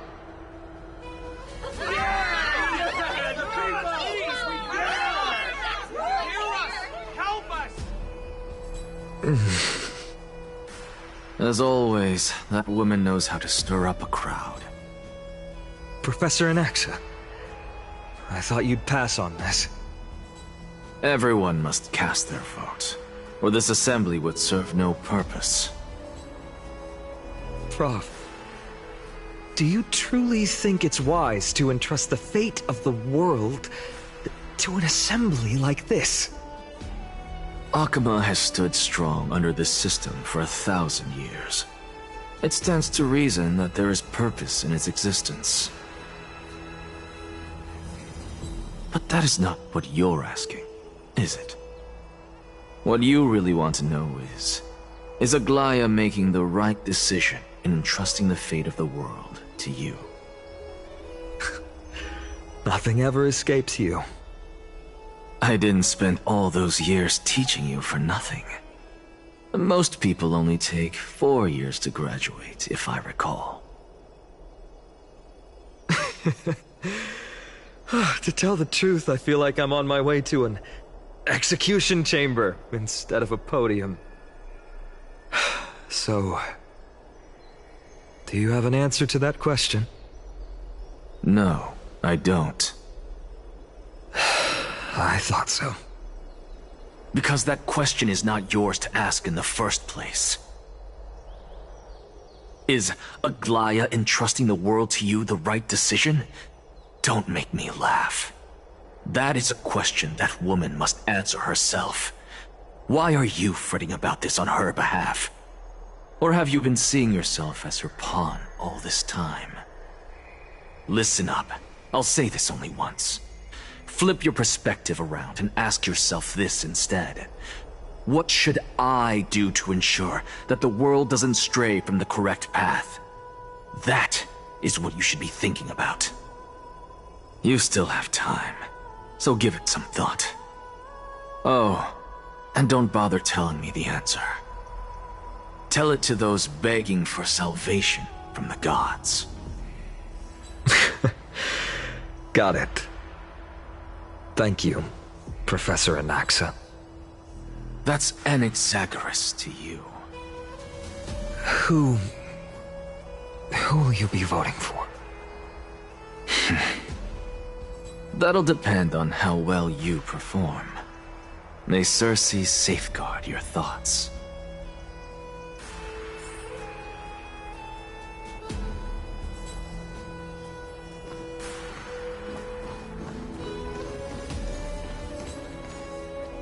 Lord Anaxa, you're finally here.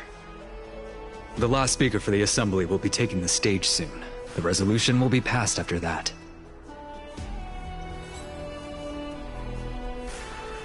Lady Kindness has reserved a special seat for you. Shall I show you to it? All right. This way, please. I actually don't necessarily mind things remaining the way they are. Believe you say it. I'm a little nervous. Thank you. Elders and citizens, silence, if you please. As the Theoros, I present to you Finan of Ides Elysiae, virtuous citizen of Akima, and the last speaker of the Assembly. Much obliged, Lord Lycus. I remember him. He's the penniless lad working for Aglaya. Where's Lady Goldweaver? Why is she sending this guy to give the last speech? Is this really the end of the Flame Chase journey? Can this dude really face down Kindness? I actually don't necessarily mind things remaining the way they are. Believe you say it. By Kefali above, dear citizens of Akima, as you look upon me, so too do I see you.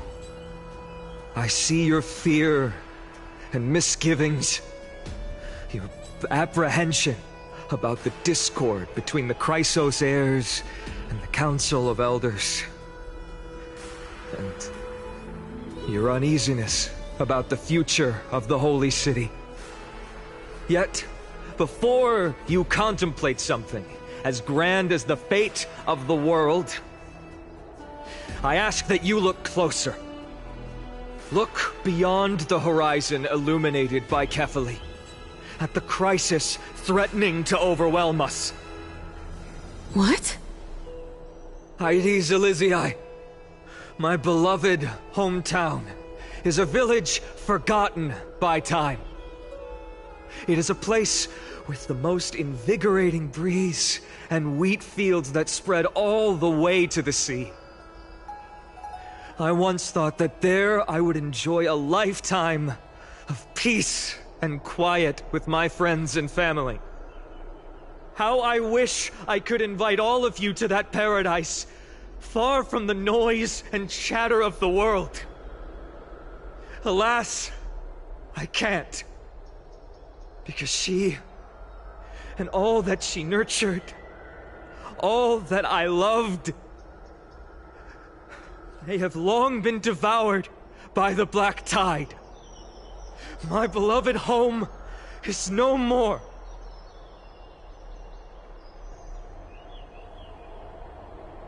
I will never forget the day the black tide struck. My father, Hieronymus, fought with a broken sword to his last breath to protect his child. My mother, Aldada, she was ripped apart by monsters. Also, I might live to stand before you here and now. Galba, he was a hunter. But in the end, those arms that once drew a bow instead embraced Piso, his beloved son, as they both breathed their last. Pythias, the teacher, risked her life to save her students, but a burning beam fell on her, crushing her. And what of Livia, her daughter? Did she make it out alive? No, she didn't. Livia, Piso, and so many other children. My childhood friends. They were all swallowed by the black tide and turned into monsters. They kept saying the same thing over and over. Even up until the final moment, I finally steeled my heart and granted them eternal peace with my sword. Why, Finan? Aren't we the best of friends?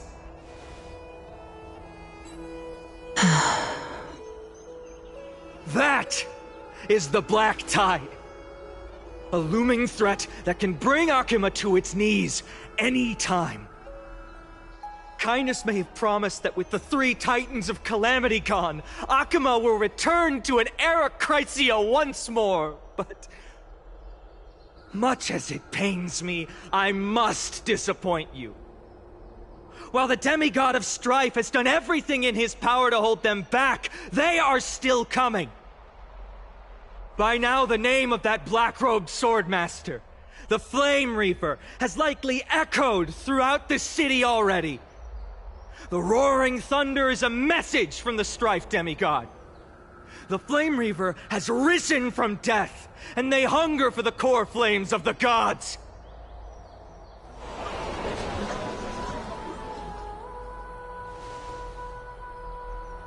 Lies! If such a powerful enemy is indeed approaching, why is Akuma still a picture of peace? Exactly!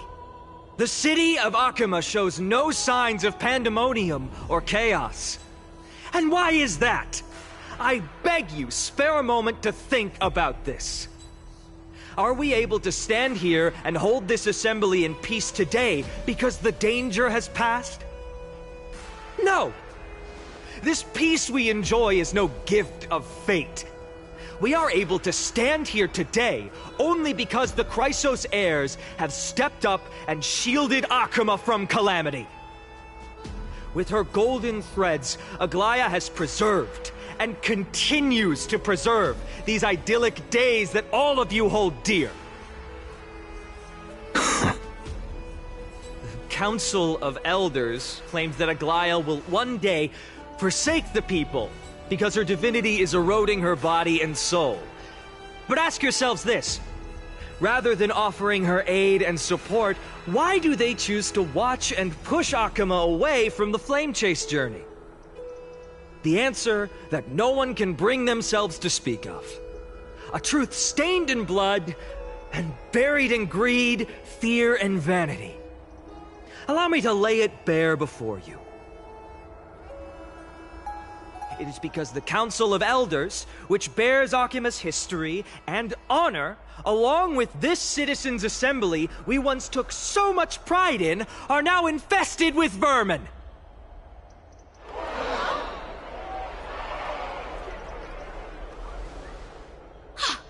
You insolent whelp! How dare you!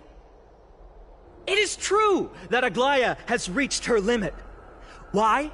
Because she has been working tirelessly to weave the defenses of our holy city against the encroaching evil. All while these vermin are making up baseless accusations about her and scheming in the shadows. Not once has she ever failed Akama. Yet these vermin attempt to tear her apart, tarnishing her name with unfounded allegations. She may have been blessed by divinity, but hasn't her heart always stayed true to humanity? They attempt to mislead you and reduce this assembly to a crude standoff between gods and humans, but citizens of Akama. Once more, I implore you to open your eyes and look at those around you. Examine them closely. Beneath all that finery, do you see the good heart of a human or the poisonous glands of a pest? Make your judgment, then turn your gaze to the demigods whom so many of you regard as cold and merciless. Do you not see the light of humanity in them? And those who wear the mask of humanity yet utter only hurtful, slanderous words. Can you not see that their souls have been corrupted by power?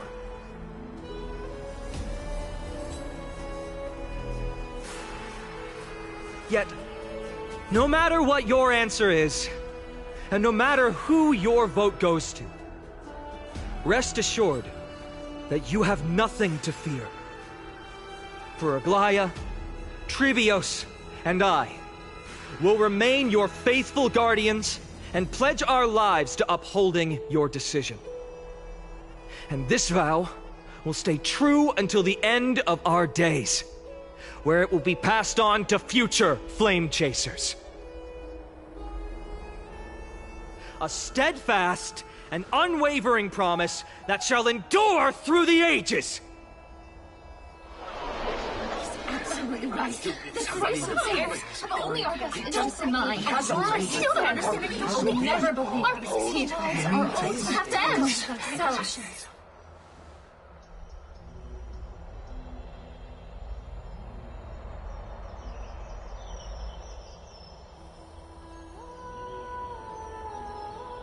At the present time, on the scales of Talentum, those who call for the continuation of the Flame Chase journey, and those who demand its suspension.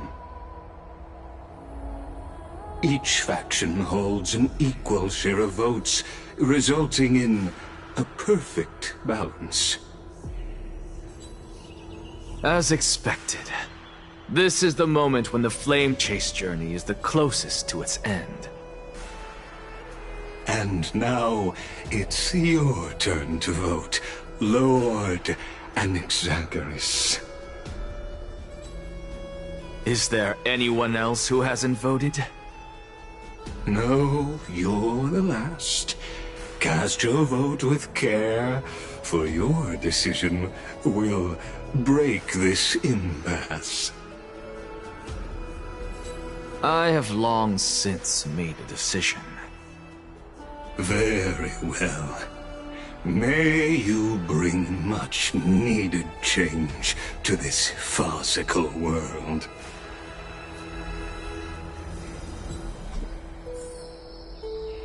The last vote. Who will for kindness. For the die is cast.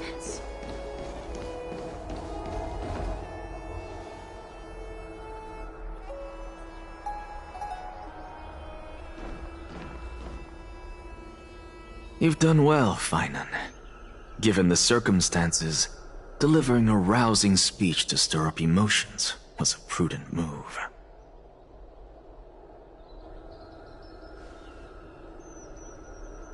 Thank you all for your patience.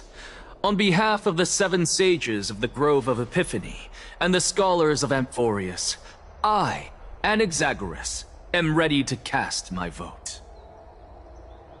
But before that, in the interest of fairness, Lady Goldweaver, I pose a question to you before all who are gathered here. Will you, as Finan has promised, stand by the decision made in the Assembly, regardless of outcome?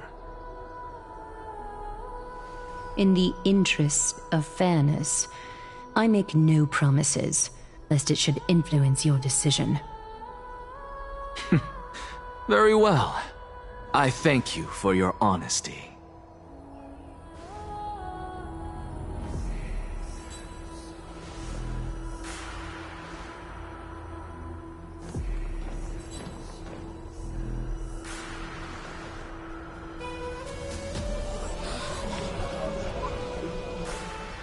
What's he doing? The stakes are high. Let's be patient. Cut the act! Who do you think you are wasting our time like this?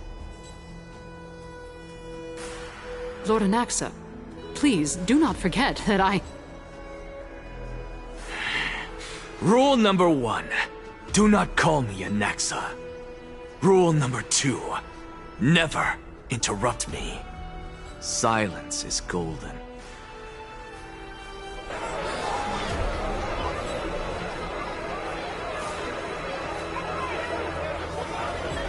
Just vote already. What are you waiting for? Your vote. Cast your vote.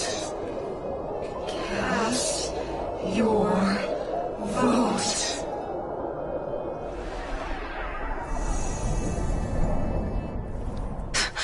I cannot help but wonder, is every hardship in the world something you will exploit and use to your advantage?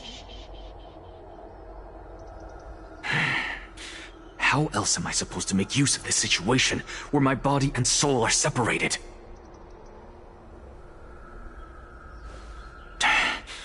Oh, Xerxes. Or should I say Calypso? Accompany me on this final journey. Let us journey to the Netherrealm and see how she will substantiate the answer to your question and validate my decision. We need only to follow the sound of the tides.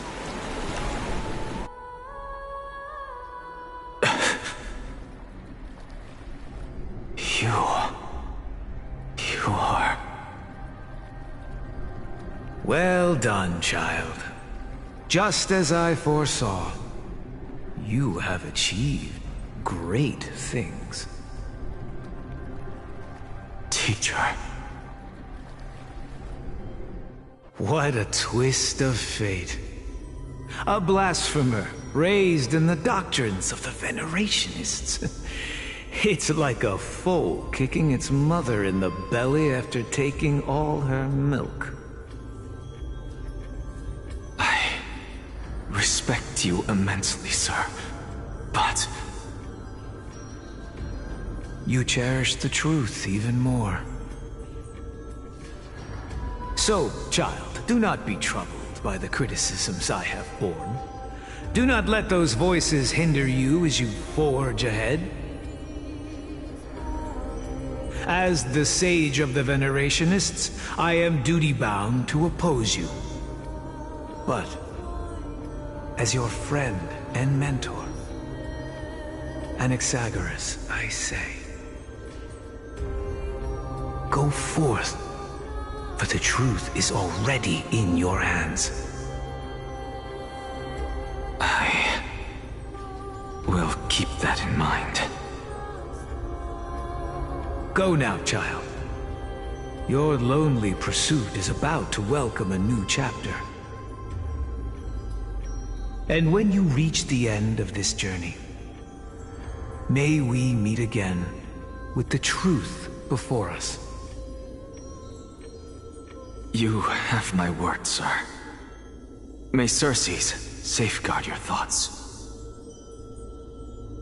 May Xerxes safeguard your thoughts.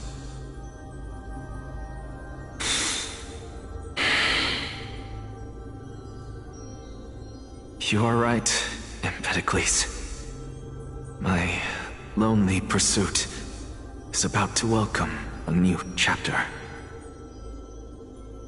I must be on my way now. May we meet again with the truth before us, Empedocles. What are you waiting for? Just cast your vote. Silence! Silence, everyone! Behold, Xerxes, here at the center of the world, I shall write the final step of my proof. For this place is but one step away from the truth.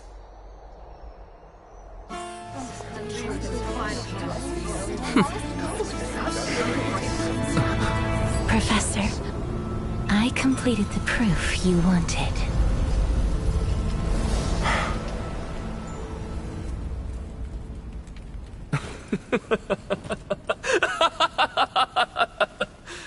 Thank you, Castorus. The answer is plain as day. My vote goes to the Flame Chase Journey and nothing else! Elder Kindness, I have deciphered the truth of this world.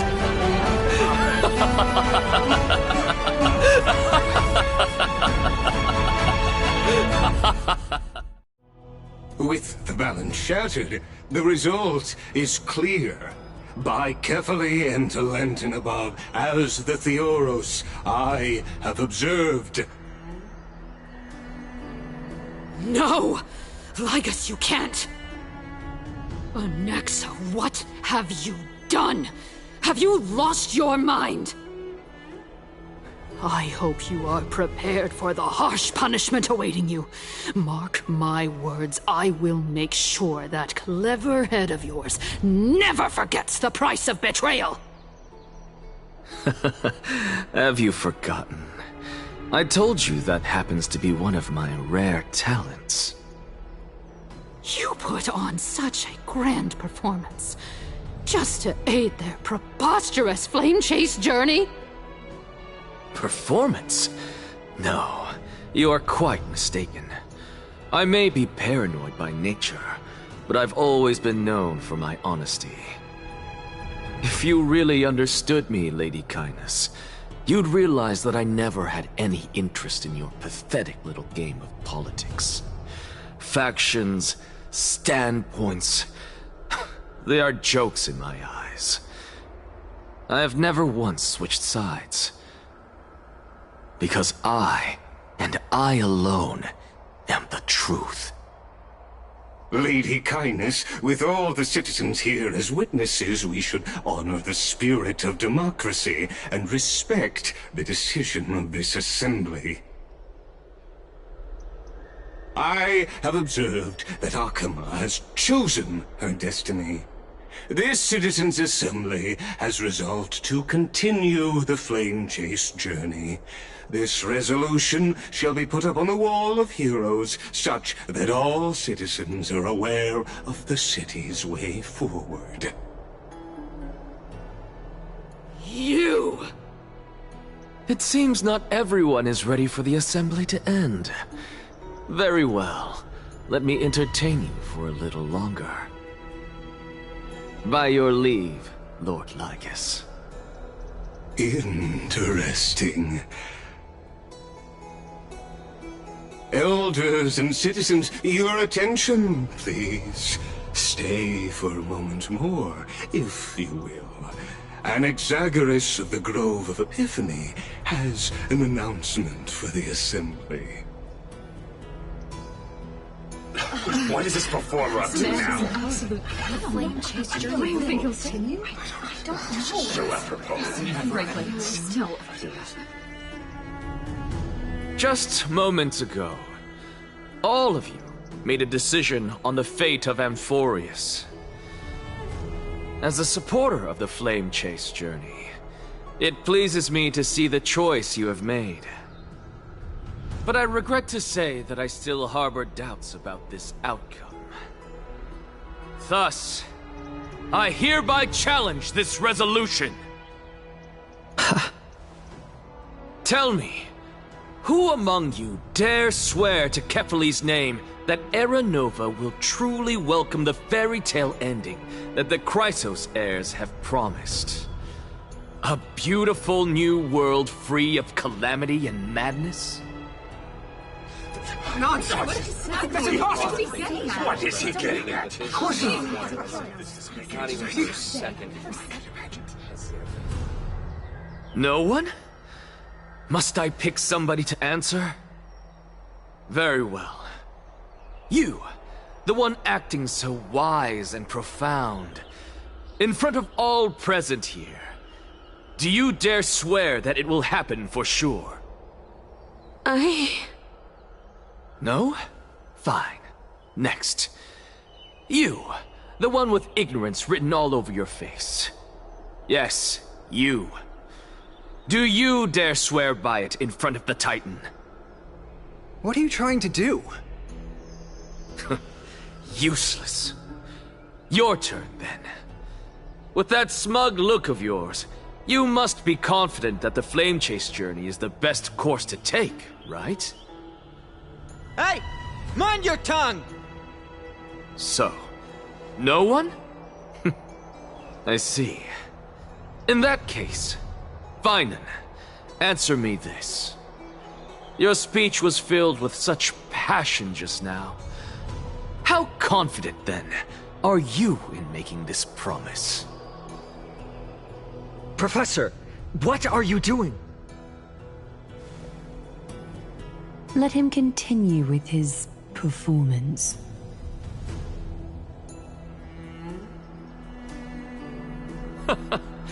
Will you look at that? Even Finan and Aglaya lack the courage to make such a promise. And what's even more absurd is that no one but I can promise you this new world. And yet, the Assembly passed the resolution anyway.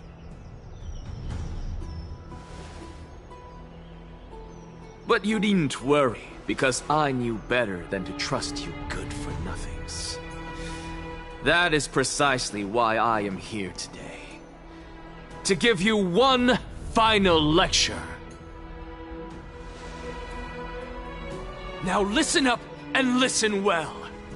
I, Anaxagoras of the Grove of Epiphany, hereby declare everything that the Flame Chase journey promises is true. Finan of Ides Elysiae, the prophesied demigod who shall succeed Kefali, will reforge each and every one of us in the new world with his complete, intact memories. What? The core flame-bearing Titans were the Chrysos heirs of yesterday. And the Chrysos heirs who carry the core flames today will become the Titans of tomorrow. All of our souls shall endure for eternity in the miracle of the World-Bearer. And all under Kefali's protection shall step into that new world.